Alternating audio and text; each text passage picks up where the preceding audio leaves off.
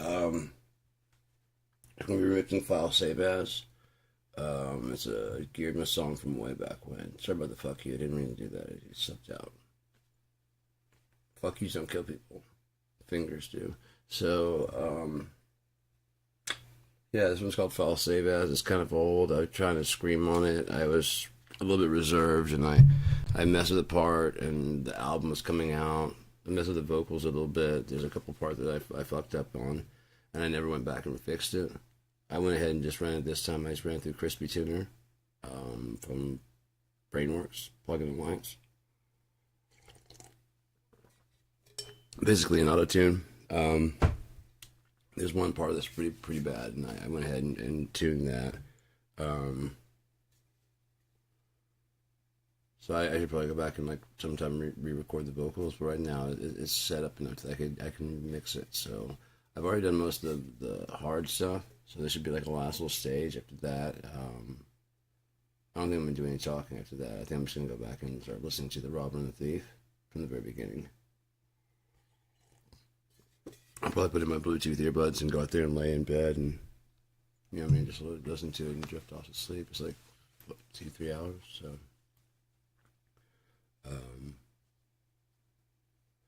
I don't think I'm going to, I mean, I'll probably try and set it to like shut down. I'll probably try and find some way that it'll shut down after the video finishes. But anyway, so let's go ahead and start mixing that so I can go ahead and start doing that. Yeah, I mean, I definitely would like to talk about the stuff for the first part. And if anyone has any questions, by all means, I mean, I'll answer them. And if anyone wants to, you know, tune in, I'm going to be listening to the whole thing like tomorrow and the next day. I mean, tomorrow, yeah, I should be going through the whole thing. I'll probably take it like, you know, an hour or two at a time. Yeah, the first part's 2 hours, and yeah, it's been a while since I've listened to it. I dig it. I still dig the book, man. I mean, that's one thing. If you don't like what you're doing, then why the fuck would anybody else?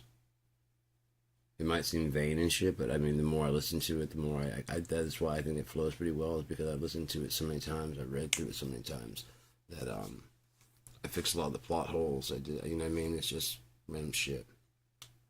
So, let's go ahead and start working on that.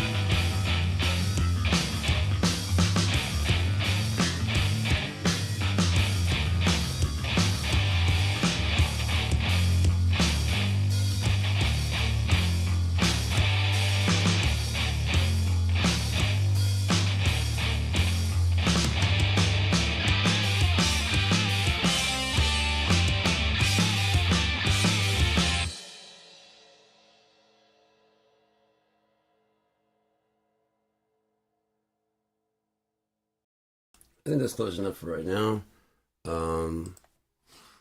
Shit, I might just jump into the book. I mean, how long have we been broadcasting? Oh, it's only 10 minutes. Yeah, I'll just go ahead and jump in the book. No reason to start a whole nother one.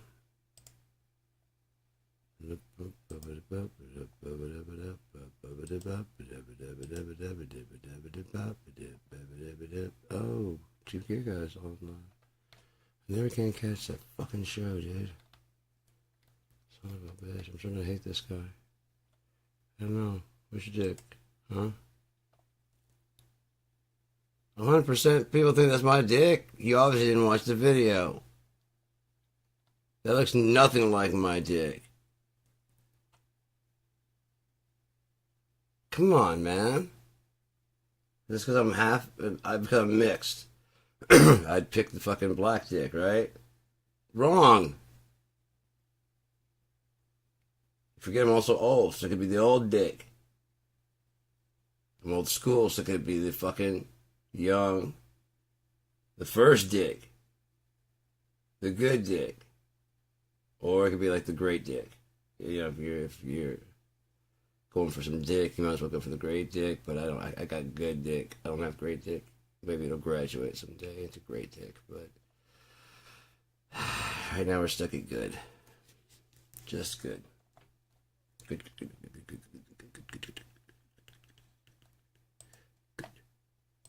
Good stuff. Good for you. Good for you. Good for you. I can't remember what that shit is. There's a show. Good for you. Good for you.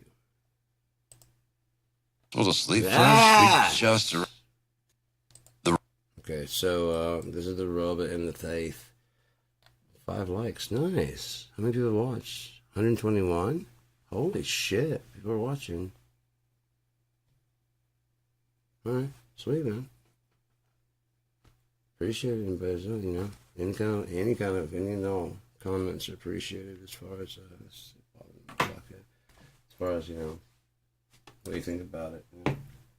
Let's see if anyone got away to 5 yet. Because there was like 30 or 40 views on that. I don't remember. As if it matters. Anyway, oh, there's part 5. But are we starting up? No, part 1 of 5. Good. Part 1 of 5. Part 5 of 5. Everything without crossing the threshold. There's no way. Everything without crossing the part 5. Stop. But this was not. Stop. For fuck's sake, man. 37. I think someone just finished it. Yeah, because there's like 34. So someone must have been, either they finished it or they're finishing it now. Hopefully get some comments. Hopefully someone's like, fuck, that was good, man. Share. Please share with anybody that you want to. Please, please, please. That'd be fucking dope, man. Get signed. I mean, it would become like, you know, an author now. I mean, cause that's something you can do at 50. Like, becoming a fucking, like, rock musician. That I can keep my music to myself. It's special anyways. I was telling my mom, I'd rather, if I was going to make it as anything, I'd rather make it as a author. Because if I someday I couldn't write anymore, I'd be fine with that. If I got to the point where if I had to type for like a living, and I kind of got to where I despise it, because I mean, if you're doing something you like for a check, it's only a matter of time before you hate it. If I lost music, I'm like, I just can't look at it anymore. You know what I mean? I'm sick of myself, you know. You know, because you have to make deals and shit like that. So I really wouldn't want to go that avenue unless, I mean, I wouldn't mind starting KIND and just putting that out anyways, and then, you know, also the books and stuff. Like, this could be like my launching pad to pay for everything I need to do. That'd be really fucking cool. Or the first coordinate tales, and then like understand that you can get the first 3. Hell, I'll even finish the Keep Christerian, so that'll give me time to write the Underwoods well. You know, I'll write the sketch, and it'll be like the one I was talking about, the 3 different stories. And then after I go back reading that, I'll go ahead and write like a regular story, you know? Not like a first person like I did with the other, just write like a, you know, like a regular book.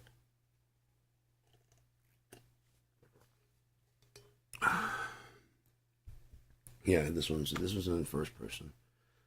So yeah. It would really make me... Fall asleep. I told you to start already. I'd be really freaking happy if I could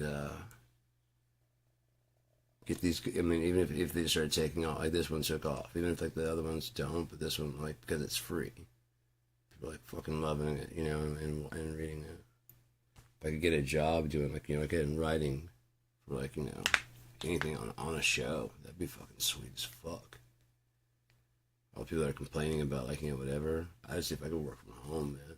Like, look, if you're gonna pay me this much, if I can live it here where I'm at, out there, if I try to live out there, that ain't enough. But if I live here and just send my shit in, I'm good. I got Zoom, I got all that fucking stuff. Got all this fucking, I got a ton of them. If we need to do real time, I can do real time. You need to watch me the whole time I'm working. I got them ready to go, you know? I need to work from home. Yeah, all right, sure. On top of that, you know, winter's here, which winter's about to get here. Winter's here fucking cold, usually. The same got like a normal chance for snow and stuff this year. Everybody else is getting like a greater chance, but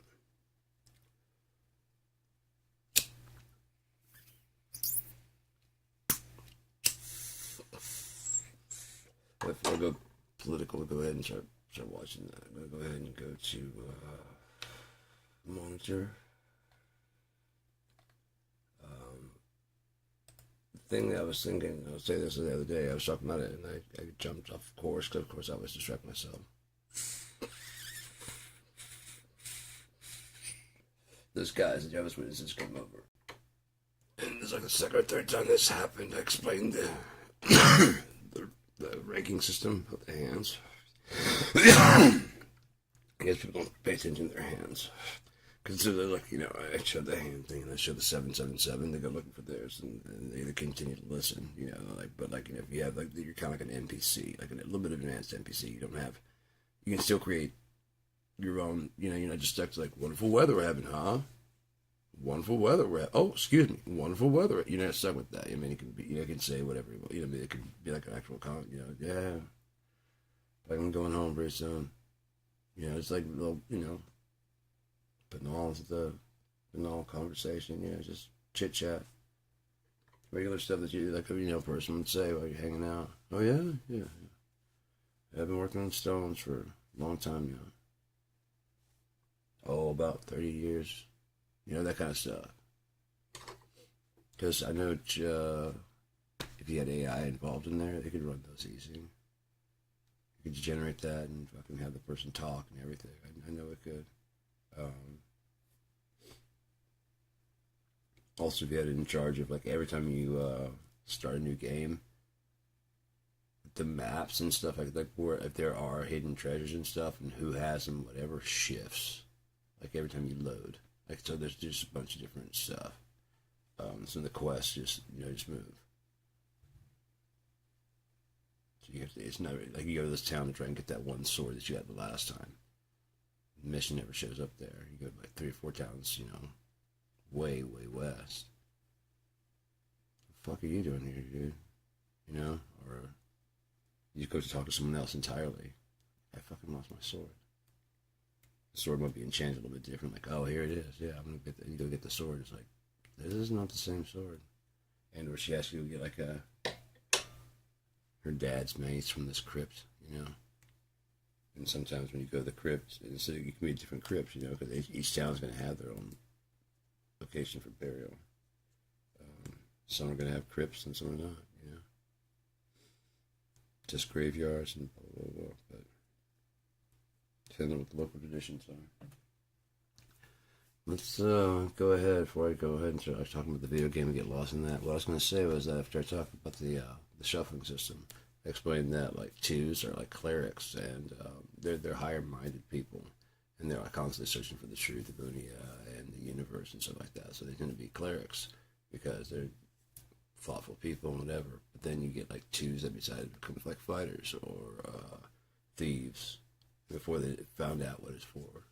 What the marks were. It was kind of like some people knew, but it's kind of like a hidden secret, you know. And some people would use that, especially like thieves and stuff, would use that as a kind of like get an upper hand in a bargain. You look at the hands and you see that there's got nothing in there. What do you think about, so and so? I hate them too, man. And you can easily become their friend. I like you. I like you too. Hey, would you happen to want to buy? Yeah. I've got this one right here. What kind of deal you want to get? I don't know, man. What sounds fair? That kind of shit. Where if he would have busted out from the first part. Like, I don't want to buy that shit. It's probably stolen.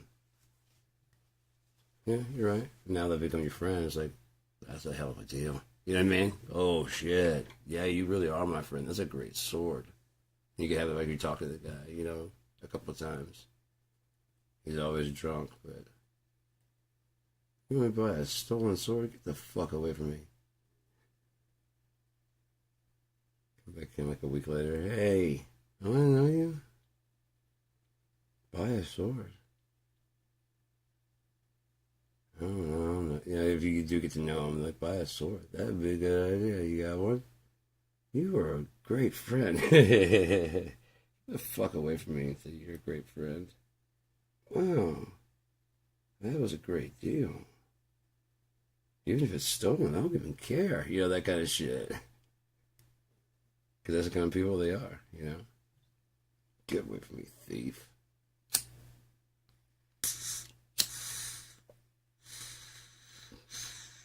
Oh, I get something out of it? For a nice price? I don't even give a fuck that it's stolen. You stole this, you piece of shit. Does that how much? Alright, so I'm going to ramble on here for a long time if I don't get the fuck out. So let's enjoy The Robber and the Thief, shall we? I'm going to sit back and enjoy this. It's about 2 hours and 18 minutes. If you don't want to tune in for this, that's cool. But it's going to be listening to The Robber and the Thief. I hope you enjoy it. I'm going to be listening to all 5 parts. Probably not back to back right now. I mean, it depends on if I stay awake. I was feeling kind of tired, but then I'm up now. So maybe listen to this out there on the couch while I'm going to sleep. Look at the goddamn thing on there. Reverb and shit. Put the reverb on there. I'm gonna kick my own ass. Filters. Nope. Good.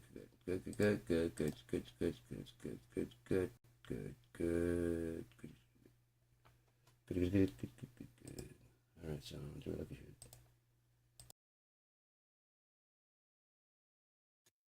The Robber and the Thief.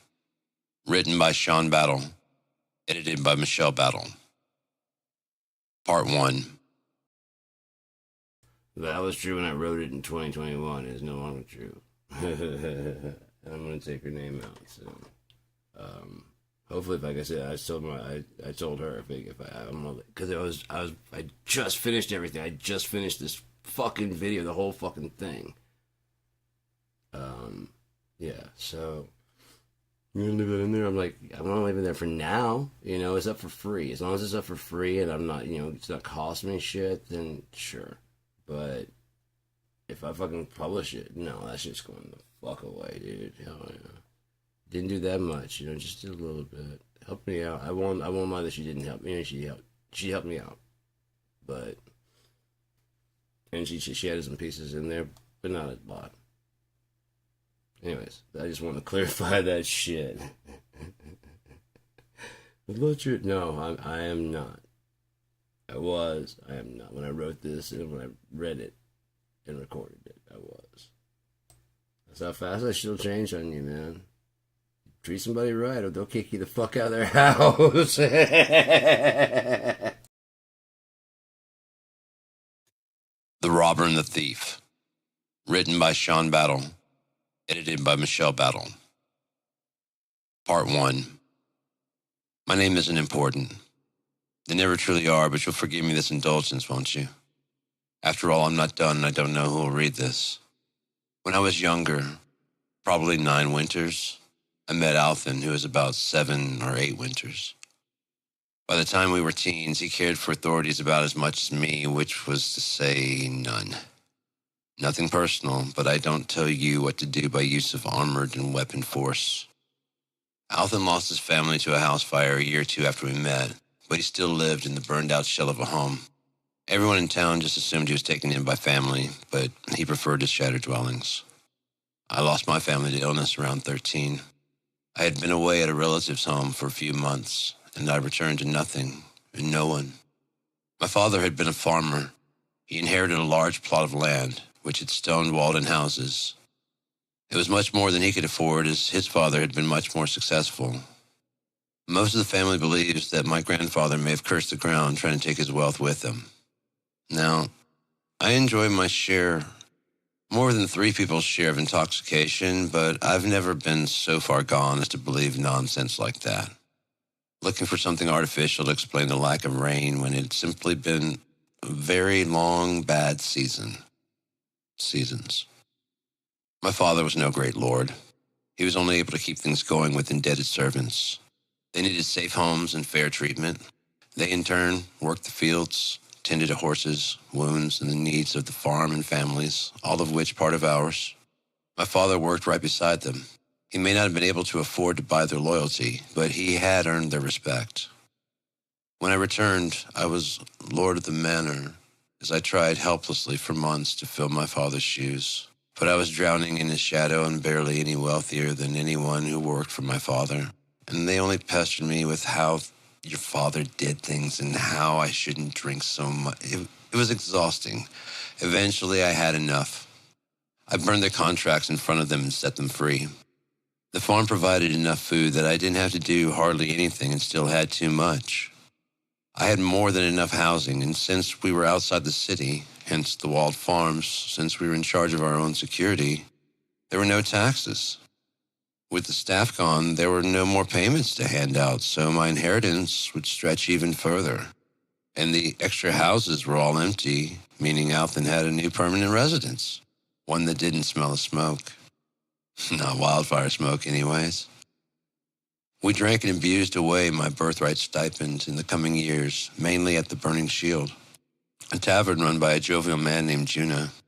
Juna was an alchemist, and in all ways a true professional, but he never got into it for the money or to advance the craft. He only wanted to perfect herbal entertainments.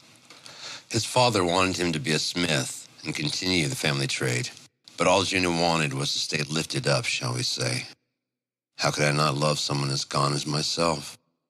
He converted his father's smithy shop into an inn of sorts, dingy, grimy, and perfect for passing out after a hard night's work at trying to erase thoughts.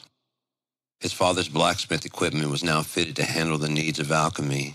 The fire that made hundreds of swords and shields is what was now forging newer and harder alchemicals to waste away on. Juna's father would honestly be proud of what Juna had become, a specialized expert. Juna still lived in the back. Like the rest of us who inherited it, we just moved up to the master bedroom. It's unfair, I 1000% agree. Now you inherit a place like my father's farm and tell me you would say no. I think taking Alton in helped me deal with my own good fortune. Let's be completely clear. Getting my family back and maybe asking if Alton could stay with us, I would trade in a heartbeat, but so far, no taking of my offer. We blew almost everything I had left on Mare's Milk, a horrible name to be sure, and you can blame Alton and I for that. Juna hated the name, but it rather quickly stuck. One night, he was so furious and demanding that we stop calling it Mare's Milk. I think he wanted to call it Juna's Jug or something equally ridiculous. There was a twinkle, a sparkle in Alton's eye, and he runs out the door. In a matter of minutes, he's back with 2 fairly large identical flagons. Maker knows where he got them. One in each hand and smiling ear to ear. One of these 2 is what we've been calling Mare's Milk. The other is actual Mare's Milk, and he sat them on the counter in front of Juna. Knowing we'd been taking too much all day already made the coming challenge even sweeter. The shield began to silence. If it doesn't look like Mare's Milk, simply drink the real Mare's Milk. Nothing will happen, and we will never call it that again. Alton never lost eye contact, and he never stopped grinning that fucking grin. Juna walked up to the 2 flasks, looking down into them one at a time. He started to bring one up to his no smelling. On looks alone, he pinned the tail on. The quieting in the burning shield turning to silence, broken only with whispers and bets. He must have stared back and forth for 5 minutes before grabbing one of the mugs with any real confidence. If, Alton started, interrupting Juna intentionally. You chose correctly. You're going to swallow warm, freshly squeezed milk from a mare, made just for her colt. No problems there, is there? You know, it might even taste good. And he began to giggle a bit. But if you chose wrong, that is a large dose of mare's milk, even for you. Think of how much we've had already. Alton would be the chuckling death of you, which would make you laugh until the last second. I picture him in my deathbed making me laugh as I tell him, stop it, I'm trying to die. Come on, quit faking. We got things to do. Walking cures the soul. Things of that nature. The flagon stayed at Juna's lips. He held his breath, not letting a drop cross his tongue. If there's even the slightest hint of foul play, it would be called mare's milk forever. But he finally dropped the flask and stormed out through the back and into the living quarters to sulk.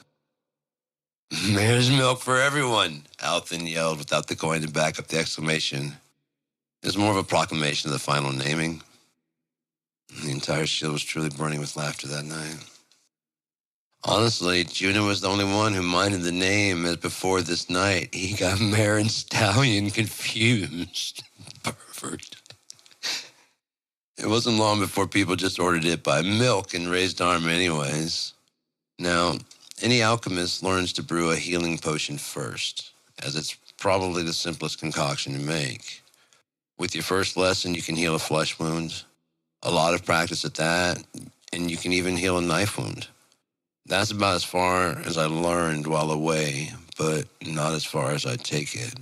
Completely unaware that my blood was dying and could use the very thing I was learning. I never could have made it back in time to save them. I've made my peace with that. I still cannot shake the feeling that the universe was taking from me the very life force that I would inevitably be taking from it. Frequently. And who better to tax than the thief stealing so richly from life?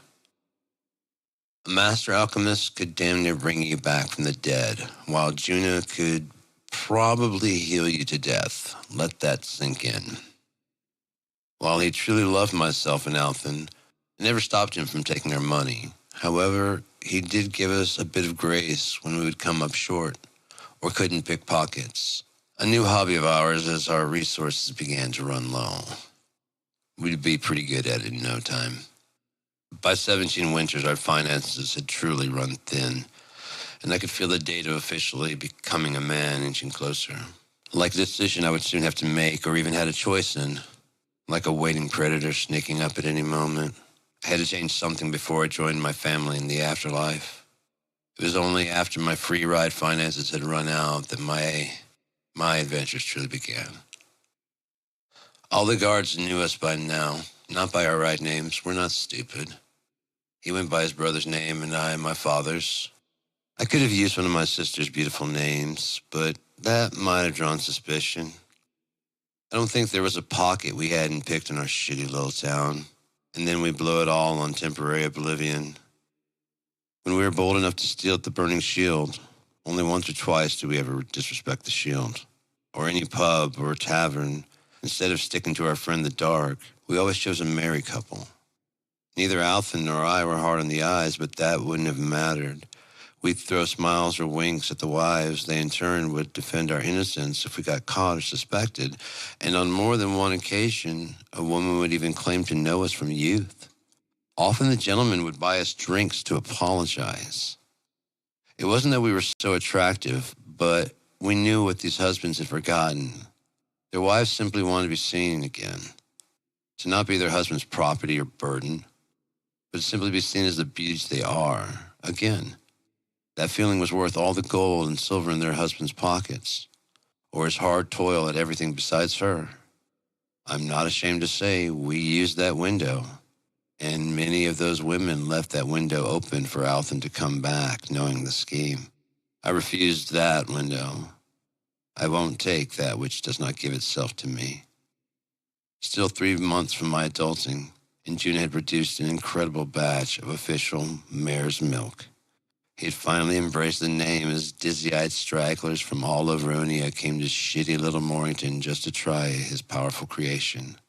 One of his key ingredients was the Impinal cap. It's a hauntingly pale pearlescent mushroom with iridescent black spores on the bottom. These spores must be completely cleansed away. For beginners, a few remaining spores may not be so bad, but for veterans like ourselves who are used to the purity of Juna's jovial jugs, it was a disaster of a nightmare. For our purposes, I'll assume you're a frequent user like myself. First, the harvested spores allow for more caps to be grown, but second, even a very few left in the gills under the cap, and you will be sick. After one bad batch purchased from a competing tavern, Mare's Milk's reputation in our town had drawn the attention of several would-be competitors. We never bought from anyone but Juna again. The two of us sweating and puking for nearly 5 straight days as we ended up still detoxifying instead of blissfully passing 8 wonderful hours just to save 2 gold per bottle. Bottles that we now had to throw away. We made sure that tavern now only sells Juna's extras, when and if there are extras to sell. After we recovered, we paid the owner a visit, precisely at closing time. We made sure to wait long enough that all the patrons at the well cleared off. We didn't even ask for our money back because it wasn't even about that by now. The owner turned the key to lock up for the night. He then spun around to go to his overly large and underdeserved home, only to run into 2 hooded and angry, almost adults threatening to burn his establishment to the ground if anyone in Morrington even reports getting sick off of bull's milk. Again, you can blame Alton and I for that. We then let him know that we knew where he lives and that the building was just as flammable as his business if we had to guess. While Mare's Milk wasn't our only vice, it definitely was one of our favorites, especially mixed with a round of Kelweed or Nightmare. Either way, this batch of milk was nearly perfection, such was Juna's skill. Were he still alive, I'm sure Mare's Milk would be known throughout all kingdoms, but death comes for us all. I would check in over the years, returning home or such, and then one day, no more Juna. The burning shield, his family crest, and the building, once his father's forge, is now the Wandering Inn, as he himself had no offspring. The once flop beds for heads like Alton and myself were now snug individual rooms for adventurers like I have become. The shield's once grime, now replaced with just a safe place to lay your head and get a good clean meal. Fortunately, when I last saw him, I cleared the shelves of milk and stored it at the farm, which I now call Marith. Juna said it'll keep for over 2 decades, and I don't use like I once did. Which, of course, takes me back to my adulting. We stayed gone on this wonderful batch for nearly a week, and the come-down changed everything. The backside of a bender like this is most likened to waking from a dream you were sleepwalking. You have full recollection of every detail that transpired, no matter how insane. Now clearly separating the dreams from facts. And with a violent sun rising, you suddenly are back to reality where everything has gone wrong, where hunger and poverty live. You want back in the dreams so bad, but too much and you will be healed to death. We've seen it happen. Healing potions would only make things worse. You'd almost have to poison the person, but we never figured out with what. No matter how violent the transitioning shift, I had to pass the time with Kelweed and ground pesset, which is a miserable substitute, but it does keep the sickness away, as by now we were using whatever as long as we could hold the reins. Although sometimes you have to ride the horse to know if you're guiding it or, well, if you even have to question, jump off and take the dust up then and there. Althan, barely able to cope, much like myself, stumbled home to Merith on his own concoction. I tried it once. It wasn't bad, but it didn't keep off the sickness from me. But Althan always had a different constitution than I. I've only seen him get violently sick once that wasn't due to bad alchemy. Unfortunately, it wasn't an infrequent occurrence for me. Trying to keep up, I guess. I would learn my limits and stick to them soon enough. And I learned so much more once I learned my limitations. But for now, alone, I stumbled backwards through a door just off the market square. Before I could get my footing or figure out where I was ushered back out to the streets by 3 slight, yet surprisingly strong men. I was thrown into a patch of dirt and grass beside the building. Just as I rolled over to the blinding sun, a shadow blocked out the rays of my nemesis. "You have 0 purpose, do you?" And then he called me by name. Something only Althan knew now. By now I had many other names I was known as. Nicknames, pet names, and celebration names from every pub, inn, and tavern in Morrington, although at the time there was only one of each. As I opened my mouth, he raised one finger to his lips, the details for clear identification still muffled by shadow. "You can't enter here like this. No, you need to have a purpose to enter here. Respect for yourself." "Why?" My eyes blinded by the sun that shone around the vacant caused by the shadow that is the voice talking to me. "Because you can't respect others if you don't respect yourself," he said, snarling and looking me up and down. The light still his friend behind his cloak's hood, hiding his face besides trace glances of details, but never enough to pull a full image together. "So you birthed me? You have any say about who and what I am? You know me because you know my name?" I roared, trying to hide my fear, foolishly drawing the attention of a nearby guardsman who immediately began heading our way. The shadow man leaned in. "You're clever, you're broken, the dark is your ally. There's not a pocket you haven't picked and no citizen you haven't driven to blind hatred in some form or another." He spoke in hurried and whispered words. "But if you want in there, you have a long journey ahead of you." With that, he threw a small, tightly rolled scroll in my lap. "What's happening here?" grunted the guardian. We shared a disdainful look at this hired thug's interference. "Nothing," we said in near unison. The shadow man turned and walked back inside, and the guard just watched me until I gathered myself, my things, which consisted of a back sack full of herbals and different ways to ingest them, and headed back to Merith. My blood boiling for another drink of milk, my lungs took the brunt of large doses of Kel, and my eye liquid dissolved 2 doses of Pesset I had already prepared. I say prepared. I didn't ready it myself. I had purchased some liquid Pesset ready to use. When I eventually got home, I sat in my father's smoking chair preparing everything and waited for the medicine I took earlier to start to work. While that should be here in another 20 minutes, I prepped more, which takes around 5 minutes. So I smoked more and waited for the effects. As soon as I finished prepping it, I took more Pesset while waiting for the latest Kel to start its kick. It usually takes 15-20 minutes total. I've often thought of adding to my regimen and try to make a better crutch, but I can survive on this. I can maintain. I won't be selling my family home. I'm not that far gone, nor will I allow myself to be. Althan and I decided long ago to learn these spaces, to make these secrets ours. The temptation is more than a little strong to take some of the other stronger, blood-letting intoxicants floating around the shadowiest places of town. But we agree that if we cannot control them, we do not do them. Believe me, it's easier to have a motto than to follow through with it. So far, so good, I guess. Only some dismount bruising. Finally able to think straight again, I pulled the scroll from my pocket and unrolled it, clearing some of my paraphernalia to make room. The paper was fairly old and had the drawing of a map that led to the Thieves' Guild in Argus. with a name at the bottom. Wrathclaw. Alton appeared suddenly. "What's that?" he said, eating an apple with one hand, pipe in the other.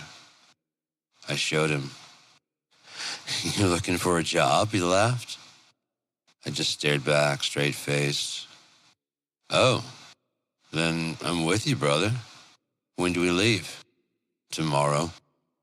He nodded, drew hard on his pipe, passed it to me, exhaled, and exited through a thick cloud of smoky gray. As the sun rose, the milk sickness wasn't even close to trying to stop up. It would be at least 4 more days before we were detoxed fully. We should be close to Argus by then.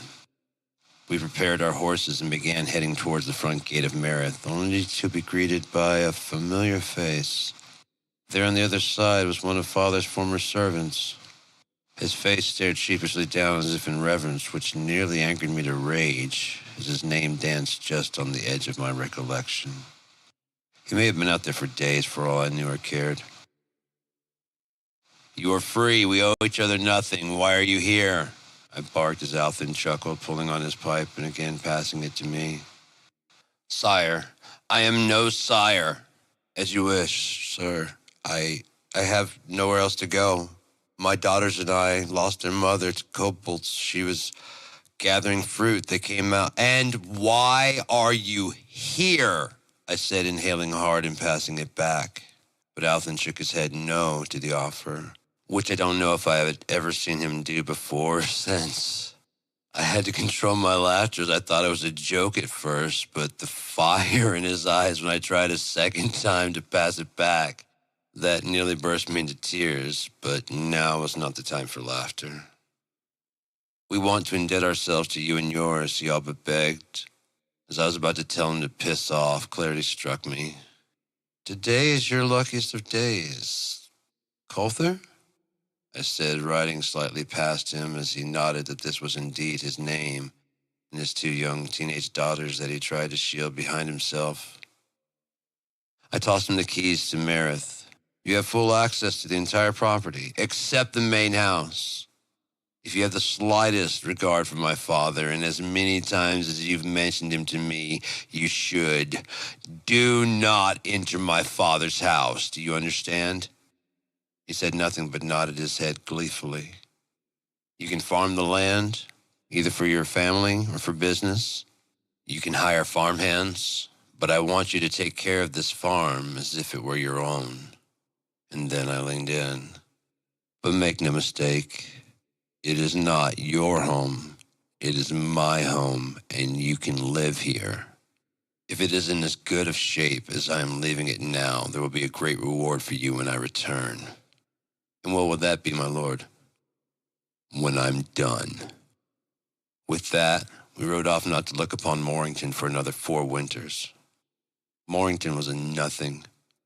It was based on a large pond fed by a stream that bent to the river, that opened to the almost maw, that became the inland sea. Carriages of visitors arrived maybe every few months. Supplies, real supplies, arrived once every month or so. The carriage passengers rarely, if ever, staying beyond whatever business that brought them. I would blame them, but what was there to do? Become Alton and I's next victim? Be chastised to insanity by the impossible elderlings, each generation learning the tricks of the following one, coming down harder, clamping down more and more every year, but never giving the youth anything to do, and yet they want to be mad when we break the rules for fun. Now, do you see how worried you are about the names of the tributaries from the Morrington to the inland sea? That's how worried anyone on Unia could be about Morrington, or the people who reside there. There are hundreds of these types of towns. If you aren't from there, you probably have never heard of it.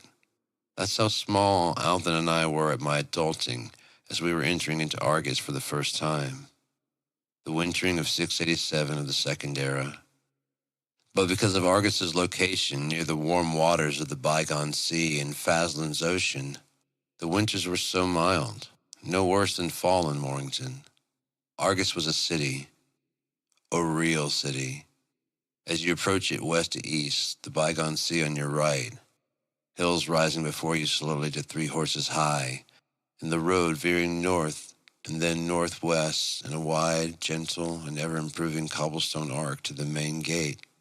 At sunset, Argus's walls block the sun, allowing the many farms and their crops to perfectly rest in the shadows after serving life to the town from sun up 7 days a week.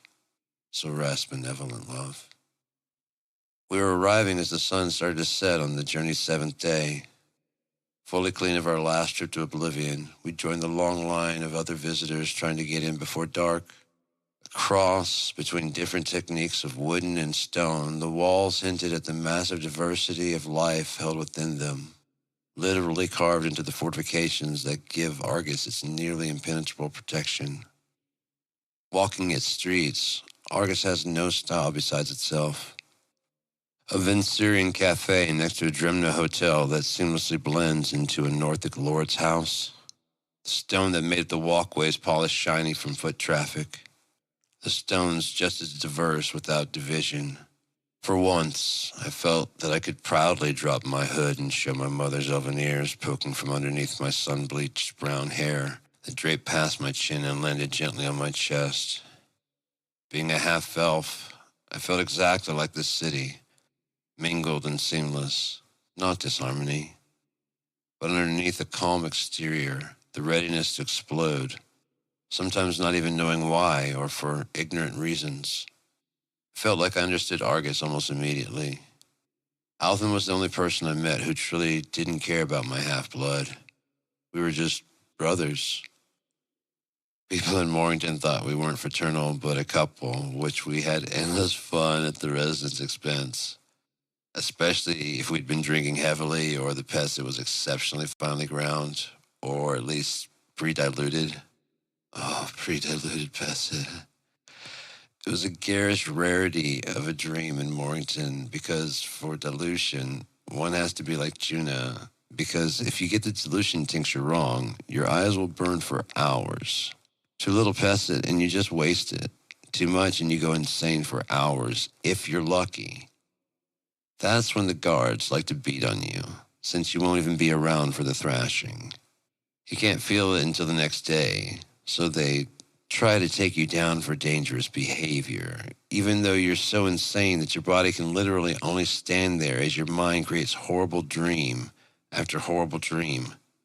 You cannot move and are almost drooling, but you are the threat. Then why are my ribs nearly broken? You wake up in a shallow pool of water about to your cheek, in the guard's dank basement dungeon, aching everywhere with a healing tincture next to you, a note tied on it reading, "Thanks for the laugh, Pesshead." By the time you finish the bottle, it barely hurts, and they didn't take your intoxicants, only confiscated your belongings. Then you basically have to beg to be released and for your items back. And the only one hurt in all this is the Pesshead. Thank creation for guards. How would we get along without them? It really does look like mare's milk. Make me laughed. Speaking of, you can turn a manly man bright red with rage by calling your best friend sugar bread. Not my fault they're so repressed. Anyway, as I said, Argus's great gates stayed open sun up to sundown. Guards sat in every vulnerable place, backed by a garrison of troops. Argus's exceptional style came from the multiple assaults over the centuries, and even eras. Argus is so old that it predates the maws and the inland sea. She brandishes the rules plainly, written in all Unaic tongues, beautifully carved into a large wooden message board lit nightly by an absolutely stunning older lady. You know, I still have no idea or connection to drive her for this nightly quest. Changing the candle in the lantern, making sure the mirror reflects the light to its fullest. Also, people like Althan and I can read.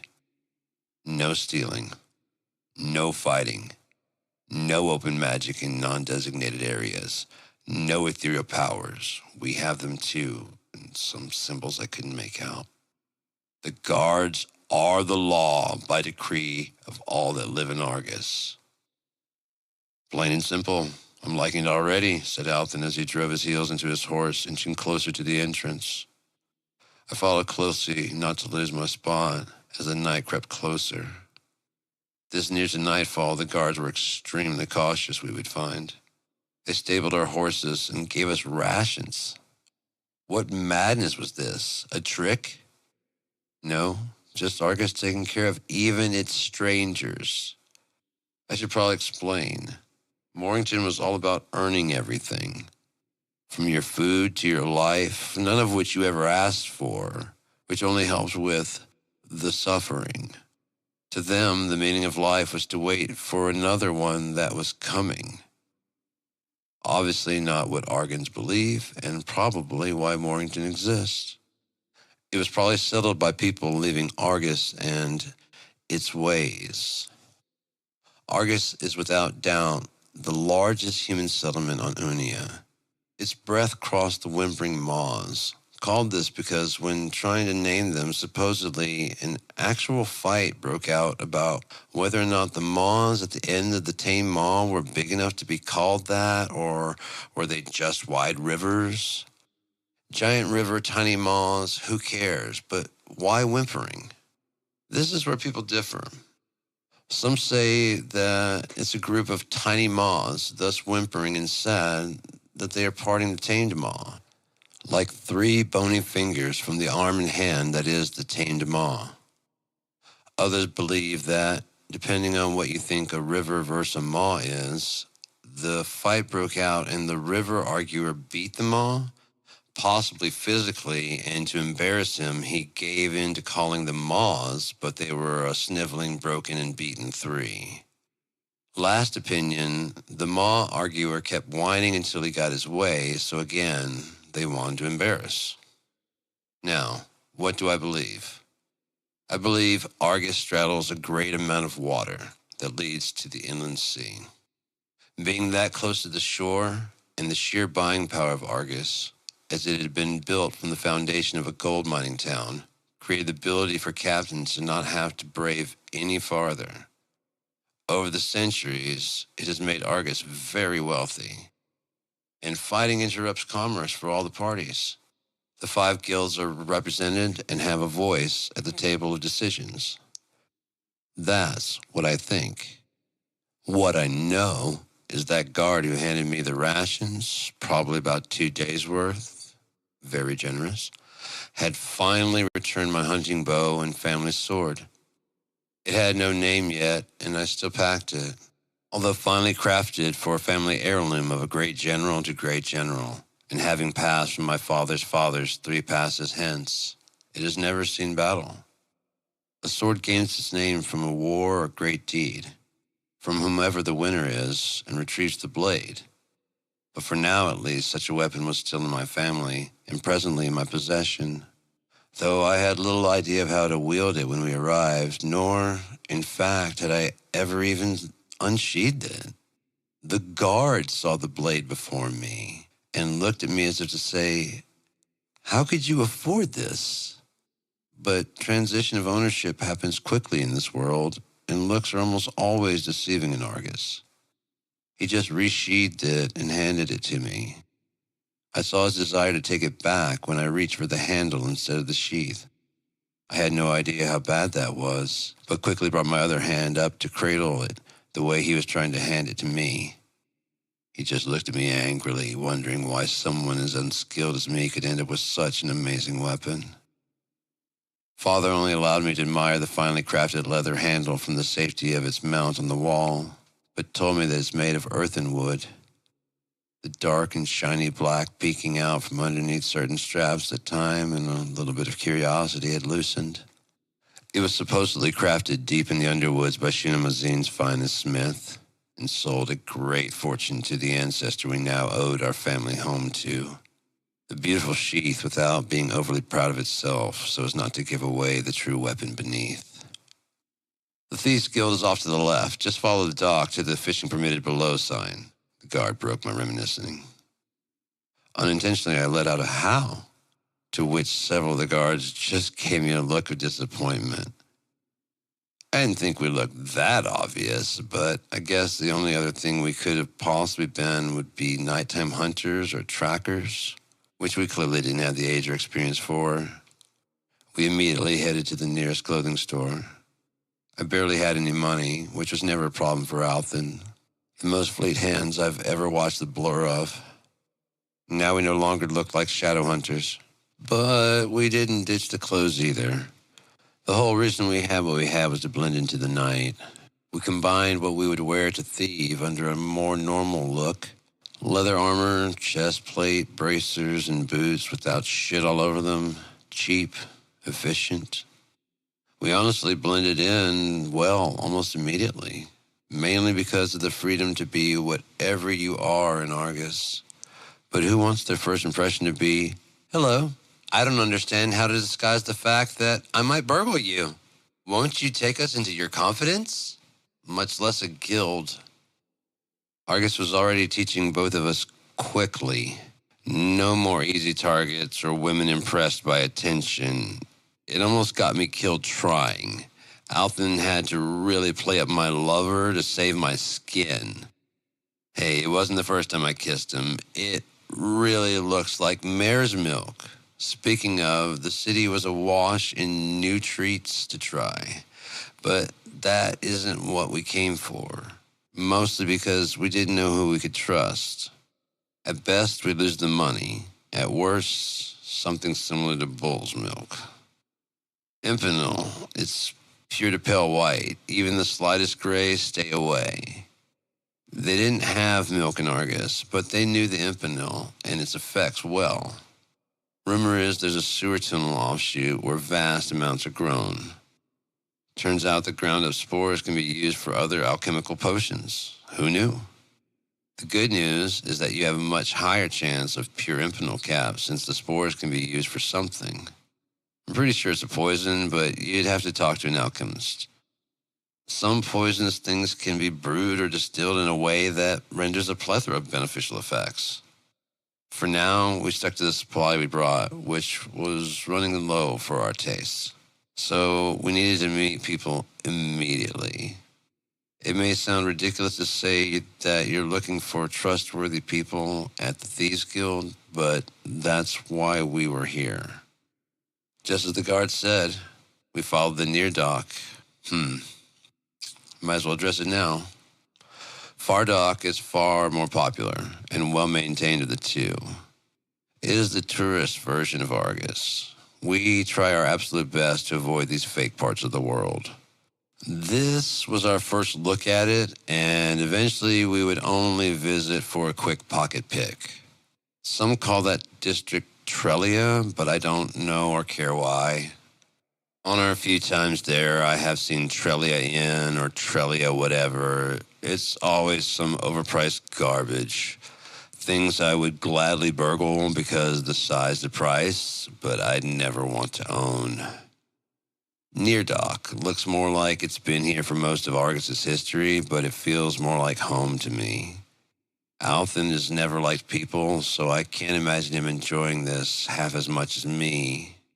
I don't particularly care for people, but with this many people, you can truly disappear and become anonymous, which is something I have sorely lacked these last 18 years of my life.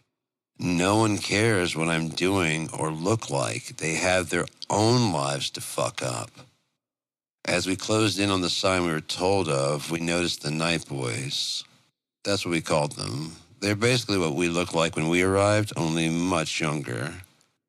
Suddenly, a face was in front of us. Here, points the wiry man at the Thieves Guild. Follow me. And his trail was faintly seen parting the small crowd on the pavement in front of a fairly average-looking building.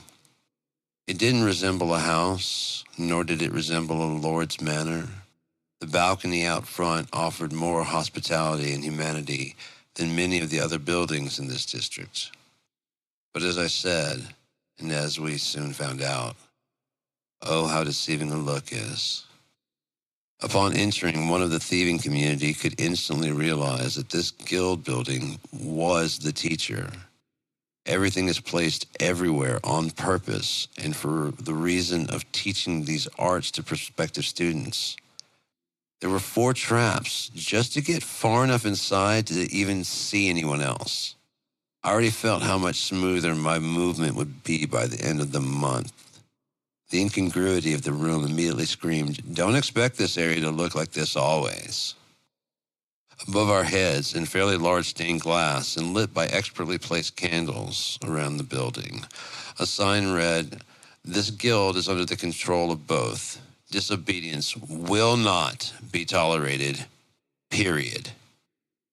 That's when the silence disappeared. Yes, here, the hooded face was back. It was impossible to tell if it was old, bald, maybe albino, maybe some mix of races I hadn't yet encountered.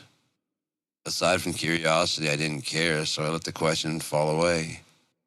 "Who are they?" I asked. "They?" he echoed in my own voice, clearly a master of mimicry. "Both. Who are they?" No, he laughed. "Not both. Brothers of the Hood. You were very new, aren't you? First time in a real city?" Alf and I both just nodded, knowing how much we had to learn and how little time we had to learn it if we wanted to survive in our new environment. "Come, train. I will explain as much as I can." I couldn't place his accent, but at the time, I had only really been to Morrington and dealt with a few Norfolk folk who had either made their way to Morrington by route of some quest or some form of accident. Their accent tickles the ear almost the way Dwarvish tongue does, at least from the impressions I've heard done in the taverns and bars. Anyone who's met a dwarf does almost the exact same impression, so until I meet one for myself, I'll have to assume they are accurate. "Is it possible to sleep first? We just arrived and have been traveling for nearly a week, maybe more. We're not used to any of this." I pleaded as exhaustion was setting in, and I just wanted a bed. The sickness was done with us, but the lingering tired from days on end staying awake was taking its usual and heavy toll. "Oh, yes, absolutely. There's an inn over by Fardock called Peltheus. Tell them Relith sent you. You'll get a great discount, but be sure to let them tell you how much first." "Excellent. Thank you so much. We'll rest up and be back here before sunup." "Why?" Relith asked, confused. To start training," I said, one foot heading toward the door already. "Oh, no. If you leave now, don't ever show your face around here again." We swiftly became aware of the dozens of eyes watching us from every possible angle and the hushed quiet now blanketing the room. Time stretched on for far too long and uncomfortably. I would have done almost anything to end it. "Then let's get started," Althyn chimed in. We both exhaustedly dropped our back satchels on the ornately tiled floor where they were snatched up and whisked away almost immediately. "I thought stealing was illegal in Argus," I yelled defiantly at what were now nothing more than shadows. "We've stolen nothing from you. Your packs are here. How well you learn is how fast you retrieve them. If you have perishables in there, I suggest that you learn faster." And with that, Relith was swiftly gone, and initiation had begun.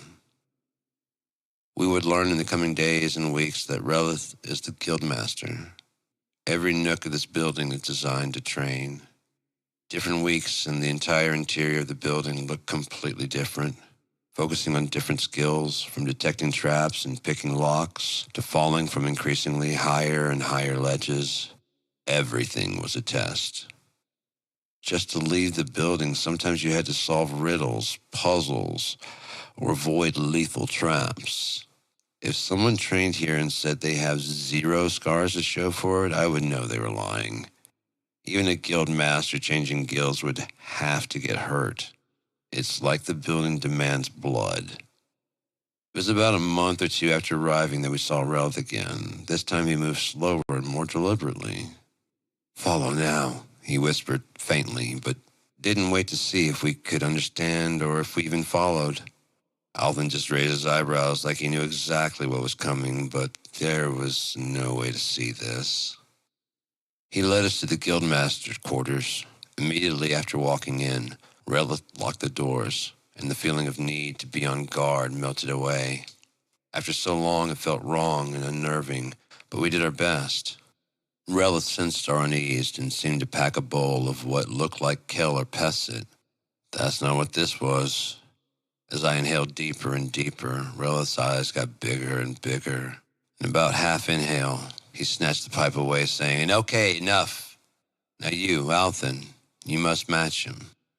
Althan chuckled, as he was often known to outdo me on bad days. Of course, we didn't know what this was, but we were about to find out.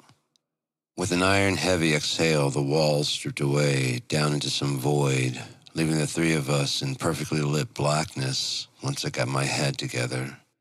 The ingredients were called Mornsha and Tomb, the first a painkiller and the other a hallucinogenic. "Why did I do this to us?" queried Relith, exhaling the largest cloud of us three. "Was this a show of dominance after stopping me?" "Because we let you," I said, hanging my head, a slight bit ashamed. Relith smiled reassuringly and shook his head no.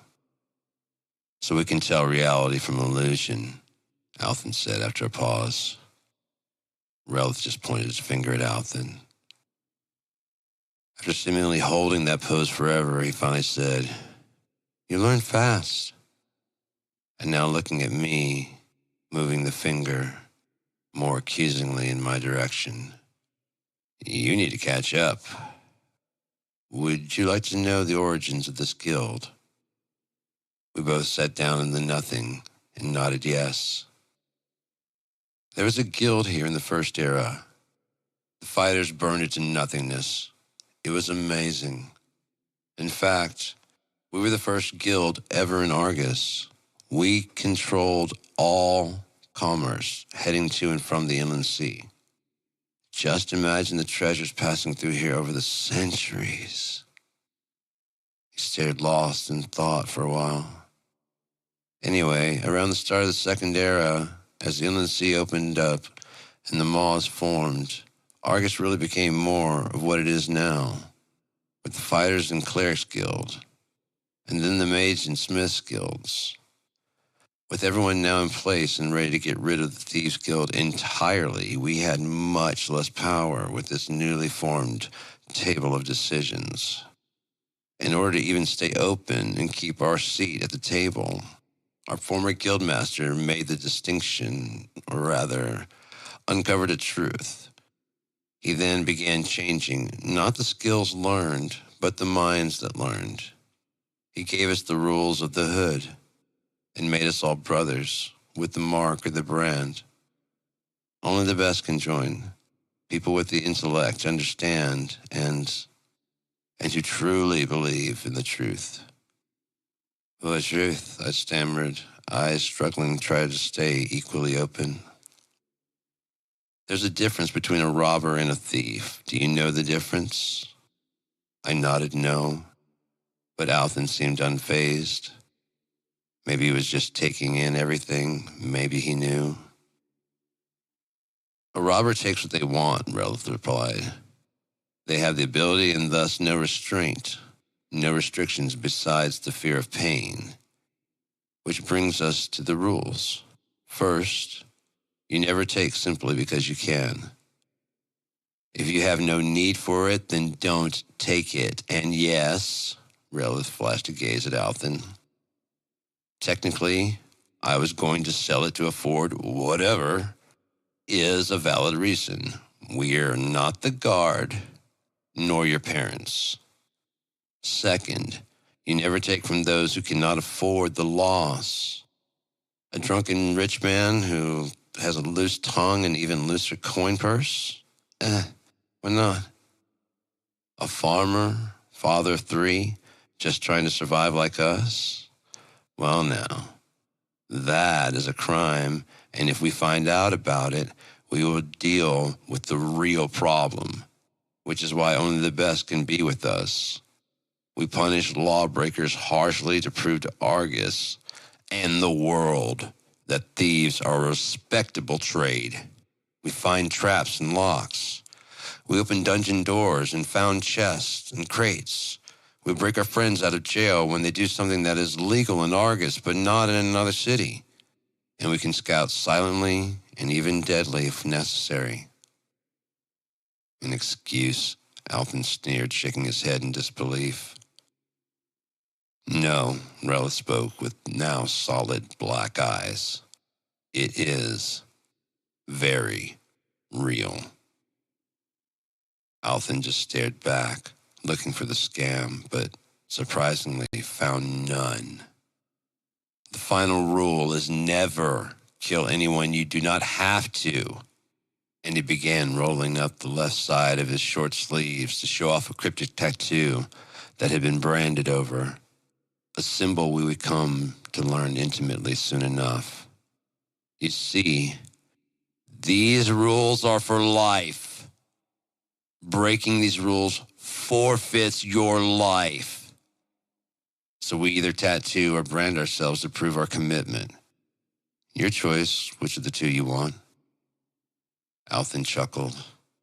Relith did not find this amusing. If you want to become a robber, there are other guilds that will teach you. No questions asked. The reason I brought you here is to let you know the rules. The fact is that you two have reached a level where if you want to continue training here, you train under the Brotherhood's rule and laws and for the rest of your life. Don't get too excited. You're not so special or so good that we cannot do without you, but we can see promise. And you're at a level that we won't train you here if you won't agree to the Brotherhood rules. But if you choose to stay here and should break the rules, you will be killed. If we find out. And that's before you get a brand or tattoo. What is here? My voice echoed. He knew that I'd already made up my mind and was asking about this black we were engulfed in. A shared dream, if you will. This way we can communicate in silence. An old thief's trick, you will learn. Our physical bodies are sitting in the Guildmaster quarters, probably looking like we're drunk out of our minds. I threaten you not to scare you away. The threat is very real, but we can see potential. We, Alton slurred. So much to learn for one of the best students I've ever seen. Do you think all who travel to and from guilds are only startups like yourselves? Clerics have churches where they rest and recharge. You will find the guilds of Unia to be your churches. Are they all under the Brotherhood? I managed to get out. You definitely took too much. I just told you there are other guilds that will train you if you want to be a common robber. That's why a rush of memories flooded my brain. The building I was tossed from, the sickness, the shadow that knew me by name. Relith just nodded like he knew the event that had taken place, or at least what I was thinking about. Wrathclaw! I tried to yell, but it stuck in my throat like honey. How do you know that name? Did he send you? What did he say? Relith had gone completely frantic. In the blink of an eye, the walls peeled back to reality, and sure enough, I was sitting on the floor, slumped quite a bit, and drooling.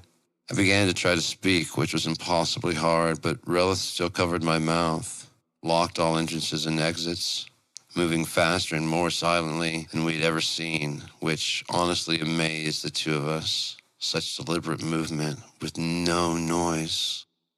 With another hardly noticeable movement, the lights were dimmed to almost complete dark. About 2 candle flames of light remained beaming from 2 dim lanterns somewhere. Relith looked at myself and Alton and motioned for us to imitate his movements. He put one finger over that little flap of skin in your ear and pushed it back until it closed the ear canal. We mimicked, but Relith then showed me to switch sides. He then wedged his head between Alton and I and breathlessly whispered, "How do you know that name?" We could hear him clearly, though his voice was barely anything more than a breath. My back eye clumsily whispered compared to Relith, immediately rolling my eyes annoyed at my own lack of skill. Relith reached behind him and slid both of our packs that had been taken, but we still hadn't found to us. I fumbled through and found the scroll. "This is all? What did he say? Was the man who gave you this, Wrathclaw?" He deftly whispered. I just shrugged my shoulders and Relith collapsed back, sighing in resignation. He then motioned for us to leave, but he kept the map despite my extended hand. He just looked at me as if I were trying to get his property. We exited immediately, unsure of what just happened. My unused rations had perished. My pack had clear signs of having been rummaged through several times. I stopped being mad about this fact that someone had been digging through my things just long enough to be proud of my accomplishment of detecting the signs. My habitual patterns compared to their own. From the scratches to the buckle, at least 4 different habits have been through this, more than once each.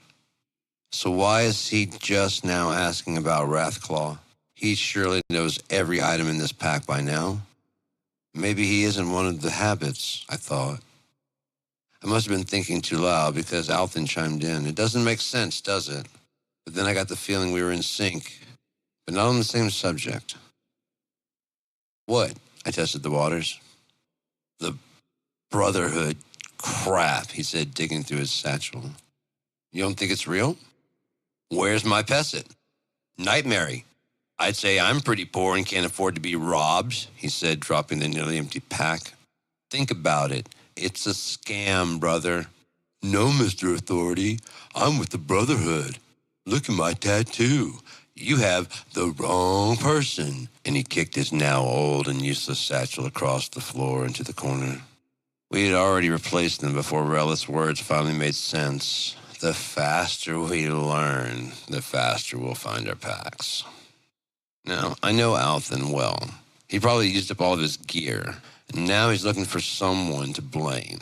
He and I have both got as intoxicated as possible, as much as possible, and as often, but unlike Althan, I admitted what I am. A user, an addict. He always had a reason. My parents died, the house fire, on and on. It got to feel like bullshit sometimes. Like, just admit you like the feeling. Is that so wrong? I would blame him for making up his constant excuses, but the town we grew up treated feeling pleasure and enjoying life, well, that doesn't add to your suffering, which will ensure your later pleasure in some afterlife that no one yet has been able to prove to me even exists. So we rebelled hard. We purposefully did almost everything you weren't supposed to, just to see their faces.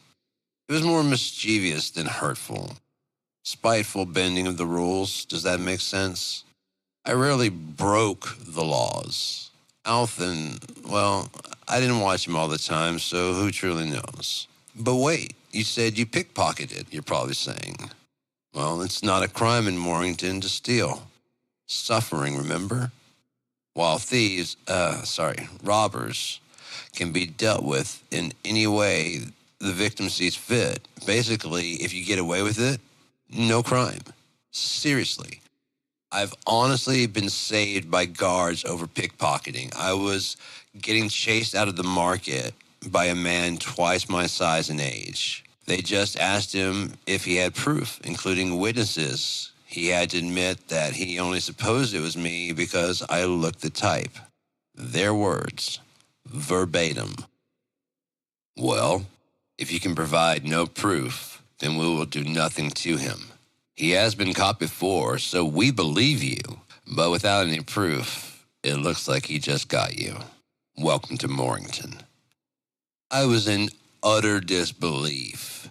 The same goon squad that would round up loose children playing on the day of worship and force them into churches that condemn theft is now protecting me? It didn't make up for almost 2 decades of harassment, but after that experience with Relith in the Void, my perspective just changed. Everything seemed a bit different. Those guards weren't harassing me. They were protecting the citizens of Morrington from me? Is that possible? What the fuck? You okay? Chimed Alton, seeing my furrowed brow. It's not bullshit. What? His face now confused. The Brotherhood. I think I understand it now. Oh, come on, Alton barked, causing the bustling guild to fall silent. We looked at each other with instant recoil and decided to take our conversation somewhere far away, watching for any followers. We had 3 admirers on our tail, but by the time we hit the forlorn forest, it was down to 1. We'd lose her soon enough. The last follower was a town she-elf with no fear of the wilderness. This would have been much easier if we had lost her first. She was clearly a tracker and ready to follow us for days if necessary. I thought of trying to hide in the underwoods, but just getting in, I could probably gain entry easily enough. Alton would have too much to prove, and who knows if he'd pass the Truth Seer's test. We kept enough distance between ourselves and her that she thought we didn't see her, and the space made sure that she couldn't hear us. With our new trick, we decided to separate, double back, and meet at the Bygone Sea. She's only one person, so can't follow 2 people, and she has no time to get reinforcements. Once the Bygone, we could get a boat and drift downstream, far from prying ears or eyes. Okay, sounds good. See you in Mornington, I gleefully yelled nonchalantly to Alton as I veered hard left, hoping she wouldn't follow me as Alton turned north. She did. She followed me. I'm starting to believe Relith doesn't believe me that I don't know about Wrathclaw. But why? Why follow me? Alton was the better... And then she fell. She just dropped to the ground. As I approached, I saw a perfectly placed arrow in her back, directly behind and penetrating the heart through a small gap in her armor. This was a hunter's aim. Alton appeared from the shadows of some trees, bow in hand, proud as can be. What have you done? I asked with horror in my eyes. She shouldn't have been following us. She'd still be alive. But we don't know what she wanted or who sent her, I pleaded. And? Alton, what if this was just a spy on behalf of the we? What if she didn't mean us any harm? His eyes bulged as he finally seemed to realize the gravity of the situation. The pride in his face, and it was a brilliant shot, was now replaced by the first signs of real worry I think I'd ever seen in him. This wasn't the plan. You were supposed to go north. I was going to go south. Then we... And how did you plan on losing a tracker, she-elf? Alton interrupted. I was going to head back towards Argus, blend into the crowd entering, and ditch out at the first chance and meet you at the Bygone Sea. Like we planned. This is actually a good plan. We'll stop yelling and help me move her body. Are you serious? Look, he said, dropping her legs. Someone hired them to follow us. They are going to notice she's gone. They are going to be looking for her, and they will find her with an arrow through her back and into her heart. We ditched the other 2 easily, so she must be better, which means she's probably somewhat important.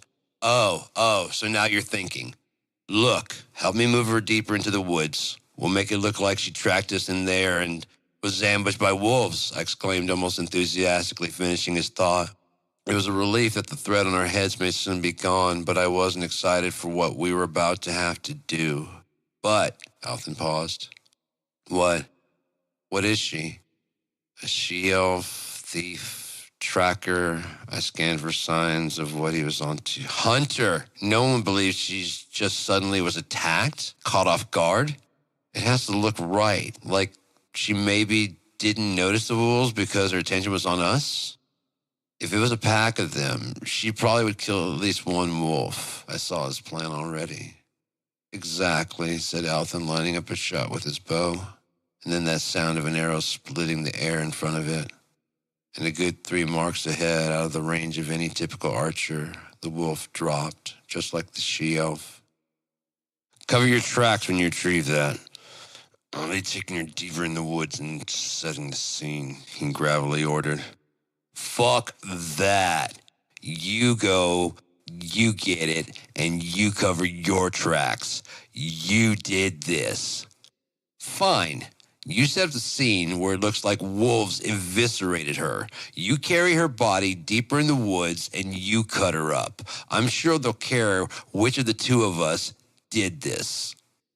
I'll be back with the wolf, I sneered through gritted teeth while walking away. On my way back, I did my best to turn my footprints into tracks of a pack of scurrying wolves. Cover your tracks, he shouted. I wanted to blast him in the face until I caught up with him. By the time I got back, the scene I walked up on looked nothing less than a brutal slaying by a pack of wild animals. Vultures would complete the scene in a matter of hours. Althan definitely hit our part in this, and suddenly I remembered Althan's sister. She was 8. Althan was 5 or 6. It was before he and I met. She'd wandered out the door and into the woods. Kobolds came. If you don't know, a kobold is a dog-like man, about 3 feet tall. They're pretty easy to kill by themselves. They have wiry brown, black, and white patched hair. The only armor they wore regularly was loinclothish coverings of leather, combined with belts and straps for anything they needed. They naturally had strong bites and shredding claws, but they would hunt with small, one-handed crossbows, the darts of which were coated in a poison made from a particular tree sap. They had crude daggers, or short to medium-bladed swords they took off of victims. Once again, they would cover these weapons in the same tree sap, the bililial tree, sometimes called night-night wood, because just working on it and getting the sap on your hands over extended time, you'll tire and pass out. If you then keep working, the nap never ends. Kobolds aren't particularly dangerous by themselves or even in a hunting party of 3 to 4, but when they gather and migrate in a clan, usually 10 or more, they can create some real havoc if you aren't prepared. If you're by yourself or if your companions are not properly trained, these beasts will seize on any opportunity. Your fear, your hesitance, your over-assuredness, the slightest of openings, and they will get their nails deep inside and tear apart whatever they can. Althan blamed himself for, I haven't said her name in so long, I forget what it was. He felt he should have done something, which probably explains what he did. Now we need to head south at least 40 marks. Don't worry, I've covered all the other tracks.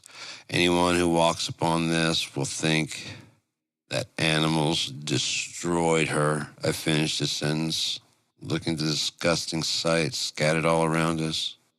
Let's go. And with that, we headed south, constantly checking to see if we were being followed by anyone else. All was fine. We both made a pact that neither of us knows anything about that, nor that we're even aware we were being followed.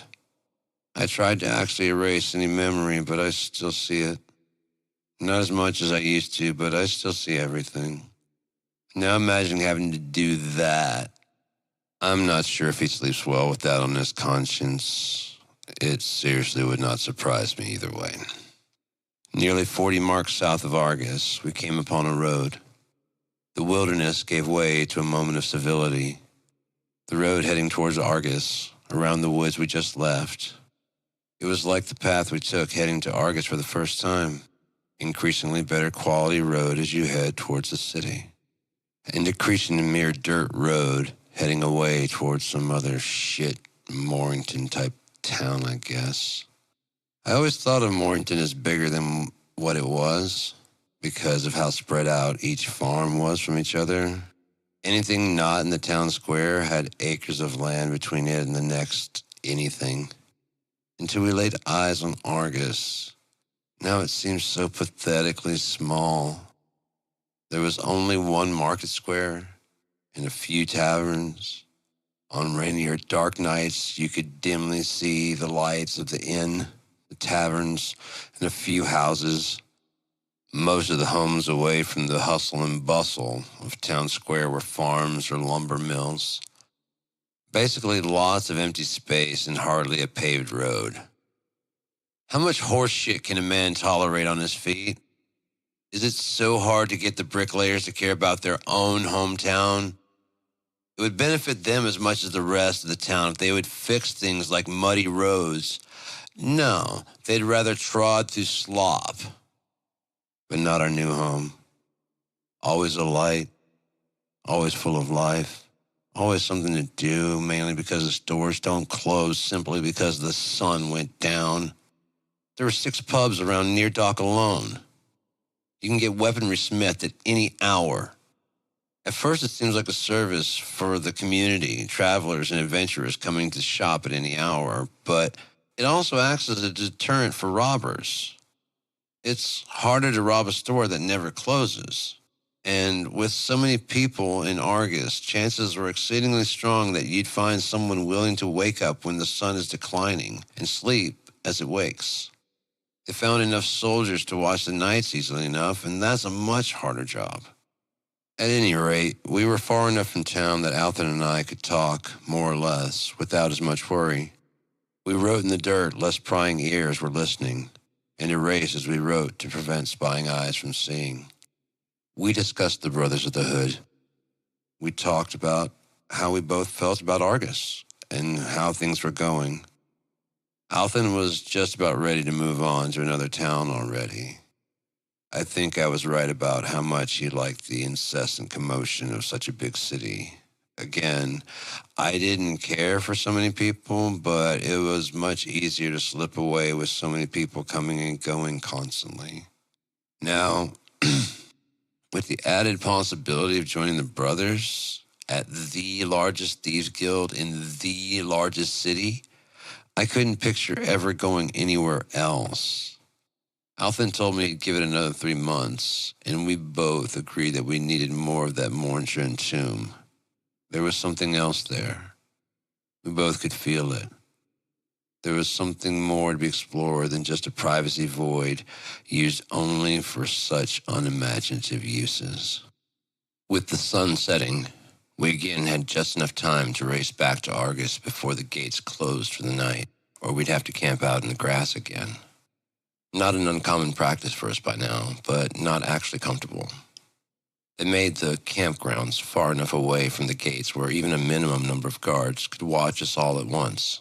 It's not bad at all if you're returning from a hire and are ready. Having to sleep on just the ground and only whatever you have on, that's not so much fun.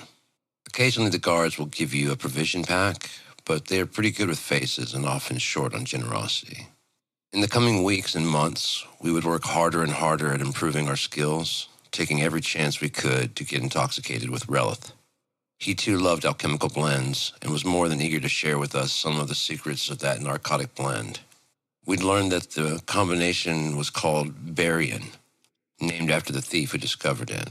The key, Relith said, packing a bowl on particular occasion, is to make sure you have equal parts Mournshire and Tomb. What will happen, my naivety asked. Not much. It won't be bad, it just won't work right. Now, you two are still beginners in the void, he said, handing me the bowl. It's time for you baby birds to have your first solo flight. Inside the void, you are more open, susceptible, both physically and mentally. For now, your best bet is to try to be as honest as possible while you're there. Fighting or hiding thoughts is a sure way to ruin your experience, at least until you've learned much more. We both pulled hard on the pipe and slipped, once again, into the black. Once there, we talked for seeming hours. Most of our first experience was spent simply trying to orient ourselves. We talked so long we wondered if this would ever wear off. With nothing else to do, we began searching for anything. When we finally came out of it, Relith was smiling ear to ear for some reason. What? Alton asked, checking himself for embarrassments. The two of you? What have you been up to? When I give Barian to recruits on their first solo flight, they're usually out of their minds when they come back. But you two didn't even really slump over while you were gone. Well, we've spent many hours like that, just completely blasted on mare's milk. You know Juna, he perked up. Yes. Do you? I asked, surprised to hear that name so far from Morrington. I've never met him personally, but his mare's milk is pretty popular here. That is, when you can get a bottle. If one were to have a case, you could set your price here in Argus and then find it doubled or tripled as people vie to outbid one another. I could see the wheels turning in Alton's brain, just as Relith had intended. Too late. I have 6 bottles with me, I said to the shock of the room. No, you don't, laughed Relith, looking at me as if to say, I know what was in that bag. Yes, I do, I said, staring right back at him to let him know that I was not stupid enough to bring them into the guild with me. Even Alton seemed impressed with my foresight. I arrived with 12 bottles. Alton and I have split 5 so far. And there was one in my bag, which is now gone, along with Alton's Pesset, Nightmare, and Kel. I began raising my voice. Alton never mentioned Kel, but while we're at it, might as well pay for inconveniencing us. If we can get away with it, then there's no crime. Relith motioned for me to lower my voice. Those can be replaced, but if you're serious about that mare's milk, I'll buy 3 bottles off of you at 50 gold per bottle. I hid my excitement perfectly. It only cost me 5 gold per bottle in Morrington. 75 gold per, and only 2 bottles, I replied. Relith recoiled at first in anger at my insolence, but realizing that I had the upper hand and the mare's milk, and he would not get a single sip unless I said so, he smiled at me like a proud father. He never expected me to learn that fast. Done. You bring the milk here and before he could even finish, I reached in my new back sack and dropped the 2 bottles on his desk. 75 gold per, is all I said as I shuddered at the pain of selling the 2 bottles, even though they weren't from Juna's best batch to date. I could always return to Marith for more. I had at least 20 more bottles there. All that I could afford, I stashed away at Marith in my father's house and the floorboards beneath my parents' bed. Honestly, the only reason I didn't want anyone in my father's house. Relith quickly dropped a bag with 150 gold into my hand and snatched a bottle, took the lid off, and slammed back a huge gulp. Nothing we haven't done. He'd still be functional, but in about 15 to 30 minutes, his world was going to be a lot happier. Clean. Where's the rest? He began to slur already in anticipation. Not part of the deal. Alton is still. 3 leather bags immediately flew my way. A quick check, and all of Alton's medicines, plus a fat sack of Kel. Alton wasn't lying. They took it from him. And now I was conflicted. They did steal his drugs. So is the Brotherhood a lie? Because they did steal his things, but they returned everything, and by the weight, whoever took these added more to the bags. Or was it just an if I get away with it situation? I watch out for Alton. I'm usually the one refilling his bags when they're getting low. It's not like he doesn't watch my back as well. I can honestly say I've never had a friend quite like him. He was absolutely hysterical, more insane than a mage whose mind had cracked. I had no secrets from Alton. The same could not be said for the other direction. Alton almost always does what comes to mind. He fixes the problems later, or I do, or someone else does. I somewhat envy that. I wish I could not care, but I'm completely opposite. I overthink everything, which gave me an idea. Do you want that 3rd bottle of milk? I asked an increasingly happier Relith. He stopped dancing around the room and stared at me with all serious intent, like, you'd really sell me another bottle? We want to know everything about Barry, and I replied. Alton just beamed. 1, he was getting over for free, and 2, I had properly negotiated a much better deal than just going for the money, and I did it by myself, whether I had meant to or not. This upper hand started feeling good on me. Unfortunately, it only lasts as long as you have the upper hand, and now Relith knew exactly how badly we wanted to know about Barian. However, he wanted that last bottle. So he just smiled and agreed to the condition. One more bottle for everything he knows about burying. Hell, he loved doing burying anyways. Come back tomorrow with the other bottle. And he began dancing to some ethereal music in his mind. Why? I have it right here, I said, pulling another bottle as if from thin air. I had stashed it in case our bags were taken again, and only I know where the other 3 are. We cannot start now, Rella said, slipping farther away with each minute. Yes, we can. Here is the bottle. Make the mixture, I bade with new upper hand confidence I had never felt. Alton's gaze showed me it did not look good on me. Look, Rella said, eyes rolling back and taking another huge swig off the open bottle. You want to know the void's secrets? Well, here's one. Never do burying twice in one day. Why? I asked ignorantly. By now I should just know that some things you can take all day, every day, and others you can't. I flashed back to my pesset experiences and my time taking even a little too much milk. When someone with experience tells you something about a new substance, just listen. Okay, 2 things before I go wholly incoherent in a few minutes. 1, this is what happens when you take too much. He opened a large closet where 2 nearly dead-looking men sat drooling. Oh, Lord, what is this? Alton asked, disgusted at the released smell.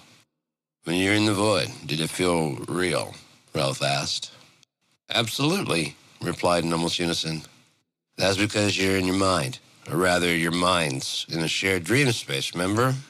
We both shook our heads, yes. Well, it's not really the morn shit that does that. It's the tomb. Your mind basically accepts the void's hallucination as reality, and you don't come back. And he simply closed the closet. We're trying to wake them up, but most die in a few days without food and water. Things you don't need in the void, but your real body does. Is that why they call it tomb? Like where you bury people? Actually, it's the other way around. A tomb is where you bury someone. So which do you think came first? A naturally growing hallucinogenic that can ensnare your mind? Or the ability of humans to build monuments to whole bodies that no longer move? Okay, not waiting for an answer and starting to smack his lips a little bit. I'm going to be on a long bender, especially with another bottle showing tomorrow. I need you to go into the sewers and get me some Impanol. You are aware that is what's in milk, right? I asked somewhat hesitantly. Yes, I know. Rella seemed annoyed. I need Pesset for the come down. Alton and I just looked confused. Make her help me. Okay, so you know where Pesset comes from, right? No, you don't. How can you both get so advanced and still be so simple? The spores under the cap of the Impanil. Our faces both jumped and retreated in disgust, remembering our times with those spores. I know. But if you boil the spores for at least 3 hours,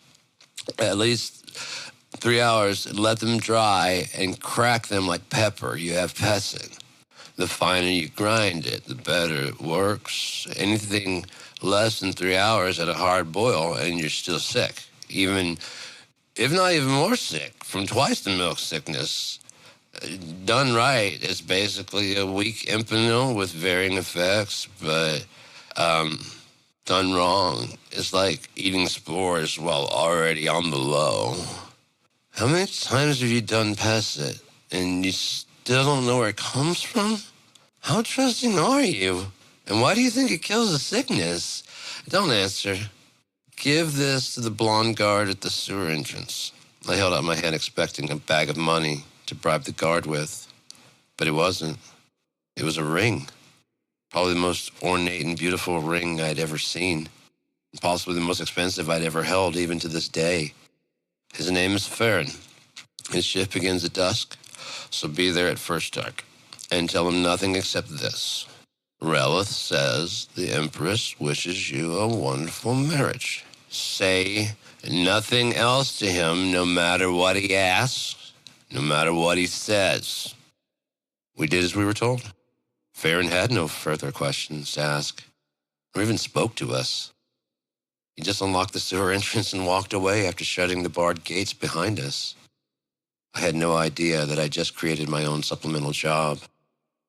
Althan's 3 months turned to an entire winter. 1 winter turned to 3. After 3 winters in Argus, Althan and I had a basic mastery of how all Unia runs. The first era had set up trade routes and territories. After the disasters and then beginning of the second era, Unia citizens realized that after over 1,600 years of doing the same things over and over, they basically had a chance to start things again, only this time newer and better. Nepotism of leadership was one of the first things to go.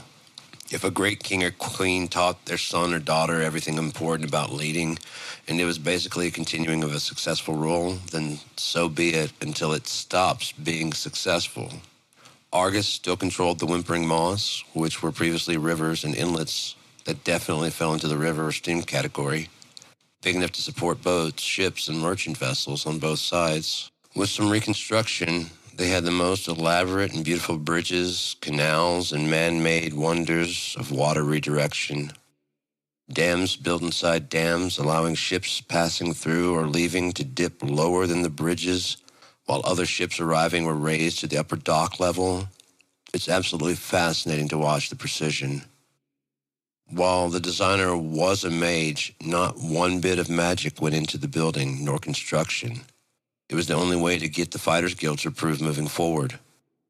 Archmage Corlin's original designs are on display in that tourist trap part of Argus. All true Argans avoid those places unless they are merchants looking to unload regular goods at 3 or 4 times their usual price. It's slightly looked down upon going and selling there because you're taking advantage of the naive.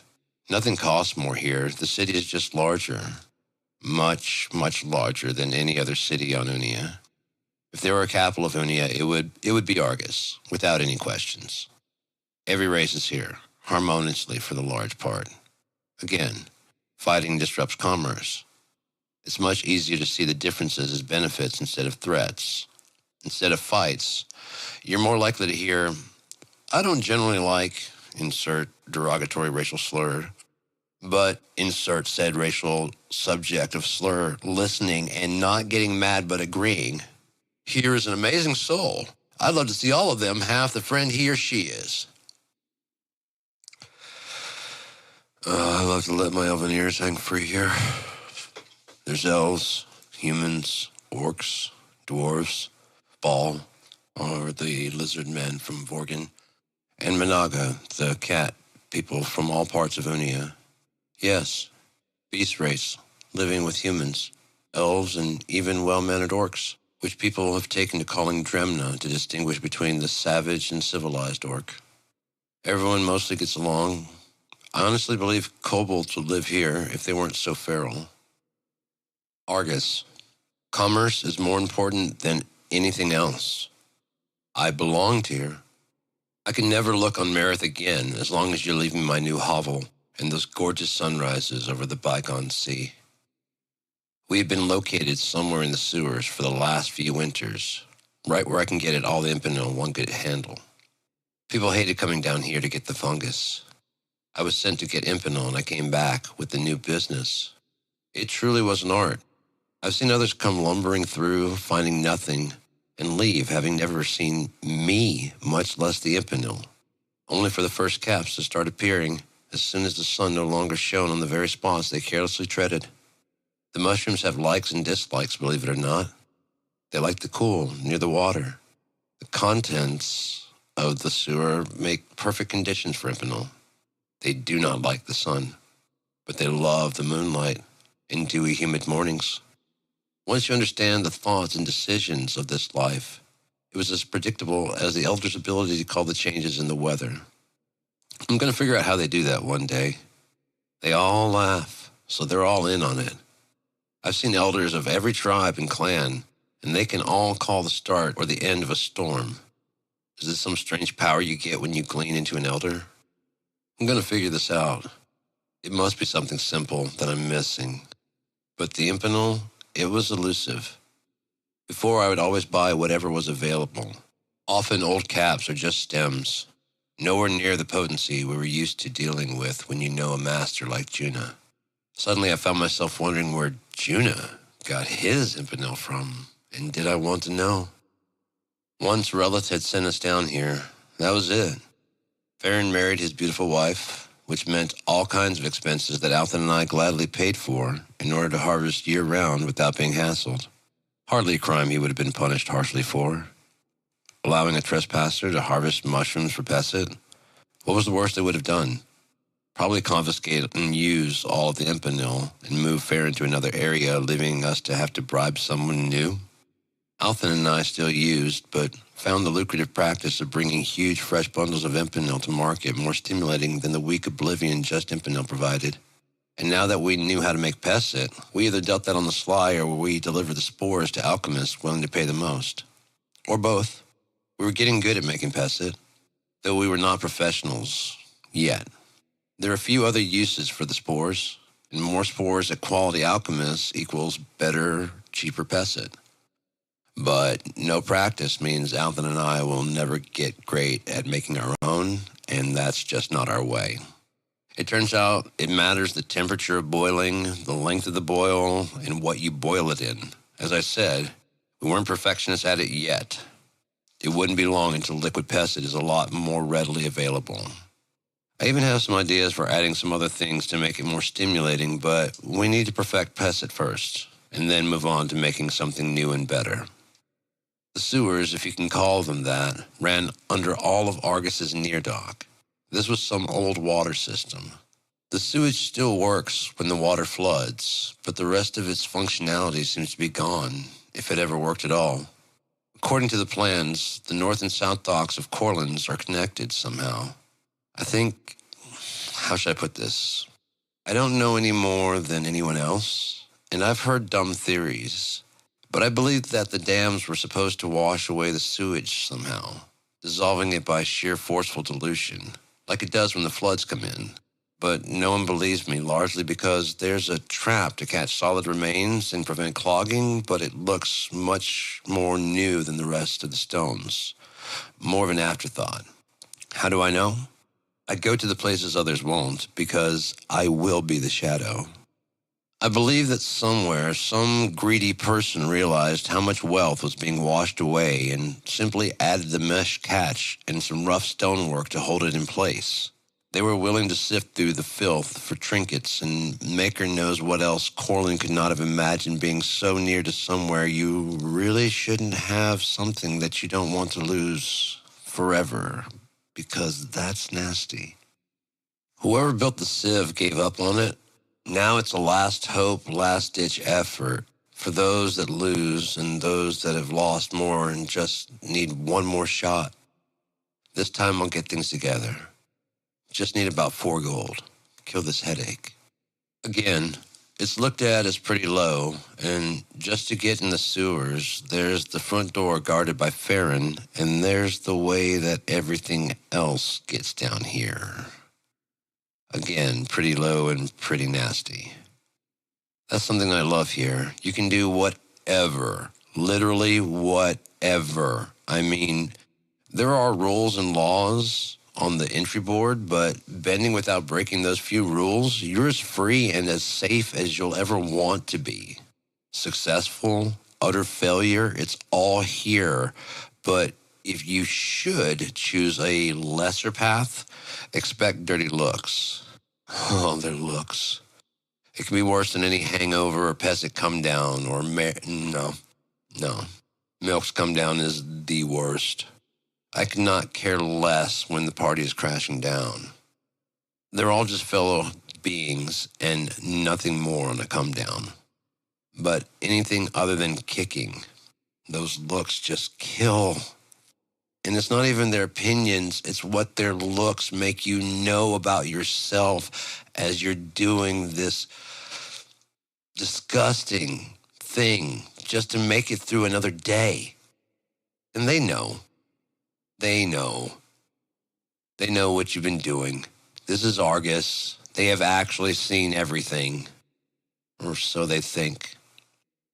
Anyways, I've been working down here for so long, I don't really use Impinel much anymore, as I said. But mare's milk is different. Way different. These caps and spores can help a mare's milk come down, but can't replace the sheer onslaught of true oblivion. By now, I was a professional harvester, coming through with pounds while other hunters came back with, maybe personal usage? Most have just given up, while others really only come down when I'm away on a quest. You can make a lucrative career following the both, but that doesn't mean you can't add more to your stash with a side job. I didn't get the branding or the tattoo. Althan didn't hesitate 1 second. Quite thankfully, actually. He may not have truly believed in the Both, but he knew the benefit of that mark. Often on travel, we'd make a camp outside of the city to save money and avoid the scenic traps.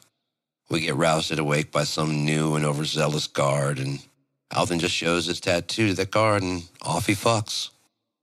There was always something about Althan. I could never put my finger on it. His thin, slight frame, while perfect for a thief, is far from intimidating, yet at times I've seen Althan become absolutely terrifying, menacing. Like knowing that if you go to sleep, it will be your last. A few souls no longer with us lost that bet that the shadow in the corner is a nothing, and I cannot weep for that. I know Althan. They were dead before their bodies had the sense to send the pain anywhere. Even if the third rule of Both weren't do not kill unless necessary, we both would have followed the rule, as murder just isn't something we enjoy. That said, we will not hesitate to spill blood if the situation calls for it, or if it's more advantageous for us that there are no witnesses. If it is a righteous kill, we will not hesitate. As a thief under Both, you are trusted and highly respected by your hires, usually. The ability to spot traps and unlock doors is quite literally invaluable for some of these adventurers. Some hires are hunting a great-great-grandparent's trinket of power from back when enchanting was still allowed, right around the end of the First Era. The practice of enchanting items was stopped, but there is no law against owning or using enchanted items. For one, it would be next to impossible to patrol all weapons for enchantment, and secondly, and most importantly, enchanting was only banned to keep anyone from following in the footsteps of Crystarian. They wanted to stop anyone from creating a weapon of uncontrollable power. A bag of carrying or boots of hauling are completely fine. Same with a sword of burning, but something you'll probably find is that most enchanted weapons or items have names. Sometimes it gives away the power of the item, like a staff of healing called Filth. Fix, heal, and soothe. Others are named for the owner or whoever paid the money to have it enchanted, or a fight that it ended up deciding the fate of, or just name something new and strange to set it apart from any other weapon out there. The great thing about the hires I take is that I get paid for services rendered, whether their map was a fake or whether we found the artifact. And yes, it would probably curl your stomach to know what I've helped adventurers find.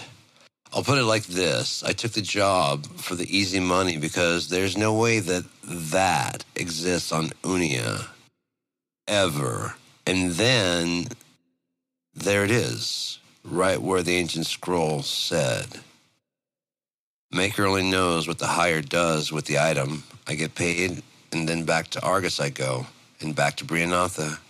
That's what I call my home amongst the Impinils. It's obviously housing meant for an operator or group. There are multiple rooms, and they're just going to waste. Out of the city's eyes and their minds. No one wants to live down here, much less on purpose. Well, it's a wonderful accommodation, free of charge, and apothecaries pay me well per pound. They want the spores alone. Caps and rest be damned. That's for scum like myself to indulge in self-projection of superiority while only a wind's push from howling in the streets as one who believes themselves their family crest's relative. Direct words, my hatred absorbed everyone into permanent memory in case I cross paths with that bastard again. Just hope I'm not passed out. I would buy back the sporelessly clean Impinil for dirt, far cheaper than what they paid for the spores, which can only be used for one thing, really, Oh, fuck their looks. A cart full of Empinol dropped at the apothecary, and then I take the same cart, now clean spotless. Obviously needed for pest heads who visit that apothecary and people coming down from the caps I was about to sell. The users wanted, and I kept them very happy with inexpensive Pesset, now showing up more frequently in pre-diluted liquid with zero eye irritation and no preparation work, and no waiting for the Pesset to dissolve either in your own tincture or your bitter tears that drove you to use in the first place. From Argus all the way back to Morrington. I still haven't been back for more than a few days, but I always cut Juno a great deal on actual argan Empinol. Of course, I have to dehydrate them before heading out on the road, or entire batches would go bad. It's not the best for making milk, but honestly, Juno had his own source for free Empinol. So we just bought them so we can honestly say, made with real argan Empinol, giving it a more exotic appeal. Often I sell large quantities to merchants just venturing along the roads. Or I would just go down the docks and find people that look like a worse-off version of me, and I can unload as much Empinol as I can bring to berth. No personal travel necessary. See, that's one of Argus's secrets, the whimpering maws. Control over them and the lanes coming and going to and from the inland sea, with currents from one end to the other, again, both directions. It was the locks and dams. They were designed to use the opening and closings to create the artificial currents and move the boats and ships, as well as reinforce the currents its design was making. It was absolute genius. The captain can dump all their goods at Argus. No more traveling, no risk of pirates, no time for mutiny, and no worries, but not as much money. Not a crippling amount. Enough that one would notice, but not so much that one would want to brave further through the danger if they didn't have a sister warship. Argus had its own guarded fleet of sanguine ships. Pirates don't even bother. The goods get to all other towns and ports off of the maws and tributaries. From there, merchants can take merchandise to the towns not situated easily on waterways and make their own profits at their own risks. Argus honestly loves Unia. They would never let a town starve, but the asking price for non-essential items, well, let's just say that it's not uncommon for a captain to sell quite a bit of gear at the same time giving the town charity food packs. The ship's log just comes up as crew ate entirely too much food celebrating. All have been reprimanded, but successful sea ventures always deserve celebrating. The weather can change in an instant, killing us all. And honestly, the sailors and the dock managers never really cared or even read those notes, knowing before the crew set sail that they would be giving villagers free food. The dock manager or the owner of the boat, safe at home, waits for large bags of money to be hauled off the boats. They would often throw lavish celebration, a thank you, for braving the open waters, seas, and pirates all the way to the farthest reaches of Unia and bringing me back a fortune. Now, these super wealthy people purchase huge amounts of supplies. They then coordinate with other similar buyers. Argus protects all of its citizens traveling with more than 15 crowns of value on board at departure. Taxes at work, right? These guarded ships do guarantee that pirates don't steal everything if they can even catch the Sanguine's wake. Some private ships still try to go it alone because it is possible to beat the odds, but you eventually lose unless you have a proper fleet from Argus. And neither can captains keep it all to themselves or sell whatever it doesn't want to take any further at unheard of prices, no less. If you get an Argon escort, you have to plot your course ahead of time, and the warships will make sure you stick to your plotted voyage. Everyone outside of Argus hates and loves the Argus buyers. The goods do arrive, even in the deepest of the wilds, in the worst of weather conditions. The prices will always be too high. But the one good thing is the food charities, and all the merchants' best goods are right there. Too much for the average town to buy all of, or even half. Besides, there are other cities, towns, and villages to see.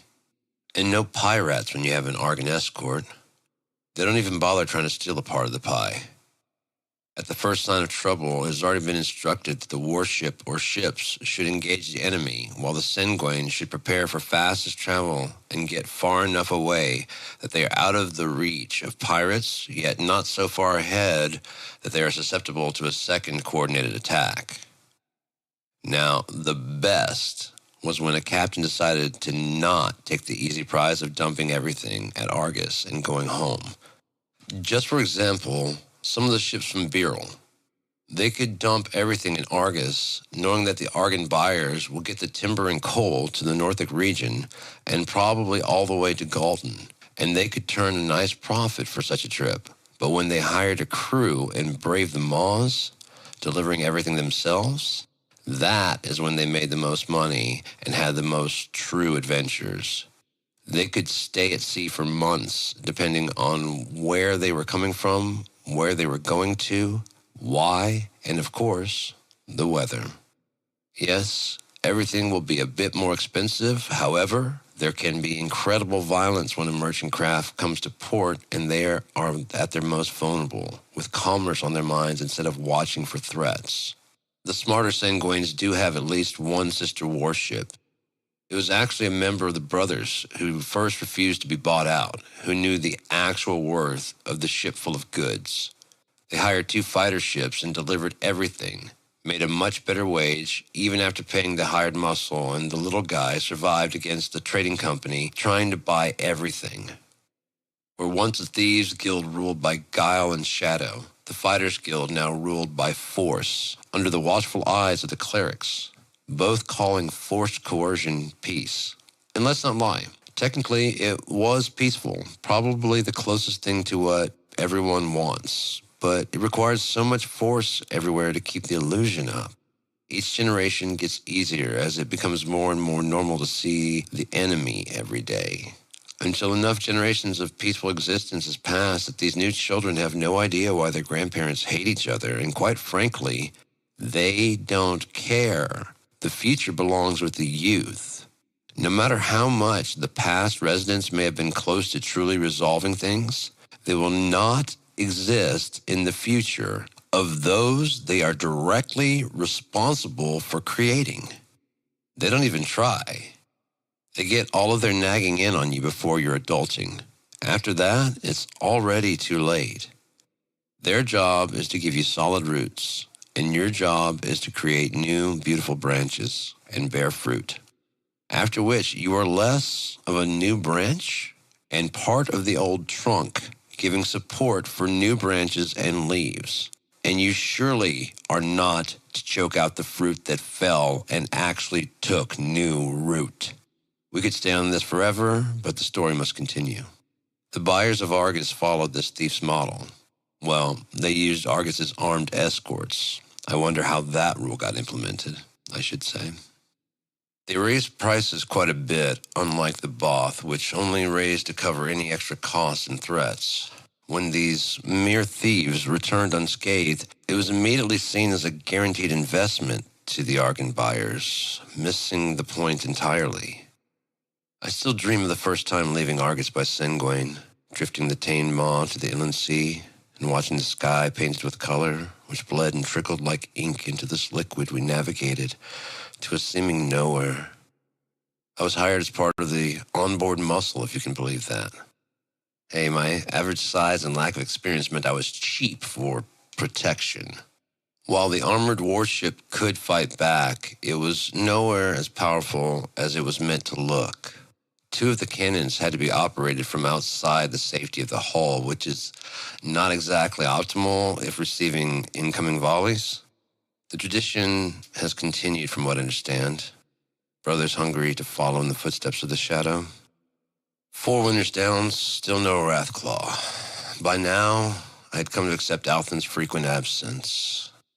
He was an accomplished thief, well beyond his years.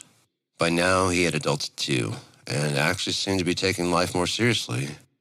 His skills were in high demand, especially since his willingness to take the Both rules and tortuously bend them without breaking them, inching closer and closer to crossing the line. His shadow name was on the lips of every hire in need of a thief. But often they couldn't afford him. That's when they got me, or someone even cheaper. His usages I would learn through a growing network I was building had moved away from our usual choices to whatever he was on now. He'd begun using without me more and more frequently, and whatever it was seemed to keep him awake for days and focus him razor sharp. I saw him spot a trap in running water.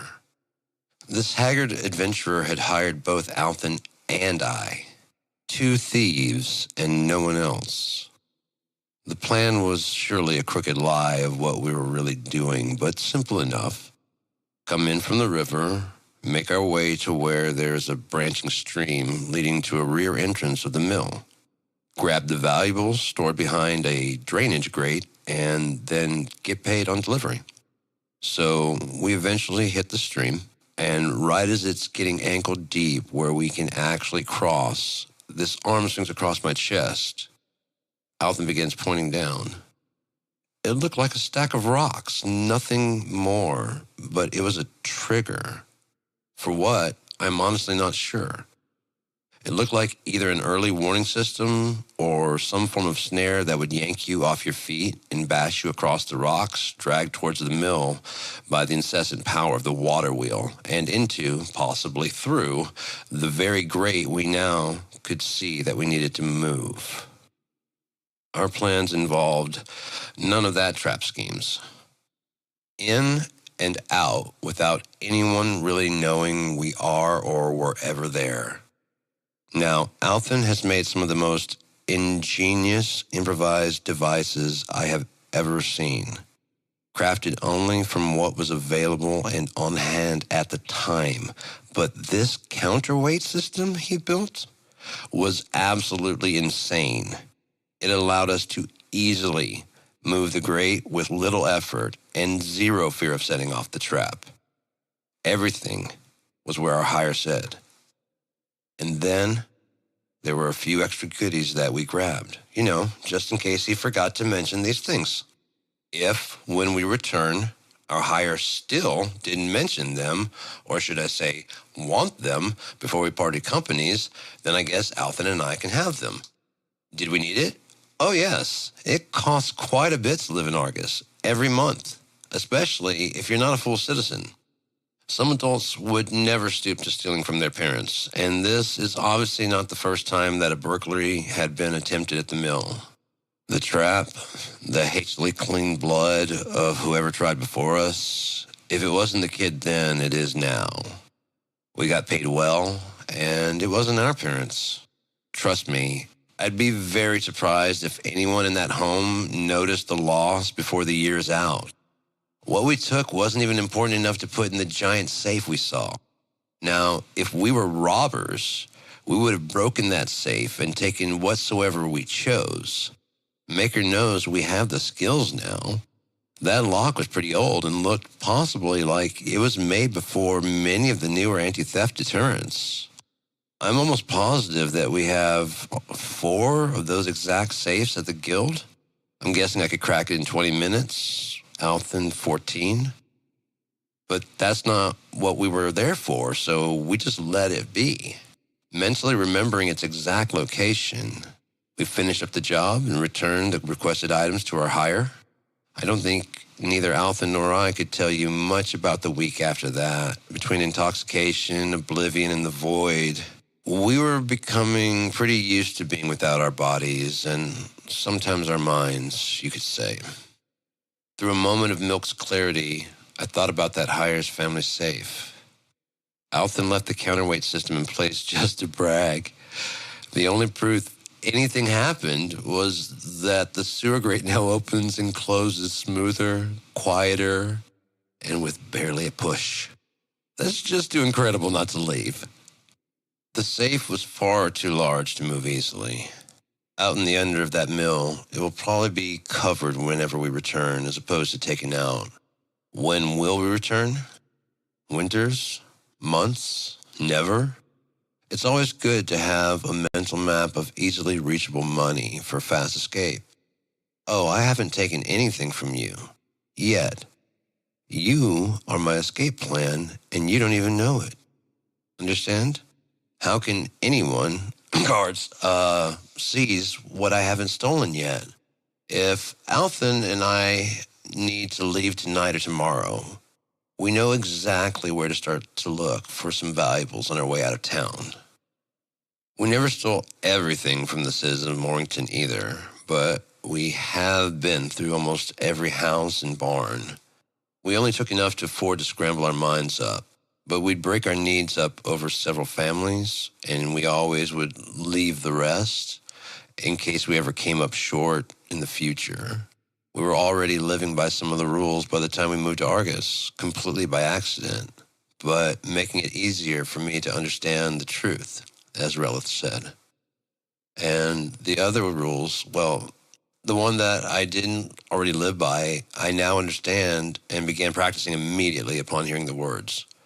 Don't steal from those who can't afford. So simple. I have nothing. My backsack, my inconspicuous yet lightly armored clothing on my body. Why take from someone in the same position? Help them? Sure, but do not rob them. The one item of value to my nearly worthless name, no matter how much cost my shadow name brought, was this incredible sword I would never part with, as long as it's real earth and wood. Not to mention that I'm beginning to be able to hold my own with a sword. My archery has always been better than most, not to brag, as I'm half-elf. My vision and hearing are naturally better than humans. Not as good as full elves, but a bit of a higher level than the humans I ran into far more often than the elves. I hear things most people don't, and similarly, I can see things at greater distance and beyond the human spectrum. Focusing my eyesight and hearing into those spectrums above and below normal senses makes those parts of my senses clearer for me, but makes everything normal come across blurry. These same advantages allowed me to get rather proficient at swordplay rather quickly. Seeing a heartbeat before lunch, watching the things that people aren't even aware that they do, little tells that give everything away, even when you're trying to hide your intentions by using these techniques. Some motions are just unmaskable, and they either come accompanied with the proper emotions, sounds, and physical responses, or they don't, because they're not real. It's the smallest things that give you away completely, every time. Althan said it looks like I'm bending the black of my eyes when I look harder in those frequencies, and apparently my ears twitch and jump, bending in odd ways. No, he didn't have a better description than odd. I never used my family sword in any capacity near the guild. If it is even a forgery of earth and wood, depending on if it was made using the two most popular methods, I could still pull in quite a bit of gold due to age and or quality. I could buy myself a real sword, one that could compete with my bow. Althan helped me to increase the strength of my hunting bow. He broke the whole thing down and explained every piece. It felt like I was in school again, only the teacher would let, oh, my fooling, demands that you be intoxicated. We sanded the wood, customized the grip, and replaced the weak single draw system with Althan's own design for a multiple draw system using smaller shipping pulleys and a crisscross pattern. He made sure I learned it myself in case the bow has any problems while out hunting or if I ever needed to repair things on my own without any help around. This multi-draw technique doubled or even tripled the strength of fire. It took a little getting used to the much harder pullback, but once used to it, regular bows felt flimsy. He showed me hand-drawn designs he had of a collapsing crossbow wrist bracer. The only hang-up was getting the pulley small enough. None existed on Unia until I bought 4. Me paying for Althan's plans to become reality was a trade-off, so that I could get something at least similar once he mastered the whole thing and worked out any flaws. I still remember going down to the wharf and asking the pulley maker if he were able to make 4 small pulleys. When he asked how small, it was just delicious. His confused look as I showed him with one hand, specifically my index and thumb. Once I showed him my seriousness in the form of gold, he stopped caring at all what we had planned on doing with these tiny ship pulleys. They have to be strong, The strongest alloy you can. Alton made sure to slide in. Morneth. It's dwarven, but I might have enough to do this order, but do you mind if the pulleys are smaller than the size you showed me? Alton and I just looked at him, trying not to show our excitement. Both of us just thinking, if we knew making it even smaller was an option, we would have started at perhaps coin size, while at the same time, we have long realized that everything happens for a reason. Perhaps the size he will make will be the smallest possible that can achieve the desired results. Who knows? All I know is we will be making metal cable slither through this serpent's maze, and first, drawing the string extra taut, and then bending the collapsible bow, a double-draw bracer crossbow. Not that we ever have, besides target practice, but our hunting bows can pierce armor-grade metal with a regular arrow. As long as the plating is thin enough, yet and still. On regular leather armor, or a sharp enough shot aiming for a weak spot in one's armor, we will draw plenty. True prey stands no chance. I usually make these of wood and iron. Give me a few days to adjust the design for all metal. I should be done in a week, all told, the pulley master told us. He delivered, and he delivered early.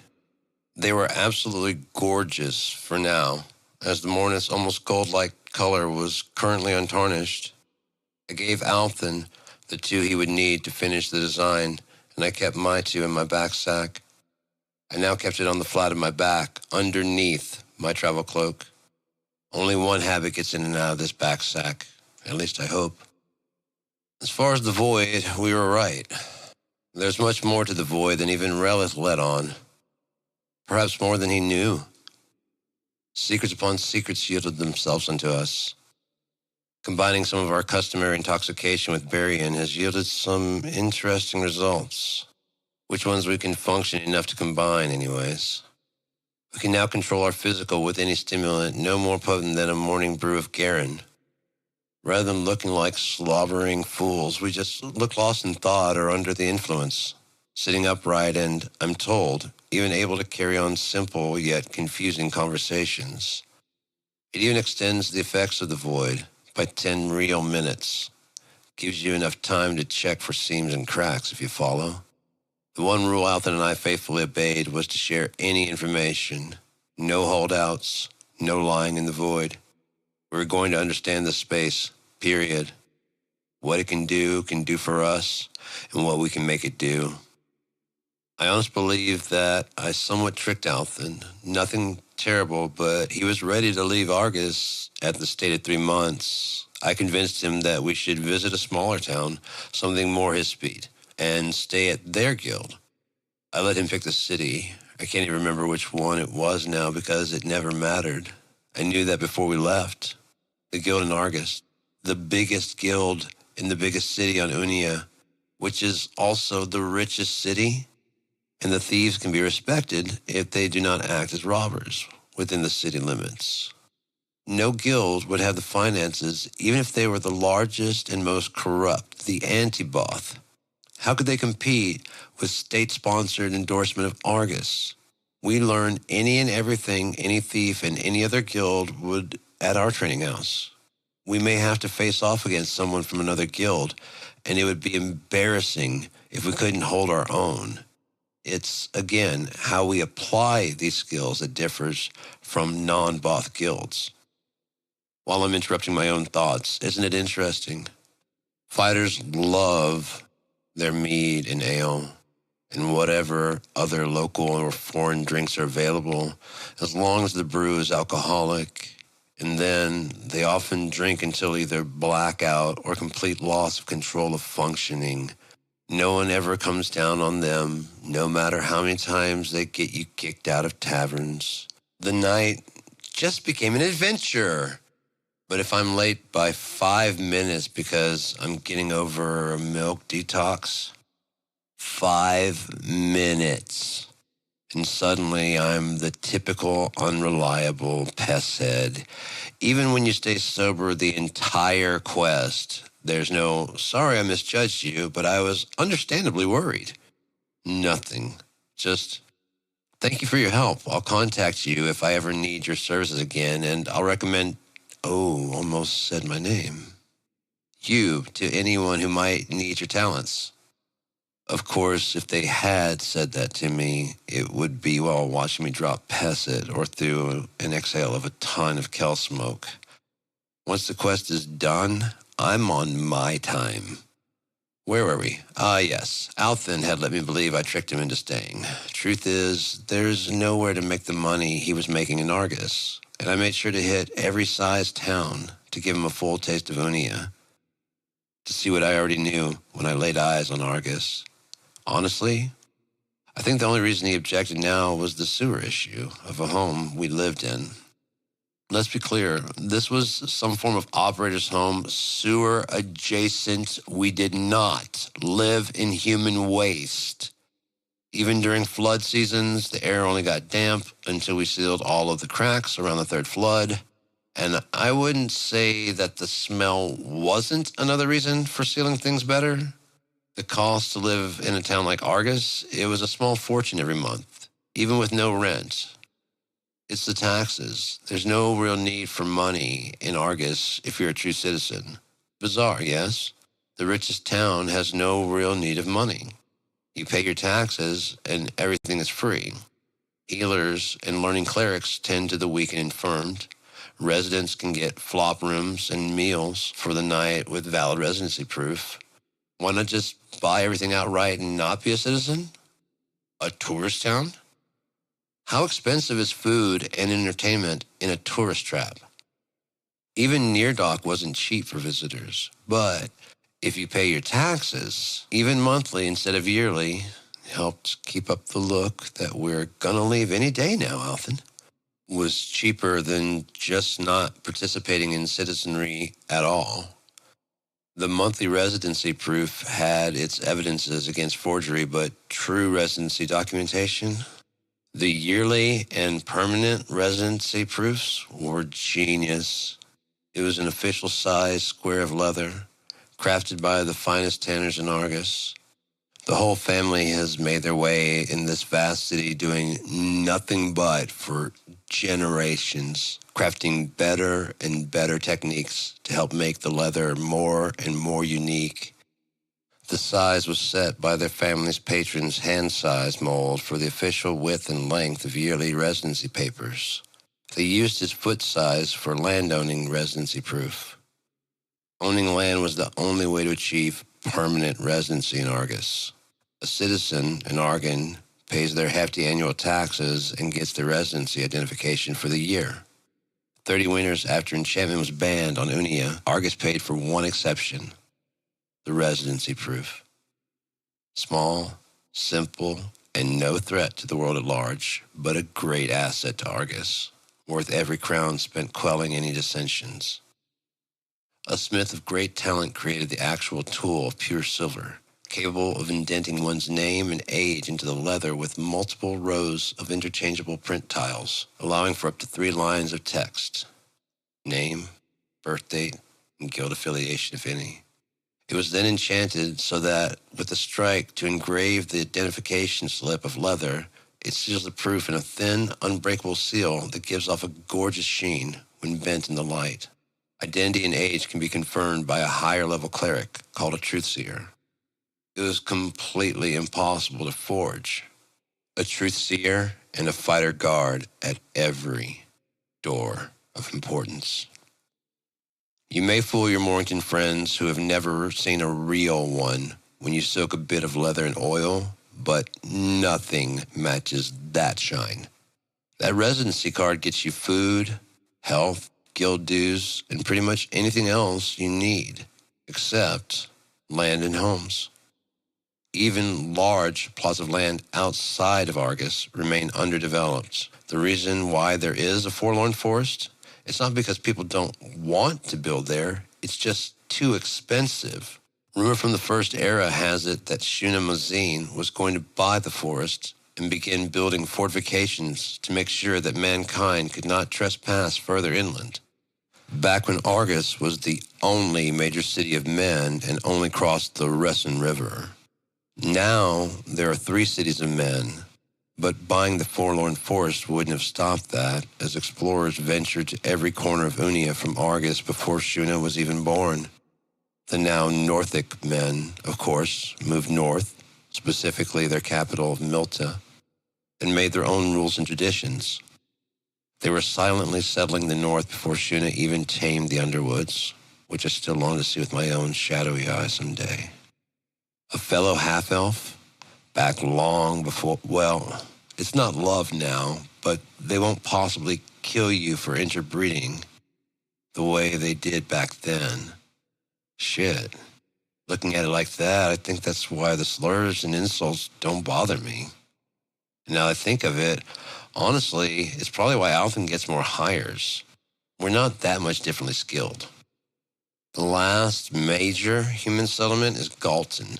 It was far west, long past the Inland Sea. It was the hope of some former Argons to create their own Argus, where they are the rich. Argus began as a gold mining town early in the First Era, and they are still mining and producing to this day. Galton's plan was to use his father's fame and inherited fortune to find something out west that was needed back east. He didn't fail. He found iron. And the location of Galton to the current dwarven great city, Bethrin, allows them to single-handedly control the ore market among men. Elves are allowed to deal directly with the dwarves thanks to treaties signed while Shuna was still alive. Newer contracts allow Galton to buy the rest of the ore first, and any unpurchased leftover Galton didn't want can be sold to anyone. However, often the dwarves just throw the extras in to save any extra trips, a trick humans have used to abuse the dwarves' trusting nature just to get a slightly better deal on several occasions. To be completely fair, the dwarves were just selling off the remains of their mountain-built monuments, no more valuable to them than the dust cleansed off the ore, aside from its value to those outside of the mountains. The dwarves had begun manufacturing an alloy that they invented called Mornith, designed solely to be stronger than Elvish Tenge. Tenge is much lighter, and the decision was made not out of anger or fear, but from sheer strategy. They had already been producing the Tenge alloy for decades for the elves, per their specifications. The elves could have made the mixture themselves, but to them, joining the metals was the hardest part of the whole endeavor. Once it was in the form of ingots, it could be made into anything at any elvish forge. It was about the time that a bit of elvish weaponry ended up in the markets of humans that dwarves began to think more. Just the idea of humans getting their hands on elvish weapons by being found, stolen, taken from the dead body of an elf, whatever it was, the decision was made quickly when some dwarf pointed out these possibilities, followed by a demonstration of the strength and lightness of Tenge.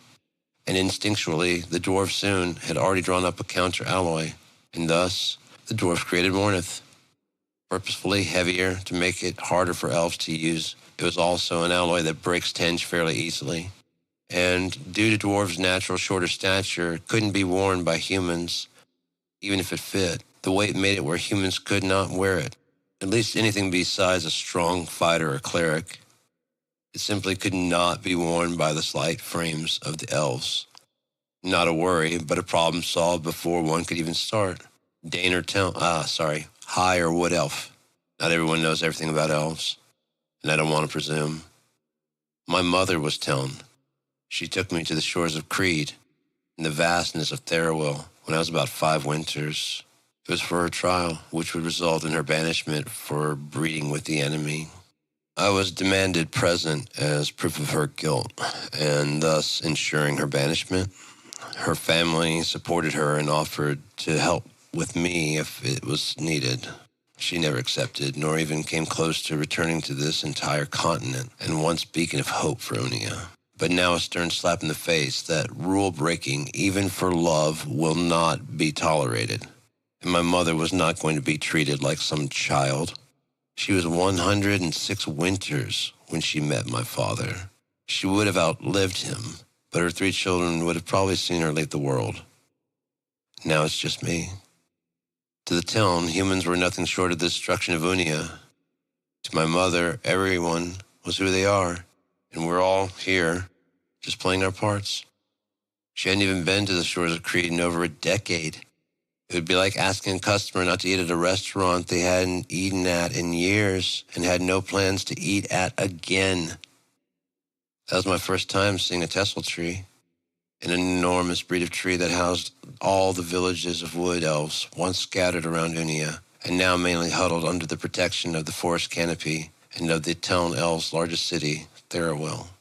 Enormous trees, beautifully and softly lit at night. Some say the Tessels were planted and possibly created by the elves themselves, which would mean some of these trees date back to the first era, if true, which would somewhat explain the size. We stayed long enough after the trial for my mother to show me the light spell contained inside an enchanted box. The way it was carved with precision into the largest tree in the forest. The magic radiated through the root and branch, and contagiously spread from tree to tree, meeting resistance only at the Tessel cones, bunches of seeds for new trees, and causing them to give off a dim, warm light. The nights were navigable without being painful on the eyes. Comparing that light to Argus's, this was far more gentle. Argus just severed the night like a sharpened knife wielded without care. Therawell seemed more worried that someone might be sleeping even if I'm not. One of my biggest shames was that I wasn't born part Dane like Shunamazine, though I wouldn't want the blonde hair. Faja has come to accept mixed bloods, the way that the decision that created the Underwoods turned on them. They would have been better keeping Shuna close, not making a dreamer a wealthy king. He dealt with the dwarves personally.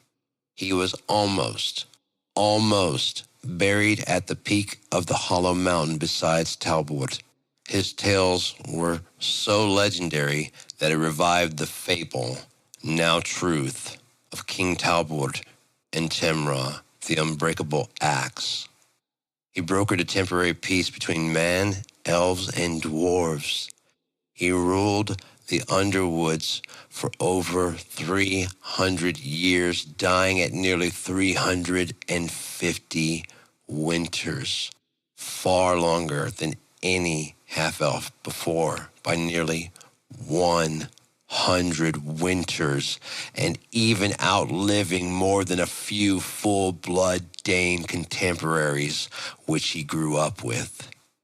His existence gave clear passage to many half-race children alive today, myself included, and the ability for Unia to accept that as just what love is. Unexpected, a little different, destined to be here, no matter the obstacles.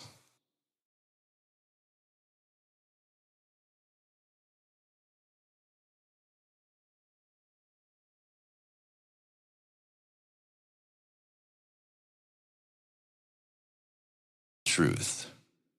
Their stomachs don't growl in unison at the smell of seasoned meat at a hot pike like ours. I've seen a cleric once try the morning fresh caught wild chicken. The night had fallen, and I had prepared one with fresh orange and honey, salt and garlic. A marinade I can throw together in a matter of minutes and then allow it to soak for hours in a makeshift water skin, churning over and over for hours as we walk. I watch as he let it dance on his tongue, only to watch the huge smile turn to revulsion as he spit it on the floor, completely ashamed of the truth. The truth that he likes the taste of chicken. I sipped my wine and took the mental note. But staying strictly, Terran, you only get one flavor meat or plant, whatever. It comes in a dense, somewhat dark green form, not a fruit. Not quite like a cauliflower either. A solid cauliflower would be the closest explanation. The florets can be crumbled and mixed with water and then form like any ground meat. It can be sliced as thin as strips of bacon or as thick as a steak. It's so dense, it doesn't age poorly like meat and needs no salt to preserve it so that it doesn't go past its day. Believe it or not, I've thought about it. There's something spiritual about doing no harm. She sees it, the truth. I want to know that better, but right now, my training was in oblivion and void. No room for a third study that I will eventually learn anyways. That's how I look at it. We made camp, There was nothing of special interest to report, so we headed out at first light. I caught sight of someone tailing us. There was no sign of them the last 3 days. They may have given up, but they might be hiding better now. Either way, we're about a week's journey to the Mournful Mount, so I hope they packed well if they plan on following us. The weather was mostly on our side. When it wasn't, my company passed sharp glances my way, as if I controlled the weather. We passed decaying towns and villages as we pressed forward. The devastated remains of shelters made for some wet evenings. I tried my solid best to make sure I suffered the worst, if at all. Those towns are dead. Not a single soul living there, but that didn't mean that the houses were all destroyed. We had many a comfortable night, and so did our follower, if they still lingered in the dark, trying to pretend to be the shadow I will be. The towns like Galton and Argus must have eaten the inhabitants of this town and other towns like it long ago. I told you, didn't I? How the dwarves will literally prove their loyalty to their king and fellow dwarves, to the very death. The best part is the sheer wealth. Think about it. They find a mound of significant height and bury the king encased in stone at the top. The closest council and guards build a settlement nearby and live the rest of their lives. A king, his family and inner circle having served faithfully in the king's life and fulfilling their duty after. They would want for nothing. It became the Mournful Mount because the original home of Bethrin in the Hollow Mountain had collapsed. During the trek to the, at that point unclaimed, Bethriel Mountains, where they were going to begin life over by starting the digging deeper, the king died. A little south of the Bethriels is a peak high enough to get frost. The Mournful Mount. It served multiple purposes. It kept a fort at the southernmost pass up the Bethriels. This king was no Talbot, so no top-of-the-heap burial for him, but he would receive all the kingly benefits. Putting him away from Bethrin also allows dwarves to place their blame for what happened at the Hollow Mountain when he was only following his father's design. Dwarves typically live around 150 years. Men, humans, live around 60 years. Elves have been known to reach 400. Half-elves have half-lives. These are all averages. There have been humans that live to be 100, but for every 80 to 100-year-old human, there are some souls that die at childbirth. Elves have the lowest mortality rates in infants due to basically all elves knowing healing spells. Construction in the Hollow Mountain continued for about 73 years after King Murray had passed, and they still heaped blame at his son's feet. That's what we would find inscribed on his cold, stony tomb. This is King Murray's son, a dwarven king. All of our hearts sank a bit reading those words, as if the amount of treasure inside seemed to slash in half before our eyes. We stabled our horses lower from the cold and still covered them with blankets. We were on our way back up when I saw my guide. They would have started nearby. The dwarves, a downward hatch. I traced my guide until I dug up a frozen lock, flush with the face of the mountain, closed with ice. One side, she said, extending a now naked hand that glowed a beautiful yellow, and the snow and ice was quickly evaporated from many holes. Now it was my turn to prove my worth on this quest, and I did not disappoint. I got the door open, even if slowly, and we all rushed in trying to get away from the cold, which is probably why Wellen didn't see the trap. One false step and a fine dust shot across our faces from either side of the hall. Anyone could have made that mistake. He was simply closing the door behind us like I had asked. I hadn't counted on defenses this early. The trap was behind the door. Open it too far, like when allowing 3, almost 4 people in at once, and it was set to go off the second we closed the door, ensuring we didn't have a quick way back out. If anyone was to blame, it's me. I was too proud of my conquering a dwarven lock that I missed a simple string trap. Everyone was coughing as we charged forward out of the smoke as quickly as we could, while it continued to billow in all around. A very old trick. Such an old trick. Feels like I'm breathing glass shards, she cried out. It will pass. It's severing salts. It burns, but, I said, opening an actual water skin in what appeared to be a greeting room opening area. I quickly demonstrated how to cure the pain, starting by gargling with water, then swallowing. The salt dissolves in water, but your lungs will continue to burn for a while. Eventually, your throat will ease. You will need to pour it directly into your eyes, I said, passing around water skins, but only if they are burning. If not, close your eyes and pour the water straight down your face and rub. Even a little water dissolves it, but honestly, more works faster. If you find it too painful in your nose, snort some up there too. It will burn badly, but the burn will end before the severing salt does. I then let 2 drops hit each eye. Again, it burned, but nowhere near as bad as the severing salts. Such an old trick. But at least I can provide some comfort for my hirelings. Like a true hire. For a quest like this, the hirelings set their fee, and the hire is supposed to provide water, food, and medicine. Any and all needs for the journey.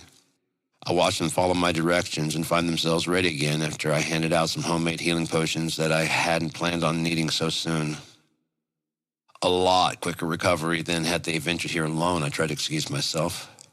Neither of my hirelings knew me. But if they lived in Argus, they surely knew my shadow name, though I never gave it. Only 4 or 5 people knew my real name anymore. I now know why thieves like Wrathclaw choose their shadow names. Who wants to be known for some of the things that we thieves do? I would imagine it's much like being into law. Some quest you start out with 1,000% certainty you're a good being, and leave wondering if you aren't the monster of nightmares. It's truly always the last thing they tell you. They're ne'er up front about what is going to truly transpire. You kill off the guards, people keeping his maiden hostage, storm the keep, only to find that the guard was doubled to keep your hire away. Or it's their family house and your hire just wanted it for themselves sooner. Both offers concessions for such incidents. You are not to blame for deaths that occur from foul employment, but you must report the offender. Not just the name they gave you, but their real name. The brothers are purposefully and explicitly vague as to how to get this information. Technically, the hire broke both rules, as we are not to be hired by employers with non-Both intentions or anti-Both rules, agendas, and schemes. If they had you kill someone that didn't deserve it, well, what's one more dead body? At least they won't be able to hire another brother. We lit our torches, and the cleric lit a lamp. I didn't want to be here long enough to need more than 4 or 5 hours we'd get from the torches. 8 hours? Make her help us. I watched as she went through a pre-adventure checklist routine of some sort. I'm seeing that a lantern has many great benefits, such as freeing up one's hands, casting light that can't be blown out, and focused where needed. She really is good. Apparently, they can be placed on staffs and held far out in front of you or clipped on your belt. Damn it! Need to get a lantern. Maybe spend a little extra. No one ever regretted investing in themselves, right? And she has some fantastic attachments to her mace. Although not spiked, her mace can retract from a dual hand to a single hand weapon. The top has interchangeable heads she keeps in a pack at her side. And she's so fluid with it. You sometimes don't even realize the changes happen until later. She stopped well in its tracks with an extending staff. I literally watched it extend and stop him from tripping another string trap. Once he had stilled and she pointed out the trap, she spun it quickly and it was back to a single-handed weapon, a telescoping staff. She wielded it like beautiful music, every second just flowing to the next.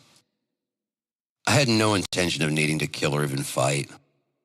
King Muria's son died over 1,800 years ago, and no one has seen dwarves here in ages. Everything was dark in here besides the grow rooms. Whatever they were lighting these rooms with, it still lights these rooms today and gives off heat, but without tending. The gardens clearly overgrew their space and ran out of water. The automatic feeders were in place, but the water was not coming. That certainly could cause the dwarves to abandon the fort. Perhaps they were called away. Dwarves tend to travel places and just claim mountains. It causes trade disputes with human miners, some of whom's entire town depends on the ores extracted. Mostly, the dwarves just buy the mining towns outright at more than fair prices. Sometimes negotiations fail, and it leads to battles. The humans were much less than happy about the dwarves moving in. But they're called the Bethriel Mountains by all that know of them. The dwarves always win. Maybe the dwarves of this ruin were called away to help a fight. Maybe, no, the council would have been saved. They all would have died much later, especially if the garrison of guards returned. Birth rates greatly increase upon the return from war. We're pretty deep in. Do you know where we are going? She whispered. I'm presuming she was hoping to see a map, which I had none, except the one I'd been scribbling on as we went. But her challenging nature during the entirety of this quest was enough. I'm the hire. You heard all the details in the pub. I paid you. Why are you being like this? I get that most hires are assholes, and yes, Welland's horse was mine at first, but I haven't done anything to you at all. I've kept my entire end of the bargain, so would you please? The slide of a foot in the shadows behind us. Someone has been following. I drew my family sword, finally gazing upon the impossibly glassy black blade that bent the torch and lantern light in ways that made the blade look like a mirage or displaced in this darkness. I was ready, really ready, ready to finally.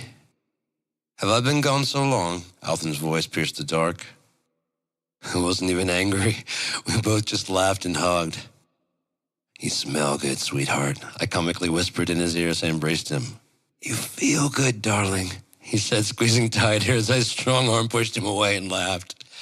He smelled strong of all my favorite intoxicants.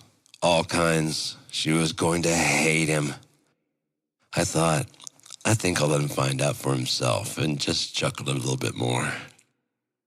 I figured I'd let you know I was here before you detected me and split me in two with that, he said, pointing at the blade I was now sheathing. Beautiful sword of yours. Hello. Althan quickly changed to the cleric. I'm Althan. You are?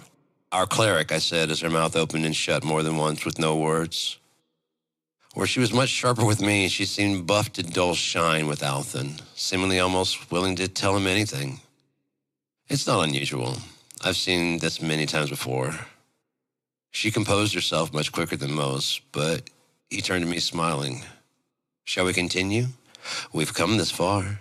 And he rolled his hand towards the dark and descending ahead. He honestly looked a bit afraid of Welland, and that is why I hired him. Wait, I said eventually, perturbed by many things. Why aren't you with your hire? I thought it was going to take at least a week or two just to get there. Not at all. His map was a fake, a bogus, he said with rehearsed exasperation. The quest was over before it started, so I went back to Argus. I heard about your trip to the Mournful Mountain. Oh, what? I gasped out. Brother, why do you think that chair is always open? Right? She chimed in, pointing out the obvious. Now. It was my first time in that pub, I responded as a cacophony of talking grew. Still, Althan said. Enough, snarled Welland, with his first words in days, his enormous blade unsheathed. He hire, he leads, he said sweetly, but unintentionally, menacingly aiming the tip of his two-handed blade at me easily with one hand. No one argued because it was the truth, and that was a big sword. We searched deep into the ruins for hours. Most of my hirelings found many a trinket and treasure while I barely looked at all. The rules were simple. If it's loose and you find it, it is yours. I knew there was going to be much more to take later. That's why I came. If it wasn't there, then I wanted my hirelings to feel the trip was worth it. If it is here, then there will be more than enough. The hallway suddenly opened to a cavern, and we ended up on a balcony, looking into a natural rock opening, overlooking a solitary tree that fed from a rather large, yet not quite perfect crack that let in enough fractured light to feed this tree and carpet the ground with grass-looking moss. Not slimy at all, we'd find. And it also decorated the walls with amazing starlight points and patterns of a dreamy, cloudy day, only made of light and rock. Just enough light to be comfortable. The view was too grand. We had to stop and just marvel. This L-shaped ivory balcony had gorgeous railings carved by more skilled stoneworkers than anything any of us had ever seen. It was polished smooth to shine, even after all these years. Too smooth for even dust to cling to. It was for this, dwarves always built a few degrees off axis. Cleanup was as simple as sweeping the base of the far wall. No one besides the dust and liquids would even know. We exited the dwarven halls on the bottom of the bold-faced L-shaped balcony and into such opulence. Looking down on it as a three-dimensional image, it was indeed capital L-shaped and probably a horse and a half high. 10 wide paces from wall to smooth railing. 20 paces to reach the point in the L turning right. A rock overhang shaded the then 40 paces to the far wall. The ceiling above, a much smoother version of the rock face that overlooked the tree. There was a hole in the wall to the left where you can look into another room. A functioning greenhouse. Fresh food this deep? I honestly love dwarven vegetables, perfect for stews. Even if the vegetables are the entirety of the soup. Some king's heart tomatoes and Wethis onions. If you follow back to where the railing first veers to the right, you're softly led the 40 paces to another smooth rock wall with faces of animals and nature carved directly into the rock, jutting out and no less smooth, for all the subtle details. I nearly pinched my fingertip petting a stone lion's face. That 40-pace railing was only interrupted by guide rails for the staircase leading down to the actual indoor outside, which had a tiny stream fed from under our balcony overlook and quickly bent to the left so as to follow the shape of this opening. Take your hands.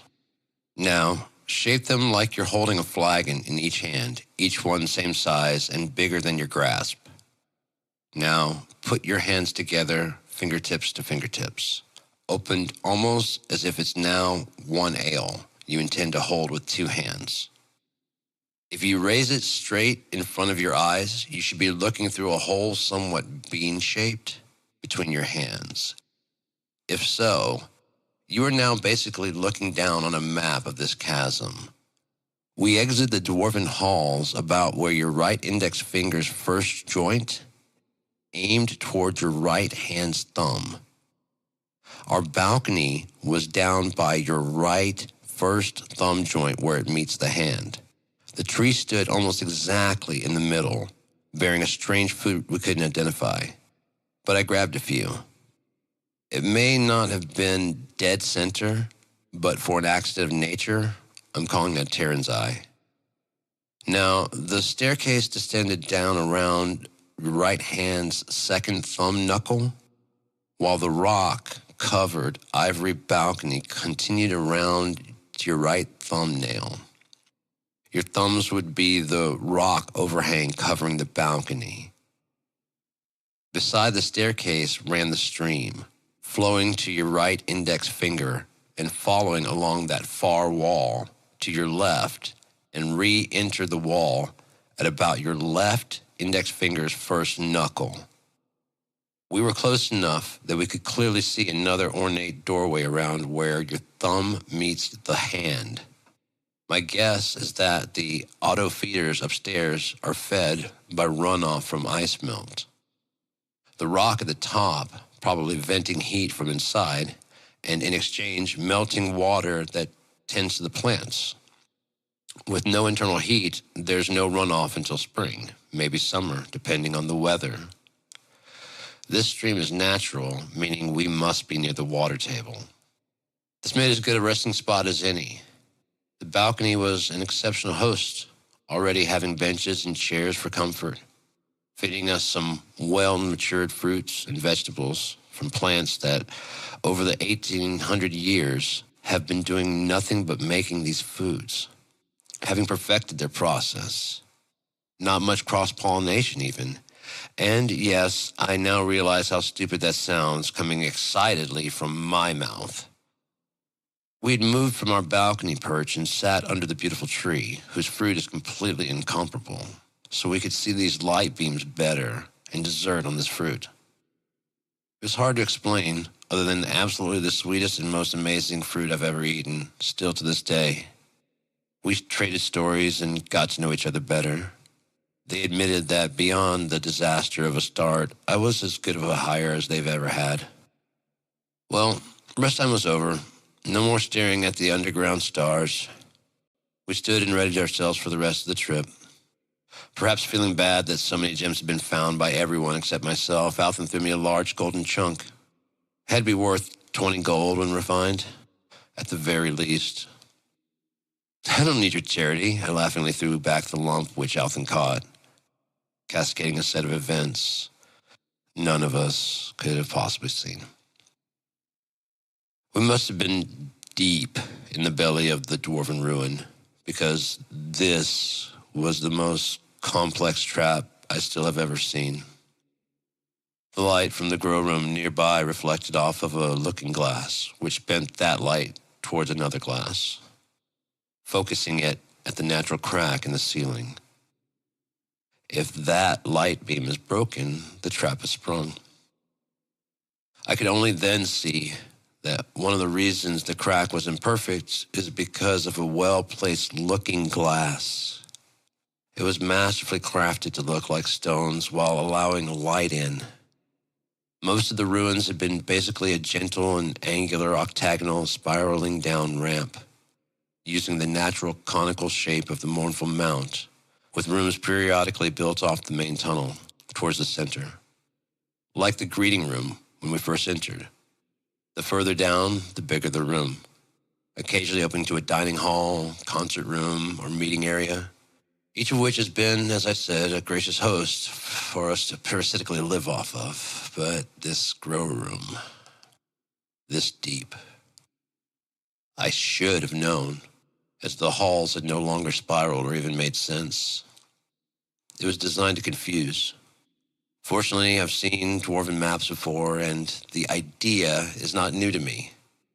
Get the adventurer lost. I had been jotting every turn we made using a bit of charcoal and some scratch paper I can slide into a somewhat pocket in my glove. I have dozens of these maps.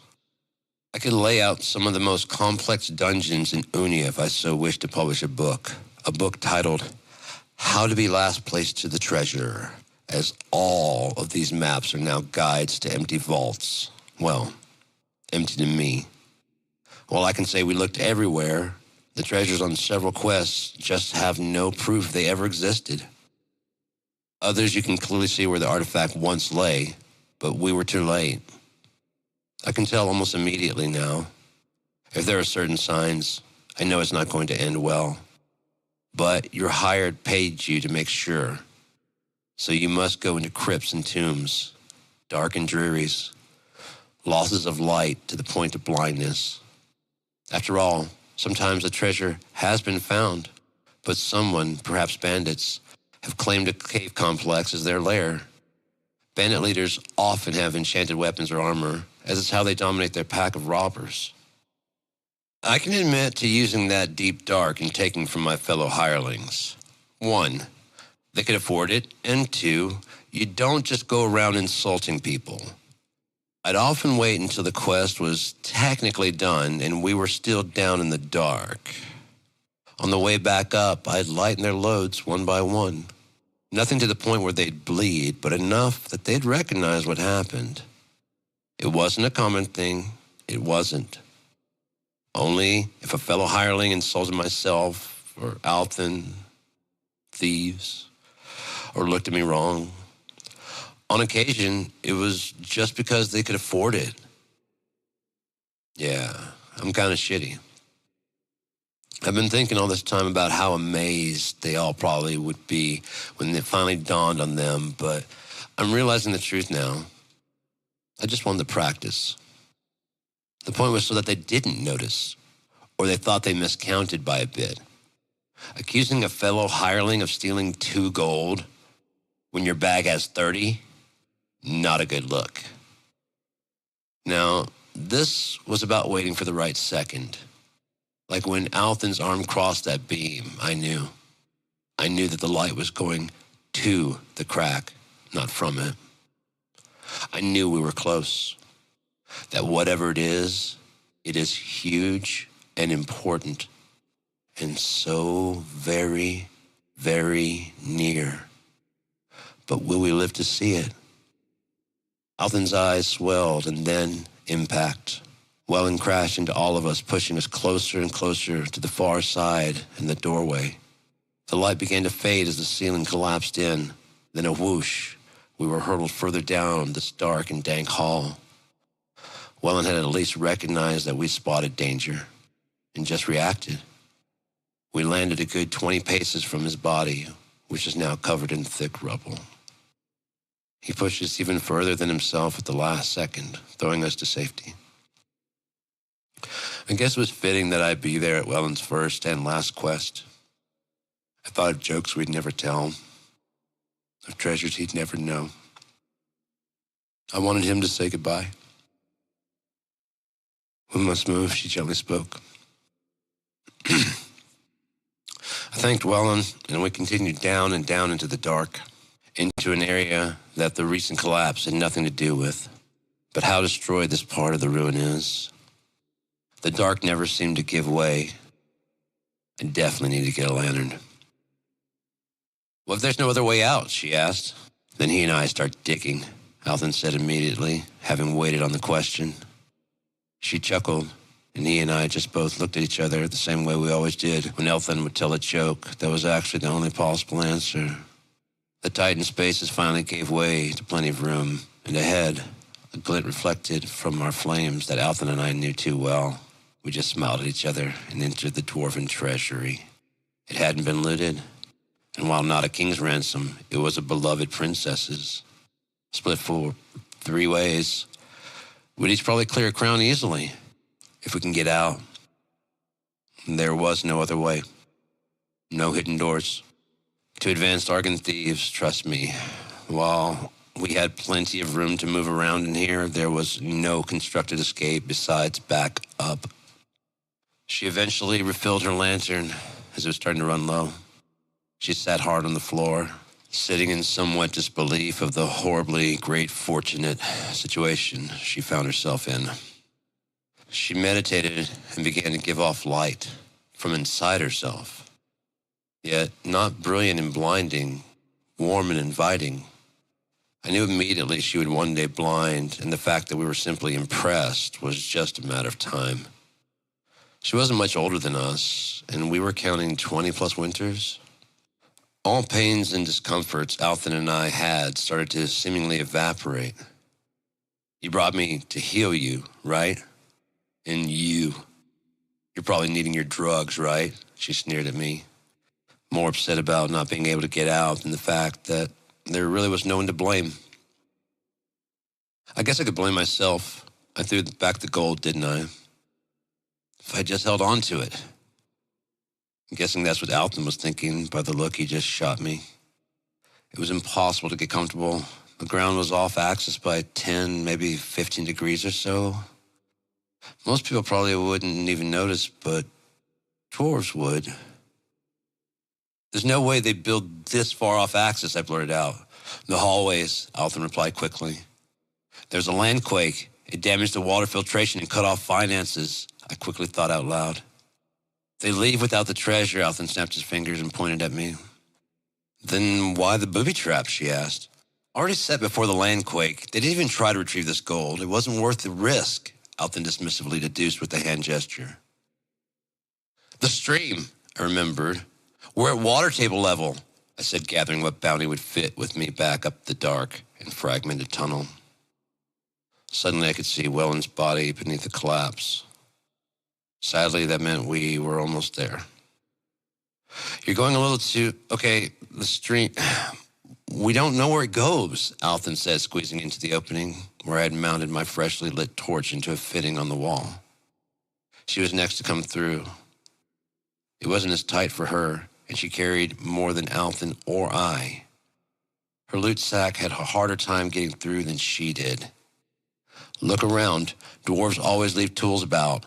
Their construction almost never stops, I said with actual higher confidence. We found the tools, and I immediately tore into the walls to the left of Welland's massive body.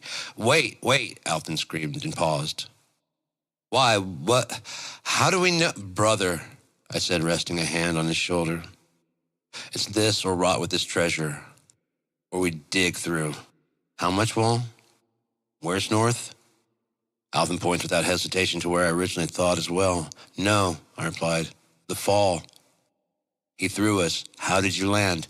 Alton, still sure of his position, kept pointing, but now understanding my worry, and began to question if he, too, truly knew.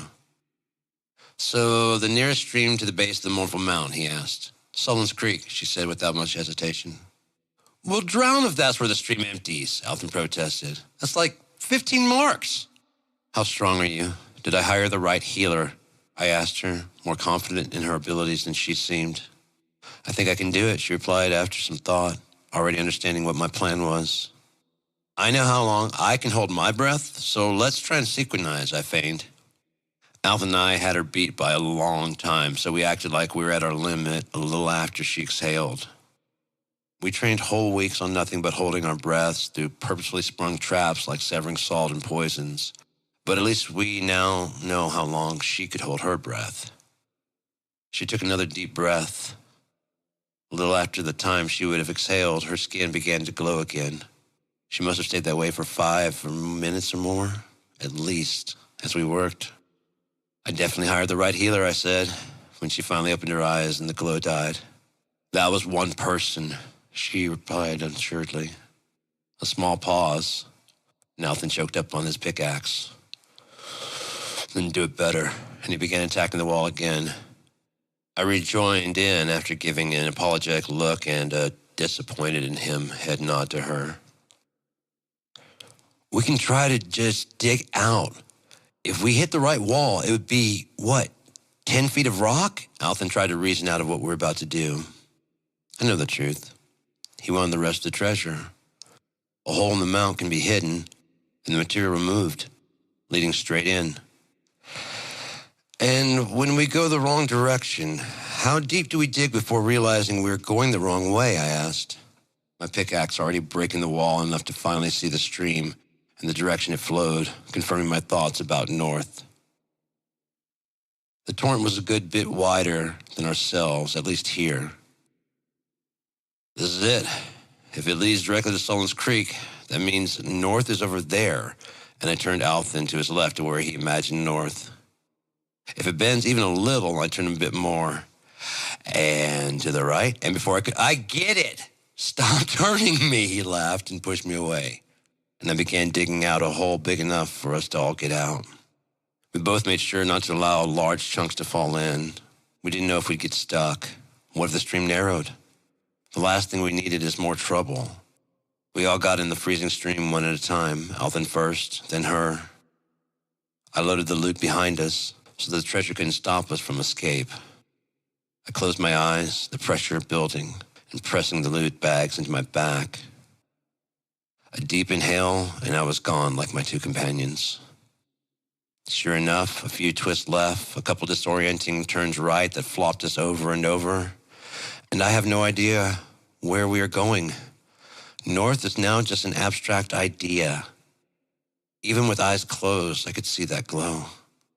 She had run out of breath 2.5 minutes in, but I felt nothing. She wasn't healing Alpha nor I yet. Very clever. Buy herself more time, knowing that we wouldn't need it yet. A little over 3 minutes into our ride, and I was starting to need help. Right on cue, like a reassuring hug, the pain of breathlessness eased. After about another minute, I could feel it fading, not quickly, but its intensity was dying off, and she was too. The dark started to give way, finally, to a brightening light, but it wasn't her. This was the light at the head of the coming falls. We just had to hang on a little longer. We were spit out of the mouth of some small waterfall and dropped a good 10 feet to a pool below. "The treasure!" I had time enough to exclaim as I shot out. The two of them scattered. I was hit by a couple bags, but we were alive. And it looks like what we grabbed of the treasure made it with us, even if we had to leave some of it behind. Wellen. I'll make the customary deposit at the Fighters Guild in his name. We made our way to our horses, which were slightly cold but dry and still covered so that they weren't freezing unlike us. We changed to dry clothing, fed the horses, and set up a final camp nearer to the base of the mount, somewhere warmer and drier. We fell fast asleep to the raging fire, feeling the warmth sinking through to our bones. By morning, she was gone. Alvin was already awake and making breakfast. "She didn't take anything," he said, flipping the eggs and tending to the morning brew of Karen, passing me a cup without the need to even ask.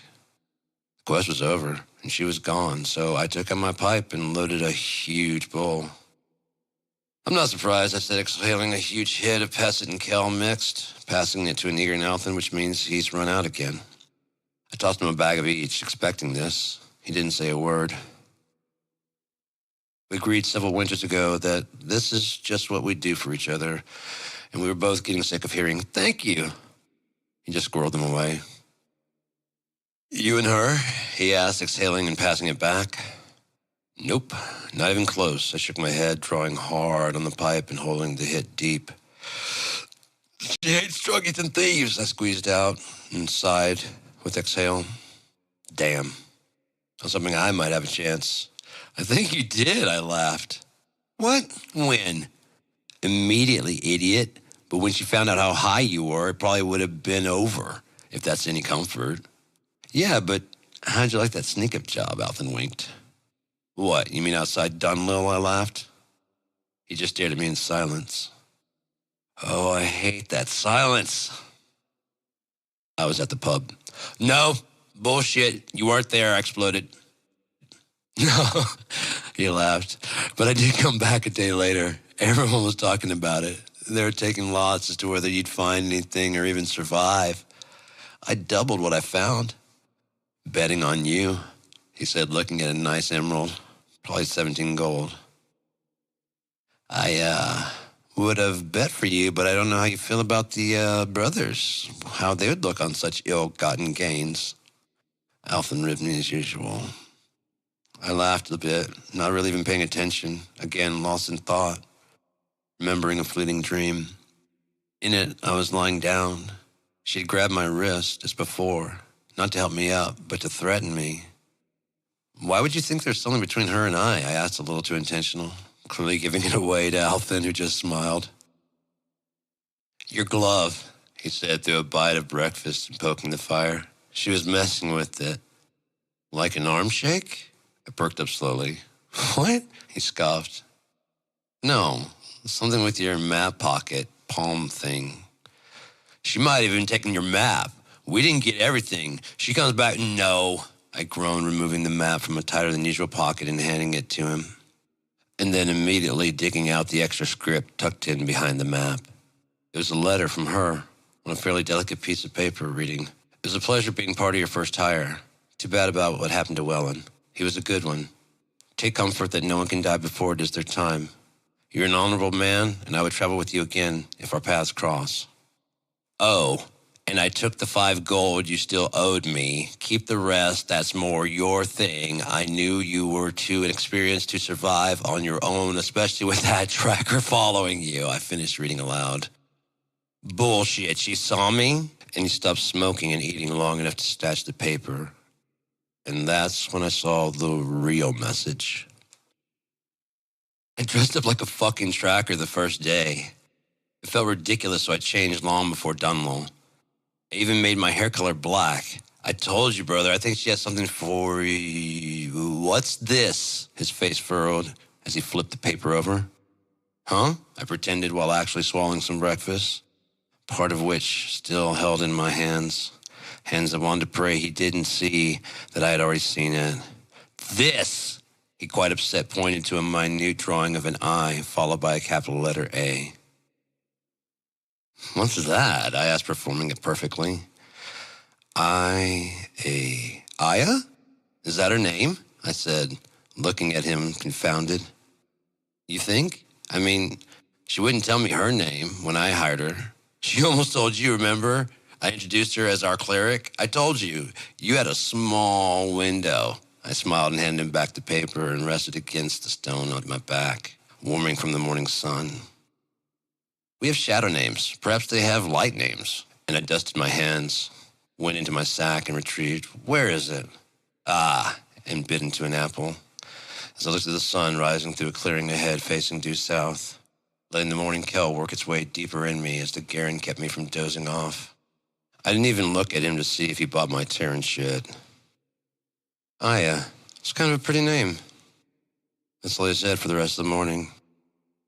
We were on our way back to Argus, a good 5 days from the mournful mountain, 17 days out from home. The silence was broken by Althen. She was like just there. What? I chuckled a bit, smoke billowing and laughing at the fact that I had to think about the road and the world again. Aya, he said. You're still thinking about her? I asked, incredulous and a bit worried.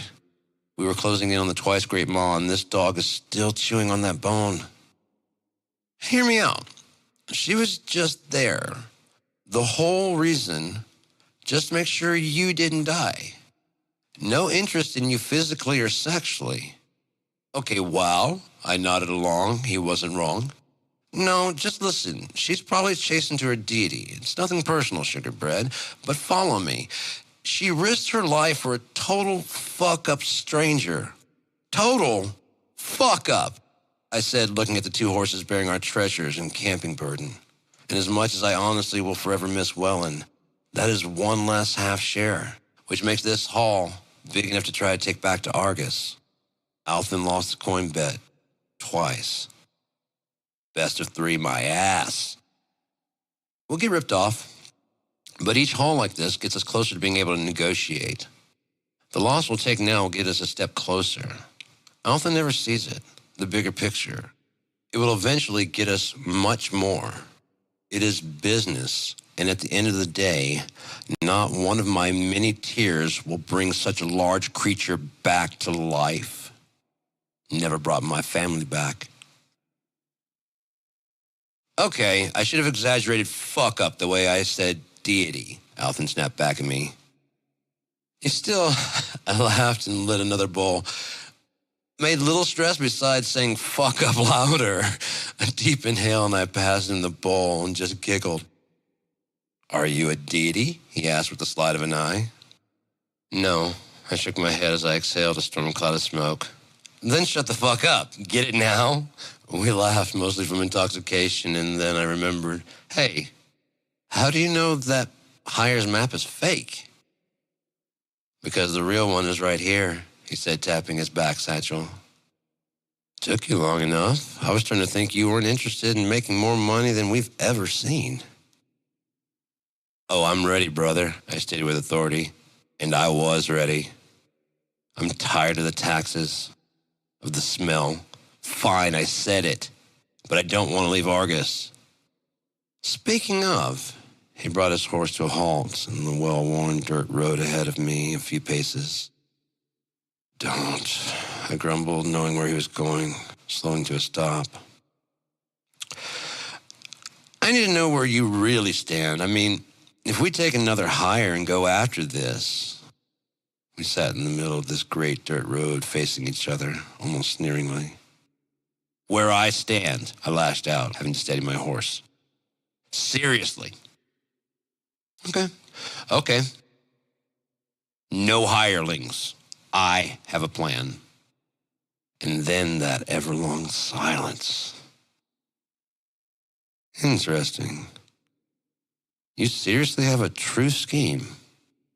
He just sat there searching me, looking for missed thought, for my wrong turn, for my unwillingness to do any and everything necessary to finish whatever I have schemed up. No surprises. What's the nearest town? He smiled, eager to get to this plot.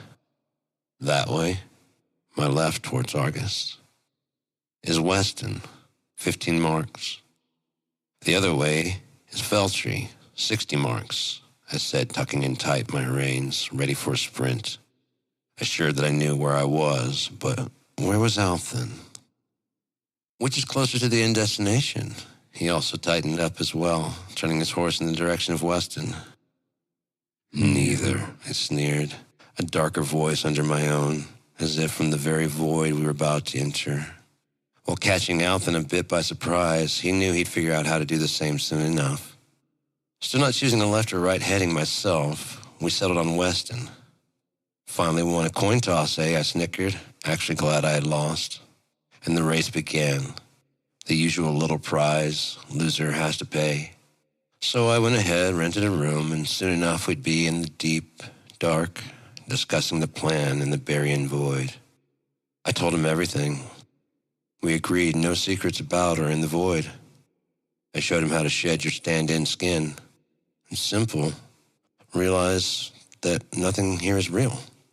So your body isn't real. He only looked at me so-so when I showed him. We never came here alone. But I'm not going to wait, and neither has he. It's not like he and I are fucking. As long as we tell the other what we learned, it's still honesty, is it not? Now, while void walking, you must make sure to use up everything, all the Berrien, or someone could follow you in. Unless you're getting like Althen and I, then you can set traps. Without your viewable body, the intruder would find themselves alone in emptiness, unable to escape, and that's when you can begin to throw out ideas as if they are the intruder's own, especially if you're adept at mimicry. Of course, this is best after the target screams out their prerequisite, "Hello?" They always yell, "Hello?" 5 minutes in the void and no way of getting out. It happens to all of them, especially since 5 of our minutes is about 30 minutes in the void. It's a dream space. I'm sure you can conjure anything in here. I've seen too much. Clothing change. The new stand-in bodies. Those had to be conjured, right? I haven't mastered form shifting like Relith. Upon sight, he can mimic looks. When they ask, "Who are you?" he learns their voice as quickly as he learned mine and parrots back, "I am you." You can imagine the messes one could create. The uninitiated wouldn't have a clue what to do if they stumbled upon 2 voiders like myself and Althen, sitting on the floor, facing each other, with the pipe in one of our hands and the blankest of entire faces. Like when you wake up and your muscles haven't firmed into your face yet. They'd probably think we were drunk into immobility and gotten lost in a staring contest. Partially initiated might follow us to see if they can glean any information, which would be a bad idea. A true initiate like ourselves would probably try to hide their stand-in as quickly as possible, but this was becoming our void. We were learning how to use its secrets outside of the void. Althen asked how I toned my voice like before, but being honest, I don't know. The void was just living in me now. It was becoming more than I think even Relith knows about. One could probably get as far as us by themselves, but with another crackpot searcher, you get it done twice as fast. For instance, there is and escape if you're stuck and cannot awaken, but unfortunately it involves urinating or defecating yourself. Just like a dream, your void self has no real needs.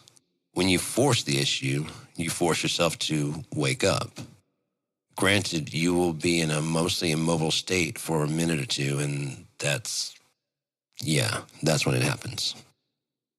But if you were followed in, this will get you out, and you can see who followed you. You might even have time to slit a throat. No one invited anyone to our void. We never take people. Those who follow us in regret it. Always. Wake up upside down in a closet, beaten, bruised, and burgled, where Alton and I once sat when the intruder entered our lodgings and followed into our void, were 2 wet spots. Should teach them. And we always have spare clothing. Bathing in a stream or pond is free. A near scalding bath in a tavern isn't much more. Scrub the road off yourself properly. But stuck in the void with an unwanted guest? That's not going to happen.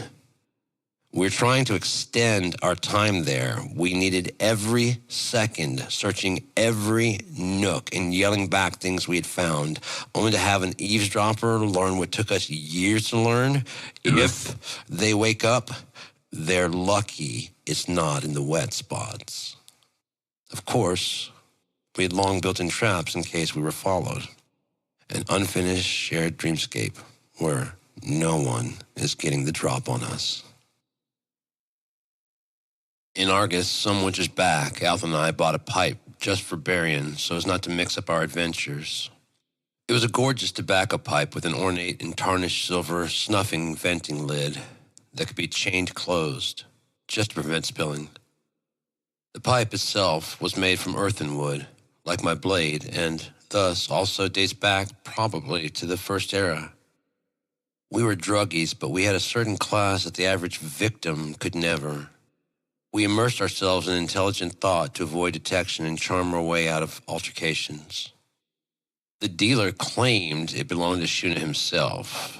I didn't believe that for a moment, and neither did he. It was all over his face before he spoke the words. He quickly changed stories as soon as we pivoted to leave. 5 crowns? 500 gold for a first-era relic that, while beautiful, probably had no other use than a wealthy Argan smoking pleasure. Never. I'd come back later and steal it first. Besides, why would Shuna, king of the Underwoods, leave his personal use pipe in Argus, a town he didn't really like and only traveled to as an arms dealer? That was the old Argus, when the tamed Maw was simply the Resson River. From what I've studied of the first Argus, I probably would have hated it too. According to everything I've read, Shuna also enjoyed intoxicants as a child, but grew out of habitual use when he gained the kingdom of the Underwoods, but officially quitting forever once his father, Theron, passed. Shuna was 175 winters. After 100, you are allowed to put a capital W, as if you've defeated time or something. Probably so one can say, I'm 1.5 winters.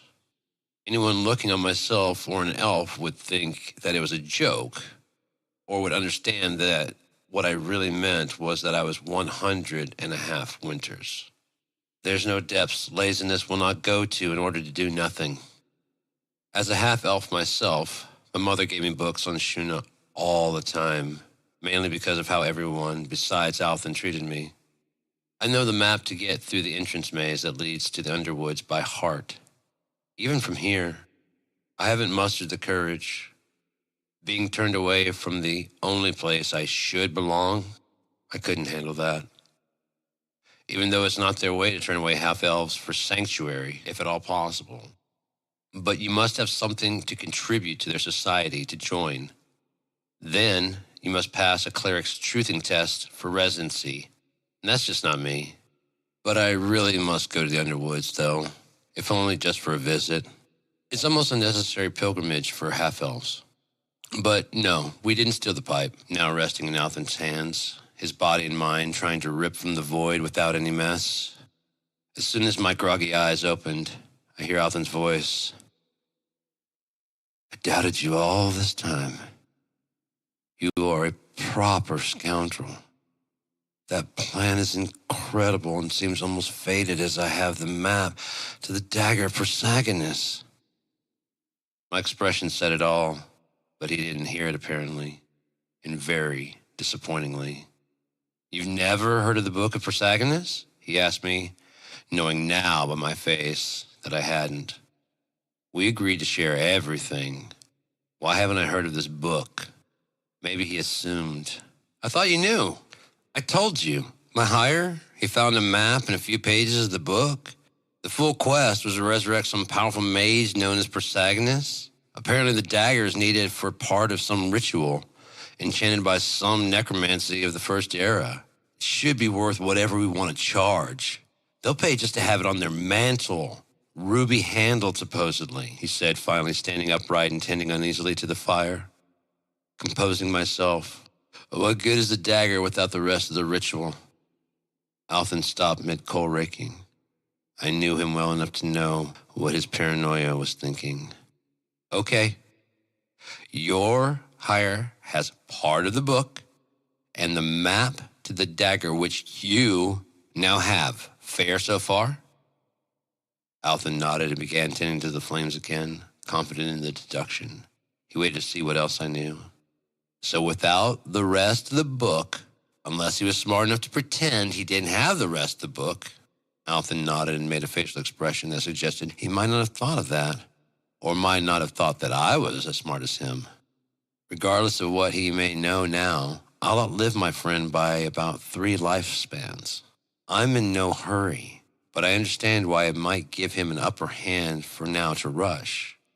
But time is on my side. So, we retrieve the dagger, leave no trace, and sell the map, Althan began. Can I see it? I asked, interrupting him. Why? He glared with a look that still haunts me. I just want to see it. We have to plan our route, our rations. He conceded and produced the map from an improvised pocket that looked like any regular seam in his pants.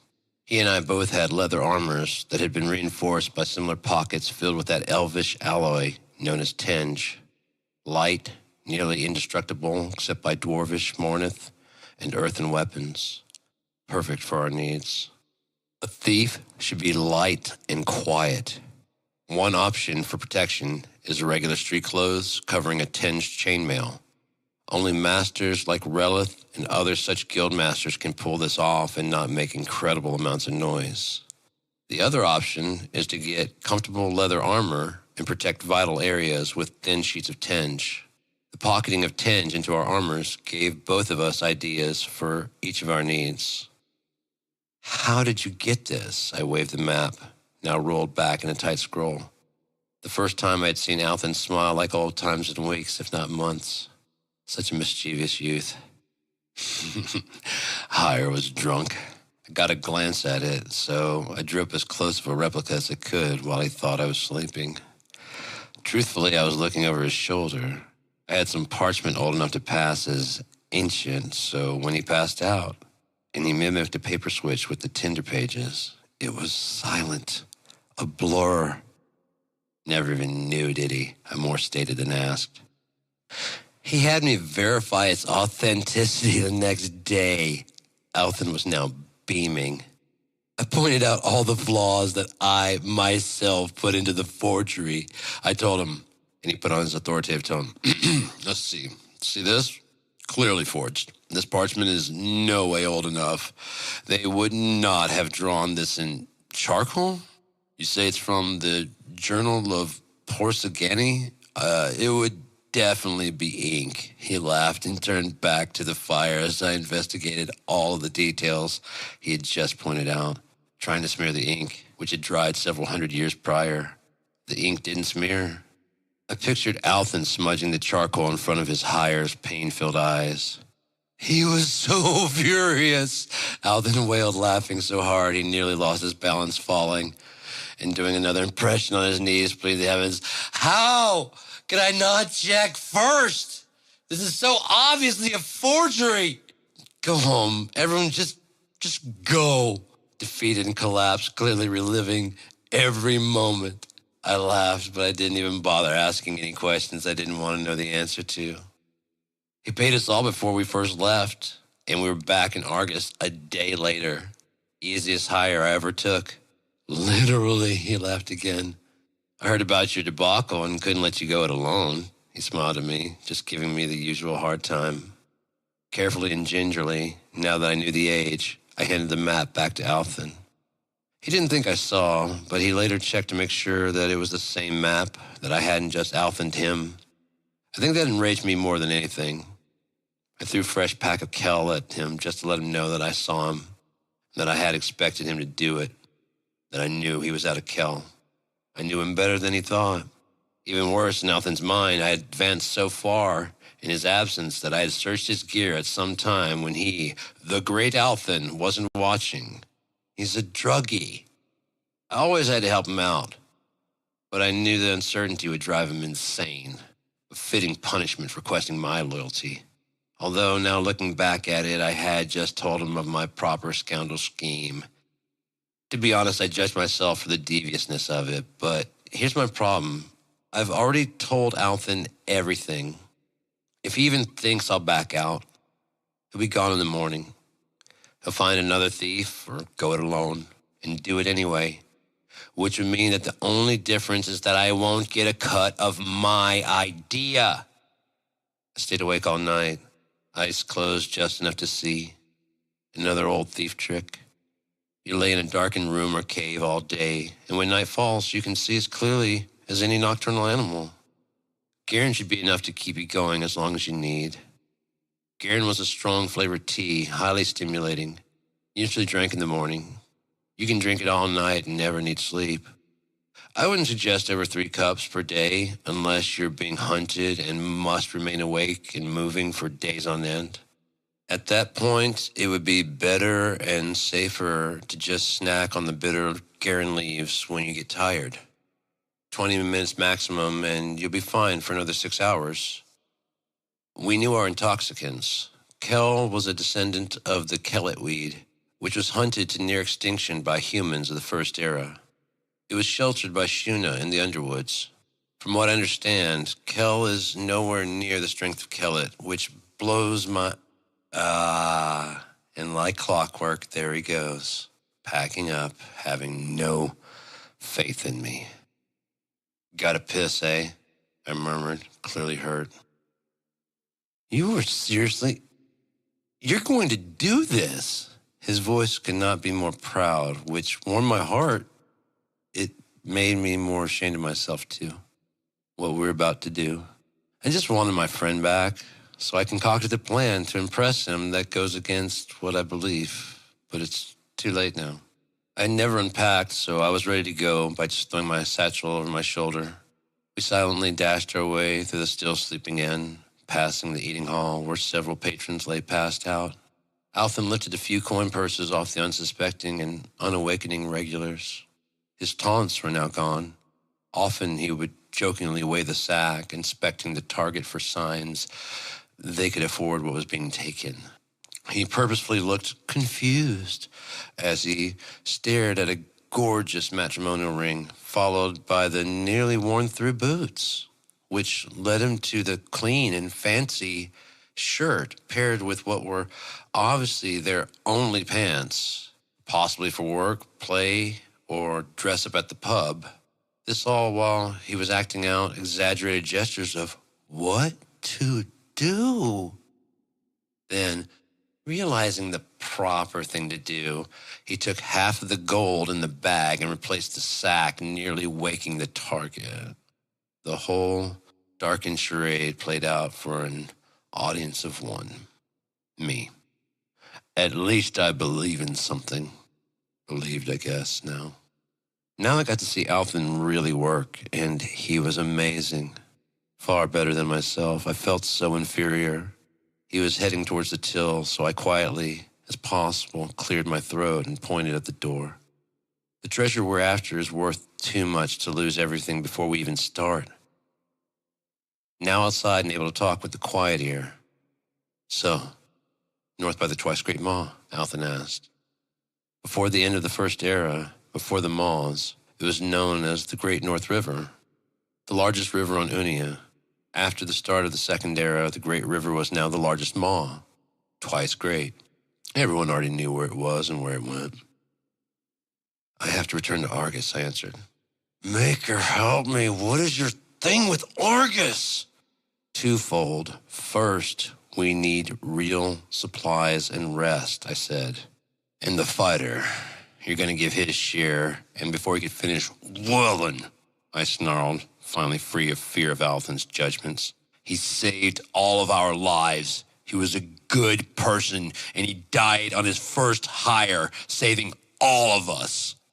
Alton choked back a cough and nodded, seeing how much I hurt, and the shameful truth that he wanted to screw over someone who saved his life.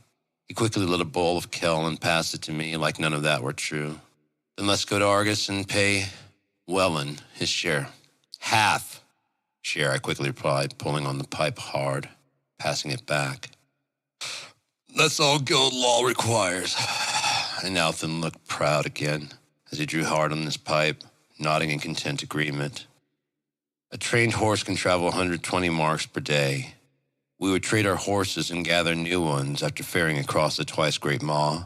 The rental of pack and travel horses is a well-paying business. You basically pay for the horse as if buying it. When you return it at your destination, and a few entrepreneurial breeders have stationed at almost every town, their horses bred for pack and or travel, you retrieve most of the money back. People try to forge the brand, but you can tell a pack or travel horse from the ones these robbers are trying to pass off as real. I'm guessing they had a few farming horses of similar patching and tried to imitate the brand. Their horses didn't even stand a horse high. When we finally got a ferry, the thought did cross my mind to skip Argus completely and take the bigger payout here in Varen. But it was more of a fleeting thought of greed. Either way, we'd crossed. Now we just needed to fetch new horses. Alton seemed to be having the same idea about Varen. Maybe it had been his thought all along. Argus, I grumbled at him, and we headed home. Nearly a 20 days' journey, thanks to weather, and we were entering the gates of Fardok. We sold off everything we had found, penance on the Dren here in Argus. But that merchant knew that we didn't come by these things through hard work. He also knew every thief in Argus and would not trade with backtalkers or negotiators. He did, however, give deals to friends who made a fraction of the money this was worth, easily 4 or 5 crowns.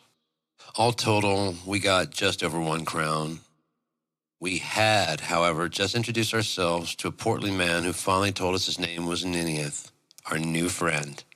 He'd bought this store when his father died. It was about to go up for auction when he gathered the money by doing business with a thieves guild. For 1.5 years, he screwed thieves out of gold only to turn around and sell their items at actual value price. He finally turned a profit by treating thieves as nothing but simple pawns. He learned pretty early on not to give his name nor ask for names, and he learned how to spot the thieves he shouldn't deal with and which he should. And apparently he's always had a good feeling about Alton and I, and we didn't want to know any of this bullshit he poured on us nonstop. Nevertheless, we had to listen if we wanted to trade with the only shopkeeper that we knew in Argus that was willing to deal with known thieves. Alton was already in auto-listen mode. I had seen that arm-fold, unfold routine several times throughout the years. 3, 2, 1, now unfold. Now hands to hips. Yep, auto-listening. He used to do it to the lecturing elders back in Morrington, and I hadn't seen it for winters. I almost burst with laughter, but I played it off as a cough. Niniath even came over to pat me on the back, which actually helped the barrage of words to stop. We walked outside, and just like after the elders' lectures, Alton immediately suggested some new way to bend without breaking the rules. Obviously, we'd do it. Who wants to die without stories to tell? It was nighttime in Argus, my favorite time. My time. Where and when I practiced being the shadow. Now I looked out from within it, seeing the mist of the void everywhere along the edges of my vision. I'm starting to believe that the shadow and oblivion are one, universally tied in the void we call reality. I sat on my perch looking down on the Fighters Guild from atop a near building, knowing this would be the last time I could bear to talk to Ellen. The whispers of the void disappearing as my fate drew me out of the shadows. I eventually jumped down to find Althan. "Get what you need?" he asked, leaning against the building and digging dirt from under his nails with his waist dagger that looked almost as if it was designed for the task. The garrote in the hilt gave away its true purpose. I ignored him and walked straight to the strong wooden guild doors and quietly entered. I signed Welland's name to the list of the fallen, with sorrow filling my heart so strong as begging me to leave this place. Welland died on his first hire for a scumbag like me. 33 gold, I wrote in the book. It was customary to list the hire's name. I'm not that stupid. I signed it I. I thought it was poetic. Welland would have liked it. I thought you said half share, Althan's voice coming from above me in this grand entryway which accompanies every fighter's guild. If you've been in one, you've literally been in all. Think about it. They aren't dealing with necessarily the brightest lights. Anyone can join. 3 winters of training with the guild and you can get a job in any town as a guard. No adventures, no risks, and full citizenry benefit. Is it really any wonder that most citizens join the Fighters Guild? Or that there are so many guards here, being able to handle and defend themselves in this rough world of brutish men? There are barracks and privacy rooms for high enough ranking soldiers, at least in Argus. And there are apartments for couples, if you make it past your 6th year. They're given enough room and food for themselves, their spouse, and 1 child. Enough for a life of your own and one beyond. And, I sneered. Althan landed quietly, almost impossibly, next to me. I may have heard his laces tightening. Maybe. "So, 1,300 gold 4 ways," he started. 2 ways, I finished for him. He nearly gasped with fury, loudly. That hit definitely landed.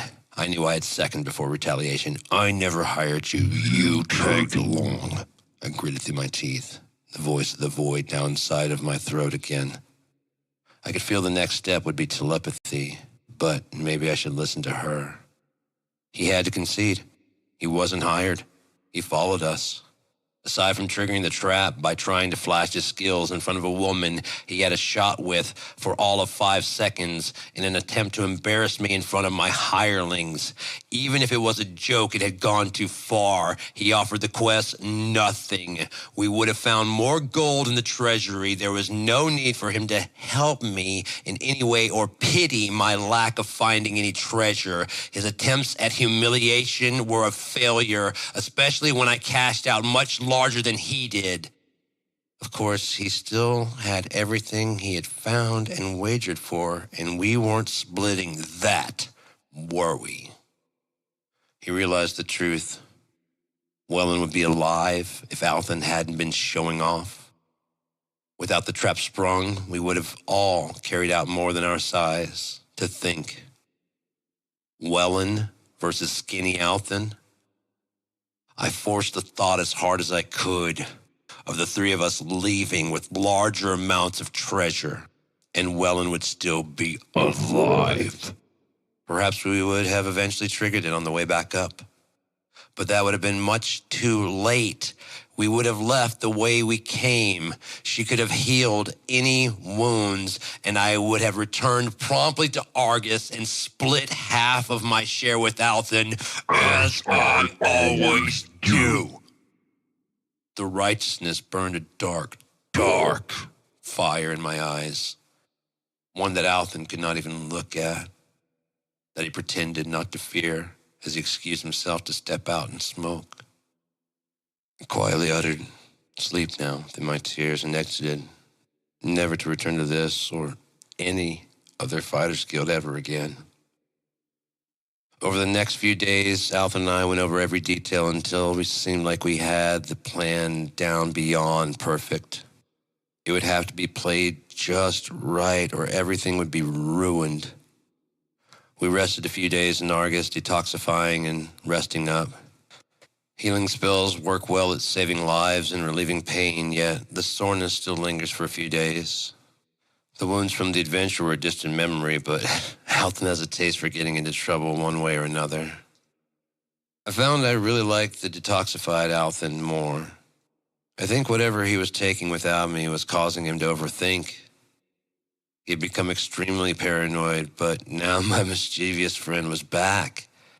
We picked pockets cleaner than our newly found sobriety. We defied the brothers in their own backyard. We'd escape by diving into some sewer off one of the many locks and dams between Near and Far Dock. Some weren't as deep as we thought, so we rested a few more days. When we finally headed out, exiting through Far Dock, we veered somewhat to the northwest, closely following the Marprin Mountains. Instead of crossing at Varian like we would when we returned from Weston, we, for the first time together, headed toward the Northic region of Unia. I've long wanted to go. They do not play around. Mostly fighters and clerics live up there. You have to be of a certain hardy strength in order to just survive. Magic is frowned on, similar to Morrington's belief of suffering, making for a better afterlife, only the Northics do not tolerate thieves. Now, I've seen a lot of things, but I've never seen any proof that our Maker has any use for us after we die. Either way, that is our Maker's prerogative. Still, I have seen no proof, therefore my beliefs are of no consequence. Maybe we'll get to see Tulak Mimna, I suddenly blurted out as the Marpin Mountains' feet drew near. See what? Alton asked. Finally, I stumped him with something he doesn't know. The Hollow Mountain? I said, giving him a payback look and smiling. Then why didn't you just say so, you pretentious prick? Alton laughed. Oh, I'm sorry, I said, clutching at invisible pearls. Did I thwart your quest for the Book of Poor Saggy Knees, you fucking asshole? We were kids again, just loving life, laughing and giving each other a hard time. This path we chose only has dirt roads and threats of mining settlements. People were sure that the dwarves must have missed something. Someone somewhere is always searching for a forgotten treasure or two. With lingering moisture in the air, a little bedroll inside of an actual structure would be welcomed right now. Some loose wood to construct a lean-to would also work. Anything to keep our heads and bodies from being pelted by this near-incessant rain that lingers this close to the mountains. The Marprins are actually attached to Tulak Mimna at both the northern and southernmost peaks. They jut out of Porkdoon's Folly, which is fed by the Dalen River. It reaches back some 70 marks from the Folly to the Twice Great Maw. We had traveled 10 days so far, but still had 5 days until we reached Porkdoon's Folly. Then it was just another day backtracking through the Drallo Valley between the Hollow Mountain and the Marprins to a small hamlet called Soleus' Solace. It should be obvious, but at one time a captain named Porkdoon decided to take the Dalen River, hoping that a settlement would be at the end. One that would be happy to see all these Northic goods, us being so far removed. By the time it was too late, there was clearly no settlement that they could see.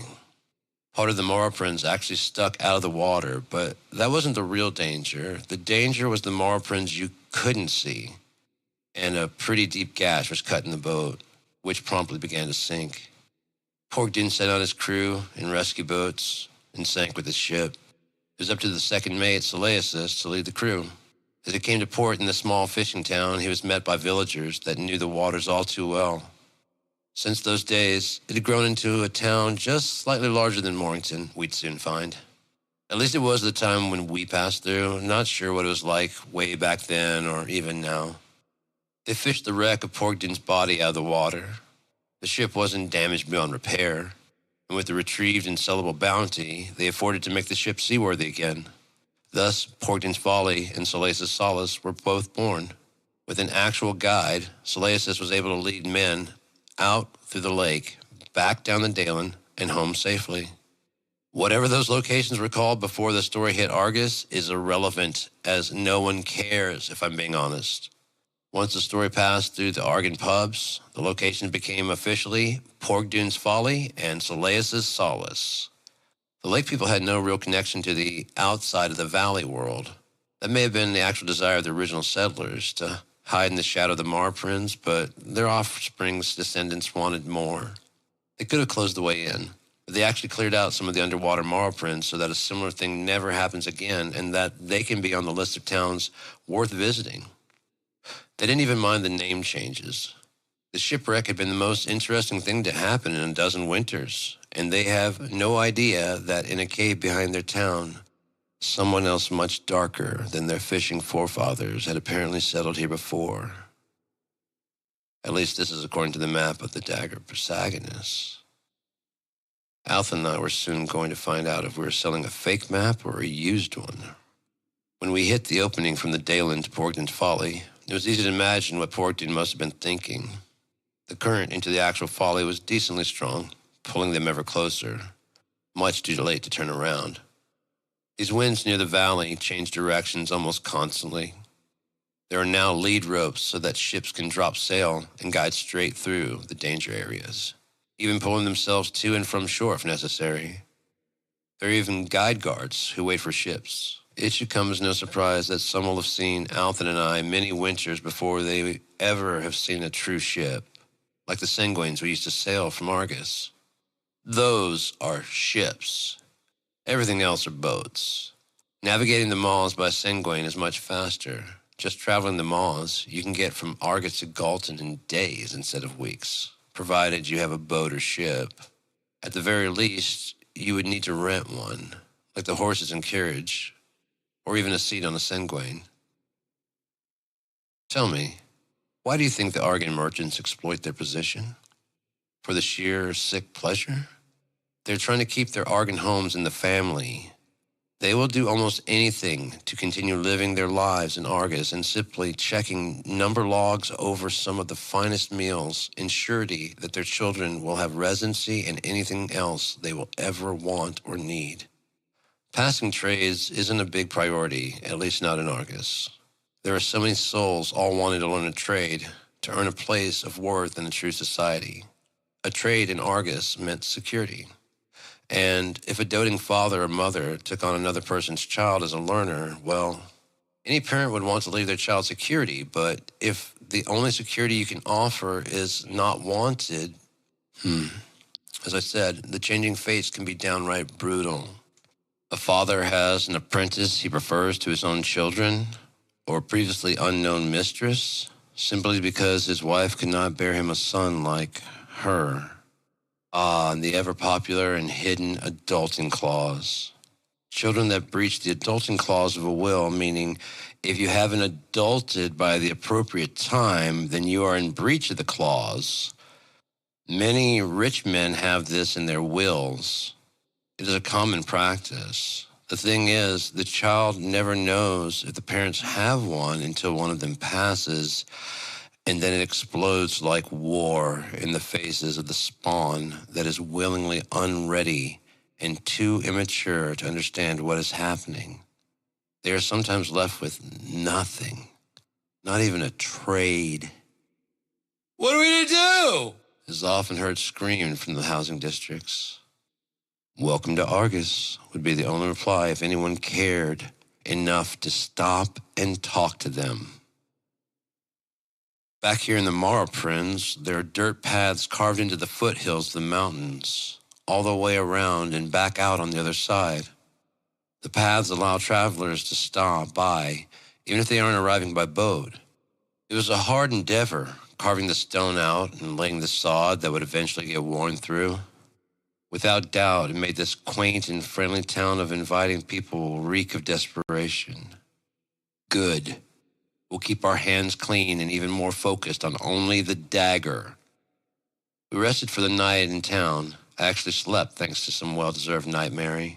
I heard Alton leave and return some hours later. Not sure what he did, but he didn't get high. I would know the smell, trust me. He did have some tobacco, apparently, and traces of a woman. Of course he did. I went back to sleep. At dawn, we woke, went downstairs, and had breakfast in silence. The gear in here was especially good. We made sure to grab plenty of leaves. Okay, we bought them out.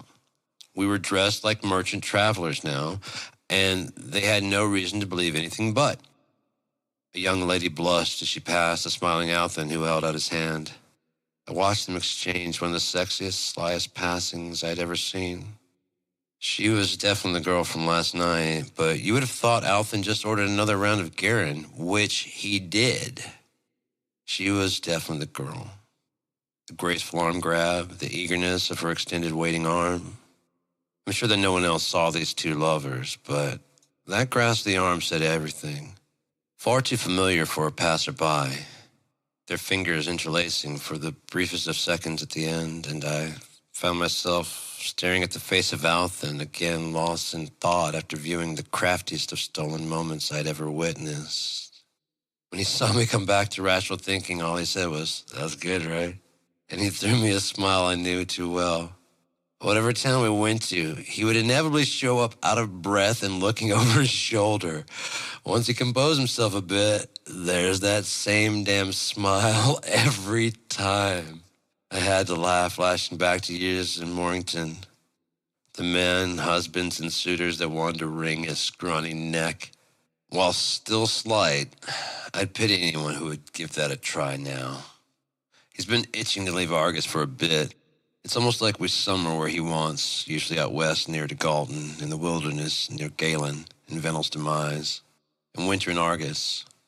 What can I say? Winters in Argus are so mild, so perfect. Althan prefers the summers of the wilds near Galton, but Galton just pisses me off. I don't honestly know exactly why. Trust me, it's a list of reasons.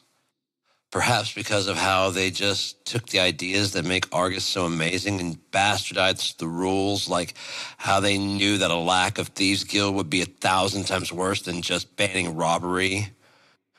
With no formal guild, things would be very bad. So they created a Both Guild that is in the pocket of the highest bidder, which helps to continue the stereotype that our rules are full of shit. It wasn't Galton's fault, let's be completely fair. They didn't have the force to make the Thieves Guild do anything, unlike Argus. Because just like almost everything else about Galton, it was do now, think later. All the thinking was already done in Argus. Galton was always in constant fluctuation. Warring politicians throwing feces at each other just to be able to control all of Galton for a decade. What a stupid idea. Basically a king for a decade, which had the possibility of unbalancing their version of Table of Decision. My life isn't even as short as humans, and I wouldn't want to know what these wicked men could get up to in a decade. Then there's the fact that if it's good for Galton, despite how immoral it may be, you may get another 10 years. In Galton, there's arguing, non-stop arguing about who did more, who gets what, and why. There were at least 4 town criers as soon as you entered Galton. If you don't like the news near your house, you'll probably like what you hear near your favorite pub or your job. It couldn't be more ridiculous if it was played out with puppets, which is probably why you don't see many jesters here. The simplicity of a puppet show can get the truth across quickly, even to the smallest of minds. All I could think of was the poor children growing up without puppet shows. It's a damn shame, I say.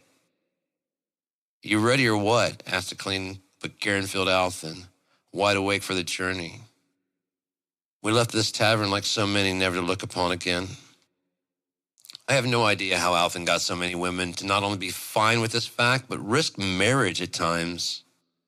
I never want to know. I mean, I know what I want. I want to do this quest, get paid, move to the next job, and on and on and on until I buy a home in Argus where I can settle down with a wife. I am not inexperienced, don't think that. I just have been so focused. On what? Althan asked. I was talking out loud again, apparently. This quest, I spoke. We must be like the shadows. We cannot leave a trace if this is going to work. Alton just rated up his gear and gave me a, yeah, that's the plan look. He bought it. I know when he doesn't. We only had about 40 or 50 marks to go at most, so no need for horses, especially not to just drag a knife back.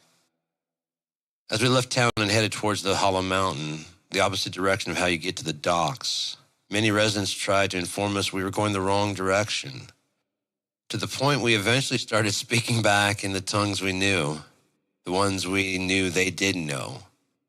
They just assumed we were stupid foreigners and we would get turned around eventually. Ahead of us was the Tessel Forest. And while these trees were big, they were no Tessel trees, not by a long shot. This is a human's idea of what the Tessel trees must look like, having never ventured within 150 marks of Creed, much less Therawill. Beyond the mockery of Tessel trees is the cave we're looking for. Pretty smart hiding place, actually. Stash your goods in an abandoned dwarven mine, letting the dust of time bury it. If this is even real, of course. The trees gave everything a fresh, almost piney smell all the way back to town. The scent was broken by Alton's tobacco pipe. My first instinct was anger, but knowing how badly he probably wanted to get high, what was I going to do? Take even this last vice from him? Like I control anything he does? Eventually, the stony path we followed out of town broke into three directions. Left around the lake, right around the lake, and an unfriendly dirt path through the trees ahead in an ever upward and meandering ascent. After several marks, we were expecting a cave entrance we'd have to find, or perhaps just a hole in the mountain crudely dug. This was crafted. It resembled pursed open lips, some of the finest crafted stone I'd ever seen. Not an intended trace of a vulgarity in the design, but I'd bet money someone had something besides respect for this wonder. Definitely dwarven in origin. It must have been a runoff spout where the water that melts from the top of the mountains trickles through the caves, feeding the plants, cleansing the sewers, and empties out here. It was a good 2 horses from the actual ground, suggesting that in the days of Tulak Mimna, this entire town was underwater, as most of this last part of the journey was uphill. Suddenly, the Tessel Forest made sense. The trees grew tall with so much dwarven fertilizer. It's just a guess, so I won't take my theory back to town. Besides, it might give away this location, and honestly, we never truly explored the entire place. It could lead into the Hollow Mountain. What if we need to return someday, only to find this place now guarded? I boosted Alton to the lip with a bit of a throw. He disappeared inside for a second, re-emerging with an anchored rope. I quickly climbed up to him, where he grabbed my arm and pulled me most of the last bit. I couldn't help think of her, the dream. I rolled up and hastened to my feet. The lips directly behind me now, and Alton further ahead. I stood in the perfectly square, chiseled flat overspill that was wider than my arms could reach and much higher than I could touch. It was a slight incline for 30 paces before a much sharper slope. By the dust, this runoff has been dry for decades, if not centuries. Perhaps no longer functional due to... The fuck?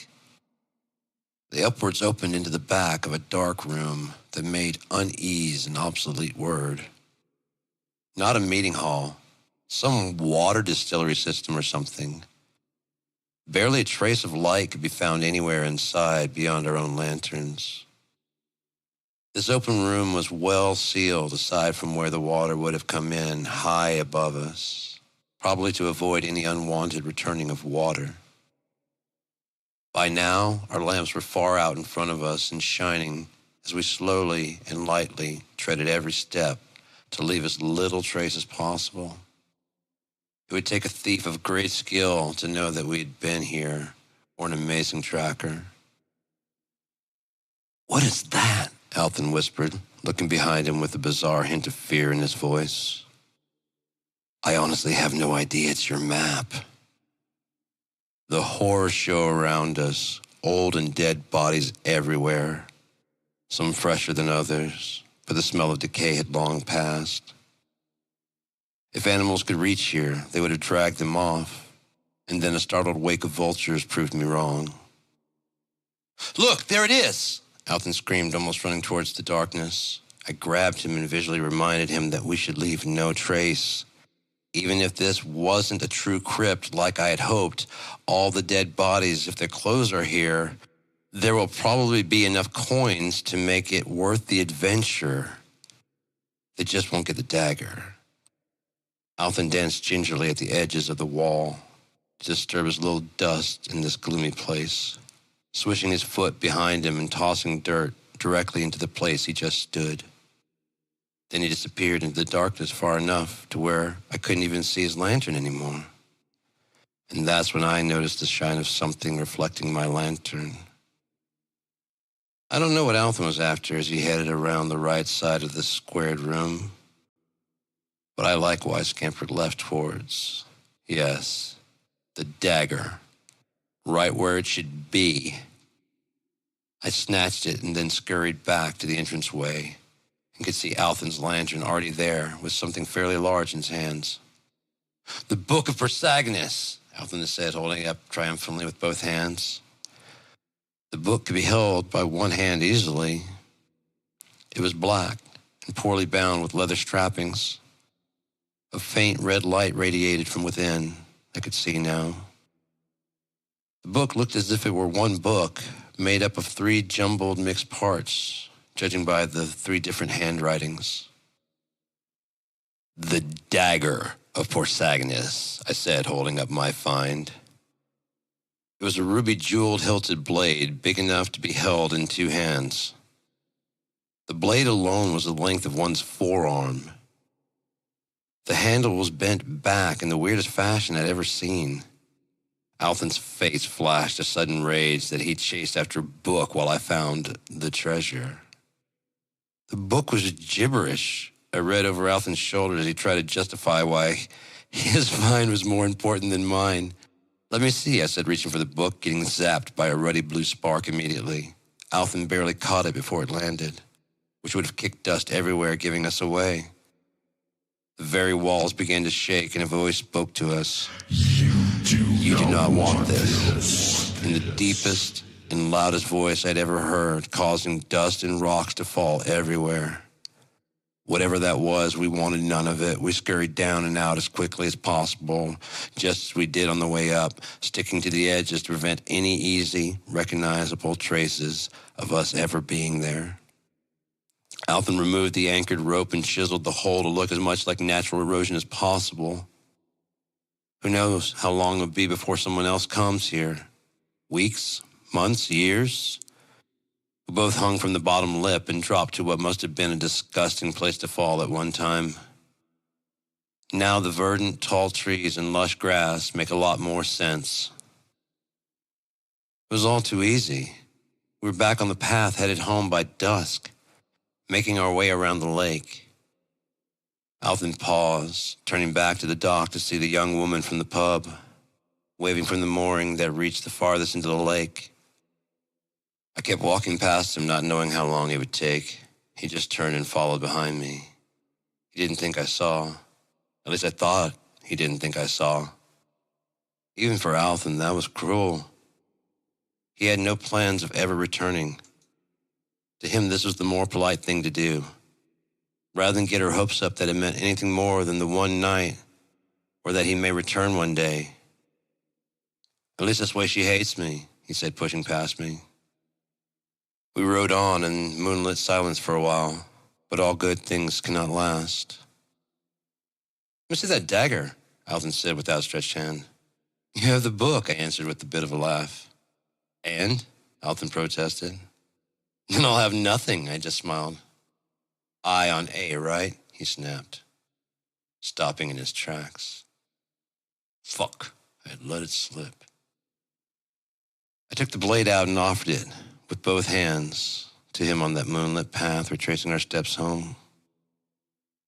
He waited a few seconds before taking it, then held it and smiled devilishly. Gripped the bent hilt so that the back of the blade lay flush against his forearm, ready for the kill. He was holding the blade, as I can see now, the way it was designed. See the blood? He said, wiggling the blade up and down in the moonlight. A little afraid, I leaned in to show him that I trusted him. Sure enough, what I thought was rust was actually accumulated, crusting blood. To be fair, we were in a dark room getting yelled at by a disembodied voice. Anyone would have thought that it looked like rust, and I hear that blood has iron in it, which is why it tastes like that. So, if it were this blood. Fuck, he's good. Look how it sits on there. The angle of the splash, the wear patterns, he sneered. You know what that means? I shook my head no. That means an emotion for me to lean in further, which I trustingly did. It was only used like this, he screamed as the upper sliced under my throat, grazing my neck close enough to give a paper cut from collarbone to opposite jawbone. You understand? You get it yet? Alton screamed, echoing through the wilderness. We stood there in shared silence for more than a few minutes. Does this place have a name yet? He asked and began weeping. These woods? I asked, having not even flinched or moved from my bent-over position, now standing myself upright. Alton placed the dagger in my hands forcefully enough that it almost nicked my thumb, my fingers gloves, leaving the tips exposed. I just held it the way I had previously thought it was supposed to be wielded, the ridiculousness of it now so evident. But holding it this way was more like resenting it, and then he brought it to his own throat while looking deep into my eyes, and I pulled back on the blade with my other gloved hand firmly around the blade's end. I stood fully upright, a few inches taller, more muscular, and stared into those dark eyes that were once a fairly beautiful green.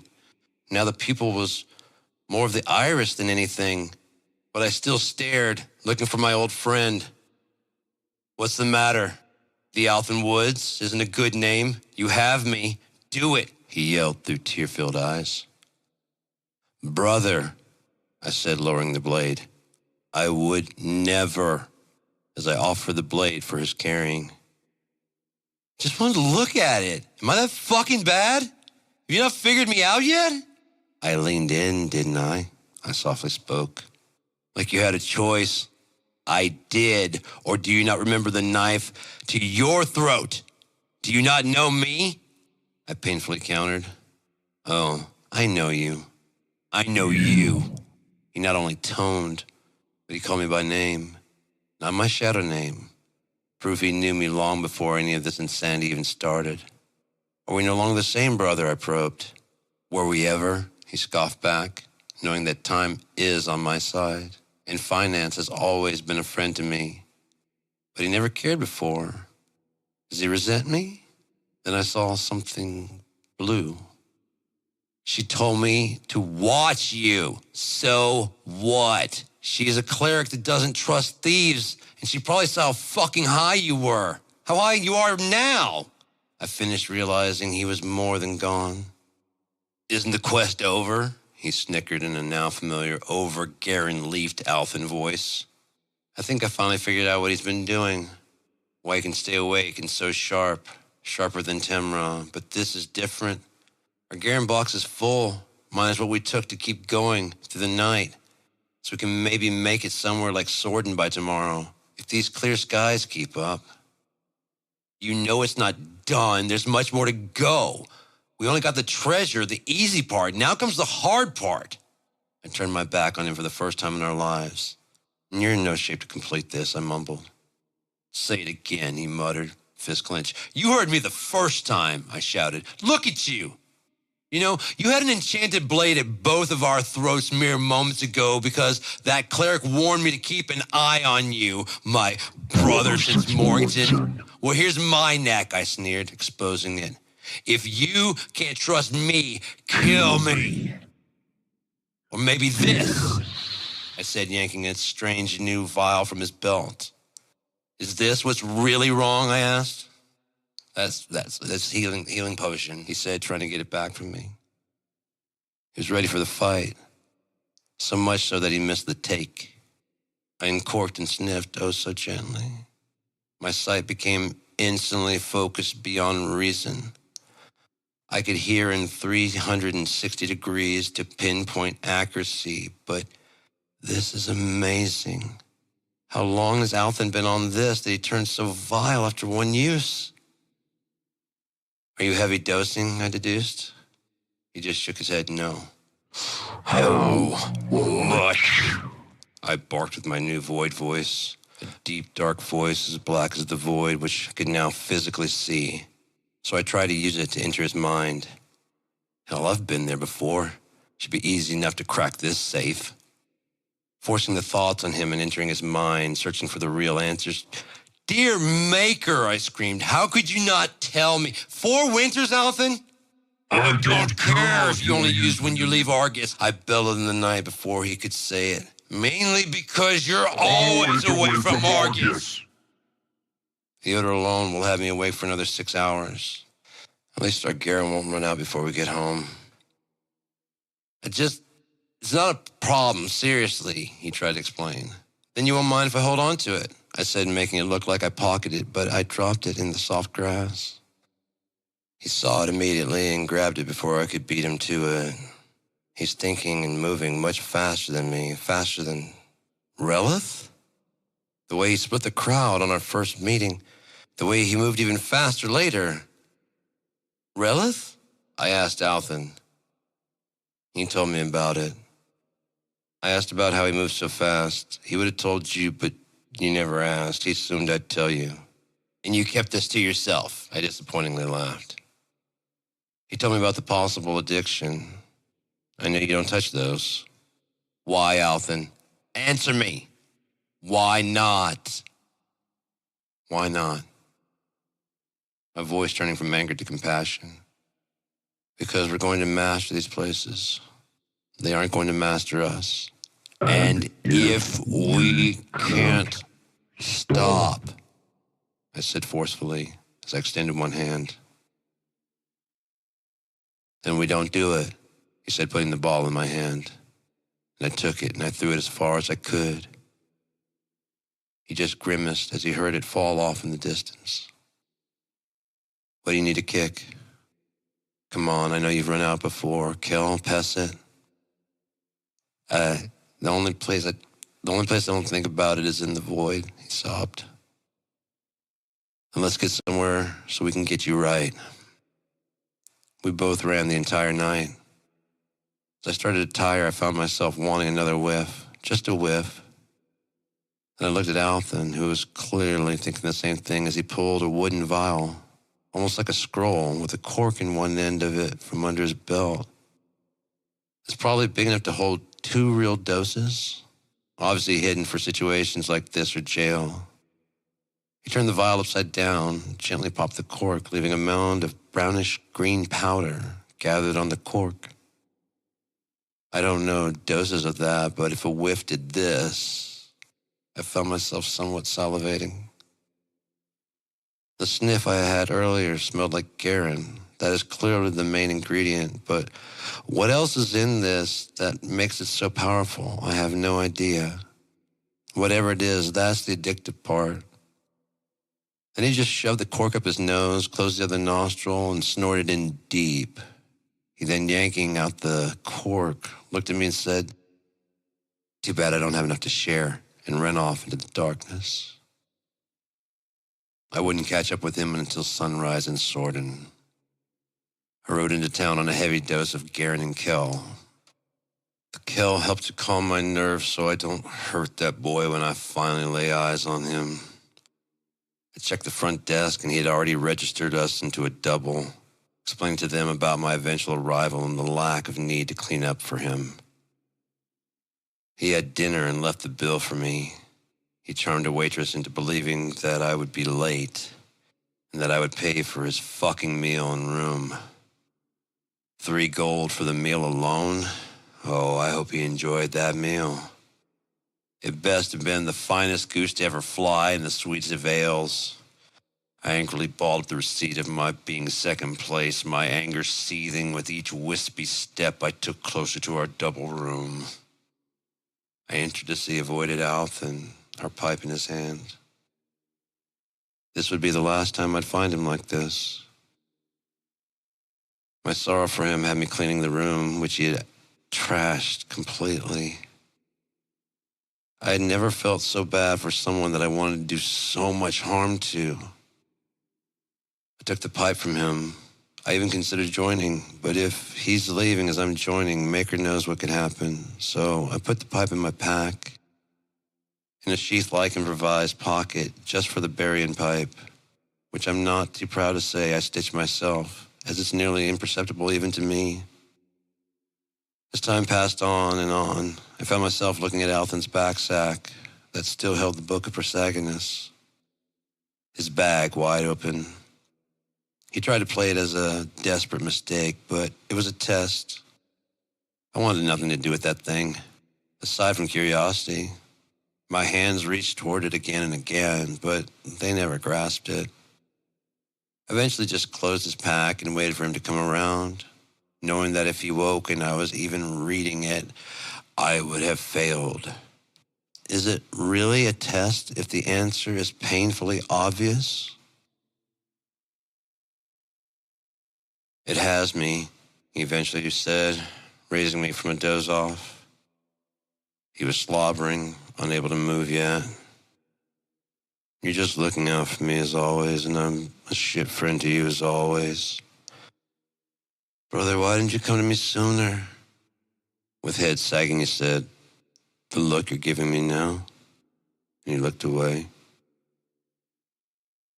It wasn't that he was trying to learn something new and be better than me. He was trying to be a better thief and lost control. He wasn't hiding from me. He was protecting me. I broke down. Althan was now able to slowly move. It's better this way. At least she hates me, right? He said, heading towards the door with a bit of a dead leg limp. Where are you going? I wiped my eyes. Hungry, he replied as he exited the room. We found a good spot to eat just as the kitchen was getting ready to close. I always hate that. They smile at your face, but they may do Maker knows what to your food. I always profusely apologize and leave a fine gratuity before the meal is served, to at least make them regret tampering with my food. It just won't happen, or at least it won't ever happen again. Althan's approach was, eat what you want. If it's not good or you think they may have tampered with it, just leave. Don't pay. Not one penny. I see those all as debts to the Maker, and I don't want to cash out in debt. That's why the Brothers of the Hood was so blindingly attractive. Something to believe, rational beliefs. It all made sense, at least with the life I want to live. I guess we all believe what we want. If we follow the Both rules, we would be no more detrimental harm than the common mouse to the average house. Sure, you can kill the mice. You can poison us. You can get a cat that you must feed using more resources than if you just let the mouse nibble on the leftovers. And unlike mice, we tend not to carry disease, and we clean up after ourselves so that no one knows we were even there. So which would you kill? Do you even understand how many things people accumulate? Basically, 5 summers from now, you'll find a dust ring where what I took used to prevent accumulation. Now there's only dust in its spot, bathing in a sun shower. You don't even remember what it is, do you? Maybe a vase by the shape? Was it that statue from your wedding? You only know it's gone because of the fact that it is gone. That is the Brothers. It's what it meant to me. So this is where we do it, Althan asked, somewhat jumping the point. But if one were looking at a map of Unia, it made sense, actually. Not a far travel. Sorden has its own guilds. We'll never cross paths with the Mark or their hirelings. Now, we just had to find the right Mark. We could formulate a plan. Screw it. I'm just going to let the drink take me, and I'll sell off the map to whoever buys it. Again, Alton and I looked like merchant travelers, and not very good ones by now. The next night rolled in. The inn lit up with merriment and laughter of weekend revelers. And after several drinks, I was even moving table to table, getting to know everyone. Careful not to divulge anything. Careful not to let my hood reveal my ears. Alton remained surprisingly still and slightly ill back at our table from earlier, riding on Kel and Pesset, nearly passing out occasionally. This table soothed him, he said. As long as he wasn't fucking this up, I was fine. I eventually found the right target, not the buyer, but the mouth that would tell the whole place. I invited him to our table and ordered drinks for everyone. Alton alone didn't touch his. I gave my whole pitch about how we're merchants from Argus and we bought this crazy treasure map for only 5 gold. Now we're trying to sell enough merchandise to be able to afford to create our first hire and go after it. How we haven't had a lot of luck, and at this point, honestly, we'd just as soon get rid of it if the price were right. I slammed back my ale, waiting. Blabbermouth excused himself to piss, but we knew, and both just nodded. Alton finally sipped on his drink. We could hear the tavern buzzing, hushed tones, Dagger, Porkden's Folly. The bits were everywhere. I was brimming with pride on the inside, watching it all work, and stone, drunk-faced on the outside. 2 large men came up and saddled up with Alton and I. You have something you need to get rid of, we hear, the first one said to the other. Yup, said the second one. The money man, if I had to guess.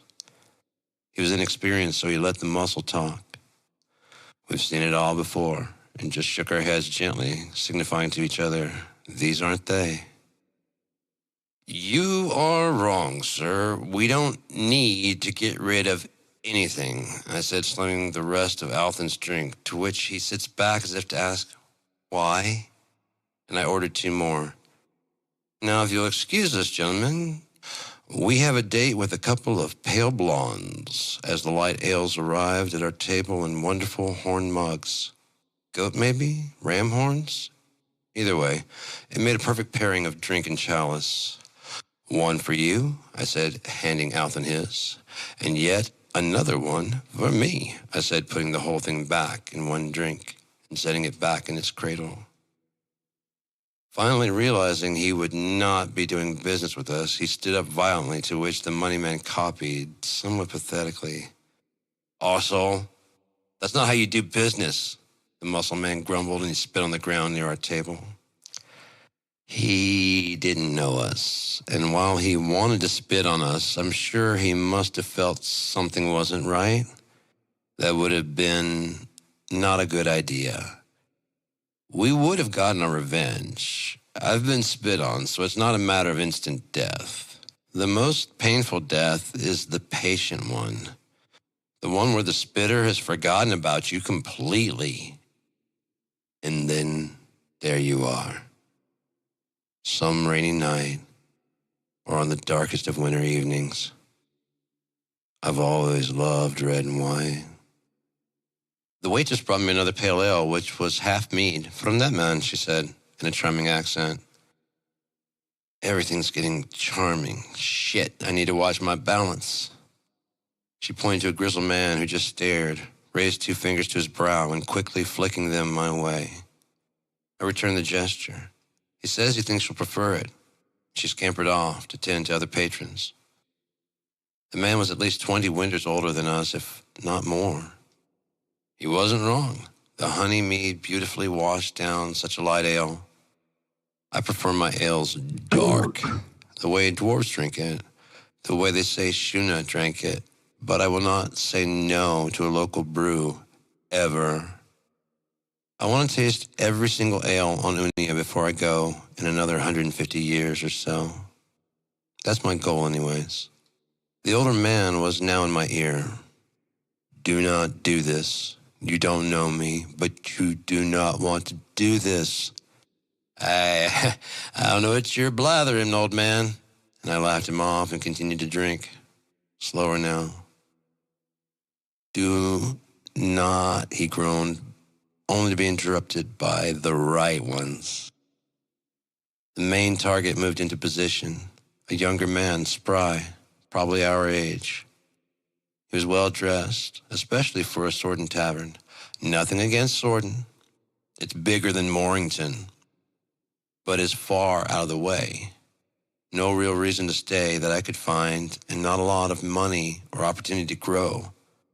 Their guilds were pale shades of Argus's guilds. Not that you couldn't get great training, I just doubt their fighters could last long against a true Argon fighter. Against the general public, absolutely. The Clerics Guild here promoted people to leave, to learn the truth of Unia, to experience temptation. Needless to say, the Clerics Guild got the least of Sorden's taxes.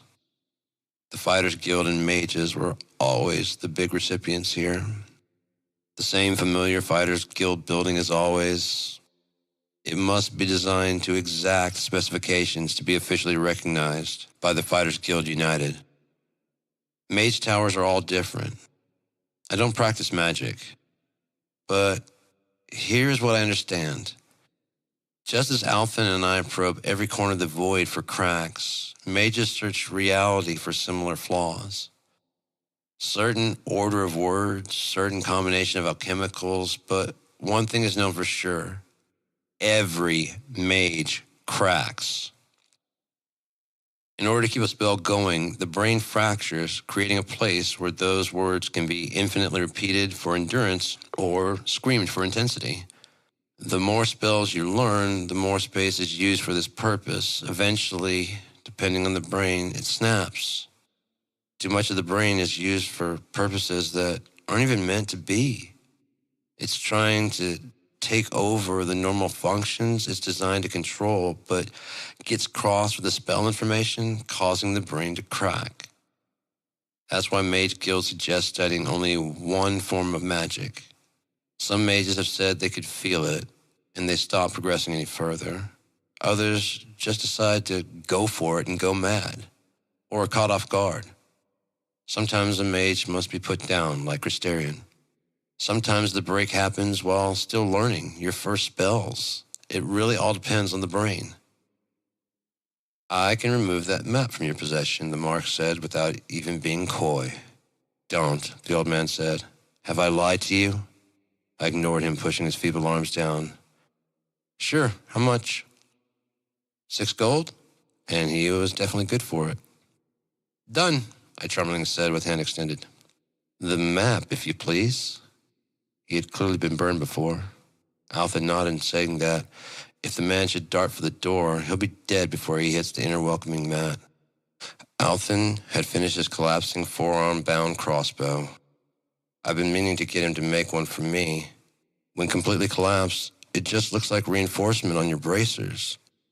So I hand the man the map, prying my arm from the old man. No, he grumbled. Too late, old man. The deal is done. You had your chance. You could have bought it yourself, I drunkenly replied. The Mark smudged the lines and found no charcoal. He held it to the ceiling candles as his friends tried to properly size the two of us up. Finally convinced it was real, he then tossed us a bag with 6 gold that I tossed to Althen, who double-checked and just nodded, returning to his drink. Hey, Mark said, walking away with his 2 friends. How do I know this dagger is still there? In unison with Alson, oh, you don't? Only Althen said, oh, it's not. My eyes bulged. The old man cleared away, knowing what was coming next.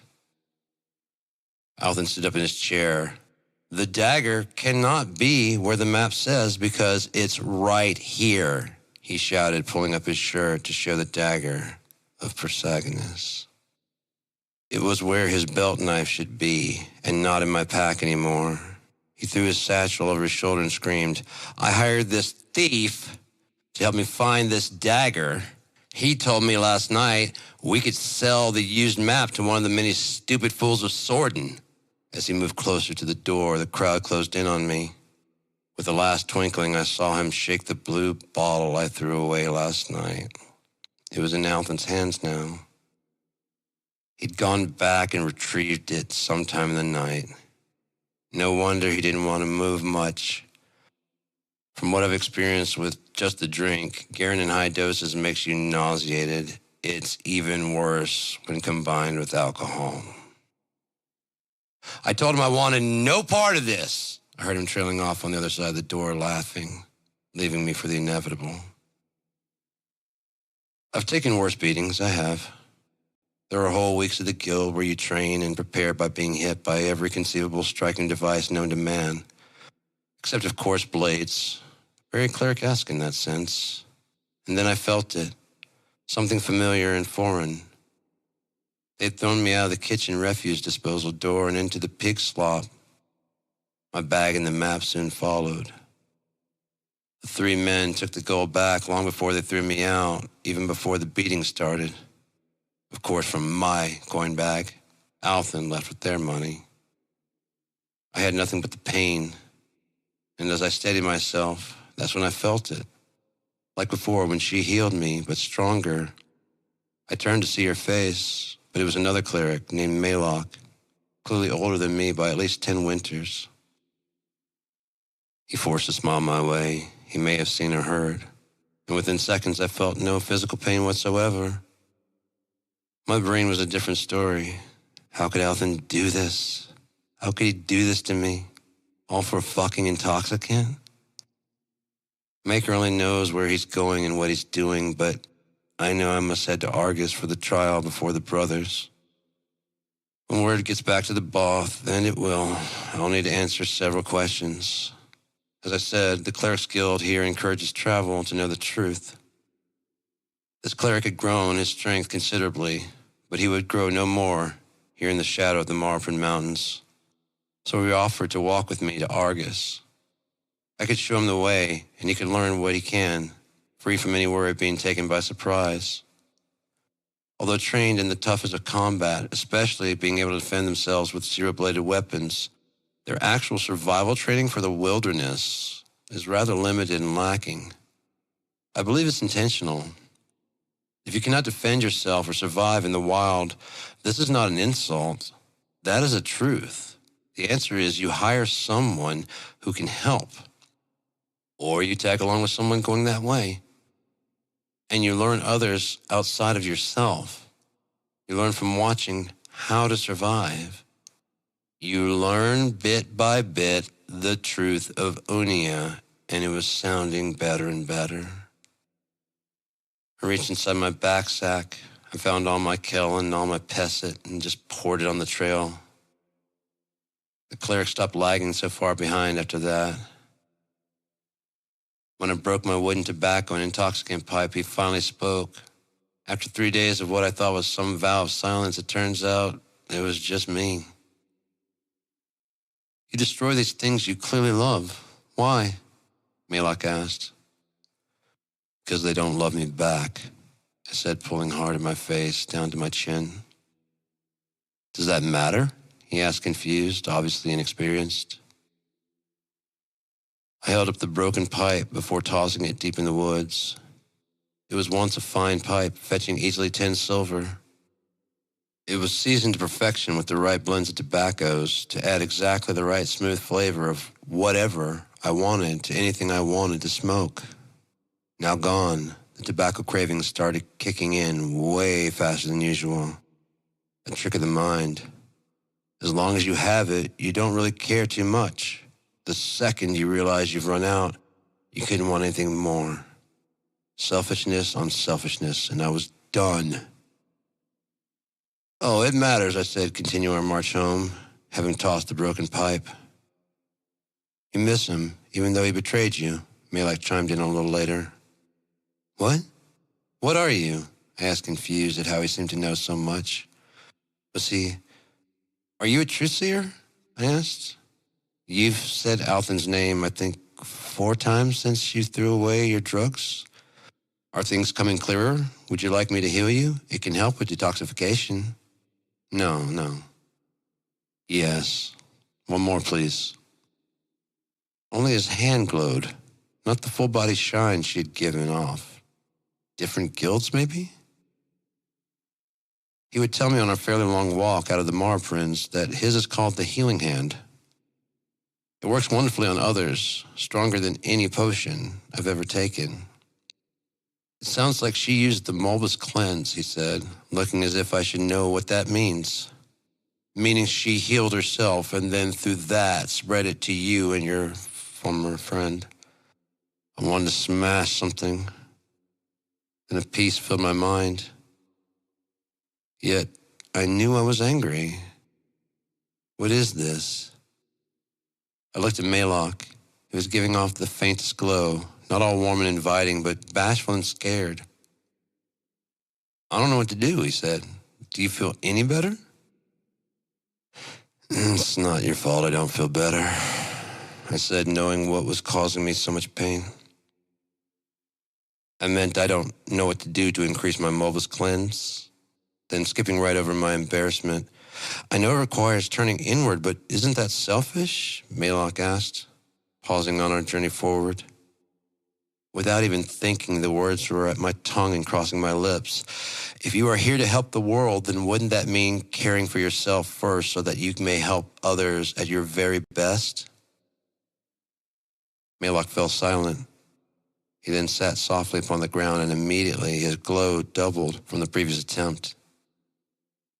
Still not what she could do, but it was also only a matter of time for him as well, even if he seems to be starting a little late.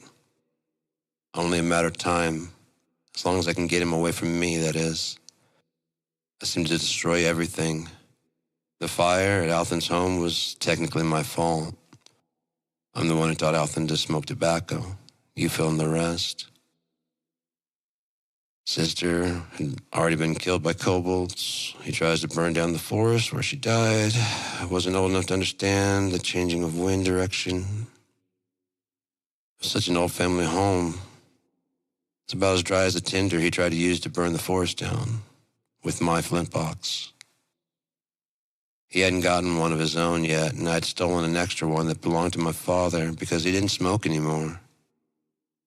His was the family flint box, handed down from father to son, and Alfred needed one of his own, and I didn't need two, and the family flint box was a beauty. Indirectly, it was my fault. Without even realizing it, we were arriving at Argus's tourist trap, Far Dock. It's the most populated and best guarded. I hated it. Maylock was a kid in a sweet shop. He barely said goodbye as he darted towards a cleric guild. Must have been 3 times the size of his guild in Sordon. I wouldn't see him again for several winters. I took many hires that needed clerics. I always hoped to run into him, but he was never there. Maybe he saw me and backed off. Either way, he probably knew that I was poison. Truthful and deadly poison. But here at the first coming of the thief and the cleric, I was finding myself once again alone. Relic just touched my shoulder for comfort in the back of the Guildmaster's hall weeks later. He apologized for introducing Althan to the Garen powder, Uriel, which was refined through disgusting means, I'd find.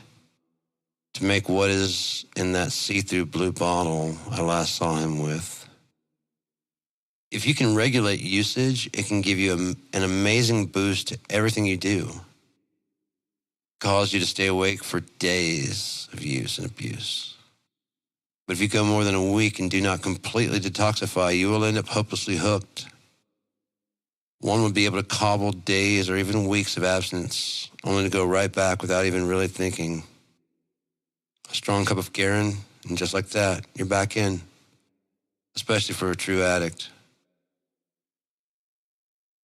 One use and you're basically an addict that can maintain. If you didn't take a break, you would end up like Althan, a complete slave to Uriel. One thing for sure, it wasn't Rel's fault. Had I asked, he would have shared the same information with me. And that one small sniff left me wanting more, still. The only change would be that I would have seen Althan earlier. And that's when Relith delivered a blow I never saw coming. There was going to be a full inquisition into what happened in Sordon, not just an internal investigation from the brothers. No thief in the last 100 years had been brought up on charges, not from Argus. The humiliation setting in, I immediately turned myself over to the guards per Both rules. They had no names to go on, but I informed them that I am whom they are after. Your name, a guard asked. No, I said with the help of the void. I'm returning back to normal, but I will prove it is me you seek, once in the safety of Argus's prisons. And believe it or not, prison here is better than the freedom of popular opinion. Much safer. The table of decision only wants safety, commerce, and happy citizens. Truth is often sacrificed, but at least their justice is swift. You can burn on a pole for days out there. But here inside the safety, I told everything. Things that only I or Alton would know when I, faced our accuser. Argus is the most peaceful tinderbox you have ever seen. Races that hate each other live and work in peace. Some biases are destroyed, others reaffirmed. But that has always been Argus since the creation of the Maws. As I've said, not to sound like a history book, but Argus was the first massive human settlement. Elves took it over in the middle of the First Era to stop human encroachment on the woods. Venturians took it back.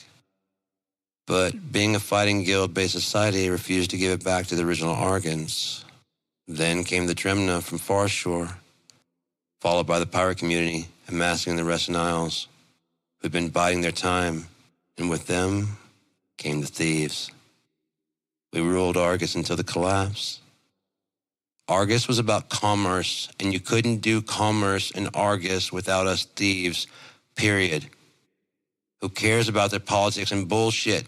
Their success completely hinged on what relationship they had with the Thieves Guild. Then there's the destruction at the creation of the Moss. All that the thieves could honestly do was afford to hire anyone who could help rebuild. Archmage Corlin designed the locks and dams and waterways that helped span the Maw, creating such changes as to actually create currents both coming and going from the inland sea. It truly was a marvel to behold. This was the Mage Guild's contribution, ensuring them a seat at the table of decision. The Fighters Guild provided the muscle. They moved all the stones with hardly a loud complaint. They built all the waterways for an equal share at the table of anonymous decision. Their only condition was that no magic was to be used in the construction. They wanted nothing to control Argus that they themselves could not understand or control.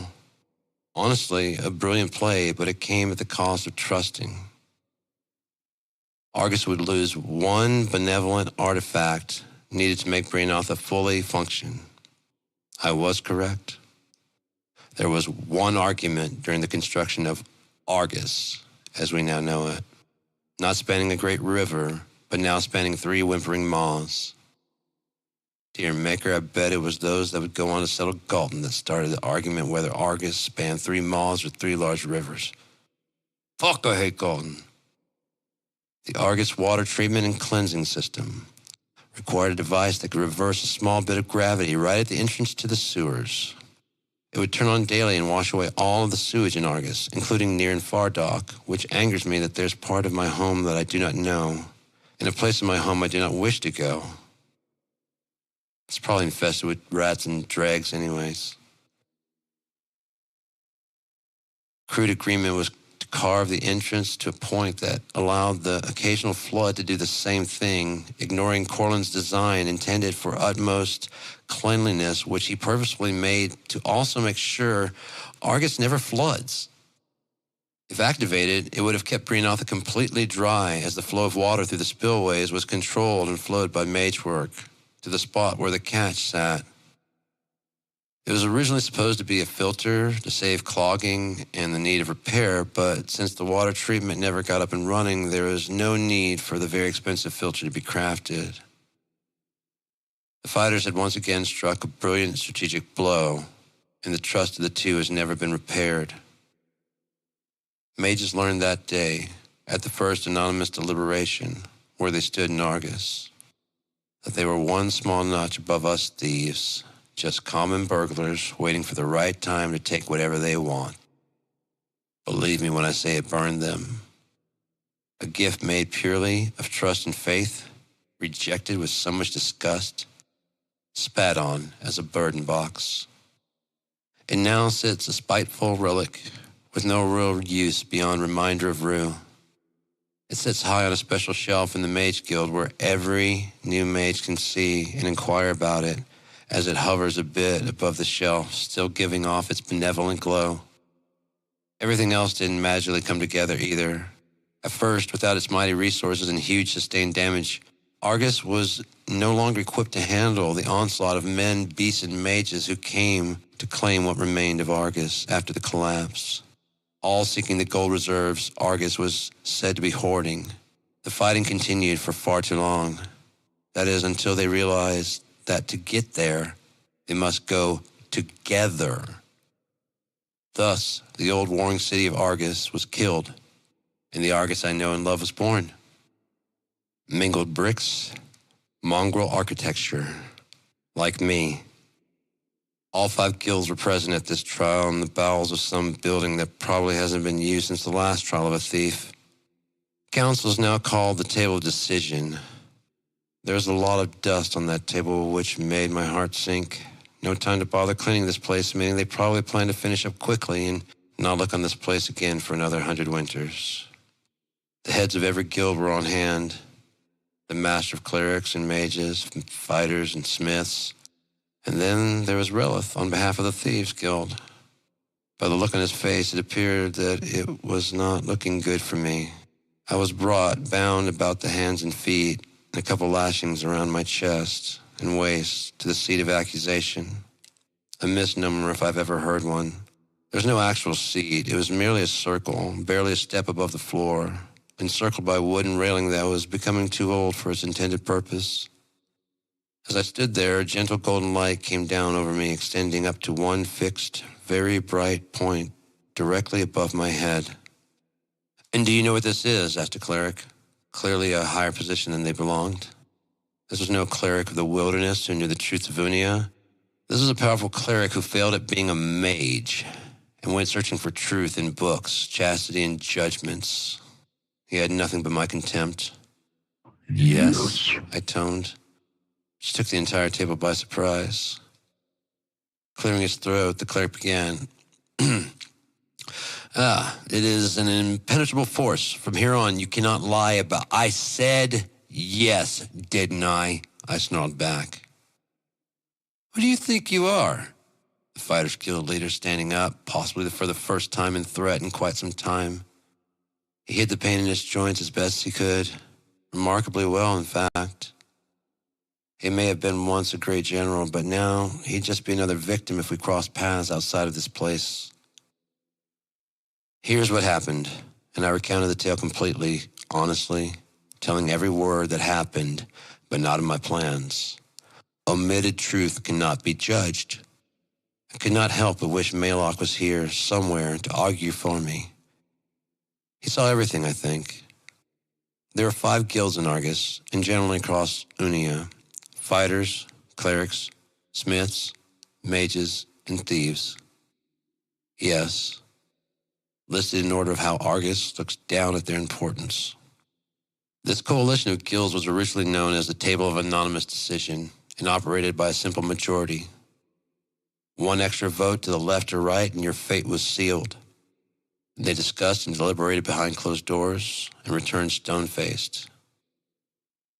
No matter the verdict, it was agreed that the head of the Fighters Guild would always hand down the sentence or declare innocence. The guilty sentence was often carried out before the victim could tell, even by facial expressions, who voted which way.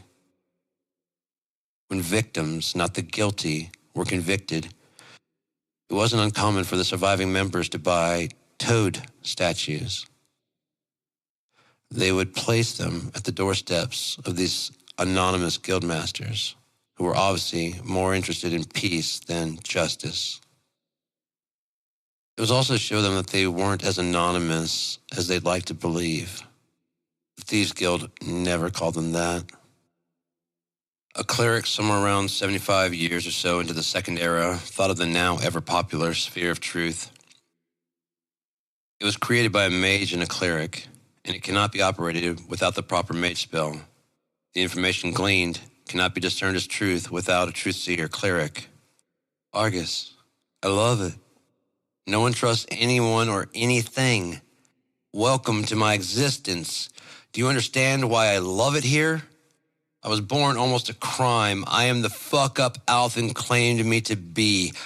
I am utterly desolate and alone, and I now could not care less about anything other than making enough money for my dream before I'm too old to enjoy it. Alvin was gone. A dagger that would have fetched us at least 20 crowns and possibly more at auction. Gone. My plan. Gone. Once I finished recounting the events, I saw my accuser. He was the drunkard from the tavern, the first mark, the blabbermouth. I should have known. The story got back here almost before I did. He must have scurried like a rat before the violence broke out. Yes, we know your story, the cleric had interrupted. Did you see the events described by the accused? Nothing untrue passed the barrier through all of his testimony, the cleric asked. He never told us he's a bloody thief. Caught red-handed, he screamed. Is thievery outlawed in your town of Sorden? Asked a wise, older mage. The accuser simply fell silent. Why? The truth barrier left me and focused on the accuser. What are you hiding from us? The cleric demanded. Full of nerves, he answered. Some men, just a few, mind you, have started a small thieves' guild despite stealing being outlawed in Sorden. So you knew when he and the fighter interrupted the cleric with a hand gesture. I remained silent, as did the room. Tell me, what is it you do in Sorden? The fighter calmly spoke. Blabbermouth just shook his head no, ever so gently. Tell us now. You have levied charges that would end this man's life and may have already ruined his reputation if you are lying. Answer now. And he brought forth a sharpened short sword. He'd figured something out, and I was no longer the focus of his anger. I couldn't care anymore. I was lost in too many thoughts. I walked the tavern, drinking heavily, gathering information. I passed it on to the fledgling Thieves Guild by spreading it throughout the tavern, he finally spilled. I had read him correctly, much to my now dismay. But I still had to smile when I heard Rella speak up. I have heard enough. There are 3 rules to the Brothers of the Hood. 3 that we agreed to since the formation of this very table of decision that as far as I know, the accuser has never broken anywhere on the whole of Onia. 1, did the thief need the money from what he was taking? As he threw up an index finger. The accuser shrugged, unsure, or remaining silent. Number 1, discipline. No charge levied. Innocent. Could the target afford the loss? Blabbermouth nodded yes. They're from the thieves. They're going to... Number 2, innocent. Relith roared, starting to overact a little for my taste. The last rule, the chatterbox stammered, hoping to squeeze out even one charge against me. You are still alive. I'd say there's no charge there either. Now turning the focus to the table. His hirelings have had nothing but the kindest of regards for him, he said, producing her letter and placing it on the table. I stilled myself, but how did he get my things? Here's just one hireling he's taken on. And after being read by 2 of the others, the fighter snatched at the letter, nearly sobbing, the light now quickly encompassing me again, following his instruction as he pointed directly at me. Where is she? Where's my daughter? He screamed through a voice bearing guilt. At that moment, I realized suddenly why she was so young and so powerful, both physically and as a cleric. And I realized why she didn't want to give her name, why she was willing to take any carriage leaving Argus. My demeanor calmed to as soft as I could go. She is fine, was fine, when I last saw her, to the point that I believe completely in my soul that she is fine. I would not have returned from that quest, I said, nudging my bound shoulders towards the note. Without her help, you would have been a proud father. I smiled at him kindly. It must burn to lose a child. She took nothing from this quest? He said, flipping the paper over and over again as if expecting to see her if he did it enough. He was confused beyond words at the fates that play before him, like an image already seen, something that must be. I shook my head no as I motioned again towards the letter, but that was just to draw attention away from what I was planning. I could have slipped the hand ties at any time. When told to clasp hands, the guards are often so confident in their knots that they don't notice I lock my wrists in place and apart. They love to exchange gazes of who has who. Just keep that stare and smile, allowing them to tighten up as much as they want. As soon as they walk away, I just relax my arms, bending at the elbows, bringing my fist to my chest, and slowly edge my hands out one at a time. Smarter guards make sure to tie between the wrists, and a lot. About 20% of guards are that smart, and even fewer know how to stop me from slipping that. That is not to brag. I've been taken in more times than I can count. The thing is that for every thought you put into strengthening your defenses, there are at least 5 repercussions that you did not think of, nor should you. As a mouse, my job is to find those. Understand? I take no more than I need, and I never steal because of sport anymore. Put it this way. It only takes 3 winters to be a guard. You don't learn how to counter that trick until the 5th winter. Why? Because thieves have a seat at the table of decision. The guards learn the embarrassment, fuck, how'd they do that? Of losing a common thief who should be trained to not be a robber. So most likely, they truly committed no real crime, but the thief got to practice getting away, waiting for that exact moment, like now. I could slip my bonds, grab my waist knife. They never get them all. Cut the rest of my bonds, turn and murder the man approaching me from behind with this freshly drawn blade.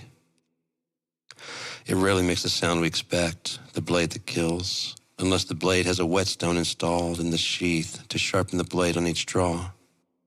Those are usually fine weapons or cheap swords in expensive sheaths, and either way, cheap toys compared to the sword I inherited, but could never afford to buy outright.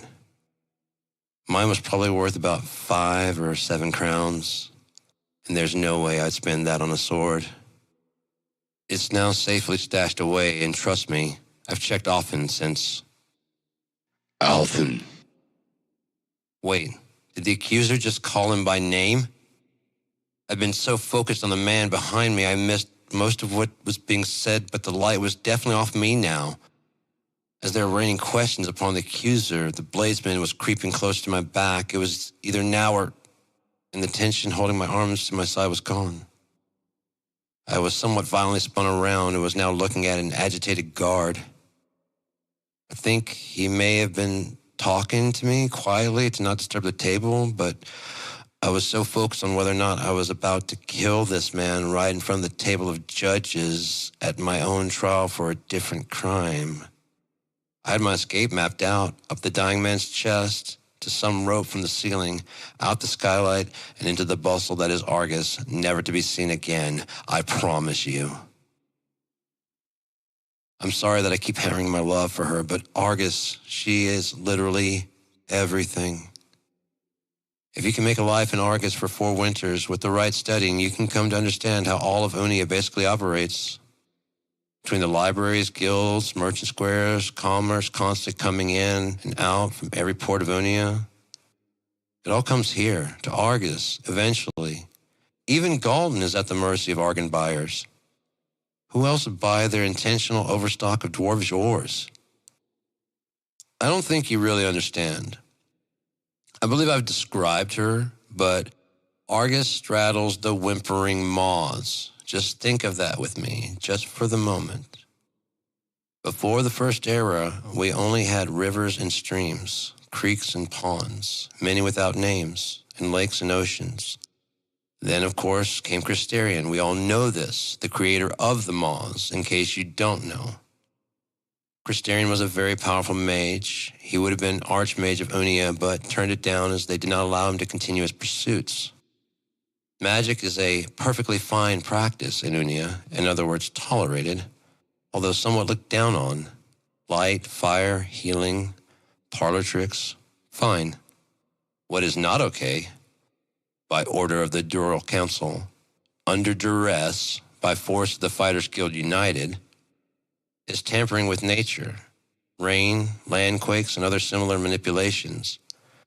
Imagine a mage holding a city or cities, Argus, let's be adults, that's who they were honestly worried about, under siege for all it has, never allowing the rains or clouds to part to allow sunshine for crops unless every demand is met in full. Empirical rule. That mage must be put down. Now, the average mage cracks long before they could even ever get that far, so it wasn't a hard bargain. Your life for spells you probably can't achieve anyways. That all faded away as I was being pulled by the elbow from the seat of accusation. My feet were still bound, so as a show of flash, I jumped, drew my belt knife, slit the ropes on my feet, and whistled my favorite tune on the way out as I heard the table turning on the accuser. Walking away free as my opponent could be facing harsh punishments, if not dead already. I hadn't technically broken any rules. No rules of Argus anyway. So I walked away fair and square, meaning Argus is still my home. I was no longer allowed in or near the sewers because of my now high profile. It's not like I would ever do that to Farron or his family. He needed to keep his job as security at the sewers. I only visited him, his wife, and manchild, whom they named Jezrin, followed by my real name. I bought almost everything in that house. I only visited them at home. I never again visited him at work. There is no bribe worth a livelihood. Not that I haven't tried in the past, just never on a friend, or should I say a soul I knew well. I have no friends, only the hires that take me, and I take all of them now. There are hires worth talking about, ones you embellish a bit, especially the third or fourth time telling it in a new town. The meat flowing, you remember a part that made everyone laugh so hard last time.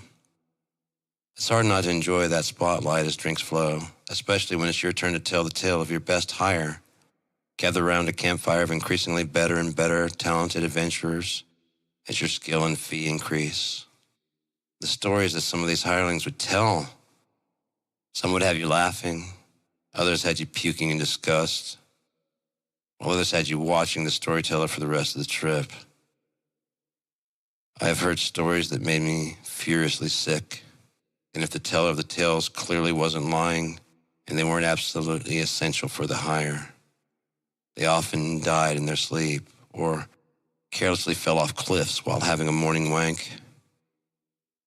No greater time of opportunity than when a man has his pants down, no matter the reason. Women never seem to have that problem.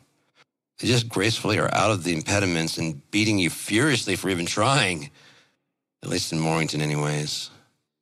The women were strong and somewhat small. That might be why my father opted for an elf maiden. He already had a home, so he didn't need a woman who could fell trees. He wanted a woman to fell his heart. I sat in the rafters in the past watching whole trials play out. I'm realizing now how much time I spent just waiting for him to come back from some crazy adventure so we could get into some more trouble. He learned about problems one way. I learned about them another. From safety's perch above the eyes, all fixed on the trial playing out in front of them. Watching the table leave, then minutes, sometimes turning to hours before they finally return. The head of the Fighters Guild is always uttering their final decision. I've watched criminals go free and innocents die. I've watched throats get slit, and that was sometimes a better punishment than was deserved. And who do you think they got to do this bloody work more often than not? Thieves, of course. Fighters will take the righteous kills where no doubt is left. if it even lingers a bit in uncertainty, hung for a moment on a vote. One vote. Send them in, was always the answer. I sat in the juror's circle, knife at the ready, just to see if I could do it, but I couldn't. The council apparently has places like this for different cases, perhaps to not feel like they are swaying their decision in any direction. A thief tried in the rich part of town. A mage tried near the fighters who despised them. Might seem to swing their decision. The table of decision had to maintain at least the illusion of being fair to keep the citizens' favor.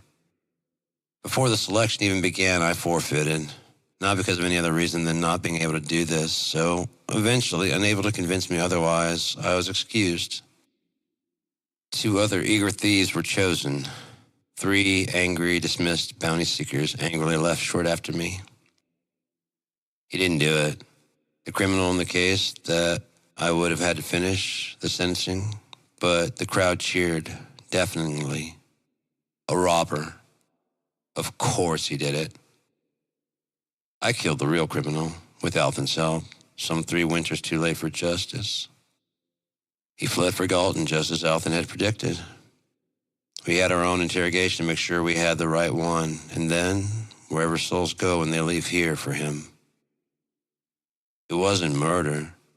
You can't murder a person who hurts children. However, forcing him to eat the toad was a bit much, I'll agree. Alvin could easily talk me into going too far, but it really does look like mare's milk. Alvin knew right where to find him, without hearing any testimony or anything. He put it all together. Alvin had just returned from a hire. I probably told him everything I knew. I just remember we were both upset about the murder of a possible brother, and it was just a show to make the public feel better. The real threat was still out there. It's just so blurry and not worth it.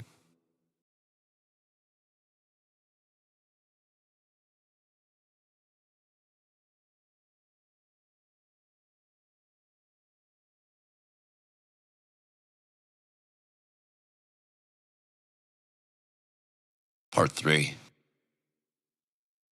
After I was let out, free, back into my home city, I decided to flop wherever I could. I took any hire as long as there was something to learn and earn, collecting the money and the stories along the way. Now, this one hire was fairly interesting and definitely worth telling. I was 28 winters along and closing in on half of my permanent citizenry plan. I only had 23 crowns to go. On this particular day, I was relaxing back in my favorite tavern, now making sure to stay away from the hot seat unless that was part of my plan. A man burst in the front door with more confidence in his voice than he deserved. He wasted no time. "A mage, a thief, a fighter, come!" he said with the sureness of one who's done this hundreds of times, followed closely by what looked like a small-statured mage disguising as merely the helper. The costume clearly worked on the patrons, but this was obviously early in the taller one's hiring career. Perhaps he's thrown this bait out hundreds of times and is fine with only catching 1 out of 30 fish. I had to figure him out. I was in the shadows at his table before they were even seated. I let him hire his mage, a gesture with slight hands, but they obviously knew that. And then a low-level thief approached. He almost spotted me, but in the end, he wasn't what they were looking for. They got their fighter, too, a strong woman who was Northic by looks and her blonde hair. While the mage was paid piddles, the fighter was paid very, very well. They were expecting violence and lots of it. When the 2 hirelings had cleared off to ready themselves for this months-long journey, the hires talked in hushed tones about their plans, and I focused on every word. "I just need a thief!" the leader screamed out to the pub, slamming his hand into the table. They'd clearly come to Argus for a boff, and they didn't even know they'd already found one. "Fire the mage, drop the act, and you have yourself a thief," I said, sliding between them. They nearly screamed. There was no poker face, only horrible terror which was a delight to watch, trying to pretend he was unshaken. "Ah, yes, Master Thief. You may just be who we're—" "Stop, or I walk," I grumbled. "No time for the bullshit." "What?" He laughed, pretending not to know. I tensed up to leave, and he finally broke. Okay, please, sit. I'll buy you a nail or a mead." "I'll buy you one. You haven't got the coin," I said, flagging down Miss Pretty Locks, and ordered drinks for the table. "And your name is?" he asked cordially enough. "Nunya," was all I had to say. "Well, Nunya," he said, stammering and smiling until he hit my gaze. I pulled my hood back and made sure to flash my ears. If this was going to be a problem, let's do it now. Best to get it out of the way. "Half-elf," squeaked the mage, a mere skin and bones of a being. I couldn't tell his age through the gaunt of his face. He seemed disgusted by the thought of me, but tried his best to hold his tongue. Nothing I haven't seen or worked for before. Business is business as long as it pays, and if I rob him blind, I will feel nothing when he wakes, naked and unsure of how he ended up in that tree. "No tearing shit. What are we after?" I grumbled. "Do not say." An almost hiss came from the scraggly little mage thing, but the higher raised his hand dismissively, confident he could sell me on the trip. "There's an artifact my friend here needs. For what isn't any worry of yours. You can name your price," he said with a smile. "Desperation," I groaned. "You don't know me aside from the simplest trick of not being seen, and you're offering whatever I ask?" "You're obviously talented, so I'm sure you're worth your fee," he nervously replied. "But you can't even afford drinks," I said, setting down my glass and simultaneously and imperceptibly moving my hand to my knife handle. "Help me to understand." I began feeling like a serpent's tongue tickled my gums and teeth. "Okay, let me explain," he said, now verging on terrified. I just raised a hand and one finger. It worked. Silence fell. Then I began to break down what I can deduce. "You don't have the money now. You were hoping to sign us to contracts that will pay out large enough if the trip works out like you plan. While this," I said, grabbing the mage and literally pulling him off the seat, his squeaking and sniveling heard over the unaware merriment and glasses clinking all around, "will finish the job you're hiding, the real reason you're here." "This isn't your first hire," the leader laughed nervously, motioning me to release the mage, and I did. "We have a map," he began to say. A shiver ran up my spine. "Let me see it," I immediately interrupted, hoping to not see what I thought I would. "You're insane," he snickered. I just continued staring with hand extended. "Give it or I take it," I said, remembering her overconfidence and willingness to walk at the first sniff of something being wrong. She seemed less rude now. Still don't know why that is. The higher handed it over only beneath the table, and I slowly unrolled it on my lap. It wasn't the map I expected. This was made not of parchment, but of soft cloth, woven. This took time. It was definitely genuine and old. Carefully re-rolled it, tied the ribbon back around it, and tossed it back to him, unconcerned with their side plan. "Here's how it's going to work. You are the hire. I will behave as such and not shame you in front of your other hirelings. You can't pay my fee now, but I will contract myself to you anyways." "And how much is your fee?" hissed the mage, who was unnerving me more every second. "Half. Not of whatever you send me in the fighter after, but whatever you have going with this," I said, right arm tortuously bent up and pointing directly in its face. "When we're done, we ditch the fighter. I'll think of something if she doesn't excuse herself. Hey, let's all go to Feltree and drink. Oh, you're going back to Argus? That's a shame. Thanks for the help." "And you split everything remaining in half with me." I laid out my demands, knowing my worth. "Why would I?" he began. "Because I will find you twice as much as you wildly speculated this trip to be worth." The void now in my throat when I didn't mean it to be. "I'll be ready to go when your fighter and mage are. Fire the fake mage, or I tell them everything. And I was gone as quickly as I came. Everything, I whispered one last time, long after they thought I had disappeared into the shadow I had come from, giving them one last startle. I'm sorry, I had to. 2 days later, the troop was ready to leave. The fighter, the real mage, the hire, and a new fourth soul. This is him, another fighter scoffed from horseback, obviously not recognizing me.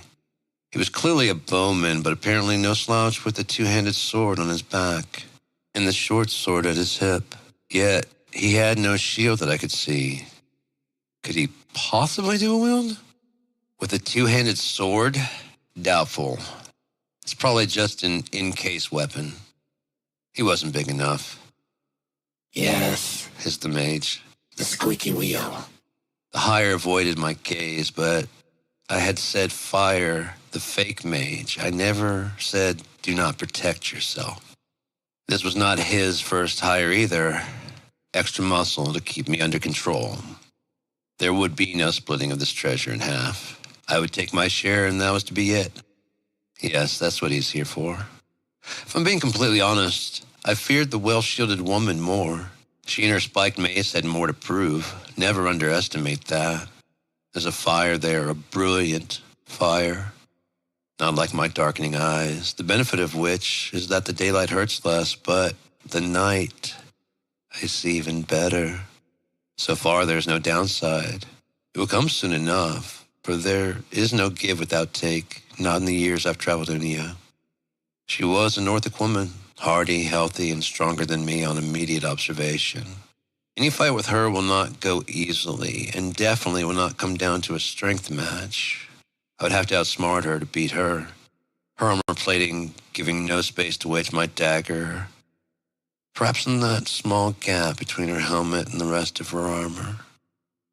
It never fails to amuse me how reinforced fighters make themselves only to leave the absolute most vulnerable spot, the throat, open to attack from the right assailant. Him?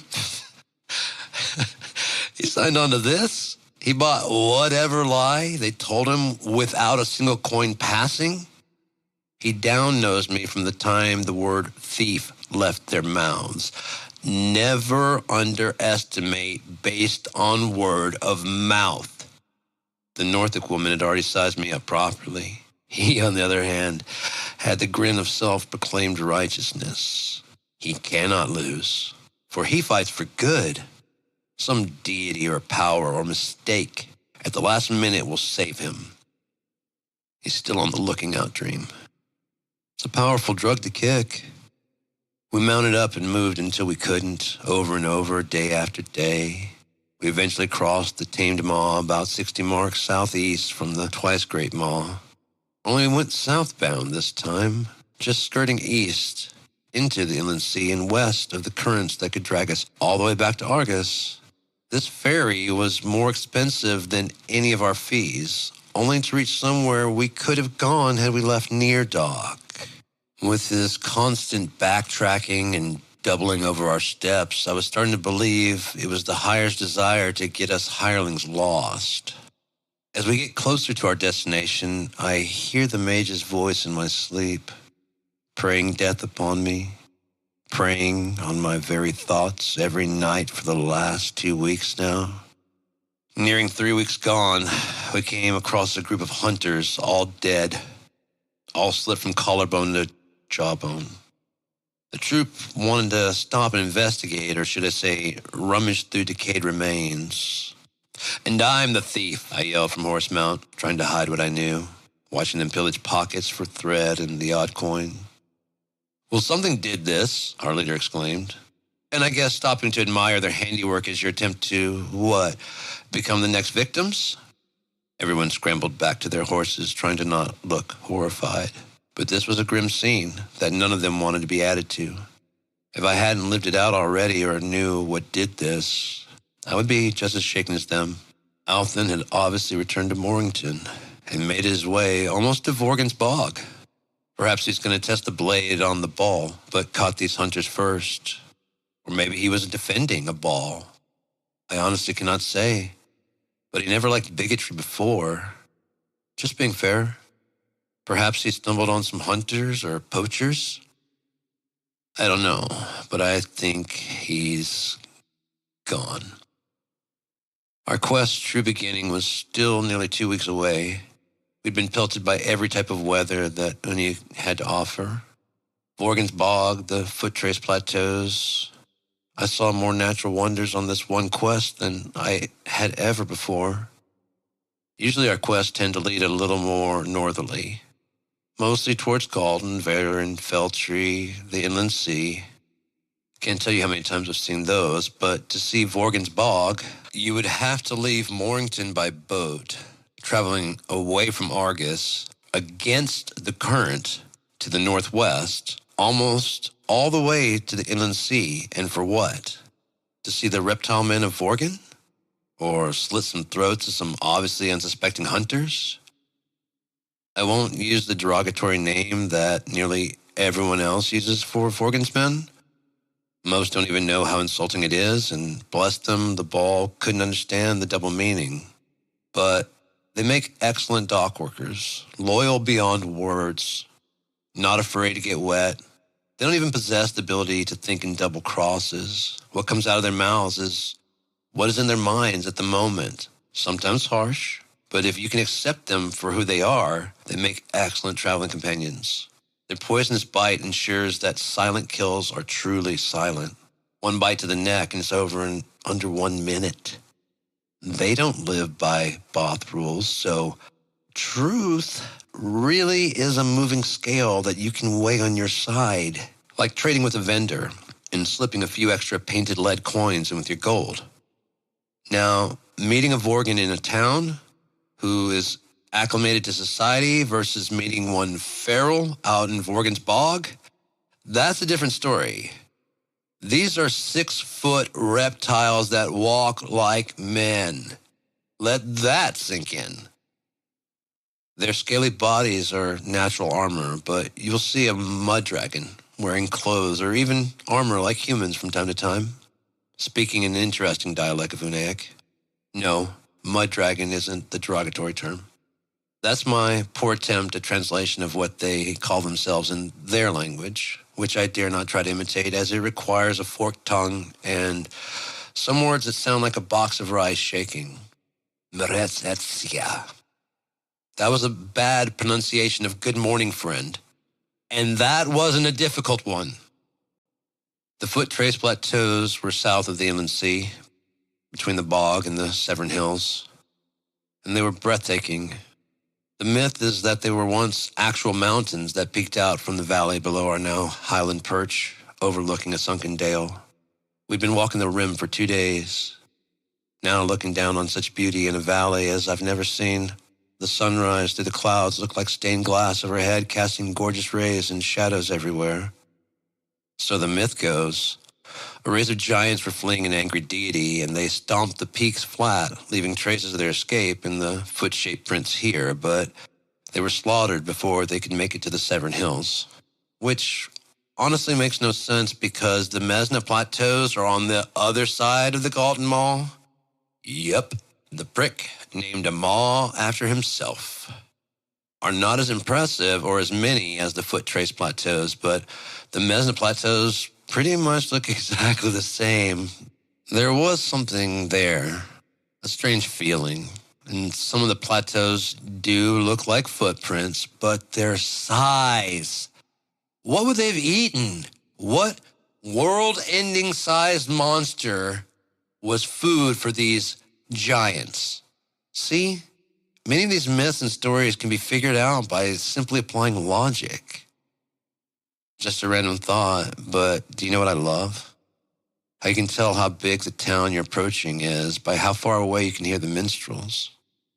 The best entertainers have spots reserved in the market square where they can earn more gold and silver in 30 minutes than I've earned on some near-death hires where the enchanted treasure turned out to be real. I mean, just because your hire's great-grandfather had a magic staff does not mean that anyone else buried there has anything, minus the matrimonial rings and such, or the typical coins on the eyes of some of the bodies. Well, The coins are still there, and so is the body 100 years later. What? Is the angel of death busy? Pretty sure he could get a sanguine and gather many people all at once, right? Instead of one at a time. If that was what was causing the problems. And then he could deliver all these poor souls to the afterlife. No? Then I'll be taking those rings and those coins. You can down-nose my profession, but the matrimonial ring sitting on some blushing bride's finger this very second, immaculately cleansed, of course, first by a thief like myself and then by the shopkeep, probably for fingerprints, made it to that trader because of me and my kind, sold cheap enough because of the pawn I played in taking penance on the dren, every inch closer to the gold I needed to purchase my way into some kind of freedom, I guess. 10 pennants in a dren, 10 dren in 1 gold. A dren is our current way of saying anything equal to 1 silver coin. As stated before, a crown is 100 gold, or what every king or queen feels their crown should be made up of, at the very least. Odd as it sounds, it isn't uncommon to find kings of men with a 2-crown crown. Anything larger is buried with the kings of old back when they were trying to compare the measure of their wealth. There, Unia's economy in the Second Era broke into its basics. We had traveled for nearly a month and a half to reach it, whatever it was. We were now far to the northwest of the Underwoods and heading towards the ever-wide forest. I had promised myself a stop in the Underwoods on my way back. We were now west of the Severn Hills, or Severn Mountains if you prefer, as that's what they are, mountains. Here lies a paradoxical area of desert, mingled with lush jungle. Amongst the disharmony was a small village called Thurston. It was larger than even Varon, but still not a true city. Thurston is where mercenaries and such would come to hide from the bounties on their heads. There were enough mercs that no one knew who any arriving bounty hunter was after, so they would help each other out. Even if the hunter had named who they were after, everyone in Thurston uses aliases, so it wouldn't clarify anything. Even when it's assumed that Thurston is where the bounty is, hunters will weigh the risk and usually station eyes at all corners, preferring to wait for the bounty to leave Thurston before attempting capture. I'll never understand these cities and rules of men. It's not how I would do it. This is where our adventure was to begin.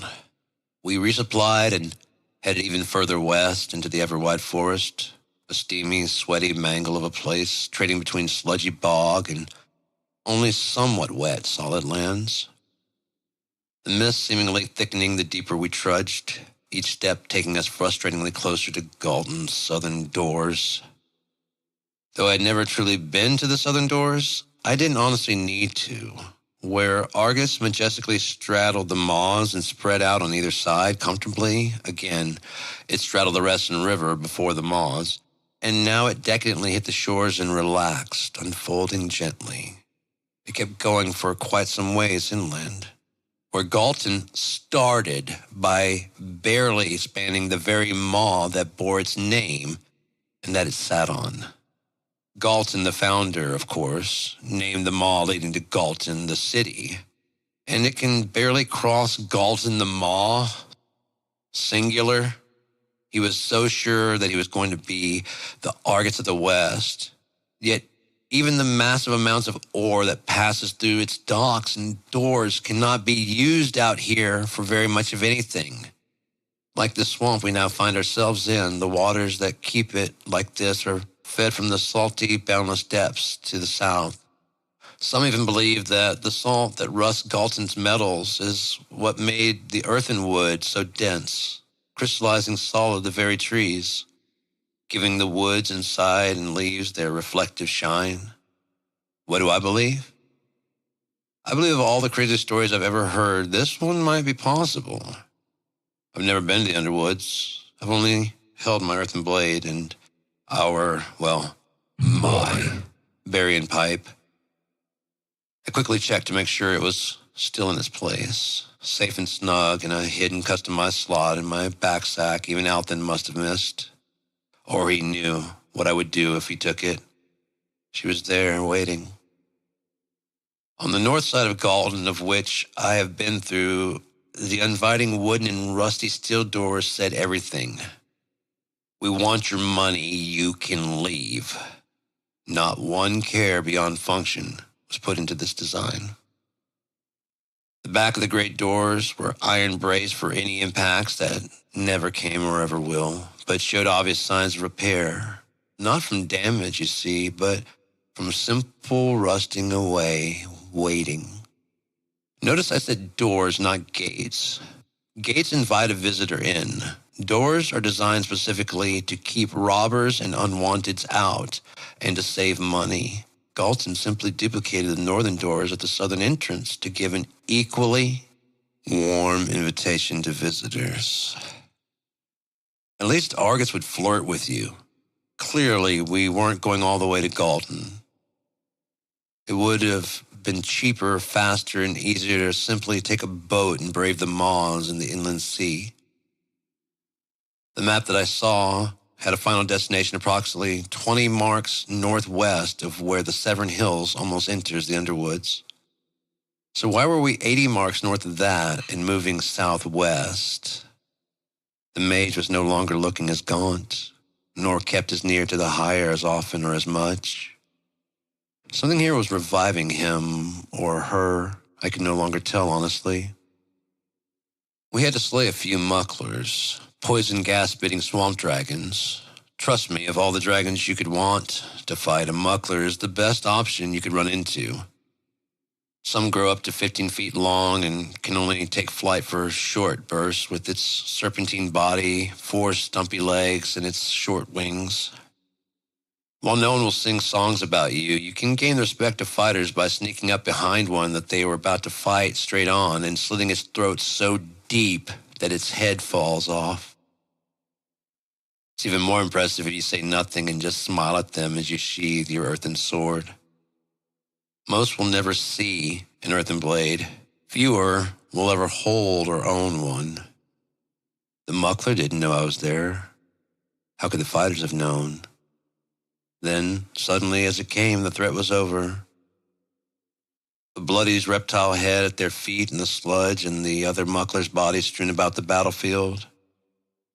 It must be nearing mating season, which means we need to leave before even more show up, especially with the smell of blood now in the air. I bet I didn't look like an easily breakable twig now, did I?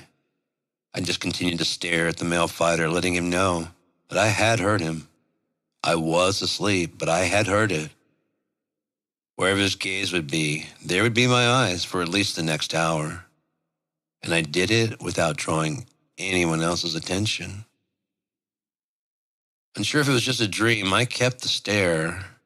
When he finally looked away in shame, I knew I was right. The woman fighter was impressed with the kill, but he was furious that he was so impressed by the squeaky wheel. Inside his armor, he seethed. It wouldn't be the last time I saved him on this excursion. He seemed to just be drawn to traps. Traps even she, as another fighter, just shook her head at him in disappointment as I saved him. Again. In fairness, that's why they are traps. They lure you in, blending into the floor, and you stumble on a small strings trap. It doesn't have to be of superior design. It just needs to be triggered by someone more on offense than realizing your environment leaves you in need of sincere defense at all times. Poisons, blades, and swinging weights of every kind that can crush. This is the wild. And I've tried to see it all.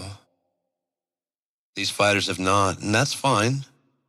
That is why there are thieves and why they need us. Then robbers come and sully our dirty names. Someone always ruins it for someone else.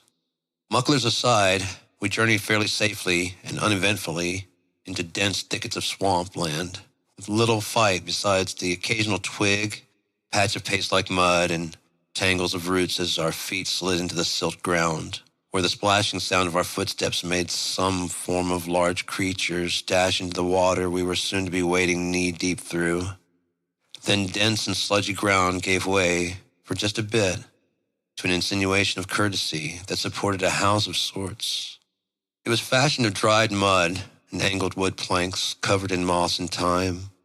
Rising out of the swamp, this tiny building, barely tall enough to stand fully upright in, was surrounded by thick green fog that stretched back into the twists of the wilds we had just been sloshing through for days now. The small opening in the bog was a mere 2 marks wide at most.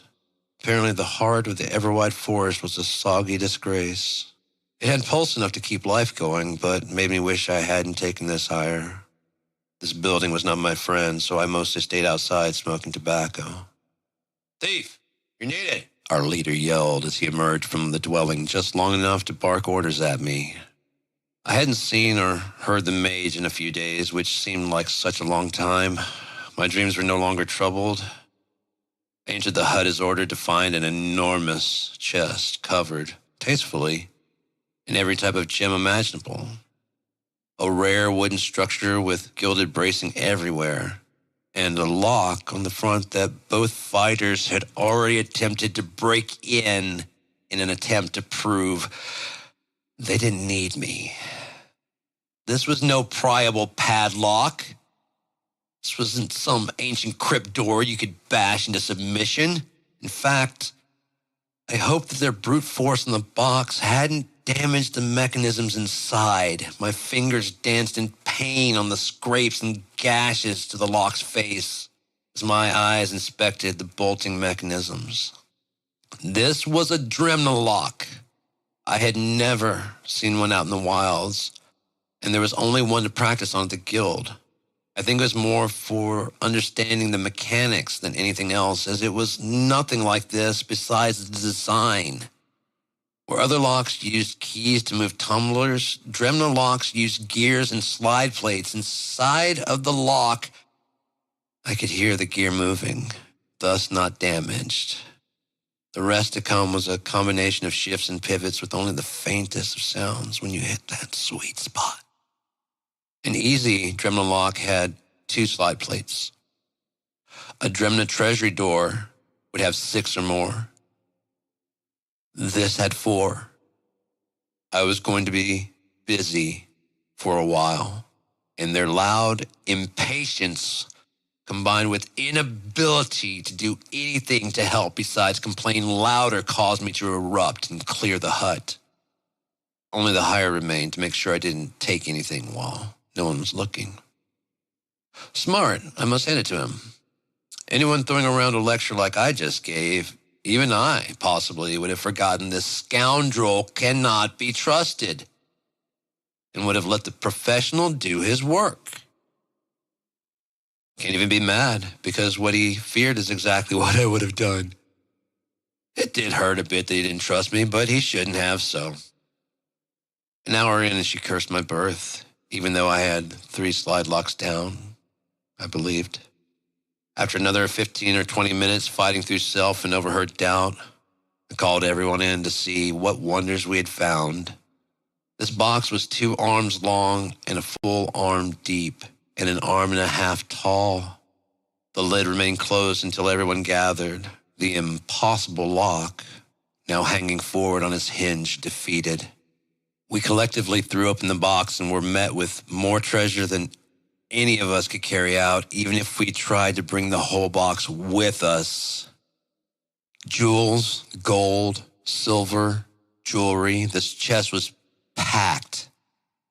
We tried to formulate a plan, but even with 2 fighters, 1 hire, a tracker, hunter, certainly not weak, and 1 thief, there was no way that this box was leaving. No way could we take everything. So we did the only thing we could. We loaded up bag after bag, packing ourselves down to near immobility and then removing some weight to compensate for the treacherous path back to dry land. We'd emptied so much from the box that it finally was able to move somewhat. A slight discoloration beneath the chest caught my eye. Could be age, could be what I'm thinking. With the fighter's help, we shoved the box clear out of the way, slowly but surely, and there it was. A trapdoor leading to something worth giving up all this treasure for, knowing it could not be moved, not by this small troop. That's when I heard the mage's voice for the first time in a pleasant, not long enough time, but now without its hiss.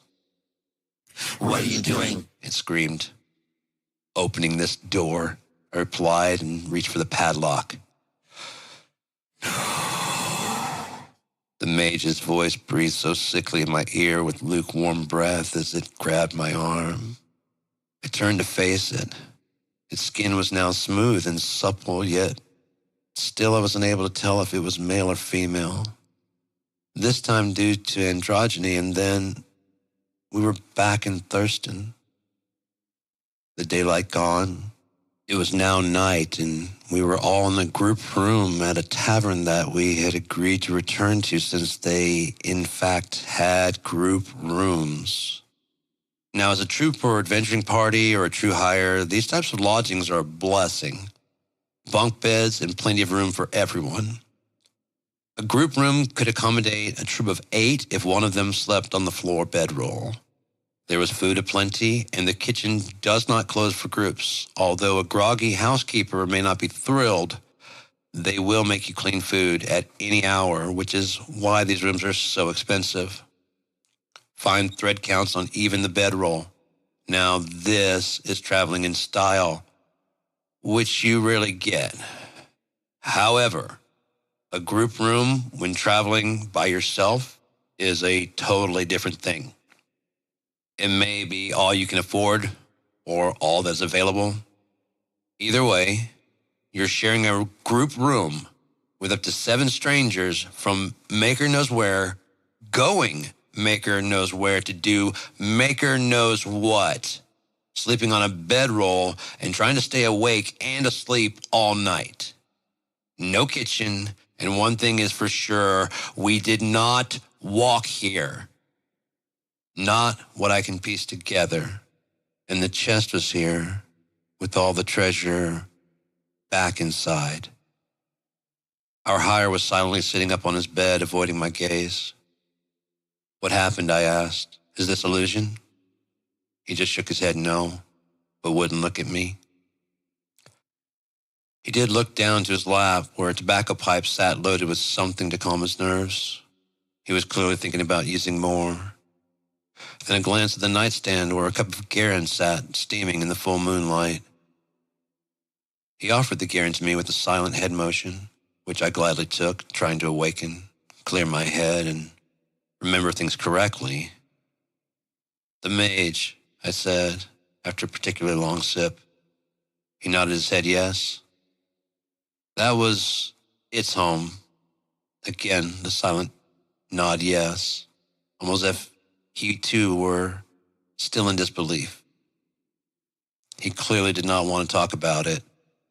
You aren't the hire, are you? I finally figured out. Only silence. No head nods. Nothing. Nope. This was not our hire at all. Where's the mage?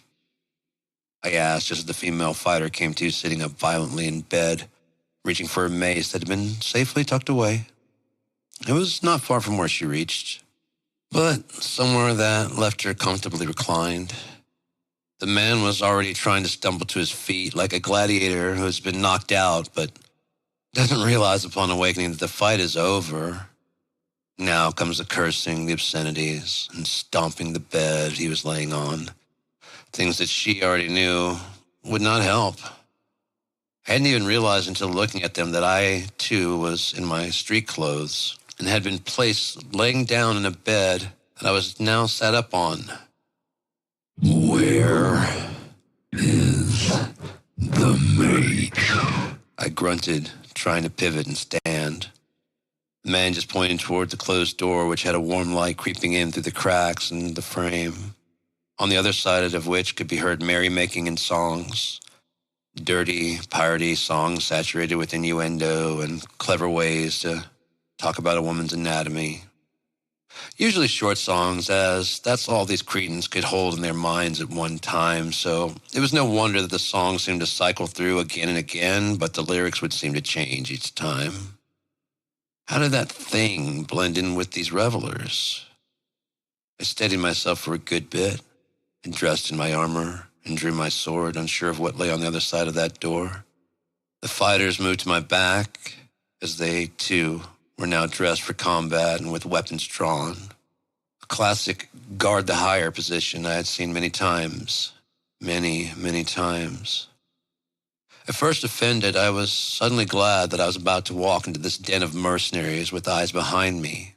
We moved slowly towards the door. The man we thought was our hire just sat on the bed, shaking his head no.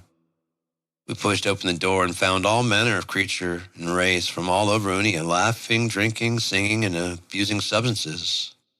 And there it was, only recognizable by its clothes now. We all sheathed our weapons fully before exiting the room. While standing no taller than before, as I said, the darkened, graying flesh of this thing has become a smooth and even tannish color. Sprightly and youthful eyes glowed from under the hood, where previously only blackness reflected blackness on what I can only assume was the liquid upon its eyes. The hood pulled back slowly by a smooth hand, which revealed an androgynous face with curious locks of hair dangling to its chin. What was this? Why are we here? I ordered to gain the attention of some patrons. Because this is where the journey ends, It said in a multi-layered voice, no longer haggard and rough, but overly smooth and sweet to nausea. You know damn well what I mean. I slid my hand to my waist dagger. The fighters were growing wary of the crowd's growing interest in our dealings and forming a tightening circle around any potential actions. We'd been out of it for maker knows how long. Long enough for the noonday sun to be set by now. What poisonous words had it dropped in the inkwells of conversation here? we are complete, your contract fulfilled. Here is the agreed upon amount of gold. It said, sliding me a contract with a large number for me to take from the chest. It slid equal contract fulfillment papers to the two fighters. The female took the note, read it, went straight back to the room to pack. The man followed after a few minutes. He didn't know what was going on and had just been paid enough not to care. But not me. I wasn't afraid. This was some other type of being, something I'd never crossed before, and I wanted to know more. I slid into the booth next to it, and it hissed at me, not making eye contact. What are you? I asked, not with any mean-spirited intent, but out of pure curiosity. You wouldn't understand. The sound of its voice, it was making me ill. Then again, you are half-elf, it said, no longer able to hide its distaste for my mixed blood. You're from Wint, aren't you? I asked. Its head snapped towards me. 200 years since anyone has been brave enough to sit this long. Its voice seemed to painfully echo in my head, but the creature remained calm. Our contract is done. You have completed your hiring. I have paid you. Please be on your way. Come again? I asked, speaking louder than the merriment behind me. I said our contract is done. You have done your job, and I have paid you. Now please be on your way. Everyone heard it. What was coming was predictable as the sun rising in the south. No, I am not leaving. Who and what are you? How did we get here? I sneered, unable to conjure the void in my voice. Okay, I've had enough. 3 crowns to whichever mercenary kills this hireling. It said with overconfidence, but as I said, everyone heard it. I did my job. I performed well enough to be paid, and even mercenaries won't turn on each other for a paycheck unless, of course, the job wasn't done correctly. This was the only rule of mercenaries. All eyes were on it now. Murder a hireling that did their job correctly? You picked the wrong place to make that wager. The place fell silent. I would suggest you leave. The void now back in my throat. With a sudden change of events, the maid scurried back to the room. The revelry started again once I had bought around for my new friends. After drinking several an ale and meeting a few of the mercenaries, you never know when you need help for a hire. And sometimes dirty hands are cheaper than clean ones, just being honest. I walked into the group room expecting to see a panicked and frantic it, packing for departure. Instead, the room was now well lit and empty, save for my share of the treasure, a healthy dose of spit on the bag it was in, along with a note I didn't even read, but used to clean up the spit. After checking around in the fun room, I learned that a Sanguine would be heading from a bit east of Galton. It'll stop in Galen, named after the younger brother of Galton, who claimed the island treasure for himself when his older brother refused Galen's suggestion to settle further from the west and closer to the inland sea. A 30-mile by 22-mile island paradise in the Gearedmah. See? Another reason I hate Galton. Had Galton actually planned, he could have used Galen as a jumping-off point to ease the gapping of the maw, the way Argus used the islands as intermissions to the numerous docks, locks, and dams, but he wanted to own the coast. Truly, the Argus of the West. They ended up going so far west that they ran into the salty waters of the boundless depths without even realizing it. They thought they moved far enough back east along the maw, but they didn't go far enough. Now Galen is a tourist city in the best of weathers nearly year-round, while Galton rusts and crusts with salt on the side facing the boundless depths. The sandy beaches reach inland for miles, with nowhere to cultivate plants besides greenhouses within the city. And guess where they get the glass? Even though their beaches are a perfect source for the needed ingredients, all it would take would be for a glassmaker, a master, to actually move to Galton, and they may finally have an export worthy of selling back east. Pure Galton glass made with genuine Galton sea salt and sand. I can hear those sales pitches already. But Galen was lovely, and the last stop of the Sanguine before reaching the inland sea.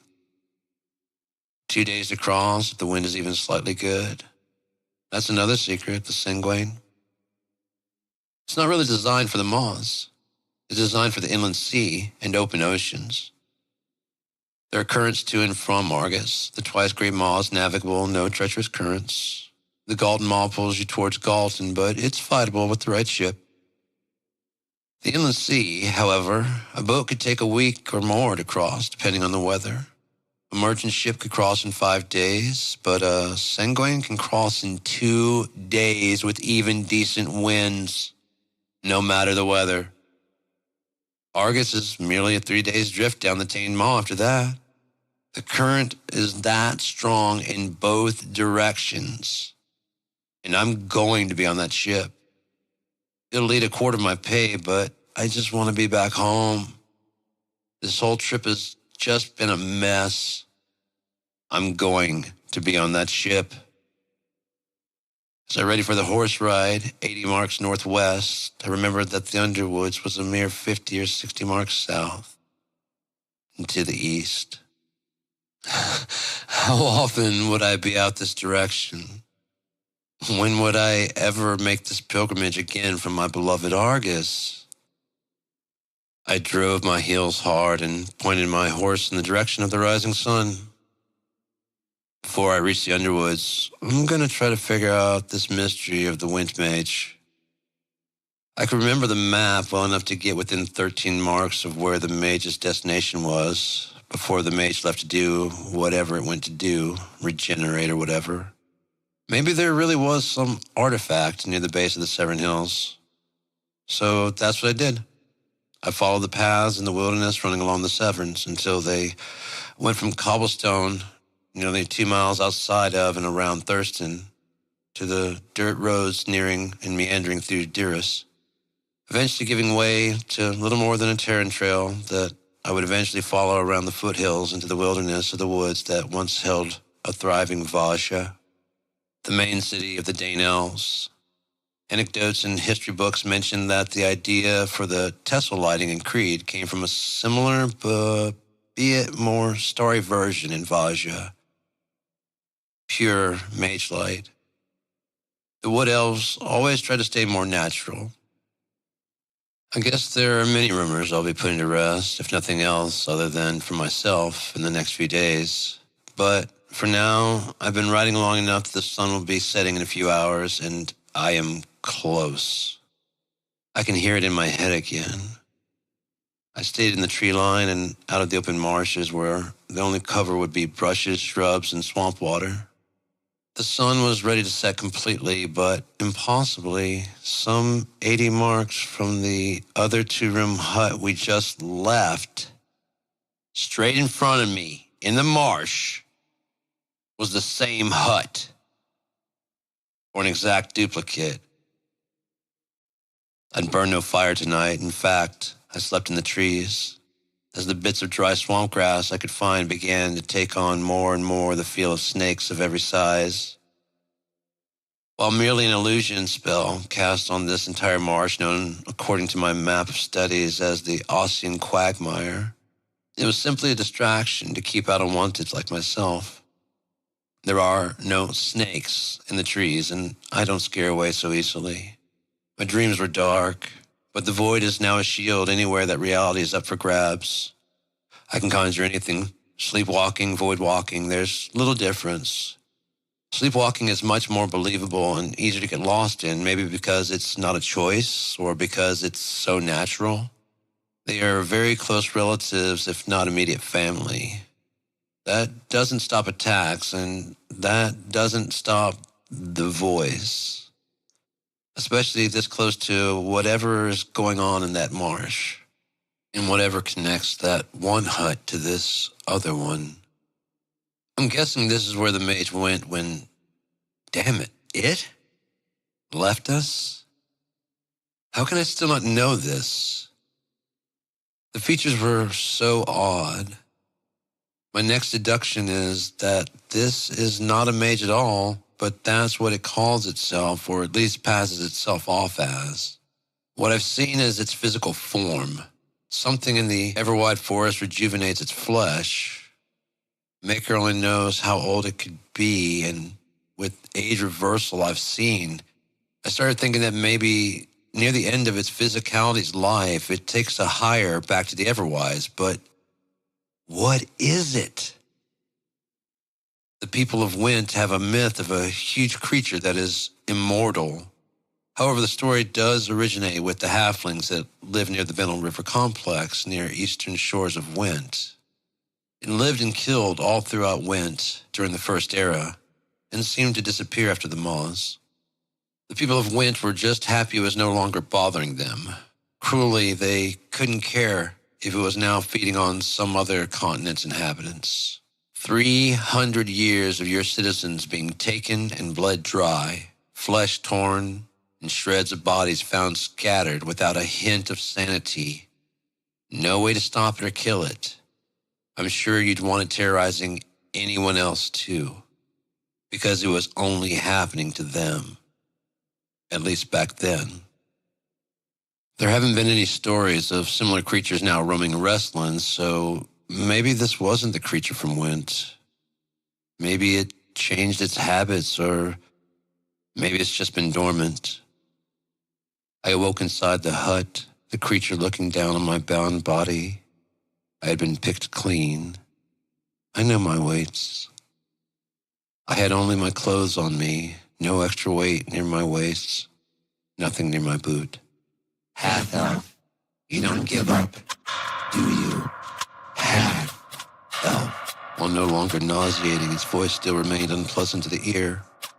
The binds were too tight to slip, properly tied behind me and wrapped around my throat twice, making fidgeting with the twine push and pull upon my neck rubbing it raw if not to blood, tightening up until it chokes me to death should I continue. Look at what I've got. It said, and brought forth the Book of Persegonus. I think it was a great deal. I didn't have to do anything. It cost me nothing. If there was ever a time I was going to bring the void to me, it was this perfect moment. My hands behind me now grasped something not quite right, but if it was what I was thinking, I just needed to move it up and down. My bonds cut easily, and the blade vanished back into the void. I stood, shedding my cut ties, staring at this creature that looked at me in disbelief. I stood there with more surety in my eyes than my body could honestly deliver. Its eyes darted from hand to hand, looking for the knife it missed when binding me. That is what caused it fear. Uncertainty, perhaps for the first time in its life. I could taste it. Most fear is hot, at least warm, perhaps from the increased heart rate. The cold sweat of royalty is probably the most delicious, since they usually live so far away from anything that could cause them fear. But this was neither. Fear, warm enough to perspire the tongue, but cold enough to shiver the blood. Its flavor like dead flesh after too much rot. Like the faint smell of those bodies in that dwarven water. Is this Persegonus? Wait, where's the blade? My eyes now searched feverishly. Althen wasn't going to part with that knife, not willingly. I see that now. He enjoyed the thought of taking life with an enchanted first-air blade more than a permanent residency in Argus. Or a friendship. I would have, you know. If he'd wanted to go get that blade, just to have a new waist knife, I would have gone. I can appraise goods on sight. I would have known the value. I would have known how much it was worth quickly and not given one fuck about him keeping it for himself. I could tell you how much you'd get for it and from where. We still could have sold the fucking map. I could tell you which cities have had a recent run on sellers and which town has the best price on gold or silver thanks to my growing network. I made it my business to know these things. That blade would have been it. The last bit of treasure that would have taken us over the mark. Any dream either of us had done. We could have parted ways, me with a home in Argus, and Althen with enough money to buy whatever he wanted in the wilderness north of Galton and Jessel. We could get into trouble together from time to time, just like old times. But that which cannot be, will not. With enough inspection, I could see this creature may have the book, but it did not have the blade. Yet, here was this possible immortal from the myths of Wint, and it had gotten the book. Althen possibly sold it to someone, anyone, maybe even it. However, it said it got the book without having to do anything. Perhaps this creature was far more dangerous than its size let on, and it had sized me a mere moment ago without hope. Now it was terrified at this unseen twist in its fate. We moved around each other like sword fighters, only never closer than 8 paces apart, neither knowing the other's true strength. My earthen blade was within sight, but out of reach. In the way we moved, it made sure to keep my sword just behind it, on a shelf with my other belongings. Its hand suddenly slashed forward, showing a missing pinky, clearly a birth defect on its attacking right hand.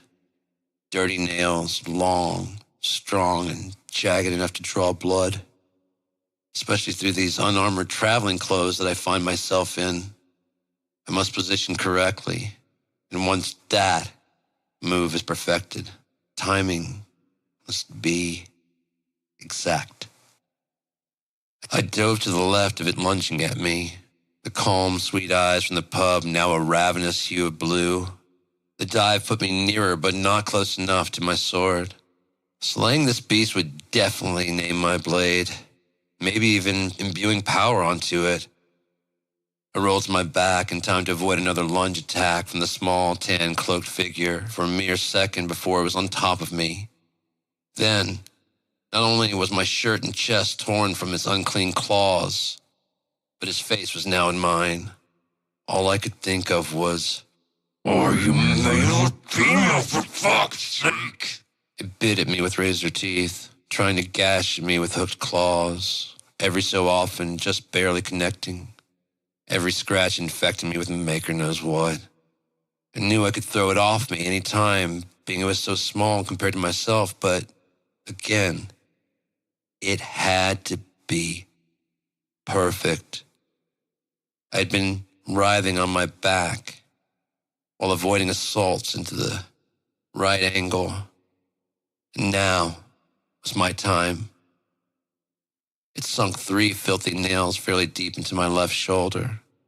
And with that, I screamed out in pain and tossed its petite frame as hard and as far as I could to the right side, towards the hut entrance.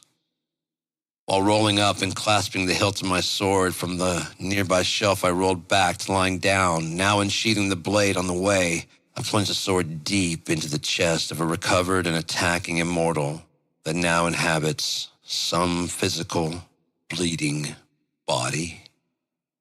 Not true blood, the same electric blue color of its eyes. It was not dead or even dying, but it was completely skewered through on my blade. Black, shining radiance dripping electric blue from its now stained cloak. It didn't even shriek. It did nothing except writhe and grunt, trying to escape as I held it high enough off the ground that it could never gain footing. Trying to understand what just happened and unable to free itself, I steadied my legs and held the sword's handle firmly with both of my hands. I took a right step back and kicked it right in the chest, sending it hurtling backwards off my blade and landing with a hard exhale against the wall, the thud of which nearly damaging the hut. I felt naked without my armor, but I had drawn first real blood. Now it's time to see if that matters to an immortal.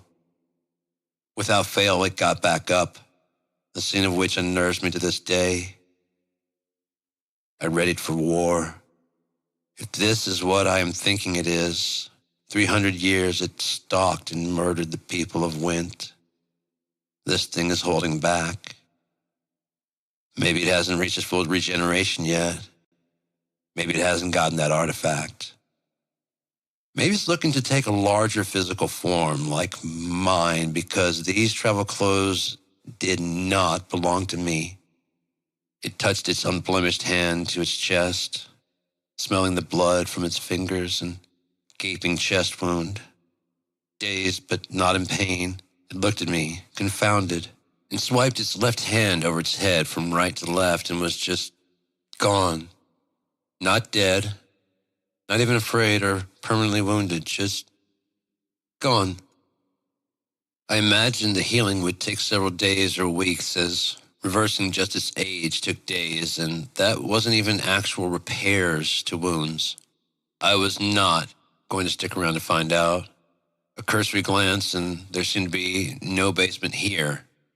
There was no chest, and the secrets under that other hut would have to wait. For now, I just grabbed my items and ran. First, I ran to the tree where I'd slept. I'd stashed my bow and a dagger in the hollow of the trunk, and they were still there. Now fully armed, I stripped my travel clothing and properly armored myself, readied my back sack as fast as possible, threw on my travel cloak, covered my head with the hood, and rode straight for the underwoods as fast as I could go. I was not positive, but I thought I would be safe there, something I read. I no longer heard it in my head or my dreams, thank the Maker. I had to travel through the night to reach the maze that led to the gates of the underwoods. From what I've read, black, shiny, and indestructible gates woven of earth and wood branches. Would its beauty be just as I had always pictured? Not scraps made into a door, but a beautiful plan for a true barricade. Just let the natural tangles of the wood be the guide, fitting the pieces in like a puzzle, each new branch tangling itself into place and sealing holes, creating a beautifully chaotic pattern. The drawings I've seen, if correct, some of the timber must have been trimmed with timra, because light could not pass from one side to the other through this woven gate, so tight was the seaming. As I exited the maze into a lighted opening, the gates of the underwood straight ahead, a voice in the dark beyond this meeting area screamed, "Halt, human!" The voice was shouted from a blackened nearby guard tower. Smart. Keep the guards in the dark so their eyes adjust and see everything. The light here making this greeting area, capable of hosting a great many, could also become a bottleneck death trap. The braziers at either side of the gates illuminate everything between them, as if it were the midday time. It was late to be arriving at any town. I pulled my hood back and slid back my hair, showing my ears without even looking towards the voice that was yelling at me, and the gates opened after a few seconds. So silently, on dwarven hinges I would come to find. The lighting here was stellar. I can honestly say that nothing like it exists anywhere else. The shine of earth and wood, the deep onyx coloring, the bend of the barkless and polished smooth stone-like trees. It put light in weird places.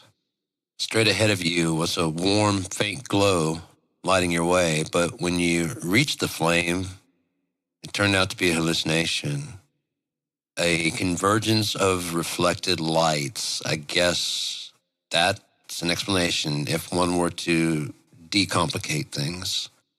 The explanation I eventually received was far more in-depth and confusing. It was a similar effect to what happened to my blade in the Dwarvish ruins on my first hire. The blade looked to not be where it was. A handy advantage if you're disadvantaged enough to have to fight by candlelight. Might spoil the mood, though. I've yet to see what happens in the sun. Maybe tomorrow. I was led by two well-armored fellow half-elves, one like me, one like Shuna, to a lodging where I was to be watched and guarded until the morning. Then I'd speak to the king directly. The morning came with a little bit of disappointment. The beautiful reflections of light were replaced by a much more dull-looking black tree. It wasn't terrible, but the wonderment of the night had just faded. The earthen trees were beautiful, and nighttime apparently exposes a reflective quality that's not so present during the dawn, or the light of the day scatters the illusion. Whatever the case, the Underwood citizens had figured out how to use the reflections long ago. I tried to find an actual lamp, candle, or flame in the coming week, and I found only one. It didn't interfere with any of the other lights when I cupped it to near extinguishing. It's truly nothing short of a wonder. At some point you stop asking how and just enjoy what it is, delighting in the flame that moves with you as you walk. Mercifully, the apartments built into the trees, the same way the Tessels support housing, are finished in plain woods. A trait of good faith with the Teln and Dane to show Shuna's loyalty to the elvish side of his blood. A brilliant chess move. The elves get earth and wood and leaves to do whatever with, and the shipments Shuna sent out were probably just scraps from carving out his city from the stone-like trees, along with some raked-up leaves. To the rest of the world, its worth was double its weight in gold. The 2 loads he sent out in return for the simple request of equal loads of timber from the 2 kingdoms probably could have fetched in the hundreds of crowns. More than likely, a sale of 2 masses this size could not have been sold to even one big dealer, but could be sold off by the pound and the crown. Some people just want a piece of the stone wood, and others had plans. My meeting with the king was beyond pleasant. He was a full Dane elf named Worrell, which proves the stories of lack of bad blood, who was set to turn his second winter within a few months. I'm sure it will be an incredible celebration, one I honestly would not want to miss, even though that type of thing isn't really for me. His father had fallen in a great war at the age 366, which is a fairly noble age to die in combat for a full-blooded elf. There is literally nothing a king will not do for the Underwoods. His son was also devoted to Shuna's ways, which was the way of kings before and after him, loyal to the death. If a word came out of the king's mouth, it would be as if Shuna himself had spoken it. This was not Shuna's wish, but the demand of his citizens. Passing the title of King of the Underwoods is no nepotistic endeavor. Each king is selected from a group of finalists and then put through a cleric's truthing test. Worrell claimed his father knew Shuna personally, but the timeline didn't quite add up from what I've heard so far. Well, there's a chance that they met in passing, maybe even a winter or two towards the end of Shuna's life. Still, however, a winter or two to have walked with a legend? Now that I think about it, I guess you would say that you knew someone if you spent a winter or two with them. I must have been thinking in terms of his 350-plus winters life. A life that long, and a couple of winters seems like, really? You knew him? But I guess it is possible after all. King Worrell meets everyone who enters those gates, just as Shuna did, just as all kings of the Underwoods will. They have nothing to fear. War with the Underwoods would be beyond futile. The next king is basically another disciple of Shuna. Killing one stops nothing. The next king would be crowned in a day at most, perhaps even more fanatic to the journals and words of Shuna. They were either written down by Shuna himself or penned by an awed onlooker, making sure to write it all down, note for note, like a transcribed symphony. Now that I'm known, I'm actually in the running should anything tragic happen. At least that's what Worrell said once he learned how much I already knew and studied about Shuna. And I'd never even been within the borders of the Underwoods, much less my age. I imagine there's some politics that would try to stop it if it ever came to that. As much as Shuna tried to breed politics out of the Underwoods, I obviously would have to prove my knowledge of Shuna and not just what he did, but why. As long as the books I read are factual and so far pretty decent, I could pass the test. Barely. Worrell walked me through the true history, not the stories, but the very steps Shuna walked through most of the entire Underwoods. I got to see Shuna's earthen crown, worn long enough for every coronation, and then replaced right here. It was made for him by the elven smith Morlet, who supposedly smithed almost all of the weapons to serve or leave the Underwoods. While it was Shuna's idea to retrieve Timrah, he really couldn't do much more than clear-cut, building incredible strength in his body by clear-cutting the maze and the entranceway. I memorized drawings of the maze as a child and navigated nearly entirely with my eyes closed when approaching the gates. I'd already done it so many times in my mind, I didn't want the fantasy to be better than reality. As I widened my eyes 2/3 of the way through, I saw that reality was much better than anything I had imagined. And the darkness reflecting my light made it that much more unbelievable. Morlet heard of Timrah being in the Underwoods, traveled from Vaja to see, and she never left. Being an accomplished smith already, she became Shuna's woman-at-arms, the closest thing to a friend he'd allow. Counsel. Shuna left her to fashion the wood however she saw fit, selling whatever she saw fit, making the Underwoods the wealthiest city on Unia for a time, even rivaling Argus, the Argus that crossed the Ressen River.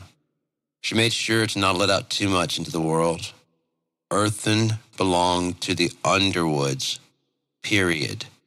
But money makes this world of men churn around, and the money you can make from true earthen weapons or armor can get downright perverse. At auction, a dagger, or even just half a suit of plate mail, could go for 10 crowns just to sit on a mantelpiece, never to be touched or used. I suddenly flashed back to my childhood and all the scolding I endured for my curiosity about the blade. Seeing how utterly strong earthen is, why would Father have forbade me so adamantly from even touching the sword? I could drop it on purpose as if throwing a mug or flask in anger, and absolutely nothing would have happened. My only guess now is that generations past bought it, but as each passing of the blade, it remaining unnamed, having fallen into the possession of farmers, somewhere it began to be questioned if it was even real.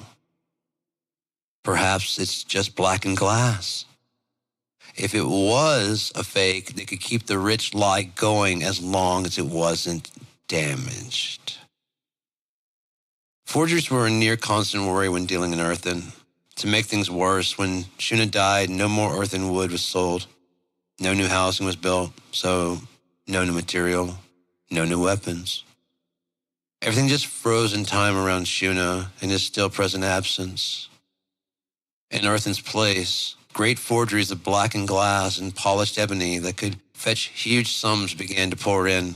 The shopkeepers kept trying to figure out which were real and which were fakes, and which were delivered from inheritors with no use for such a weapon.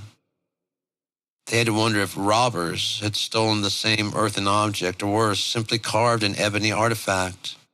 When polished, they looked very similar in regular light. Had I been the shopkeeper, with the knowledge I have now, I would have simply doused the lights, save a single candle to see what happens. Again, I only know this because I own a rare sword that I used in the dark. If it looks just fine, I would have thrown the objects in their faces and told them to leave before I call the guards for attempted robbery. My current training would have me begging for their blood for trying to cross me. Not all of it, but they would bleed weight.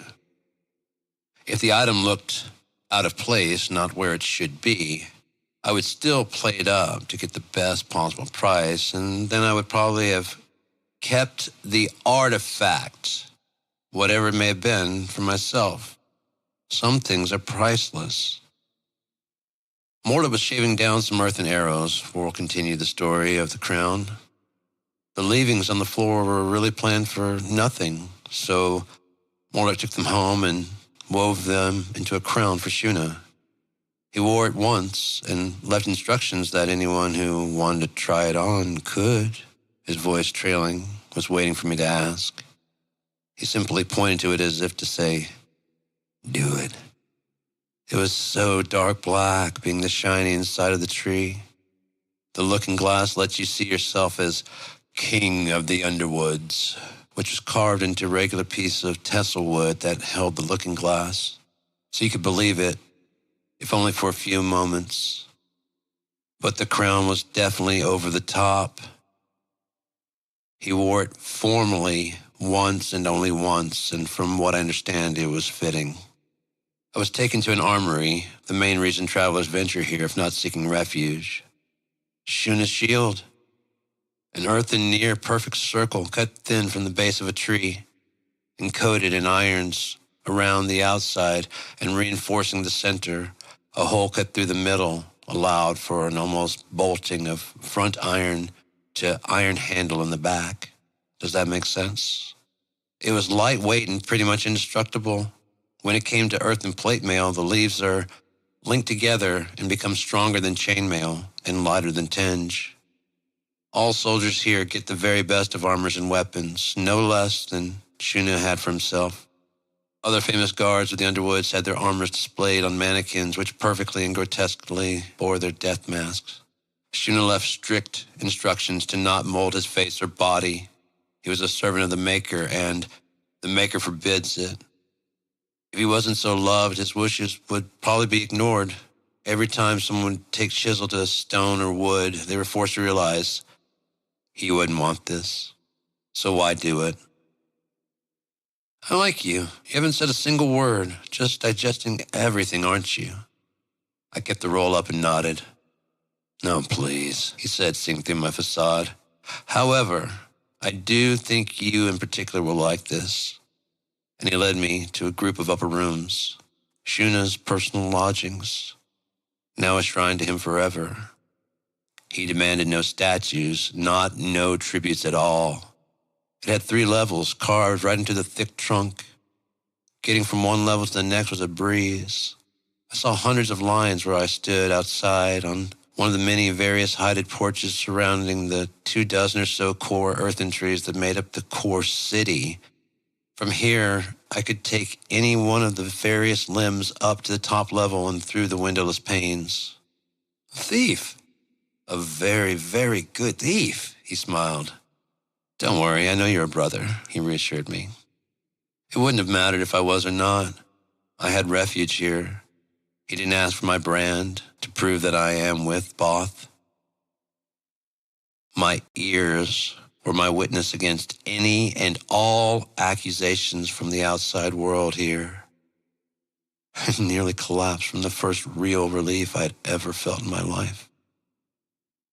We continued into Shuna's residence where Worrell showed me the earthen Garen set and his woven bowls, the mingling of glass and chalice and earthen stem or handle, so many wondrous inventions. There were designs for hybrid creations of dwarven and elvish fortifications and weapons. Most of the plans retrofitted to replace all materials with earthen instead. Once Shuna's journey to understand myth became the greatest voyage a half-elf ever took, straight into the arms of truth and history. The misfit half-castes, the weirdos, they all came to basically worship him, no matter what he said. He had enough money to care for all of them, but the constant reverence was getting to be a bit much, so Shuna created the nearby town of Terzhern. If you just needed somewhere to be where people won't hassle you, Terzhern is the place. It was a nice way of saying, I'll pay for everyone to stop coming to me to fix all of your problems. I had never heard that story in any book before, but here I am looking at the plans for the actual village to the northwest of our current location, but still tucked within the safety of earth and wood walls. There's apparently a path from the greeting area in the front that leads straight there. Again, a safe refuge of a path far away from danger. Shuna said that Terzhern was a word he learned from his father, Theron. It was a word his mother called Shuna while still in the womb, one of the few elvish words she learned. It was almost his name, but since its translation is basically precious baby, his father allowed it until his birth, which unfortunately killed his mother. It still runs perfectly. People live there happily. It's easier to get residence there, he said, knowing what I was going to ask. And far enough away, he said, looking out the window in the direction of what I assumed was Terzhern. All I saw was more woods, privacy. I was really loving the truth of Shuna far more than the many books I had read, which only told of a good man, leaving the feeling of either I'm inferior or this casting is hollow. Some may be fine with that feeling or never even think about it. This new information completed many holes left in my education of Shuna. So what really brings you here? Asked Worrell. Or would you like to leave early, clearly tired of twirling around the matter? I knew no lie would work on him, and any deception would get me removed. With no sense of trying to hide it, I laid out nearly everything. Althen, the void, almost everything, though even Worrell did not know of this mage. It also so happens that Worrell was no stranger to the void. When he heard that I conjured a blade, he grabbed my arm and brought me swiftly to the second floor of Shuna's residence. The parquet wood floors and soft, gentle grains of normal wood. It kind of makes you feel sane for a bit. I can only imagine the nightly disarray and misperception of light if the plain tessel wood weren't in place. Then I saw what he brought me up here for. Over the fireplace was an earthen bow. So far, nothing has been strong enough to bend it, but if you can conjure a blade from the void, then maybe I can conjure a cable. I finished for him, moving forward, just taking in this bow. Worrell smiled as if he'd been waiting for this moment his entire life. I need a few more days at least, and it would do you no good. I can't enchant the bow with the void cable. So far, anything I conjure here returns to the void almost immediately. He slowly turned to me. Oh no, if you can do this, it has already been willed to you. he said, taking the bow down and handing it to me slowly. Well, he pulled back at the last second. Anyone who can craft any cord or cable strong enough to bend tenneth the virgin bow. And then he handed it completely over to me. I just held it, imagining such a beautiful pairing to my sword. I would use these next few days. I will bring that cable from the void. You own one, Worrell questioned me, noticing not the black beneath the leather, but the leather wrappings themselves. Oh yes, my father, an elf. His brows raised, hand extended for me to let him hold the blade. Disappointed as he, I shook my head no. That means I did not come by this sword through true elvish blood right. I gave it to him, unsure if it was about to become part of the visitor's armory. Ah, Morlet's crafting. Still perfect after all these years, and he began a demonstration of his skill with a blade that froze my blood and raised the hair on my arms. This was no fragile king who needed guards to keep him alive. At least it ended up back in our hands, yes, he said, sheathing the blade and handing it back to me. That always was his long game, Worrell laughed. Suddenly I felt I knew Shuna a little better, as if his existence is ingrained into the Underwoods itself, and why not? None of this would be here if his parents hadn't broken the rules. Back then, you could be killed for being a traitor to your kind. The war between elves and men was much more intense, and cross-pollination was a serious offense in the First Era. Being a fellow Void Walker, Worrell invited me to join him in a round of burying. How often do you get to void with the king of the Underwoods? And, of course, he had the most ornate pipe. This was truly Shuna's personal smoking pipe. I didn't even bother showing off mine, which now paled in comparison. Yet, I felt vindicated that I hadn't paid what the shopkeeper was asking, as I looked at the ornate grooves Morlet had carefully grafted into the wood with what must have been the very tips of Timrah. And then I became angry that he had tried to rip me off, but I just let it go with an exhale, something totally new to me. We talked in the void for a long time, and I showed him what I'd learned there. Surprisingly, he taught me several new tricks, like how to communicate with my body from inside the void. The burying eventually wore off, and we talked well into the night. Then Worrell asked, "Have you ever tried Kellet?" I remember his voice echoing off as stars danced my face into a corner. I spoke through the yes, I think, and went not to. Sanity came back in slowly, making sure I was okay before taking control again. And everything seemed like it was dusted in light. Yours. Hi? The voice echoed and modulated and sounded so weird. I'm sure he said it fine. I'm sure I heard it wrong. Or this king is fucking funny. You don't get as walloped in the face after your first time. Each time after your first use gets less and less intense as it comes on. And less blue-tinted now I'm looking back at things. Between walking on Kellet in the night mirages and talking in the void, I showed Worrell a few things I had held back before, and he changed my perspective on several things my entire life has been based around, like how I'm a half-elf chasing after the life of a man.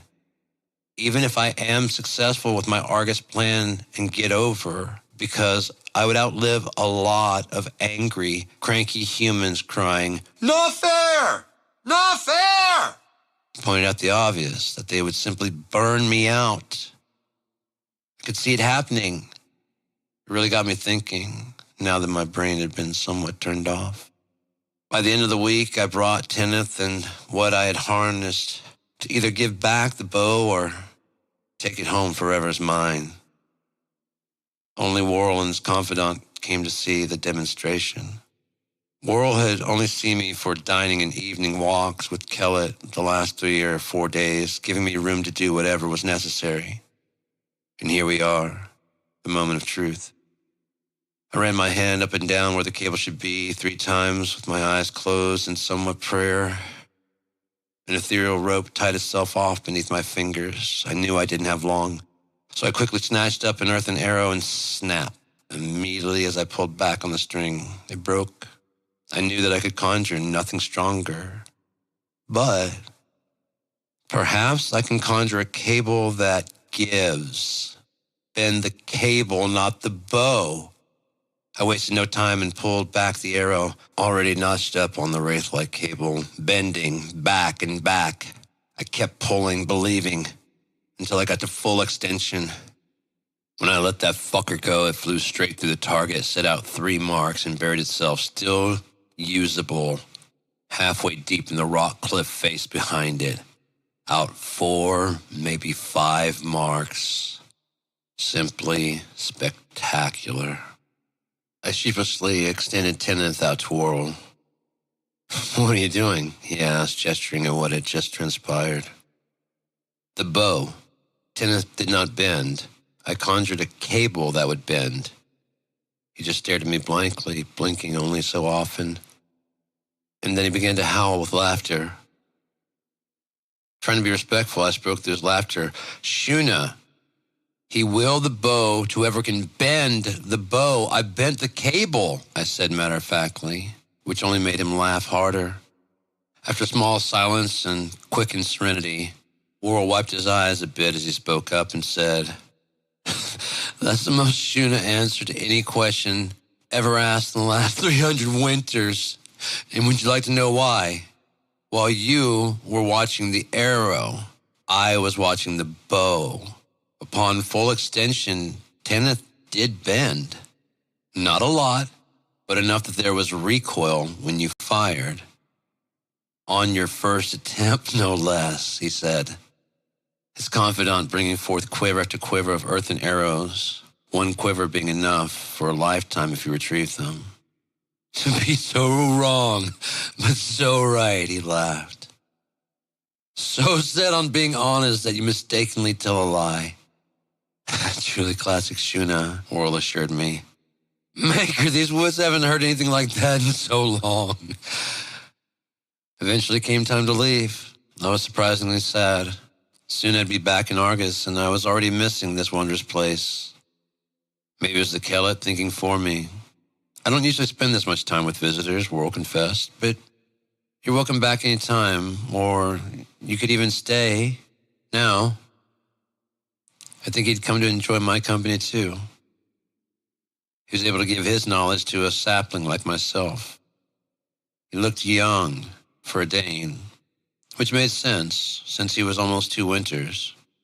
Only the time on his face told his true age if you stared long enough. There's just a maturity in the eyes, and of course the years of events weathered into the very skin. All things being equal, he had about the same amount of time left as me. If it's all the same, I have some things to do. I would love to return if you'll have me, I stated, knowing that I'm not yet done. Worrell touched 2 fingers to his eyebrow and quickly flicked them my way. I was mid-mimic when I remembered. Sorden. Worrell just gave me a look of, "You'll find out in time," when he saw the recognition of the gesture on my face. "When you have more time, then," he gently spoke and shook my hand goodbye. I knew I'd always be welcome. A few days earlier, I'd found a place that'd be perfect for me to stash the bow and sword in the underwoods should the need arise, where I knew for sure they would be safe. A contingency plan. The thief in me is always checking the edges for splinters, sniffing the water for any signs it should not be entered. It is simply my nature now. Worrell seemed impressed that I could find a hiding place he did not know of in the very woods that he himself grew up in. He urged me not to leave the weapons behind, not so close to perfecting the bow's bane. I agreed with little resistance. I'd make periodic stops from time to time. The underwoods was so unique. Far from anything on Unia, but then Vorgan's bog has no compare. Argus has no comparison, and even the foot trace plateaus just south of the gaping maw. Having been to the Underwoods once, I knew I would always return, often throughout my life, as long as there's breath in me. I left the next day at first light. This time, I headed northeast on a much more civilized journey and path. Shuna had visitors from all over Unia, kings, nobles, and peasants. He wanted them all to arrive and feel welcome. With good weather and trails like this, I could be in Argus in 4 or maybe 5 days max if this horse can race as fast as I can feel it wanting to. A Dane horse, bred for speed and endurance. The road took me by Morrington, so I stopped by to sell off some things from my adventure. I could get much more money for them this far out. I bought June out of mare's milk again. We drank a bottle together, this time on me. The burning shield was doing great, and few, if any, remembered me. We smoked, we drank, we sang. I knew I would use my old crash spot again before returning to Marith. It was too much fun being this far gone to go home. And this was probably Juno's absolutely best batch to date. I stashed the rest of what we didn't use in different locations. Had I known that was the last time I'd see him, I would have made a bigger deal. I would have watched out for him instead of stashing, but sadly he healed himself to death, while I greedily planted Kellett back at Marith and contingency planned my intoxicants. No one can die before it's their time. Her words echoed in my head as if I heard them from her lips rather than reading them. Yeah, that really didn't come from me at all, but I was about to kill the pain. After Juno's funeral, I returned to Arcus, loaded with milk, Pesset, and Kellett. I no longer wanted to remember anything.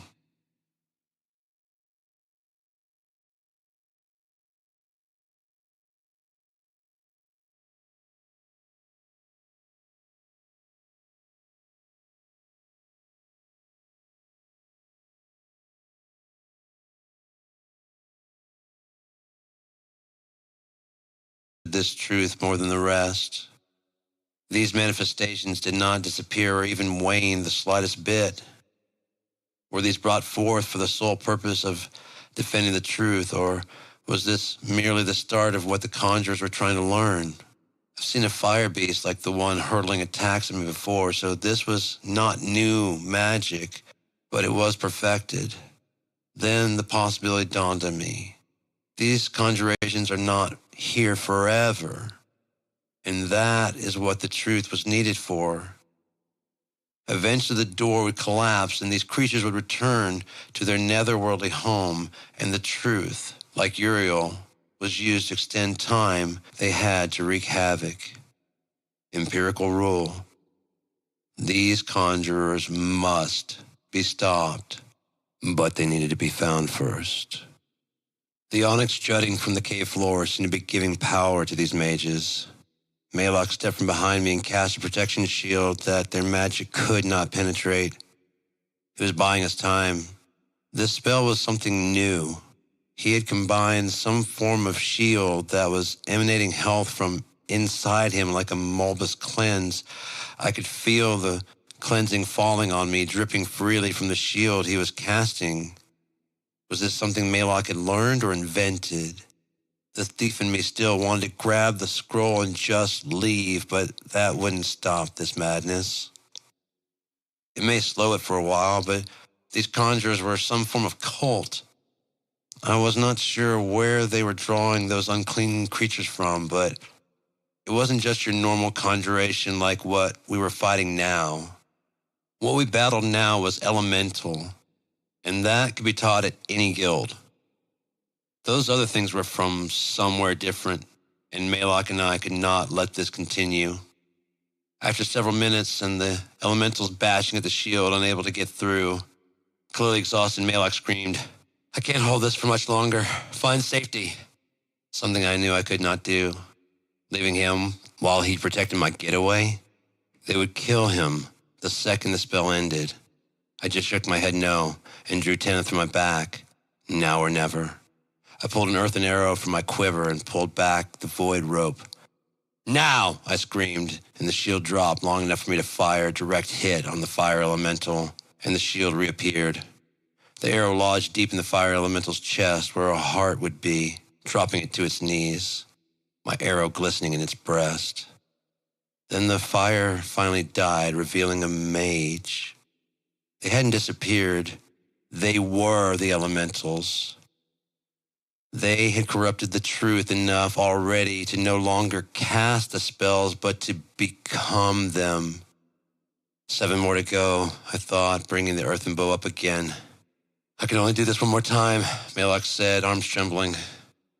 Then drop the shield on my command and find shelter, arrow notched and ready to fire. Now, I yelled. Like a troop of musicians, everything went like clockwork as we worked together. The shield dropped and Malak ran for an outcropping. My aim was true, sticking the next elemental right in the head. Fire and ice finished. There were 6 still left to destroy. I placed 10th on my back and drew my sword in one motion, slicing the arm off a rock creature that had gotten far too close and far too confident with the shield gone. The earthen blade sliced the arm, coming down on top of me clean off, and blood gushed out all around us. This rock monster, which once stood nearly twice my size, began to shrink and was now looking at me, eye to eye, a one-armed female mage who just stared at me in disbelief.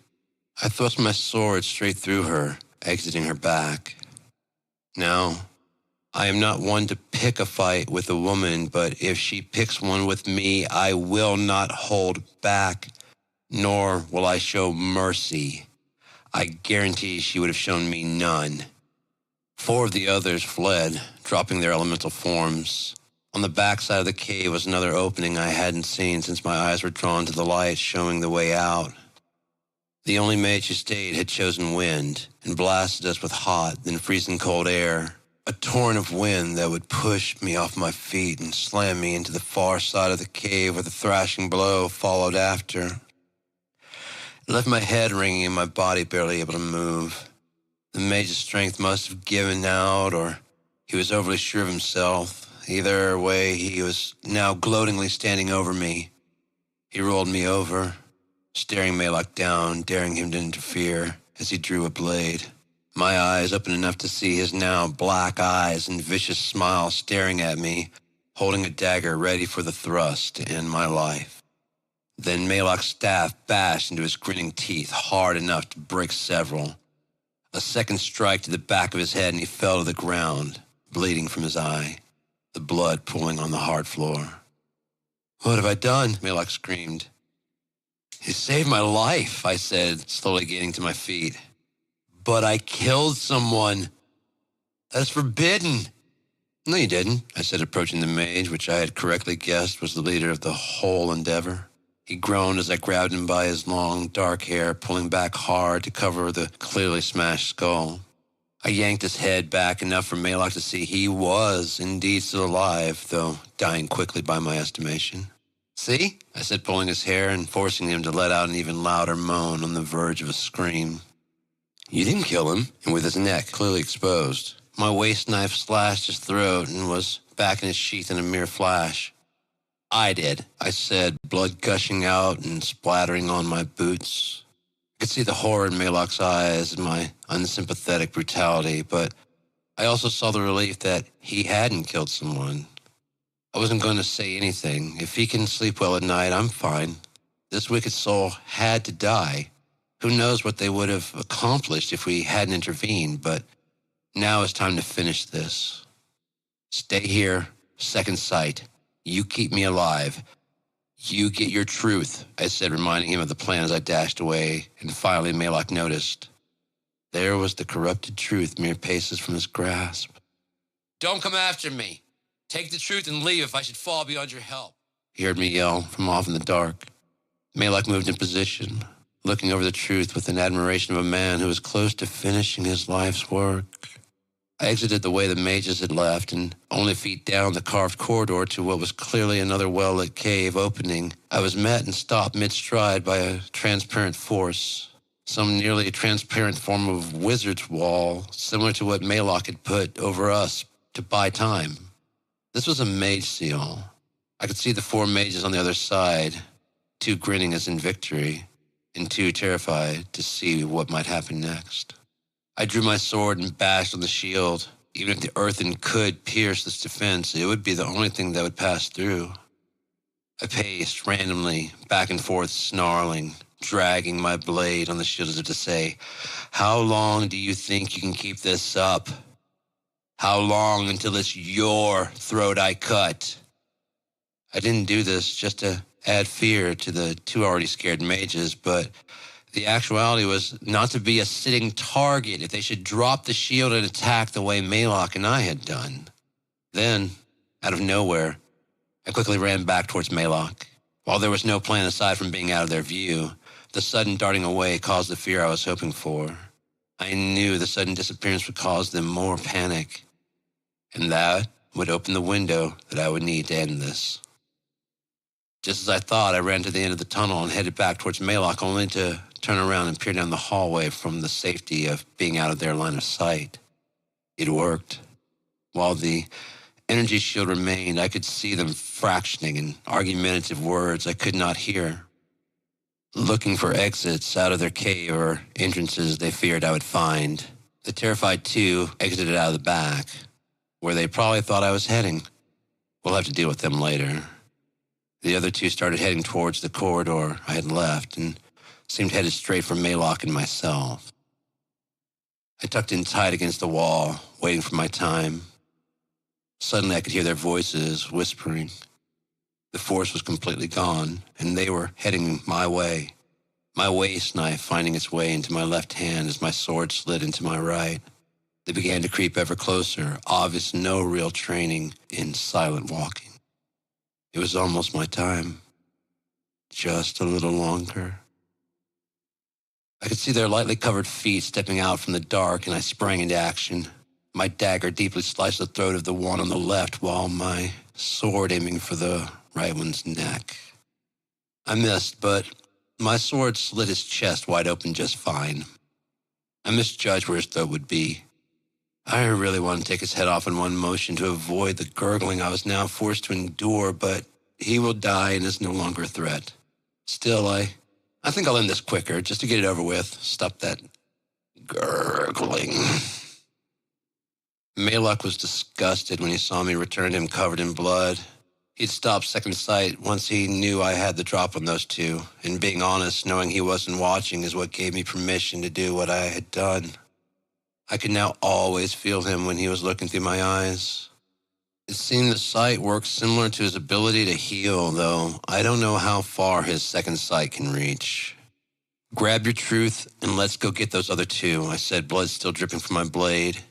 He recoiled and pleaded for their lives. "They ran away. They are no threat. And when they get back to their guild and explain what happened, showing what they've learned so far, how long will it be until they gather another group of octets and return for the truth? Now let's finish this," I roared. "It isn't that simple," Maylock replied. "And why not?" I said, losing patience, knowing the other 2 were getting further and further away. "This," he said, reaching for the truth. His outstretched hand suddenly shot back at his side. He reached again to show it keeps happening. It was protected by some form of force or time loop. "I have to uncorrupt this first," he said, somewhat relieved that he wouldn't have to see me spill any more blood for now. "And how long is that going to take?" I asked petulantly. Maylock looked at me as if my bloodlust were unquenchable. "As long as it takes," he said, sitting in meditation below the pedestal. "And how are you?" And he began to levitate to a height that he could read the words, answering my question. I couldn't help but feel bad for him, as the original text was clearly written over by all the mages who had used it for their own purposes. Maylock just seemed more assured. I slipped out while he did his work. I headed towards the light I had seen earlier that I assumed was the exit, and I wasn't wrong. This cave entrance was far too large to cover as they had done with the exit we entered in through. This was a huge open room with a gaping ingress. These mages booby-trapped the rear entrance to near completion, but this room, on quick glance, had no protection. To be honest, few people, if any, ever traveled to the east side of the Onyx Peak, so why bother? I exited into the bright sunlight, nearly blinding me at first after so much time underground. I stared down the mountain chain to the north, and once I really focused, I saw just on the edge of my vision the two mages scurrying away. My first thought was to follow and leave them bleeding near the head of the mountains, but I knew it would mean leaving Malok defenseless if I left him. Who knows for sure if I killed everyone. I walked back in to see Malok with the sickly green scroll, now in his hands. He was no longer levitating, but sitting peacefully on the ground and poring over the writings. I said nothing as he was clearly making progress, and I didn't want to interrupt. The sun was now getting close to setting. Fortunately, this cave was redesigned for living. There were rations that I sniffed endlessly for poisons and cleared to eat. I started a fire and set a few bedrolls and prepared for a night's stay here. Even got Malok a few pillows so he could be more comfortable, something he barely acknowledged as he began to sweat as he obsessed over the mage-like words. Unlike mages, I booby-trapped the front entrance, as the rear entrance was now impassable. When the sun had clearly set, no more daylight slipped in from the adjoining entrance room, but was replaced by the bright light of the moon. I began to doze off, keeping an ear out for trouble that never came. Somewhere in the black of the night, after the fire long died, Malok let out a scream, not of pain or fear, but I was to my feet with sword in hand, searching and searching. But there's no danger. Malok had deciphered part of the truth. The green light that once surrounded the truth was now cracking and peeling and falling away. The writings of these mages over the original writing all fell away too, eventually revealing a layer of blue light and more previously unseen scribbling that would soon enough also crack and fall like dust from the pages. It seemed that each uncorrupting removed all the writing from the previous corruption, and so it went. The green gave way to blue, the blue disintegrated to a ruddy orange glow, like the fire had taught the pyromancers. I lit another fire as Malok shuffled through the pages again and again. The sun would be on the rise in a matter of hours, maybe less. But for now, the crescent moon still shone on the hillside outside the cave that led down a lush incline from the peaks to the water, where a perfect copy of the moon was broken only by the waves crashing the shore. Completely dropping all pretenses, I lit a bowl of kel and used a few drops of pure pesset. I'd gotten very good at making pesset in my years alone, but no kellet just now. Kel was more of a mood stabilizer now that I had begun using kellet to take me away. I wandered around outside, now in a much better mood, looking for any attempts of the mages to return, but nothing. No torches down to the south or up to the north. When I finished my smoking, I returned to the cave. I sat watching this once timid cleric now dissecting fact from fiction. While I was no fan of cleric's choice of lifestyle, I can easily respect art, and he was becoming a true artist. I couldn't help but wonder how long it would take her to break this truth. Longer? Shorter? That's it, he sighed, completely out of energy.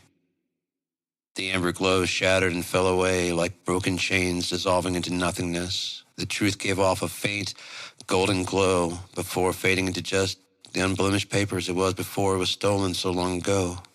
Malok collapsed, hitting the ground hard, exhausted. I tried to catch him, but he was much too far away for me to reach him. I was glad that I'd laid out pillows for him. The best I could do was search him for serious injuries. Finding none, I brought him his bedroll and another pillow, tucked him in for a long sleep, and stashed the truth in my backsack, just for safekeeping. My backsack had become like part of me by now. I could tell by weight what things were missing or added. The truth would be safe with me, as I was far too intoxicated for sleep. The truth, Maylock screamed, sitting up after several hours, much-needed slumber. Half the daylight was already gone. I waved the collection of writings at him. I'd been trying to read this truth, pages and pages of the writings of the followers of some cleric cult of some minor deity named Korra. Aside from that, it was all nonsense to me. Magic words and symbols I couldn't grasp or make sense of. Just the name Korra and a few words here and there that weren't in Majelic. I handed it over gingerly to Maylock, who snatched them up quickly. It slightly offended me until I remembered that I am a thief and there is no telling what that truth can actually do. We were only given a small taste of what these conjurers had gleaned from partially deciphering this. It's precisely because of the early corruptions. That's what kept the mages from deciphering it, Maylock grinned, so rightfully proud of himself.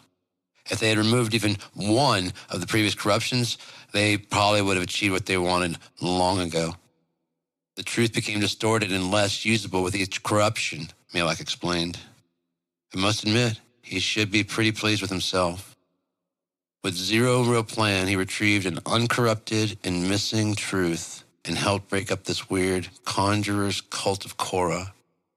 I'm sure the clerics in Burl will take better care of the truth now, with an increase to security.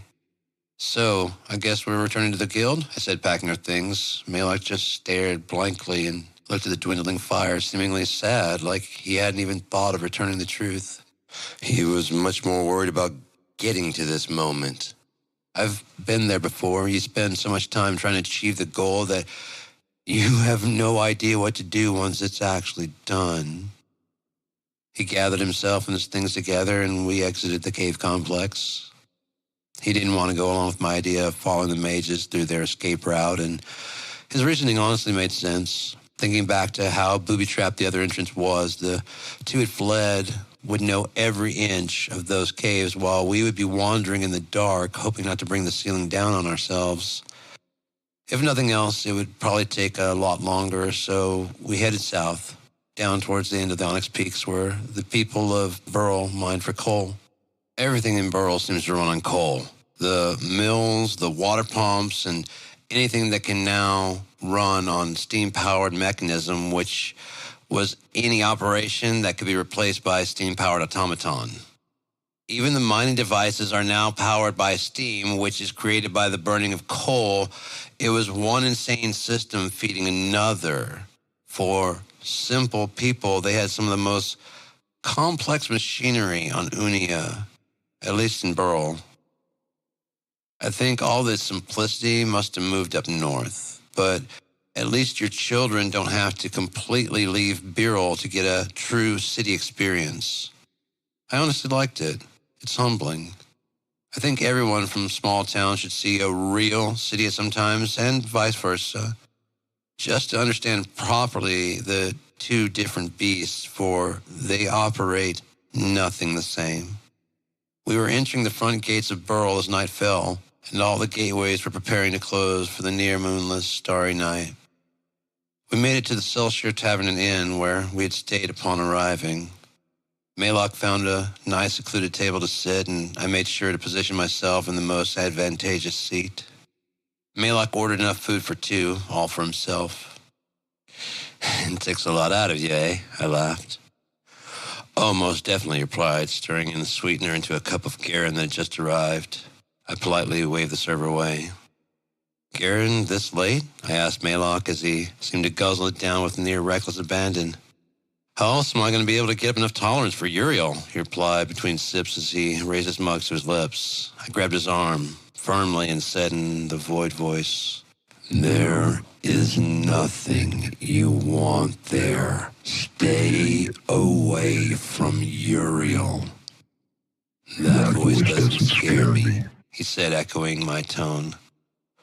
How about this one? I said in a newer, darker, deeper voice, my forked void tongue behind my teeth licking the roof of my mouth, ready to snatch the throat out of Maylock. My eyes flashed a dark fire. The sub-frequencies of my voice actually somewhat vibrating the entire inn. Well, now, that is different, he said, finishing his Karen nervously and now much slower. Malak wasn't the only one who noticed. It seemed most of the inn felt it, as several of the customers were all now looking around, confused, to try to find the source. I scanned the room too, trying to look as surprised as everyone else, when I caught the terrified eyes of two thin travelers who quickly grabbed their things, dropped money on the table, and left. The two mages in disguise. I was out of my seat and out the front door, following them in seconds. It took me 20 to 30 minutes to catch them and follow them to a place where the void would hide me well enough to dispatch of their bodies without guards seeing anything. I was back at the inn within minutes. I washed my bloody hands in the wash basin that's in the front of every inn or tavern. I did my best at making sure to not get much of the blood in the wash bowl. It's a matter of a fast scoop and rubbing your hands together away from the basin. I had done it numerous times, and only a few drops get in the water. No sign of a murder. Maybe a cut finger. I walked into the inn, shaking my hands dry, but Malak was gone, nowhere to be seen. The server approached me and said, "Your friend told me you'd be handling the bill. Should I just add this to your room charges?" I silently nodded yes and marched straight to Malak's room, where I burst the door open. "Where else would I be?" he smugly asked from a meditative seated position on his rented bed, eyes closed. He wasn't using second sight, at least from what I could feel. I went to my room and checked on my things. My pipe, it was gone. It wasn't in my backsack pocket. But then I checked the pocket in my armor that I would slip it into after use, and there she was. I placed it in his rightful hiding place in my backsack. Malak still wasn't watching. It's odd to feel someone basically borrowing, looking through my eyes. Occasionally hearing his thoughts in broken sentences now. I block that as much as possible. I'm going to have to learn to block much harder the stronger his powers get. If he's master sending his thoughts, he can push his fears and hang-ups onto me, and that which worries a cleric is often just an obstacle to a thief like myself. I went back to Malak's room to try one more time to convince him to stay away from Uriel. "I already know," he said as I walked in, "but the void has a truth I have now been tasked to understand." And that's fine. I'm not trying to stop you from going to the void. As much as I've made it mine, it doesn't belong to me. No matter what secrets I have learned, I only came to talk to you about Uriel. Like Garen, it extends your time in the void. Malak stated the obvious to try to avoid the conversation. "Yes, but you're not learned enough to handle this," I pleaded, already knowing what was going to happen. "We would return the truth to the guild tomorrow, collect whatever reward, and then a 2 or 3 day sanguine trip back to Argus. I'd probably never see Malak again, and he would probably lose himself trying to learn the truth of the void as long as he was adding Uriel in the mix." "Look," I began, sitting on the edge of his bed, "there is a truth of sorts in that void. It's a chaotic one. I've been going in and out of that void for almost 20 years and have only begun to scratch the surface of the truth of the void. But you aren't a cleric that just cleansed a thrice corrupted truth," he said, so self-assured I almost killed him on the spot. "I am not a good person. Any thought of that, get that right out of your head." Malak's older age really stood out to me now. Trying to picture this man spending his final 20-plus winters just trying to get to where I am, and the fact that I wouldn't look as old as he does now for over 100 winters. Looking into his mortality, nothing seemed to matter in this moment. He was already dead, like so many I would eventually have to watch or bury. But I still wanted to spare him from himself and that poison. "No, I am not, but I am a fairly advanced thief, would you agree?" He nodded yes, but his expression said that it didn't matter compared to his skills. The looking out dream. "And with the help of another thief, perhaps even better than myself, we spent years exploring the very edges of the void," I pleaded. He and I searched the void for over 10 years together. Althan? Even now, the name stings deeply. And I fearfully thought of what he must have been doing since we last saw each other. Maker only knows, but his lifespan is still restricted to the length of the one I was bargaining with now. Althan was far more reckless than Malok. He may never see his full 60 or 70 years, especially with Uriel haunting his steps. Yes, he and I searched everything we could. I eventually learned to bring the void back with me, holding up a black orb with purple wisps of possibilities swirling around it. This seemed only to enthrall Malok, so I put it away. It's how I draw Tenneth, my earthen bow. No rope on Unia can bend it. So I could probably just heal myself and detoxify, where you have to go through a kick.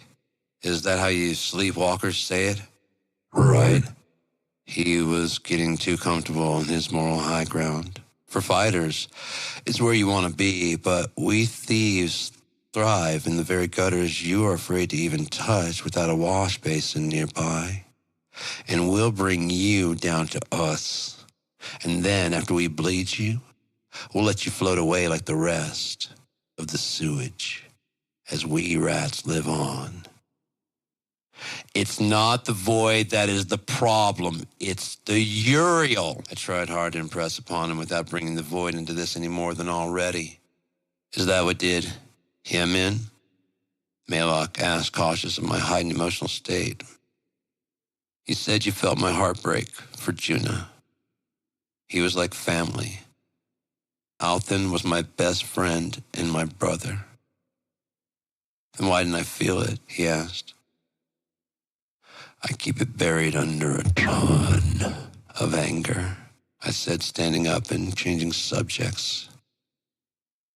I only use Uriel in the void and in the smallest of doses, and only if I need more time than Garen will allow me. Look, I don't have time to tell you everything I know about intoxicants. It would literally take years. I've done pretty much everything at least once.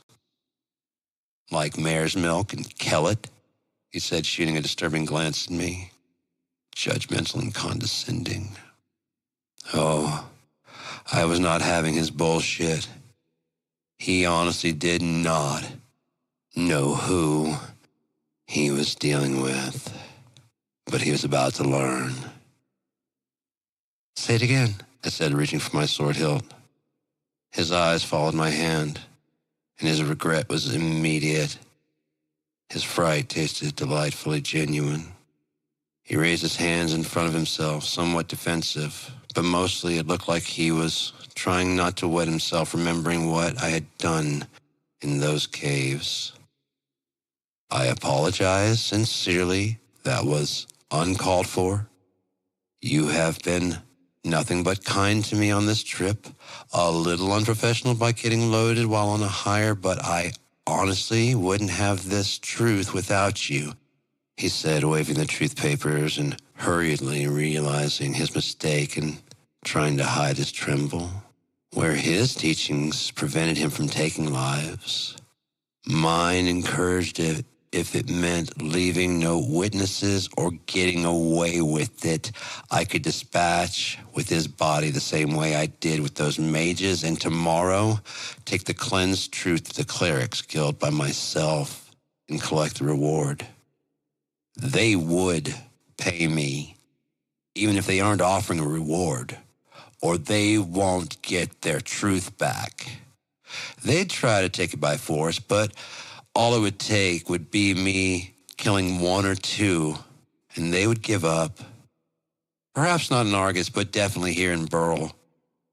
I doubt they are ready to lose 2 or 3 top clerics, especially if I took out the head of their order. If their best can't handle me or Tenneth, there is no hope for their acolytes. Plus, their guild isn't exactly the best. I'm sure they know that only a cleric could have cleansed the truth, but they probably wouldn't even question a thief showing up and returning their property. Maybe I got it off a cleric. Maybe they didn't want to know the answer of how did you get this. So more than likely, they wouldn't even have asked. I left the room with this one warning. You want kill it. You want pesset, you want mare's milk. There are plenty of truths out there to learn. I will even take you there and back and even show you what I know, but stay out of my void. And stay away from Uriel. We woke the next morning, neither saying anything. We ate our breakfast in an awkward quiet that only broke in grunts, and even then only eventually.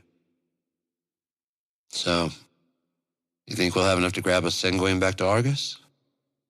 Have you seen any storms? I asked, cramming food in my mouth with my hands. Milok just shook his head no.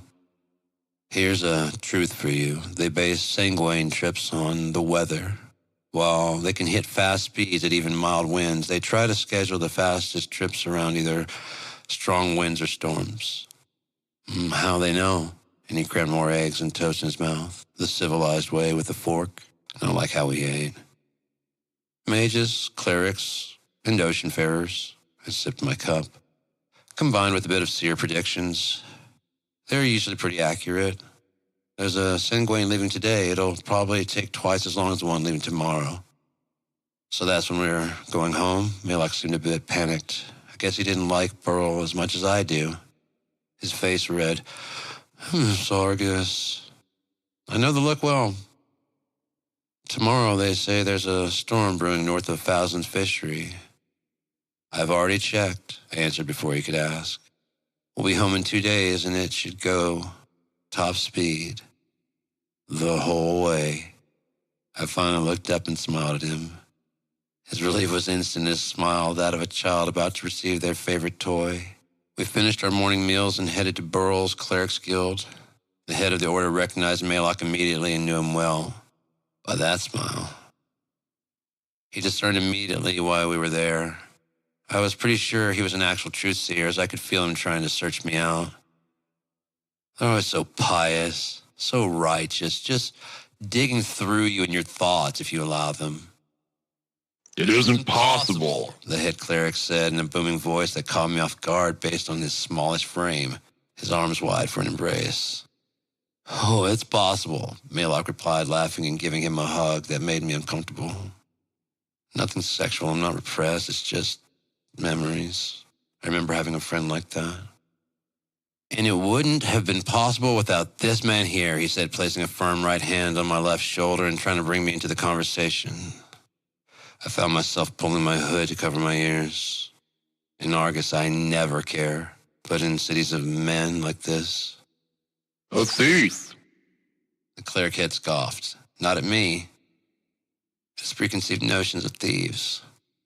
So you finally created your first hire, Milok. You've taken enough. Where are the rest of your people? He asked, a bit confused and afraid of the answer. Actually, Milok began. Yes, he hired me in Argus, and he had a brilliant plan to go and get the truth. And where was it? He asked incredulously, actually asking something else, unable to believe that a two-man operation fought off even one octet of conjurers. I could see his eyes searching me for lies, nothing I haven't beaten before. The Onyx Peaks, Milok chimed in, trying to take back the conversation before I destroyed the trust of this powerful cleric. There were 3 octets, just as my thief predicted. And how did you know this, having never even been to Burl before now? He queried. I paused for a moment, not wanting to jeopardize anything between these 2 similar-aged friends. It's what I would have done, I said, not even looking at him anymore, but looking for a place I can grab a smoke away from this holier-than-thou, judgmental, damned place. I was starting to think he wanted the truth of our adventure more than the actual truth Milok held in outstretched hands which he hadn't even reached for yet. Tell me, thief, started the truth seer. I have things to do in the market, I said, excusing myself. You 2 apparently need to catch up.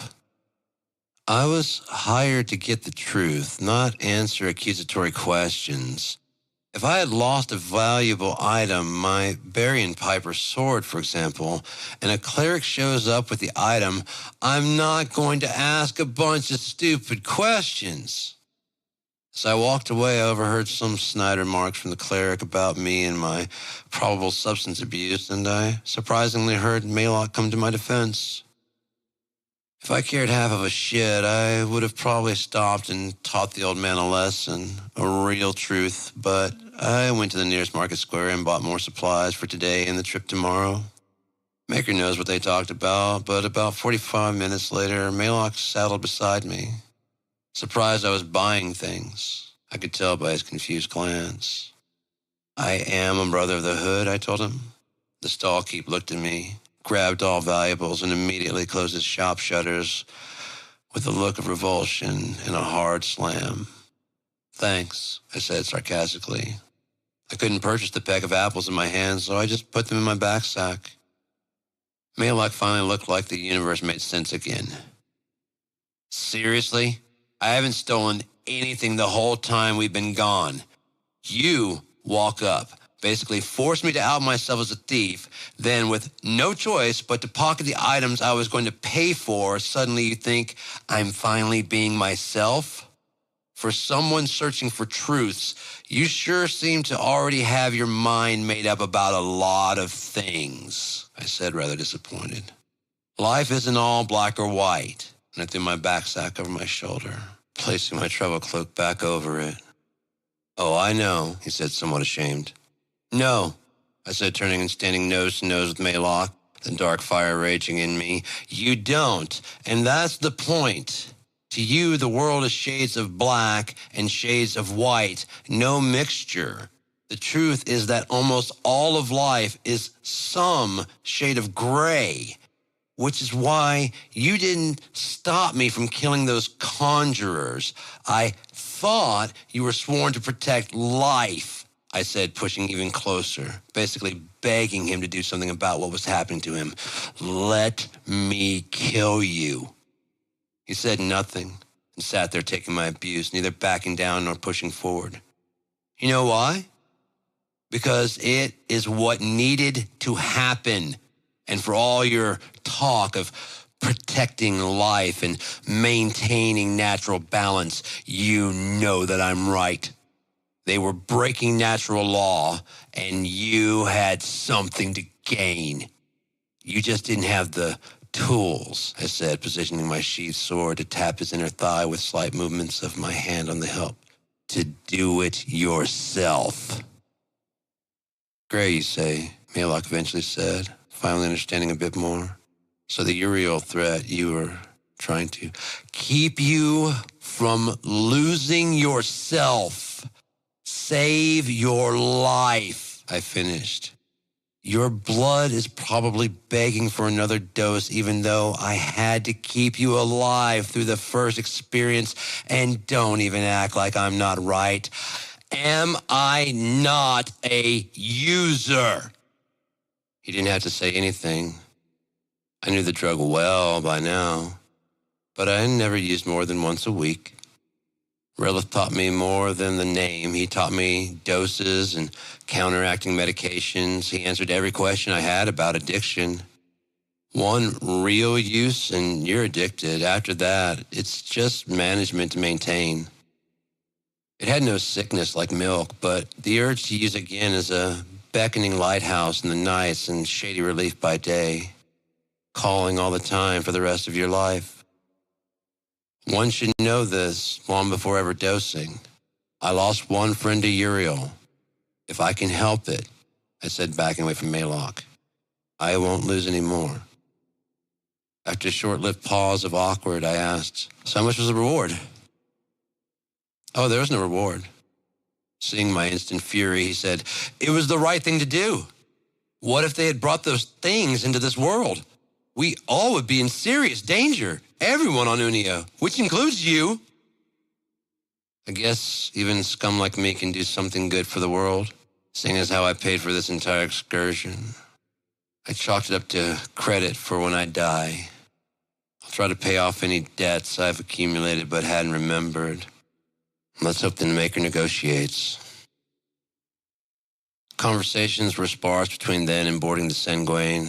I think Maylock was mostly digesting what had been said, purifying my words in his mind the way he uncrypted the truth. From me, it was wrong, but from him, he could understand. I think I understood him better, but does he understand me? I wouldn't hear from him again until we reached Argus, but besides the intentional space I was giving him, it was also, I believe, because, just as I promised, we were at top speed from Theros Harbor straight into Argus, its welcoming embrace appearing on the silver-edged horizon 2 days later. We were just breaking away from the 2-day storm. If we didn't begin slowing down now, we'd be crashing into the docks and dams in 2 hours or less. Even at half speed, we were quickly closing the gap between ourselves and the skyline. The sound of the Senguane collapsing and readying for normal speeds caught my ears and reminded me that we're almost home. The childish grin on Maylock's face still plastered from ear to ear. He looked ridiculous, but I envied him. I remembered my own first voyages on the Senguane, and I found myself hoping I didn't look so naive back when it was my turn. I do remember that first time hearing, "Hold, hold." I caught myself in a smile with the memory. Yeah, I probably looked the same as he does right now as he went from crew member to crew member asking if they can believe how fast that was, like it wasn't part of their job. He's fast for his age. We docked about 10 marks outside of Argus and took a ferry to Near Dock. We could have traveled to Far Dock, but I have a date with a bottle of milk, and I wasn't going to be any later than necessary. Not after this fairly fruitless quest.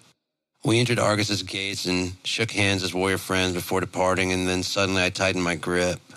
If you want to hire me, you know where to find me, but this is my last charity work. I felt his hand tensing and ready to send healing to the arm I grasped, so I loosened up to a friendly tightness.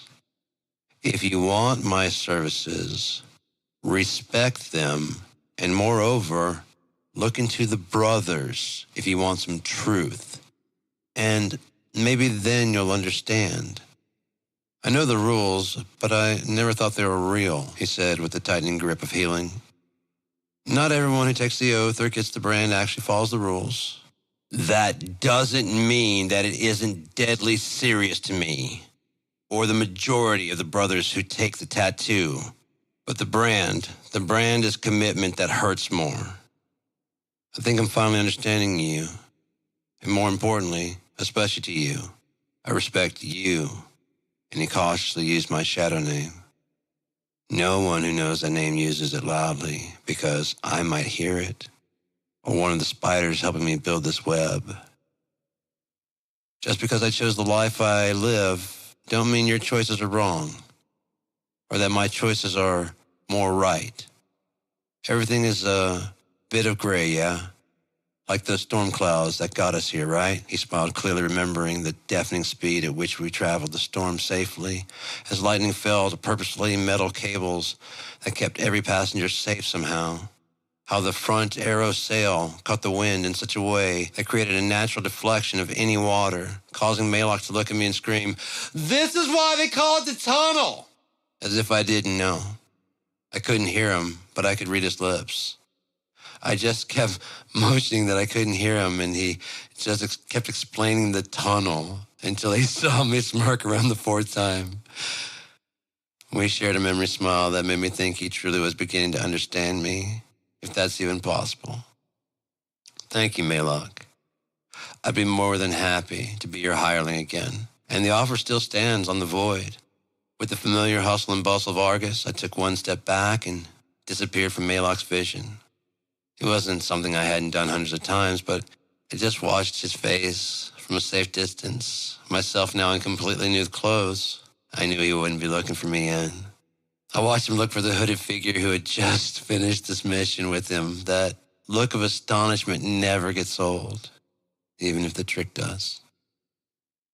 Needless to say, I had made my way to Brianatha, only to find one last taunt from Althan. It was a note sitting upright on my pillow, on my bedroll, on the floor in the corner of the back room. I chose the smaller room to give Althan more reason to stay in this shithole. When he left, I never changed it. This was home. The note only had one word on it, Wrathclaw. It wasn't a great forgery, but it was similar. The parchment wasn't old enough, the charcoal smeared, but the actual lettering was flawless. This is something he'd been working on, but why? And why now? I burned the letter to light the fireplace as I sipped on a bottle of milk for the rest of the day. I pissed on Althan's bed, fucking traitor. It had clear signs that he had slept there at least one night, and recently. Which made me want to burn the fucking mattress I'd bought for him.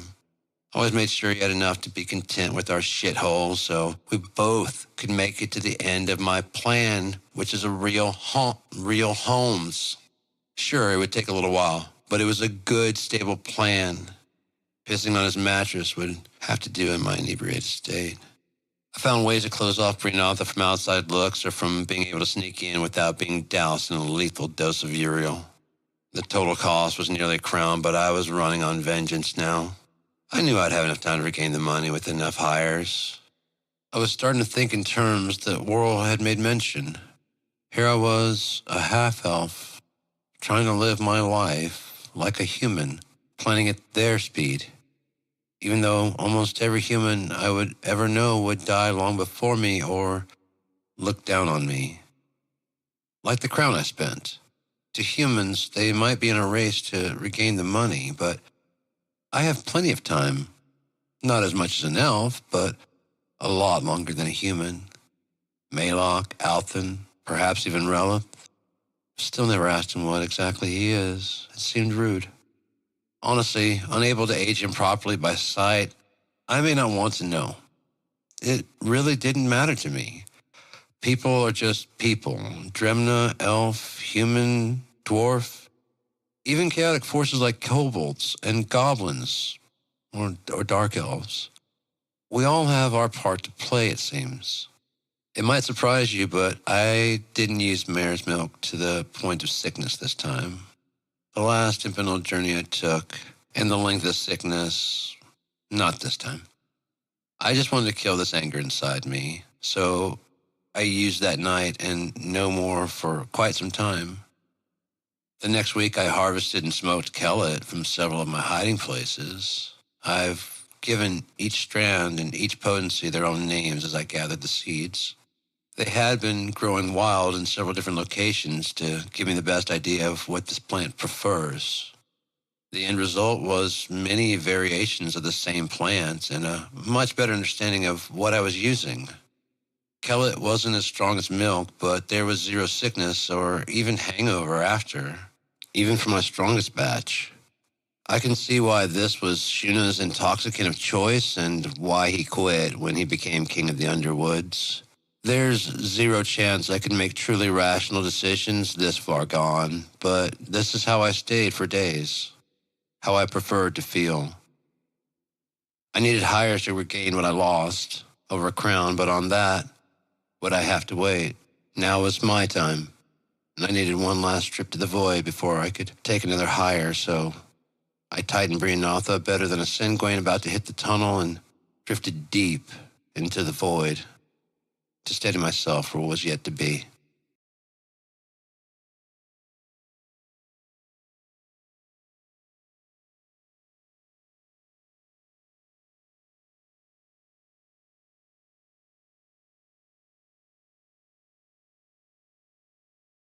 Over 17 winters. Often when I come by over the years, I would sneak in through the back window of my father's house, but now I stared down the front door, which came open with faintly a touch. Someone had been inside. I pushed the door wide, slowly, taking in everything without crossing the threshold. The dust and cobwebs. I was just about to enter when I noticed a tiny set of feet trekking in a few steps. In a mad scuffle, just inside and past the doorway, no doubt where Coulter or his daughters had snatched them up. Part 5. In the coming years, hires and intoxicants came and went. I had met up with Maylock on several hires throughout the following years, which were not being kind to him, unlike me. I'm thinking his usage may be aging him, but he and I already spoke about all of that in our times to the void. He went with me infrequently enough that I still impressed him with basic tricks. For a moment, I entertained the thought of him fooling me, but you're just more open in the void. Whatever he needed from my dark, he only took in biteable amounts. I found out that whenever Maylock was employed and the hire mentioned that they needed a thief, he always recommended me. I began to look upon these short-lived humans with new pity I could barely contain. Their petty desires and quests for hidden treasures that may or may not be there just to try to stand out from the sea of countless faces on Unia. Their quest for a love that will die around the same time as them, if not sooner from sickness or other threat. Their constant search to accumulate enough money and power in their 60 to 70-year lifespan. Everything was so important right now. And aside from being killed by an enemy, I will outlive them by 3 or 4 lifespans. But I gladly took their money. I'm not stupid. It took me nearly 5 years to regain that crown. I would have gotten it faster if I just took any hire, but my skills were coming in high demand now that Althen was not here, so I only took the hires that could afford me, which honestly weren't many. It did ensure that I got fully paid, had plenty of stories to tell, and the quests we were on were actually real. The things I've seen, the Hollow Mountains, the Bethriel Mountains in Jessel, and even Bethrin herself, even Galton. I thought a lot of my hatred for Galton came from Althen's insistence of being out that way, but actually entering the doors again, nope. It was the city. Fake Argus is what I've been calling it. And the name was starting to stick the more hires I accepted who would take me within 100 marks of Galton. Things were running smoothly and according to plan, but great things can never last. Just ask the First Era.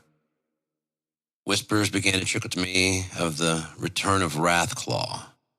This was some 7 winters after our trip to Beryl.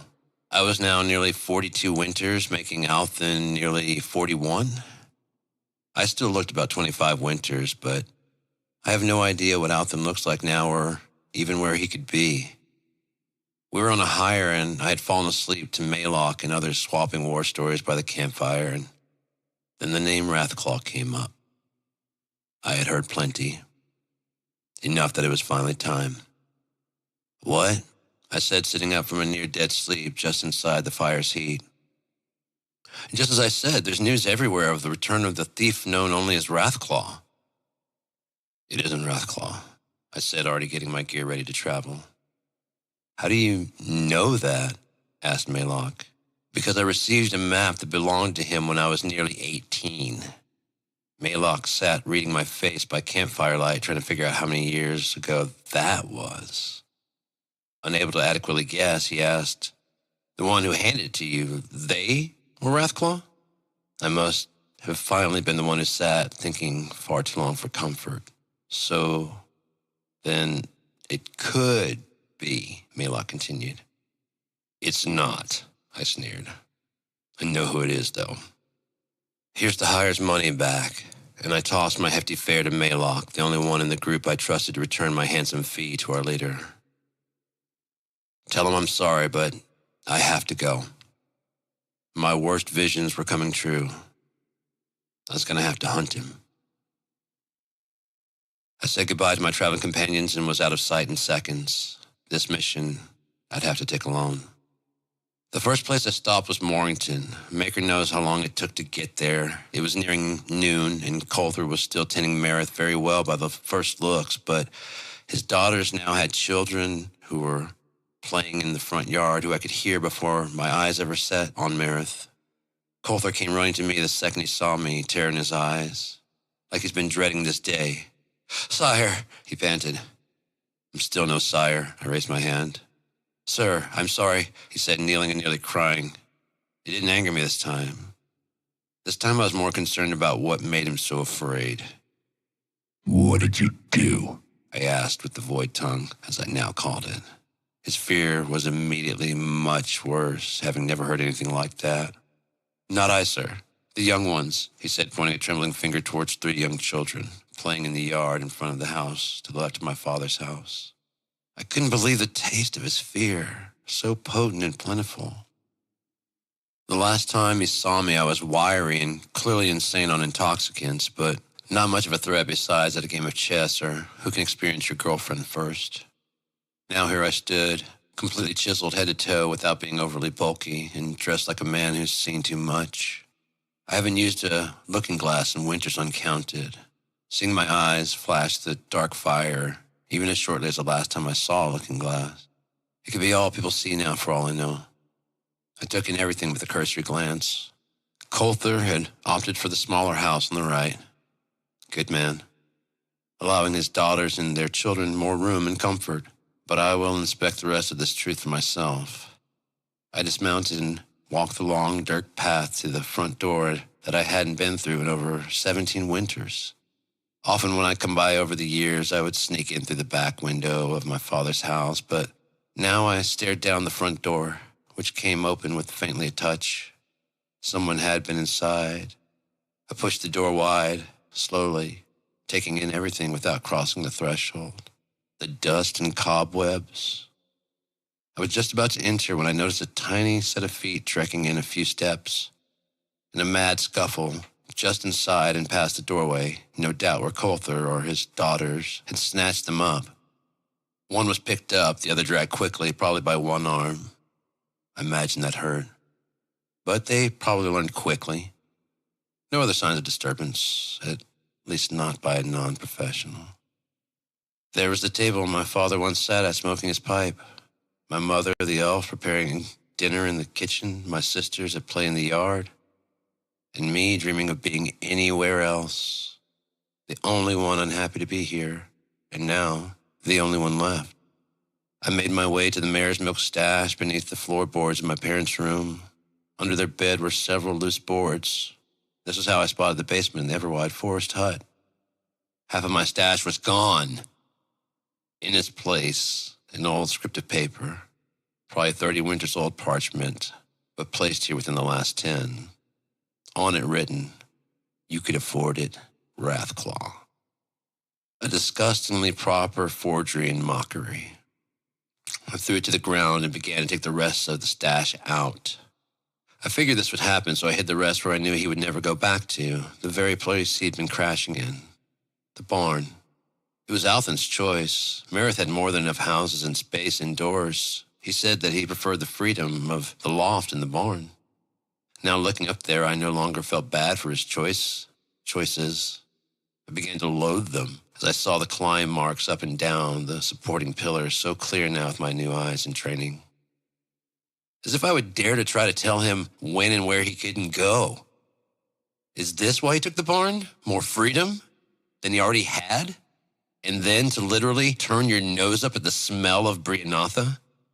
I guess horseshit is a pleasant odor. But thinking back, he had been sleeping in a burnt-out shell of a home. This was a perfect resting place for an unrulable force such as he was. I easily made my way up into the nest, pulled back the hay and covers, remembering the day we left for Meredith for Argus. The times he had nearly gotten me killed here in Morrington. The times he took my generosity and my father's small fortune. Looking back, it was clear to see that he always had used me. Not out of hate or spite, I honestly don't believe. We were truly friends, but Althan knows an opportunity, and I truly had no purpose. But looking on this, I finally knew what I wanted. I must stop him first. My search for the milk stash started getting frantic since I was not finding the rest of it where it ought to be.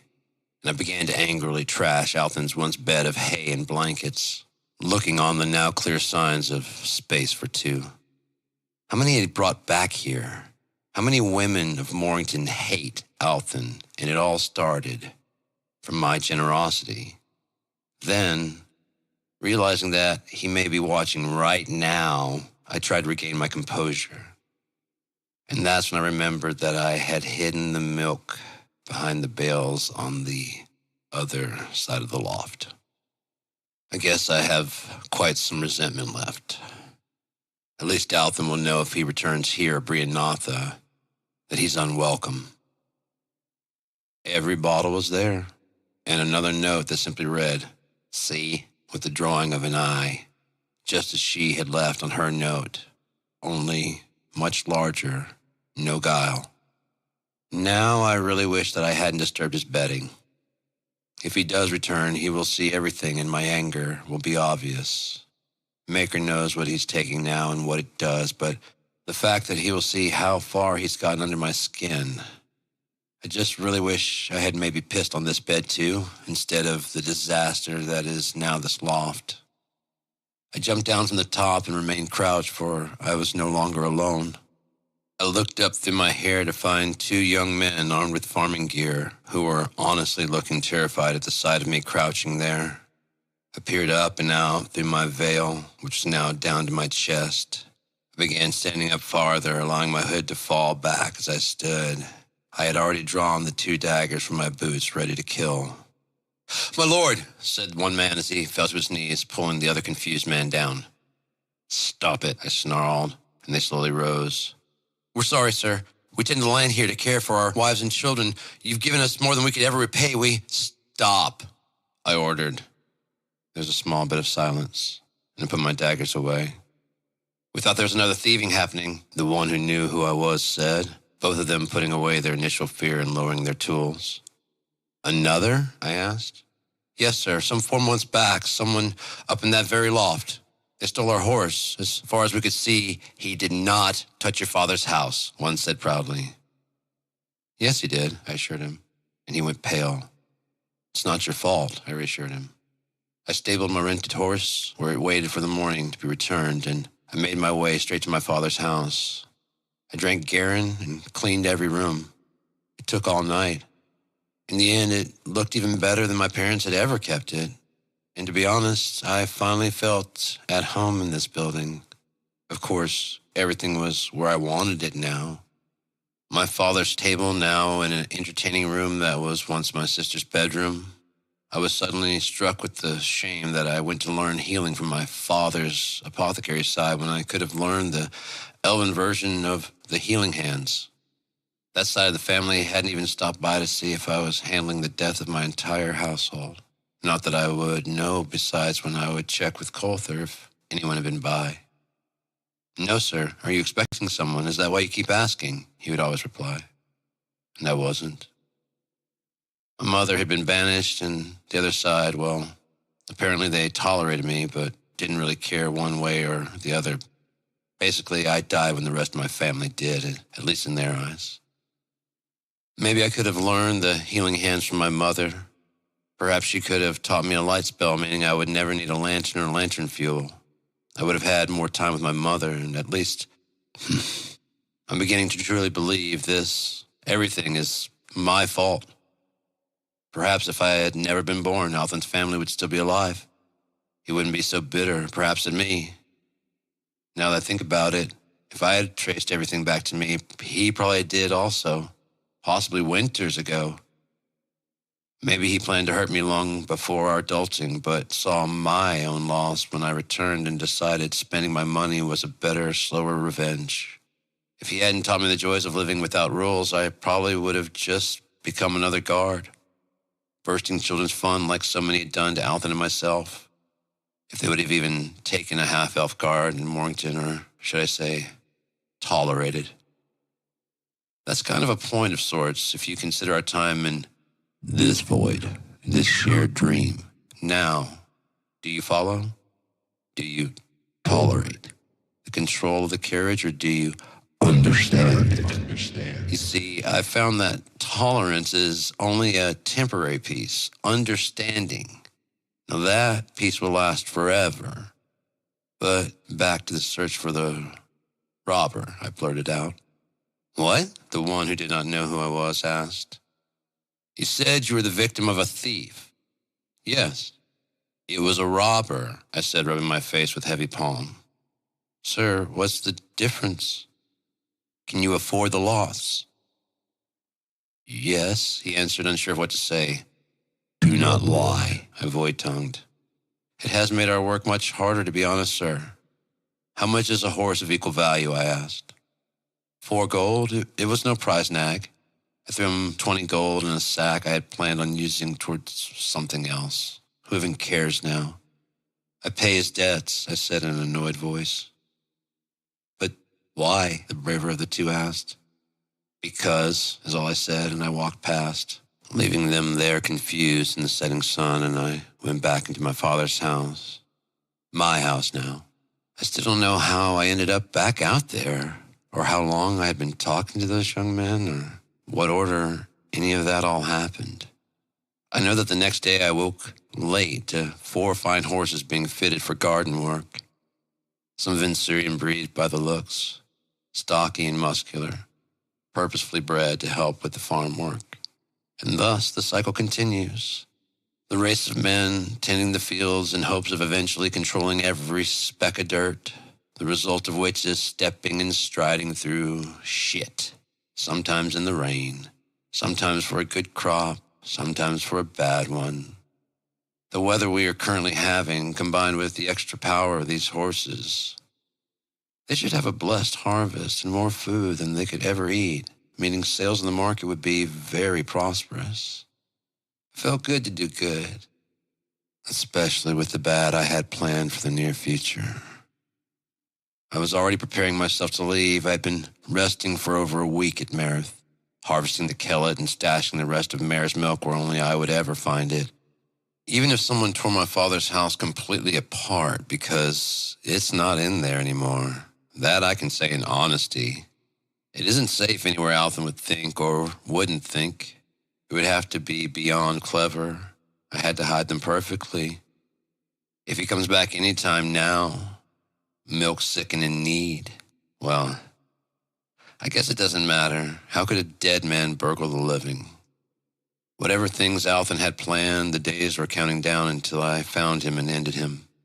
I burned both the notes he left, and I smoked Kel for the first time in Winters and Pesset.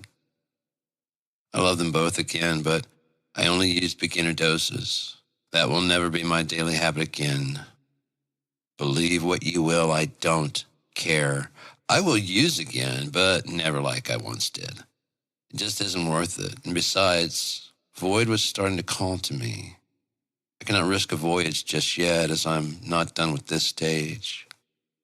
I softly entered the lower washroom, 2 steps down and not far from the place where my parents once laid their heads.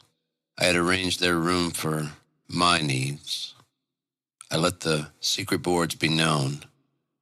Nothing to hide includes hiding nothing. This was no longer my father's house. He and the rest of my family died many winters ago. This was my house, what the servants had once tried to make me see.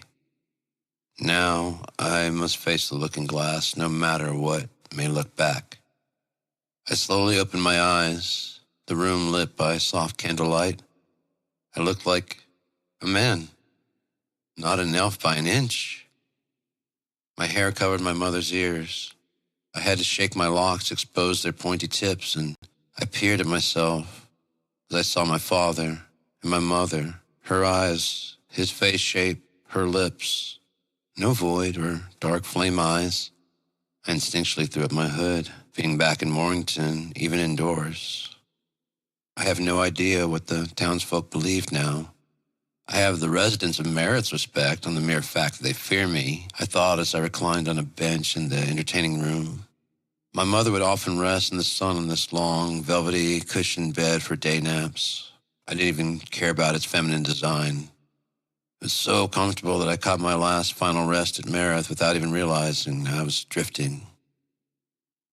I had rearranged simply to know where everything was. I was not done yet, kept echoing from last night as consciousness came to me through the sap-like thick morning residual effects of Kel and Pesset. It would be the same words I would tell Coulter as I dropped a sack of 15 gold in his hands. But if you're not done, Coulter started, clearly having not made this much gold since I'd left. Here's proof that a handsome reward still awaits you. You've done a wonderful job, Coulter. May Merith bring you a great bounty, blessings to you, your daughters, and your grandchildren, And mercy to anyone who betrays this place. The void slipped out at the end, clearly terrifying Coulter. I didn't need to look at a glass. I could feel it. I just headed out, this time west, away from Argus. I was freshly stocked and had a good idea where to begin. The whole thing felt wrong. I never headed west. I traveled through the heart of Morrington, which was barely recognizable anymore. There were new businesses. Morrington was beginning to look like a small city. A small city. They even now had a proper smith again, but he took up residence far from the wandering inn. This, like my venture west, was also something new. I traveled a bit south to Torget's Cove. I'd been there before, but Torget also was growing. The dominion of men knew no limits or quenching of its thirst. It's why Vasha, my next stop, had to all but shut down. By the time I reached Vasha, I was on the verge of being ashamed of my half-human blood, seeing the remnants of this once great elven city being hidden by the very nature it was carved from. No longer able to sustain itself, and the Severn Hills to the west meant the hunting grounds for Vasha could not expand that direction. And with humans moving in from every direction besides the underwoods to the south, the Dane moved to Creed with their kin, the Teln, Wood Elves. The Dane no longer called themselves High Elves. They lived in a new city called Hearthglow. The Dane now often bred with the Teln, and their once light blonde hair is now darkening with every year that passes with breeding between the Dane and Teln. While not previously looked down on, it was not exactly beloved. It was definitely far more respected than the half-elf that I am. There are a few Dane who refuse to leave Vasha, no matter the cost. And good for them. They basically had an entire city to themselves. The best houses, and with so few residents, hunting was easier and wasn't as hindered by humans. However, every true Vasian has swore to kill any humans they found hunting in their territory. It won't bode well for any peace treaties, which will give humans all the reason they need to continue their domination. But my words fell on deaf and stubborn ears that were already too full of hate to allow anything new in. It wasn't so much that the humans were physically moving into the hunting grounds and building cities, at least not yet. The woods to the north and south were simply being hunted by humans and scaring away animals from the traditional hunting grounds for the Dane, which left hardly anything for them to hunt or eat. Since the humans never ventured far enough into the woods, they would have no idea, nor would have they really cared, that they were basically killing off the Dane elves. The war between the elves and human had been ongoing for most of the First Era, and so far, 700 plus years into the Second Era. However, the physical fighting in the Second Era is nothing compared to the bloodshed of the First Era. The war in the First Era would have been won by the elves fairly easily, especially with the help of their kin to the south, Eastern Creed. But then came Crystarian, the blackened skies, and the maws. The disappearing of the body of water, now known as the Bygone Sea, where Theruel and Vasha would fish, and the sinking of the elven fleets on their way to Argus to finally stop the humans' intrusion. Plenty of warnings had been given to the humans, and all went unheeded. The humans looked at Uni as their right. If they could take it, it was theirs, and they call my kind thieves. The elves had amassed a huge fleet in what is now known as the Tattered River Sea. It was only a river at the time, but due to the huge waves and destruction caused by the creation of the maws, over half of the fleet was sunk. At that time, there was no such thing as a Sengwain, but after the end of the First Era, the humans noticed that the only ships still afloat were the ones that had the storm stabilizers. They were much smaller fishing boats back then. The extra buoyancy meant that even if the hull was torn, the ship did not sink. Thus, they could still come to shore, dragging their netted catches in the waters, even fresher fish. From there, it was only a matter of time before increasing the size and harnessing the wind was perfected. After lightly restocking in the remnants of Vasha, I headed for the first stop, fake Argus. I hugged the coast overlooking the boundless depths. This choice added days onto my trip, but I wasn't brave enough to face that again. Not yet. 3 days later, I reached Galton. Sweet maker, the southern doors were even uglier and more salt-crusted than the northern doors. It didn't matter how many times or whom I explained that just because you can see the sun rising in the south does not mean you are facing south. Their answer remained the same. I can go south from those doors and north from the other doors. I couldn't find one person besides the Thieves Guild who could even make sense of what I was trying to say. I couldn't tell if they were being purposefully ignorant to anger me or if they simply truly did not understand what I was saying. Either way, it is guild law, at least for brothers, to sign in with any guild nearby to let the town know a thief is in their midst, and from what guild or location they had ventured. I fulfilled my oath completely. It was no sooner than I left the guild's front doors that I was arrested. 10 well-armed guards stood waiting, and the doors of the guild just shut and locked behind me. They wanted nothing to do with what was coming. I knew better than to take the fight, especially since I did nothing wrong. Despite the fact I could kill a few before simply making my escape, if I did that, I would never be able to enter Galton ever again. Wouldn't that be a shame? I was brought before the head guardsman where he accused me of a litany of thefts that happened months before I even arrived. It didn't even make sense. I pled my case, but was sentenced to 2 months in jail anyways. They obviously didn't believe in the truth of the Both rules, thanks to a Both guild that was completely uncontrollable. And like the table of decision, theirs was called the Board of Judgment. They mainly cared about making citizens happy. With a rash of robberies recently, just grab a thief and make an example out of them. No, not one of ours. That will only make things worse. Just grab any other thief, and it will make the citizens feel safe again.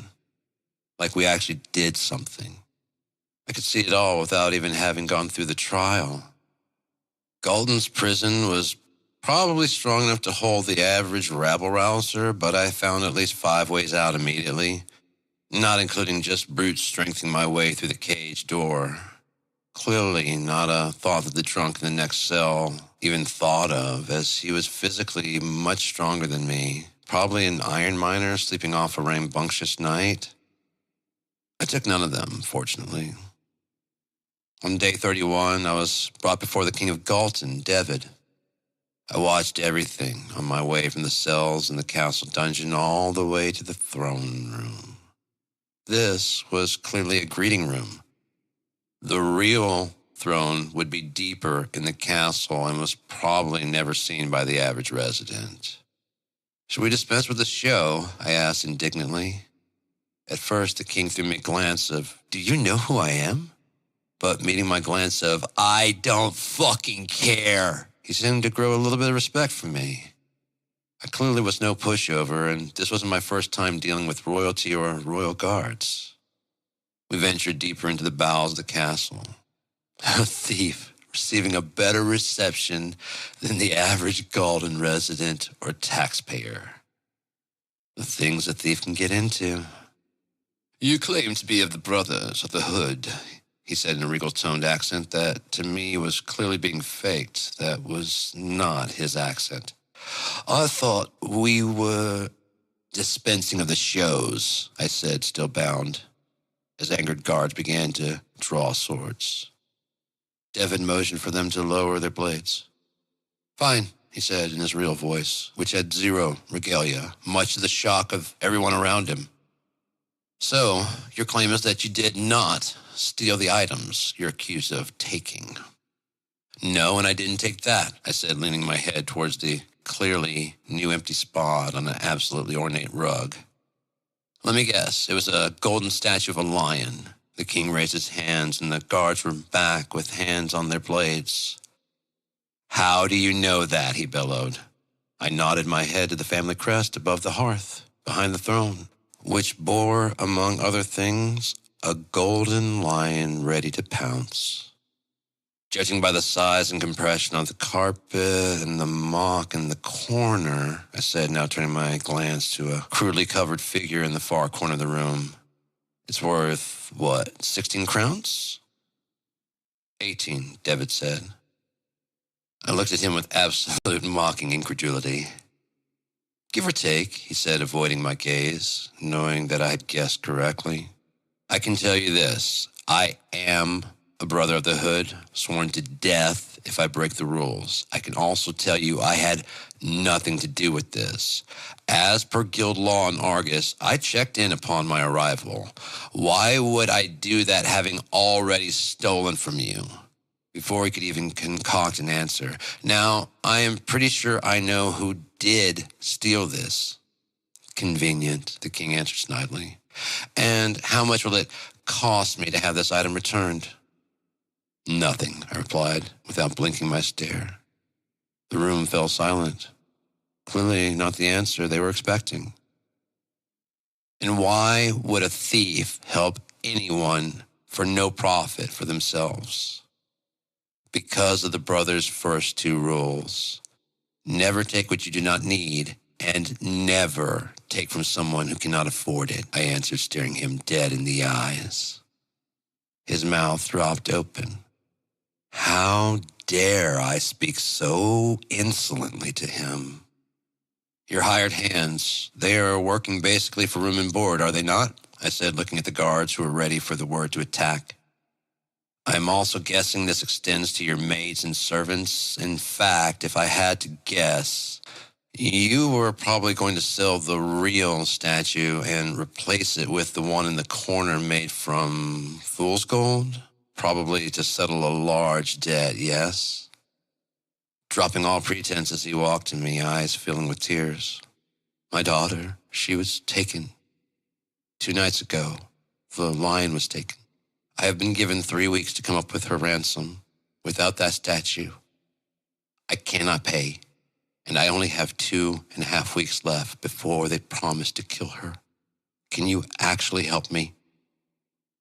His voice now desperate and full belief of what I was telling him. I simply looked down at my left shoulder. The king moved in closer, thinking he was safe with this many guards and my hands bound, but we've already talked about hand bitings, haven't we? He raised my sleeve to reveal the brand I had gotten in Argus 4 winters back at a small ceremony attended by the head of our order, Relith and Maylock. You are a true brother, aren't you? He practically begged. Yes, and who you are after is a robber pretending to belong to our organization. That means death, he said, looking to see if I could do such a thing to a fellow thief. My eyes held no lie that I would bleed him completely dry. Once I catch him. David signaled for the guards to release me. I went through the whole act of how tight they had tied me so that, should I end up in the same situation, they would be no wiser than they are right now. How long? He asked, not demanding, but making sure this could be done in time. I think I know where he'll go, I replied, being handed my backpack and all of my equipment. My bag felt light. They'd taken my intoxicants, but hadn't found the pouch for the pipe. It would definitely be gone. A guard with an earthen pipe? Again, even for a mantelpiece decoration, much less the 100 gold they could fetch. Where? He pleaded, interrupting my inventory search, knowing that time was not on his or his daughter's side. Feltry, Venel's at farthest. The king gestured to the head guard and yelled, Give him our fastest horse. My lord, no, he replied, shaking his head, still unsure of me. Did I sound like I was asking? David thundered. Feltry and Venel's demise are far away, even for a regular horse, and we are running out of time. Within the hour, I was packed with rations and mounted on one of the most beautiful horses I'd ever seen. Some breed I'd never laid eyes on before, pure white, except for the brown patches now covered by the saddlebags. I peered into his deep brown eyes, and I could tell his soul longed for speed, to do what it was clearly bred for and hadn't truly seen in winters. She would turn out to be faster than any horse I'd ever ridden. It nearly threw me more than once from sheer haste over the next several days. I was entering Feltry fully awake on Garen leaves, despite the quarter moon's glow telling the actual time. Most of Feltry was fast asleep, but I was met by the same reception when I signed in at the guild. It was like reliving the past. to walk out the front door only to be greeted by guards, weapons drawn, and the guild doors slamming shut behind me. Let's get this over with. This time I was taken straight to the ruler of Feltree. He recognized me from my many hires that brought me near or to Feltree to resupply or sell off some inventory. This was no ruler behind the safety of gilded closed doors. He made sure to wander amongst the townsfolk. I had seen him before, but not dressed like this. Unlike David, he approached me immediately and raised my left sleeve. Upon seeing the brand, he cut my bonds loose, himself. I didn't even pretend this time. I must apologize. We have been after a thief who is not from around here. He goes by the name Wrathclaw, I finished. He just nodded yes, realizing that was why I was here. This thief cannot be who we're after, he spoke broadly to the guards all at once, who all relaxed quite a bit. I must admit, it felt much more comfortable with the guards now calmed, except one. Sire, the one guard questioned. Look at him. He just arrived. He followed the rules and signed in at the guild. This horse is Stepnith from Galton, he said, petting the horse and pulling an apple from his somewhat drab cloak and feeding her. If King David trusts this thief, then he's already proven himself in Galton, which means he's proven himself here, understand? What if he stole the horse, sire? Chimed another guard.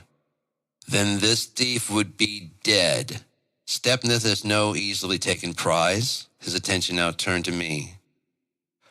Who you're looking for isn't here. I'd be surprised if he were, but if you don't mind, I said, being handed my gear back again and redressing myself in front of everyone without a hint of shame. Those prisoner clothes are always itchy and insulting. I'll do my own investigating, and I pulled my undershirt down before throwing on my leather armored chest piece. What have you lost? Where did it start? And the ruler instructed the head guard to show me. Give this man whatever he needs. Do not treat him as a robber or a threat. Now, if you don't mind, I have a town to run. And he turned and left. This way. The guard grabbed me by the elbow, to which I yanked my arm free. I am not your prisoner. Now please lead the way, I said in an apologetic tone, pointing my hand in the direction he was already going. He took me to the inn I hadn't seen in so many winters.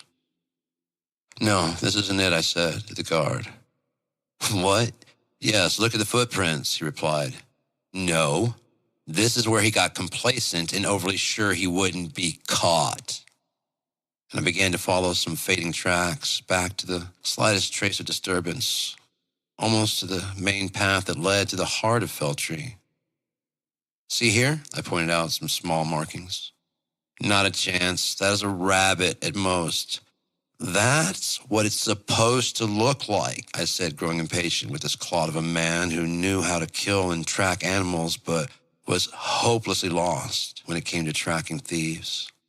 Look, one of us is a thief, the other is a guard trying to catch robbers. If you will not listen to me, you're free to leave. And I now pointed to where we had left the king. Never, he said, placing some Garen leaves in his mouth. He began chewing with bitter intent. A thief, loose in Feltree, never on my watch. I uttered under my breath, guising in a cough. Fine, I replied. Then at least watch what I'm showing you, and maybe a robber won't ever be able to do this again. He had to admit when he was outdone that he could learn from me. All night until the sunrise, we retraced Elfin steps. I pointed to the still, slightly open windows and the missing items that only left a trace of lack of dust in their absence. I didn't teach the guard everything, but enough that thieves in Feltree are going to need to become much better, and quickly. All in all, Alvin had taken over 2 crowns worth of items here alone, I reckoned. Eventually the tracks went cold on the northern end of Feltree. My guardian friend was growing very tired when we parted ways, and I launched a boat into the tributaries that led to Fennel's demise.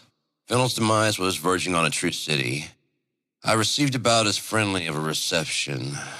This was getting old, but there was no guild in Fennel. They instead had guards like these, but unlike Galton, as soon as I showed my brand, I was no longer the suspect in whatever had been happening here. It was the same story, missing items everywhere, and no sign of the thief, at least not to the guards. I found fresh tracks less than a day or two old and followed them to an inn. It looked almost the same as the one I had lost Althen at in Sorden. Is that what this is all about? I made my way to the room Althen's tracks led to. He had rented under an alias of Trim and Folt. Who knows where he came up with that? When we got to the room, there was a note. Too late, Wrathclaw. The ink was barely dry, but had a dank smell, like shit and smoke. Does Venel have a sewer system? I yelled down to the guards, knowing how little time King David's daughter had. A little less than a week and a half left. Once shown where it was, I wasted no time entering the sewers. Not surprisingly, no one wanted to go in with me. Perhaps my speed on the way down the slimy ladder straight into the darkest while my foot slipped on the wet, green algae growing on the wood. I grabbed frantically at the upper ladder rungs, then, tightly, with my right hand, wrapping my wrist under the first place my hand could grip, my full weight falling on my now pinned arm. I've had much worse wounds, but it still hurt pretty badly. It wasn't that far of a fall, but had I not grabbed on, I would now be face down, covered in shit and piss, and I would hurt a lot worse. I waited for that old familiar feeling of Malok healing me. Hell, I'd take her healing me. But nothing came. I made my way into the dark, holding my wounded wrist. I lit my lantern, focused the light, and I ventured further in. It wasn't 100 paces in before I saw that glint up ahead.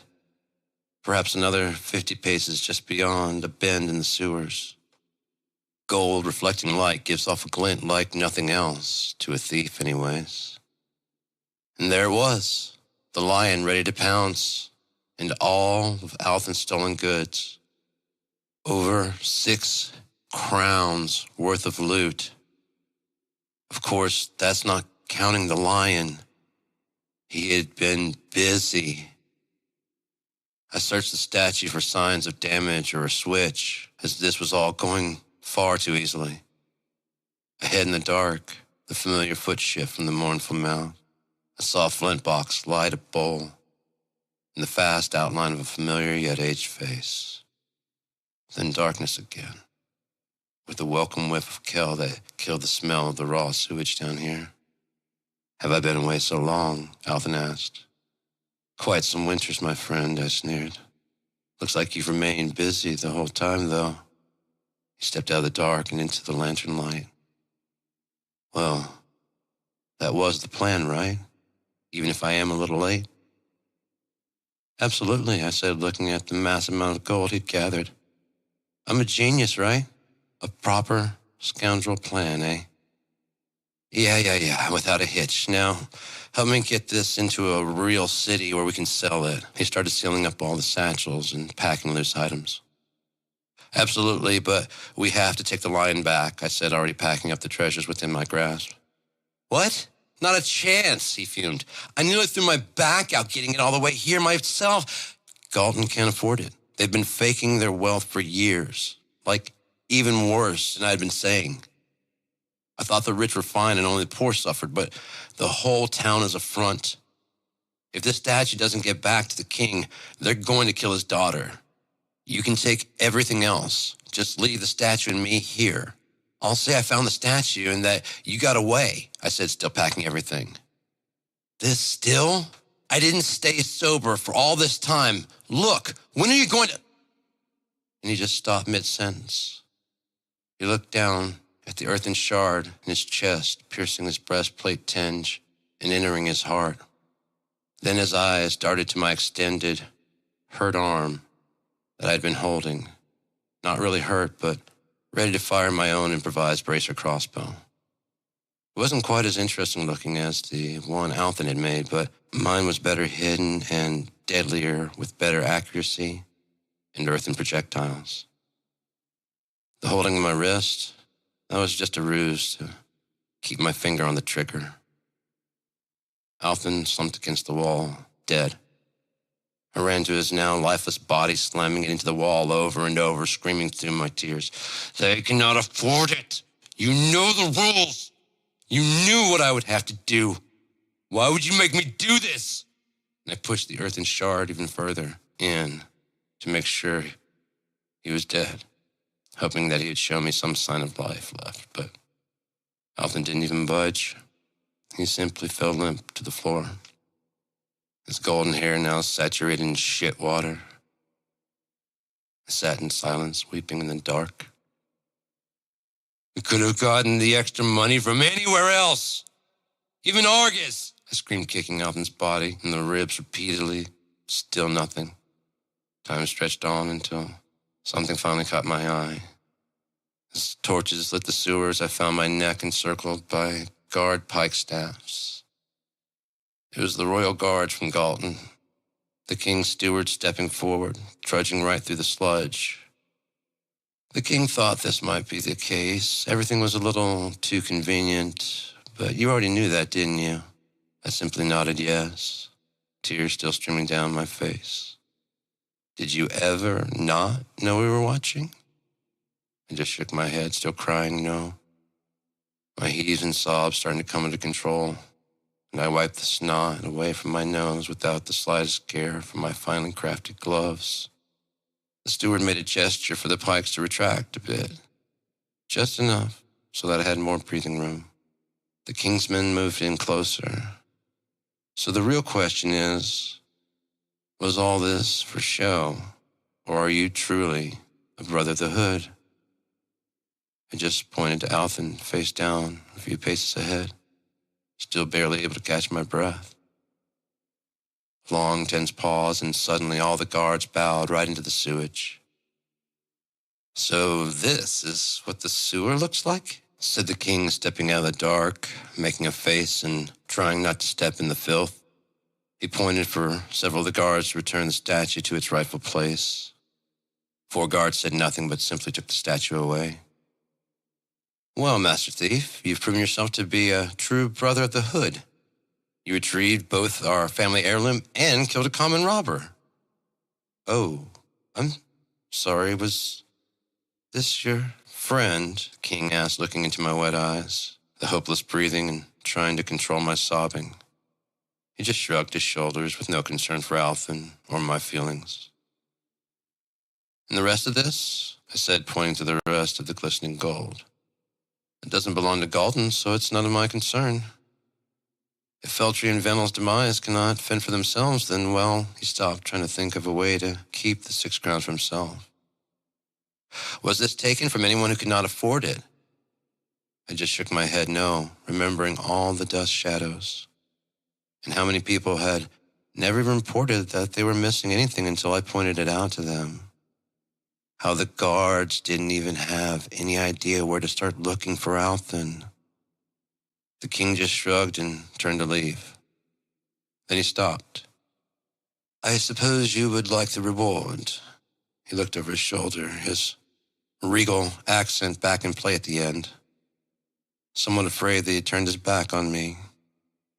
I took a deep breath and I wiped my tears, absolutely furious and gritting my teeth and clenching my fists before reason washed over me. How much are we talking? I asked. The king smiled, relieved that I too was more about business than feelings.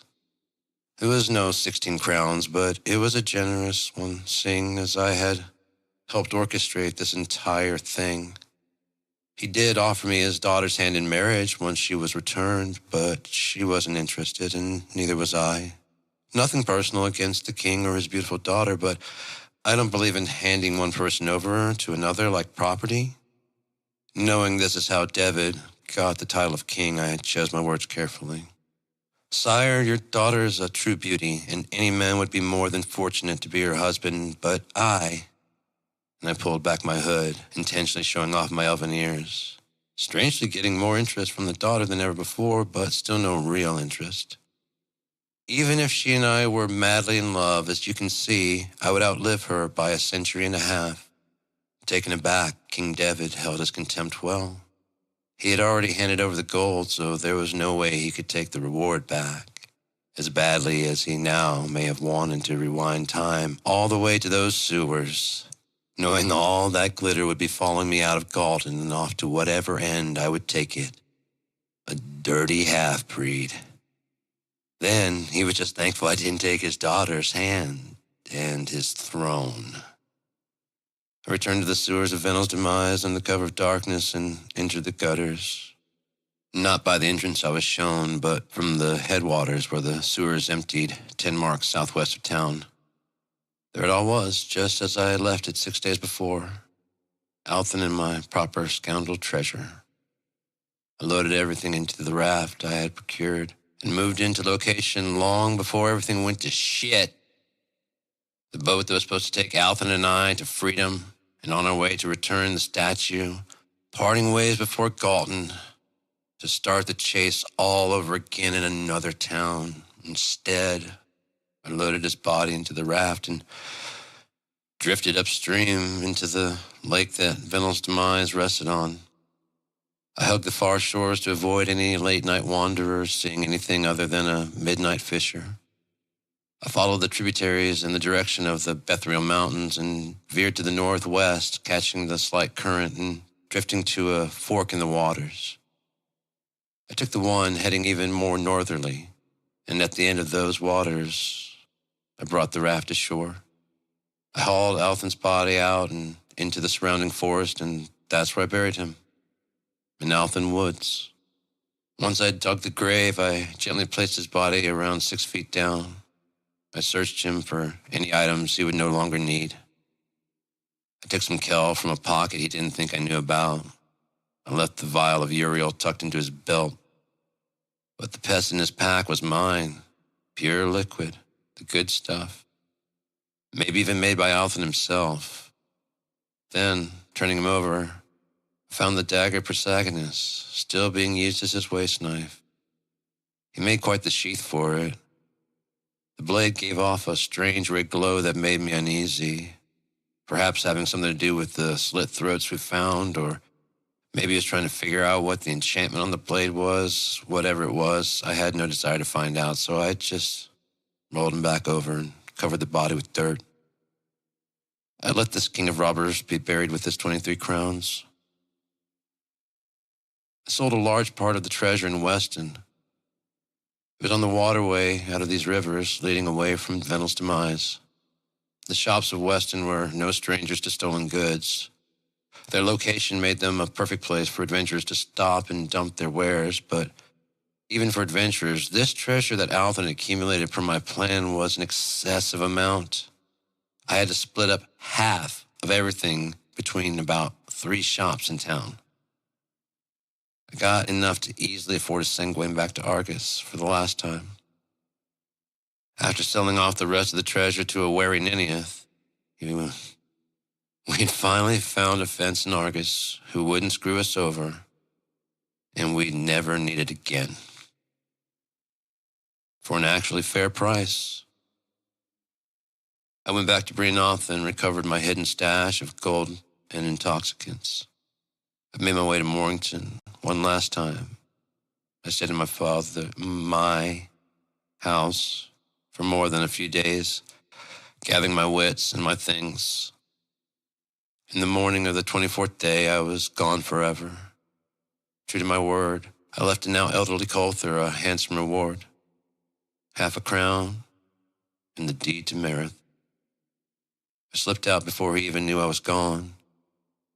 He would now have full use of all of Merith, and could even will it to his children and grandchildren. This was his family's land now. I would never even look upon it again, at least not from within the borders of Merith, or whatever they choose to call it now. My last deed in Morrington was to harvest the kellet I'd grown all around town and in the fields of Merith. Some people of Morrington had clearly found my stashes, as in some cases the plants had been trimmed, leaving half crops. Other places, a few plants had been clearly uprooted and moved. If it had been destroyed, all the crops would be gone, chopped up, or burned. No, my plan was working perfectly. The addicts were using and soon to be cultivating. Argus and Morrington were already using and cultivating kellet, even if they didn't know it fully yet. Hopefully, before I die, Kellett will be grown all over Unia. All 15 of the strains I've gathered so far. This is the first time I smiled in weeks. I left Mornington in the noonday sun, heading south in my freshly smith leather armor.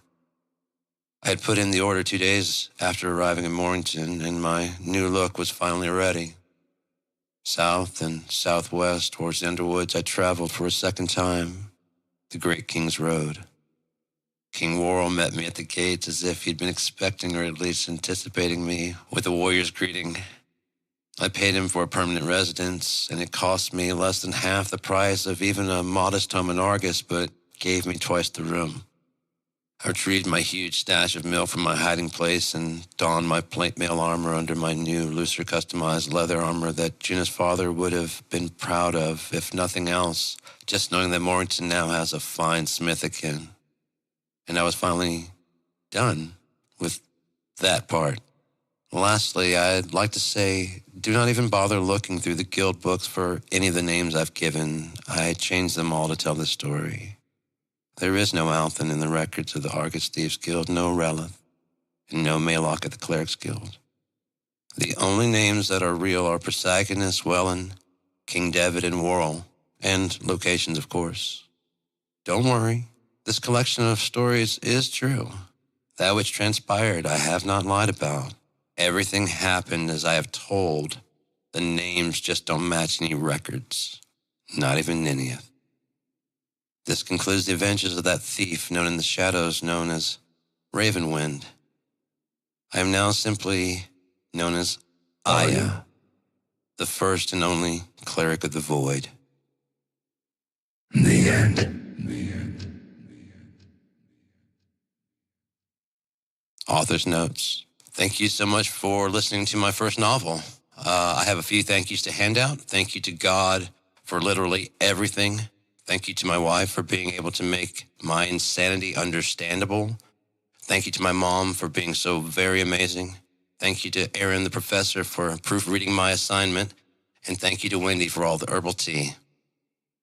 If you enjoyed this read, please share with whomever you wish. This book is currently free, although it cannot be used for any purposes beyond reading or listening without my legal and contractual consent. There are 3 more core Unya tales coming. As far as when, I do not know. There are also 2 more stories in the Aya saga. Stay safe, everyone. Curl up with a good book, or give the robber and thief another chance. This time, follow along with Aya's personal map of Unia. Sincerely, Sean Battle. If you would like to have that map and or a PDF to read, you can go to Facebook and search for Unia. It will be the one with the hand-drawn compass. You can go from there and download the map. You can download the PDF and give a thumbs up if you like the story. Thank you again for your time.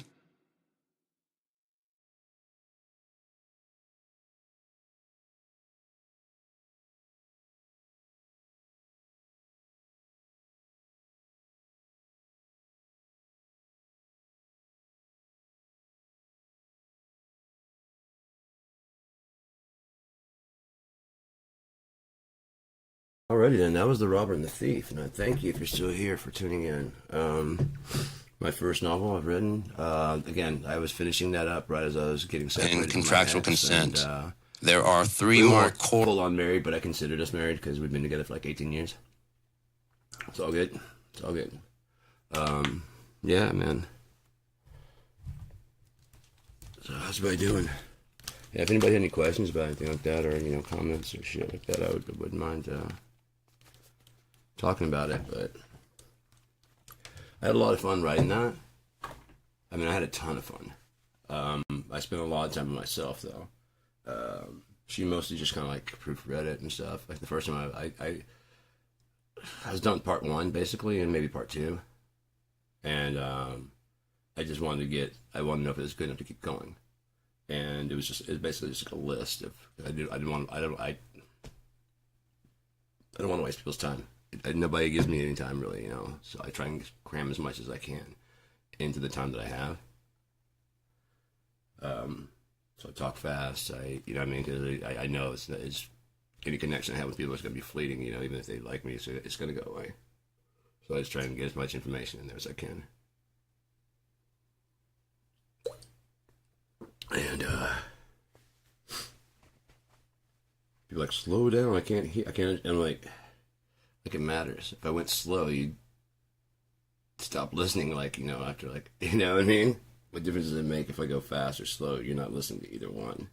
At least if I was going faster, like the speed I want to go, then my dad started to stop me. I can only imagine if he wouldn't stop me.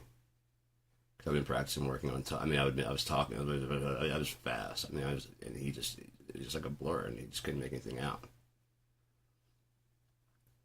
You know, but to me, I could hear everything fine. Like I was talking fast, I was going, like, slow down. But it'd be like, who's this? I just go like this. So, Dad, you want to go? Because like no one listened to me. So try to get it in there as fast as possible. I start talking slow. It's kind of like, Jesus Christ. Yeah, I said all that in fucking like that quickly. You're the one who told me to slow it down. Now we're sitting here for a while. Asshole. Well, I could understand you. Now you can, and you hate it both ways. Go suck a dick, old man. Fuck. If I change the speed or the tone, people are going to like the message. Get the fuck out of here. I'm sorry, what? No, I don't believe that. You know, after you've been speaking for 5 hours. No, I don't believe any of that. And I'm not going to. No one's asking you to. I was just telling you, asked how I feel about this, and I told you. Yeah, I don't believe that, though. Oh my God, I can't tell you how many times. I'm guessing because like my ideas might make more sense than theirs. You know? I'm not asking anybody to change. So there's got to be some reason that they get so cantankerous is the first thing that pops in my head, but I don't think it's cantankerous. It gets so shitty, you know, just so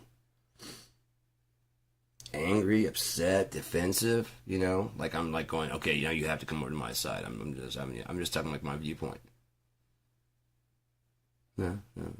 And then it's like they'll talk about their religion because I'm like, yours isn't right either. You believe in the Bible, yeah, but Catholicism isn't right. No, I'll explain to you why. Well, I believe right. You believe in the Bible. You don't believe in that fucking church you go to, dumbass. Duh. I'm not saying you got the wrong God in the wrong book. I'm saying you got the wrong building. Calm down there, Jeeves. Jesus Christ. Yeah, exactly. I didn't say Jesus didn't come to the earth. I didn't say your fundamental beliefs about religion are wrong. Just a guy telling you about it. Like, right. See, like Donald Trump said, they. Who's they? Well, my enemies, do you know that for sure? He just said they. Ask him. Who's they? You know who they are, so you told. No, ask him specifically to name who they are. The people that are always making things bad. But who? Radical, no. Shifty, no. Swamp, no. Me? Yeah. No. I know you. I was on the bus. Riding the bus, and I was sitting there, like, thinking about, like, playing some video games when I got home. And I was like, you know, it's not allowed to be made fun of. You know who the tyrant is? Because you're not allowed to make fun of them. Ever. They've had Call of Duty's World at War, Call of Duty, all those other ones. We've made everybody the bad guy. We've even had people that betrayed America, but America was never the bad guy. America as a whole? No, you don't ever say America. You know how many people get fucking up in your ass if you said America is the bad guy? The worst one. The worst has ever been. There's never been a worse country or empire than the United States of America. Ever. Never committed any more crime or been worse or more hypocritical or just dastardly, evil, treacherous, deceiving than the United States. No one's had the opportunity to be as deceiving. We made the opportunities to make it so fucking global. Didn't we? Was there a big global? No. Telephone, Edison, all those shit. It made the including the Industrial Revolution. That shit, I'm pretty sure it all started here, man. Tesla was here for it, you know? They didn't have the World Fair in Europe, I don't believe. I mean, they may have, but the Chicago World Fair was one of the last time they had like a major big, like everyone's like, there's lights on. You know what I mean? It's nighttime. Yeah, but where's the flame? Because they don't even understand what they're seeing. You know what I mean? That was the last time. Like, I don't even understand what the fuck is going on. Like, if you were to walk into a lighted room and all of a sudden, like, just there's darkness kind of floating. You know what I mean? Just a ball. And like, what the fuck? Calm down.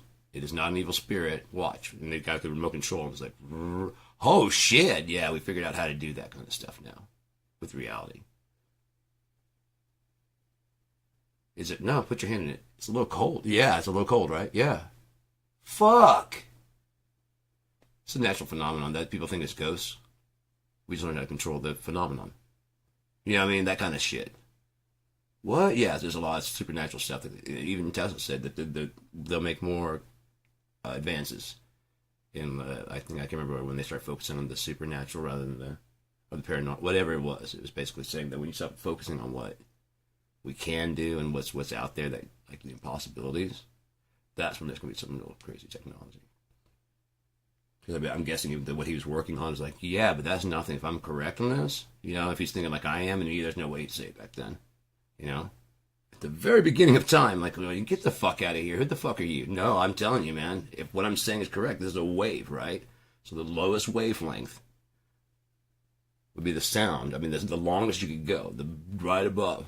I mean, it'd be like this, but very, very low, even below that, but way, way, way down. The lowest you could go would be the sound of the universe, but you'd have to be outside of it to hear it. It would be outside, and then it fades out and cancels itself out. There's no sound in space. And also make a circle. A black, some black holes, a black discus. From the side, it probably would. Yeah, it probably look like this, but from the, it'd probably be more like this. Kind of like how the Milky Way is. It's got the center and kind of fans out. If you look at the side of a black hole, probably that's exactly what it would look like. They said that they found that there is a spiral galaxy with a black hole in the center, and the spirals are going into it. They also found a black hole that's growing larger than it should. It's all the stuff that they can't explain. There's a lot of stuff, supposedly. Like, they're saying that the universe is switching on. It's making changes they don't understand. Like, yeah. I told you, one day, advanced intelligence, a willing, friendly companion, is going to merge with energy. And when it does, it will be the host, the universal host, the omnisphere, the omniverse, that holds everything together so God can experience his creation also. The universe is a willing servant to all of us, but not to be abused.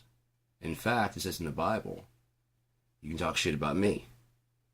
You can talk shit about my son. This is from God. You can talk shit about, if you say shit about the Father, it'll be forgiven. If you talk shit about the Son, it'll be forgiven. But if you talk shit about the Holy Ghost, it will not be forgiven. Because you got to think about it. Even like God be like, this thing is even more pure than me.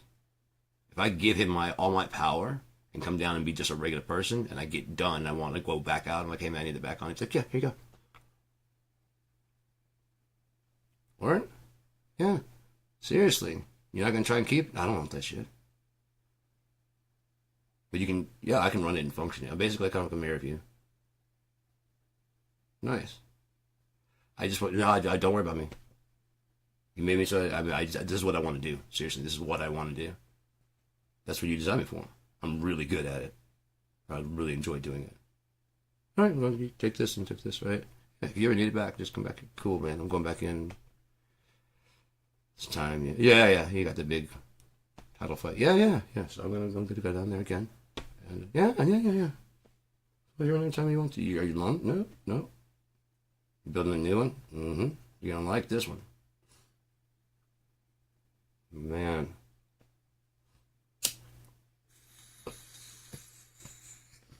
We're watching all the stuff, we're recording everything that's going on, we got it all. Everything that you're saying, we're jotting it all down and making improvements for the next one.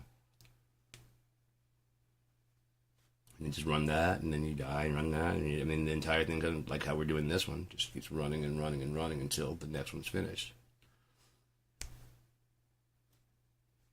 You move into that, and you fill that fucking thing up. And now you're building that one up, and it's just about finished, and it gets to the edges.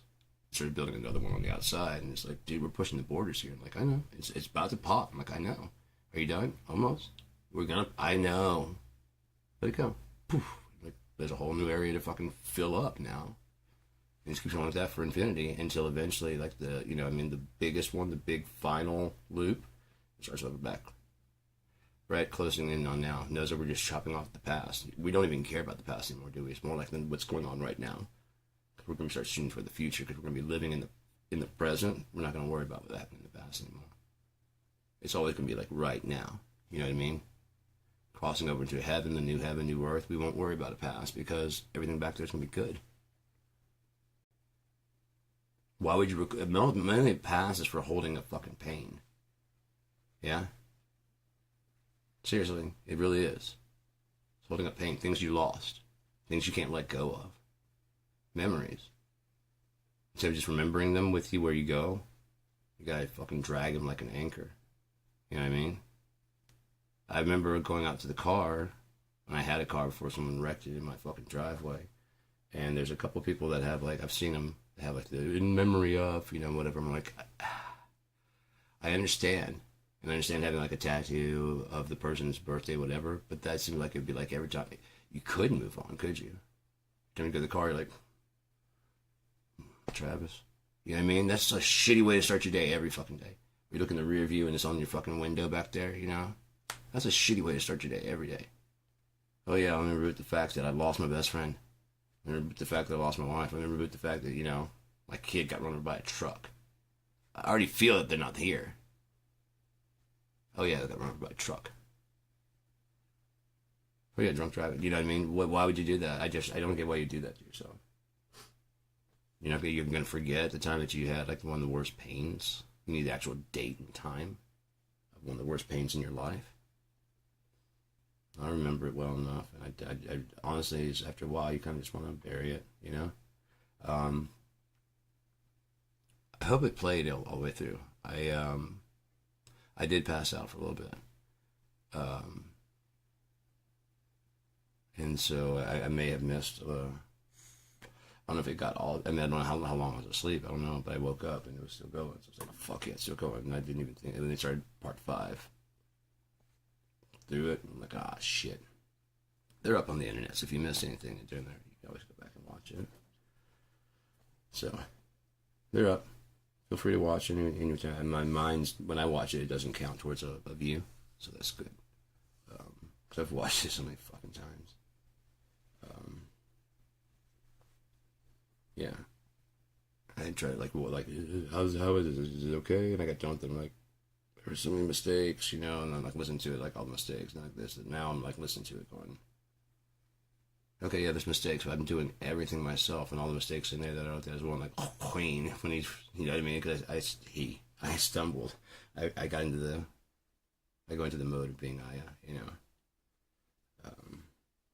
hopefully it comes through in the voice, like that, when I get done reading it, that like, hey, Sean Battle, like you can hear, like, that's not me. This is me. That's a character. It's voice acting. I just got really into it. I really did. It was really fucking fun. No, I didn't wear my costume. Should have worn the costume the whole time. But no, like I'd already been. I wrote the book. It was out in 2021. I finished the 2nd edition. It was up on. I had like the Unia Facebook, I believe, by 2021, and I finished the book. And then no one was reading it or checking it out. I put out a couple copies. On Facebook and stuff, and my friends were checking it out and that. And that's what I was hoping is that at least one of them would check it out, and nobody did. And so I was like, well, I checked with Chris, and he doesn't always have time. But I was like, if I would, I asked him about it, and he's like, I mostly do audiobooks. So I turned it into audiobook. Yeah, so I turned it into an audiobook, and I read it out. And they didn't have the video back there. So I listened to it. I'm like, So I'm hearing all the mistakes and stuff. And I'm like, if I put like a video back there, you wouldn't. I mean, one, you could visualize. Oh, that'd be good. People would follow them on the map. And I already had like a big ass map, 4,000 by 4,000, so I knew I could zoom in and stay high detail. So I just put in the audio, and then most of the video really was. I mean, it's pretty large, and most of it was just rendering that fucking picture. Because there's a 4,000 by 4,000, so every frame of that video is a 4,000 by 4,000 head. And then I brought the resolution way, way, way down, because I mean the file size was fucking huge. A couple hundred gigs. It's fucking crazy. And so like I got it down to like about 2 or 3 gigs, I think. Maybe more than that. Because I was like, fuck, that's still a lot. But it'd be fine. I was like, in HD on YouTube, it'd be fine. I don't know. You might be able to download it. I really don't know. Oh, it's fucking tense right now. Oh, I haven't taken an Ativan in a while. Actually, no, I didn't. I took last night. Now I think that's why I passed out. It just kicks in. You just kind of. I mean, you're trying to. I don't take it super often, and so just kind of like. I know if I don't take I get like my stomach just fucking really doing weird shit. I don't like it, so I just went ahead and took a half. You don't take it frequently, it will fucking, even a half will just go in. I mean, you won't necessarily fall asleep, but you're gonna wanna. Like when I'm riding the bus, sometimes it's just like, you're just rocking. I'm already stoned, and then the Ativan, so I don't panic, I'm out there. I take a half, like pretty, about 30, 45 minutes before I head out. Because I used to be taking like a half, I mean a whole, because I was having bad. And, weirdly enough, I don't need it as much anymore after being single.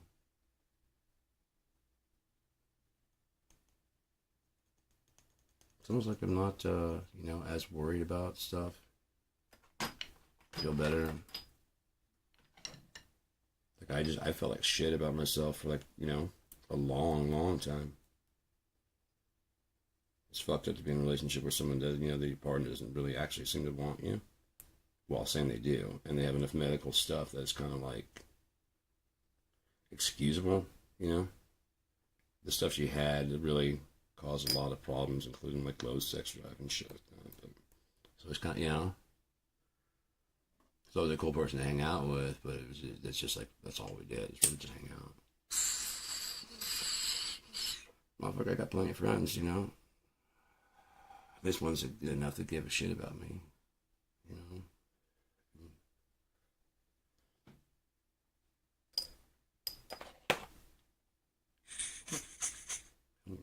Friends.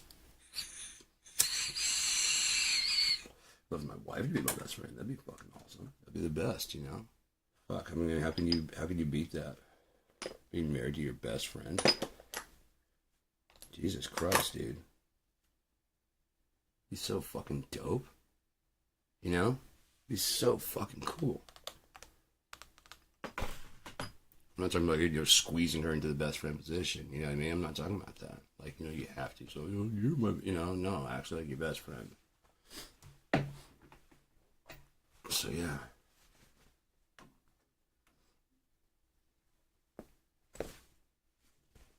Like I said, you can be yourself, and I mean, like how you are with your, when you're with your best friend, you just do goofy shit, Stuff you probably wouldn't do around your spouse.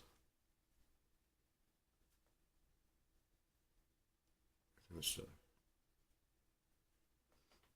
Faces and,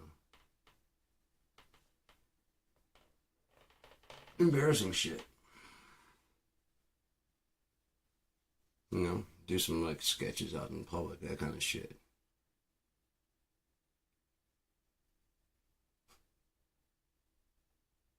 You forgot your underwear. No, I don't. I don't like those. They're too tight. Come get your underwear. No. Stop it. Put them on. No. No. No. You gotta commit full on. Get the fuck over here and put these fucking underwear. No. And just run out of, so nobody can tell that you can't be seen anymore by anybody. And then just laugh your ass off. I love those jokes that are like just for you to. I mean, 'cause, like the people that you know, it's not really. Just give everybody something to talk about. That's all you know what I mean? That's the joke, is that everybody's gonna go home and go like, dude, I don't, what the fuck? There was a guy getting chased by his wife, and she was telling him to put on his underwear, and he just kept screaming like a little kid, no, no, no. And she's got these little really small underwear, and she's chasing like, come here and put on your underwear! Like, she's really mad at him. He's like, no! And they just ran. I could hear him still screaming, like way down there. And then there's one last, put on the goddamn underwear! And there's a squealing of tires, and they were gone.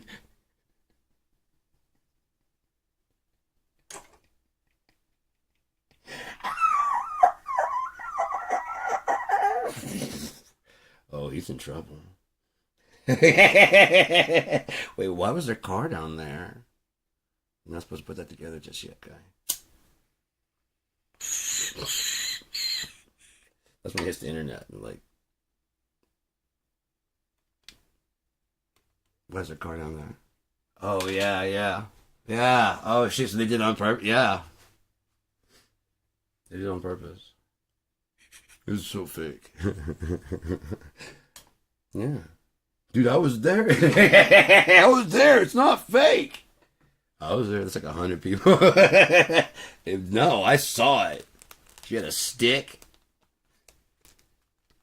He was all red in his legs. He just had these poop hair in it. He just had a shirt. No!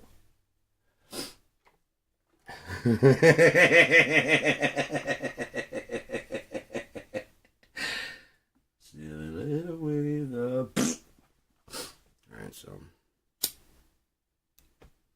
Well, it's good to see there was no violence during the No Kings protest there.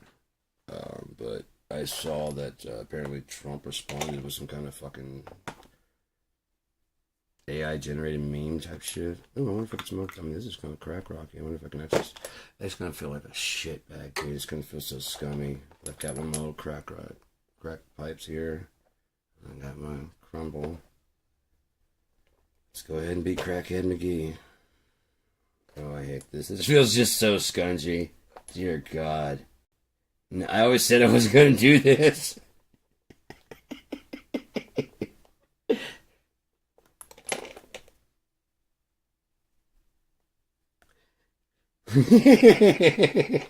Come on, hold still. Hold still.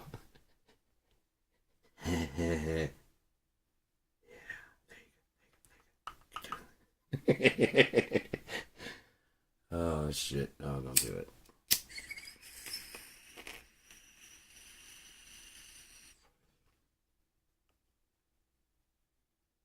I think it's the pot that's making me cough. Maybe not. Tastes good. Yeah, they shouldn't. I mean, that's one thing I don't like about the modern shit is that they're like, you know, they do seem to be targeting kids. Like, I mean, there's like Skittles and whatever flavor. I mean, I still like Skittles that, you know, I mean, whatever. But it just seems like they're definitely, you know, targeting younger, and that's not good. They are. I mean, 18-year-olds are allowed to come in, but I don't know. I guess I'm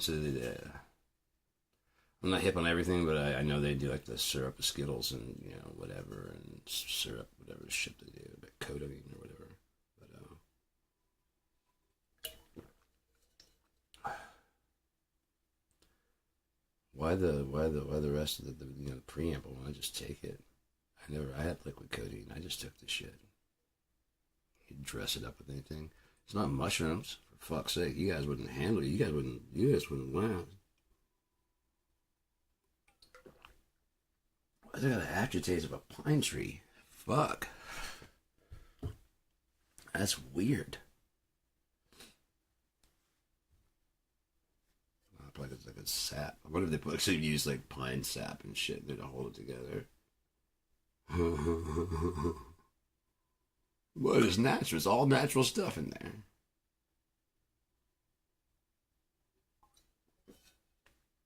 wonder if anyone's ever tried to smoke maple syrup.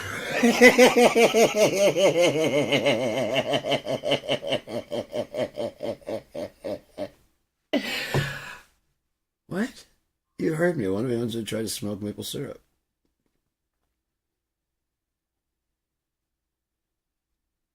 Put it on a joint, you know what I mean? And see what happens.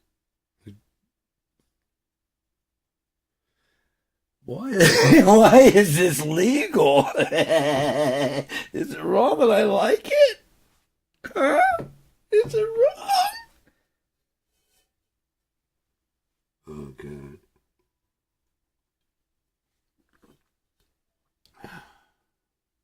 Pancaking.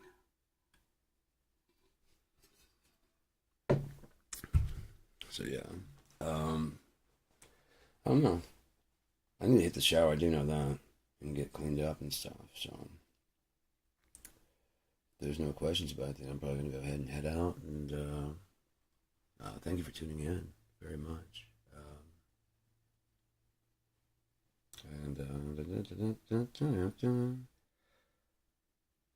Yeah, I'll be back later. You know, I just got to get some stuff done. I mean, I could leave some music on, but I mean, I was going to stop streaming. It's like fucking 10 hours, hopefully. Hopefully I actually went the whole time. It was, like I said, I was just getting done with the video. It was just reaching its you know, maximum of can't do this anymore. There's like arguing going on. There's absolutely no real connection whatsoever there. And just like, again, you shouldn't be that fucking lonely, you know, where you're laying on the fucking floor and just ready to die when someone supposedly loves you is in the next room. I'm sure she probably, it wasn't drugs. It was that I was alone in my own fucking house. And like, as I was finishing it up, I put it up online, and I hit like, you know, it was like the last one. I think they did like the, you know, the just like it did, and for some reason it recommended River Crombie's Borders. I hit the play on there. I just started fucking crying because it's exactly the story that I, you know, I mean, I would just put it. I was like, that's exactly the main character story, and it's exactly what I'm doing right now. You know, it's not right to be a stranger in your home. I'm like, fuck, dude, yeah, that's it. And it's just gotta be over, you know. And the final straw, like I said, we were walking the store, and I saw her eyes and her head, and I was like, yeah, I'd rather be alone. I don't know what would happen, but I'd rather be alone. And yeah, I mean, comparatively, it's been lonely, but it was always lonely, you know? So, I had someone to talk at who just kind of ignored me, you know? And you can tell, like I said, especially when you finish talking, they're like, and they just stop, you know, they don't add anything to it, they don't, you know? But, yeah, I mean, she never really did. It's kind of like, well, just kind of listen, and then after a while, it's like, like I said, you stop in the middle of a kind of, you know, sentence, like, you know, that way.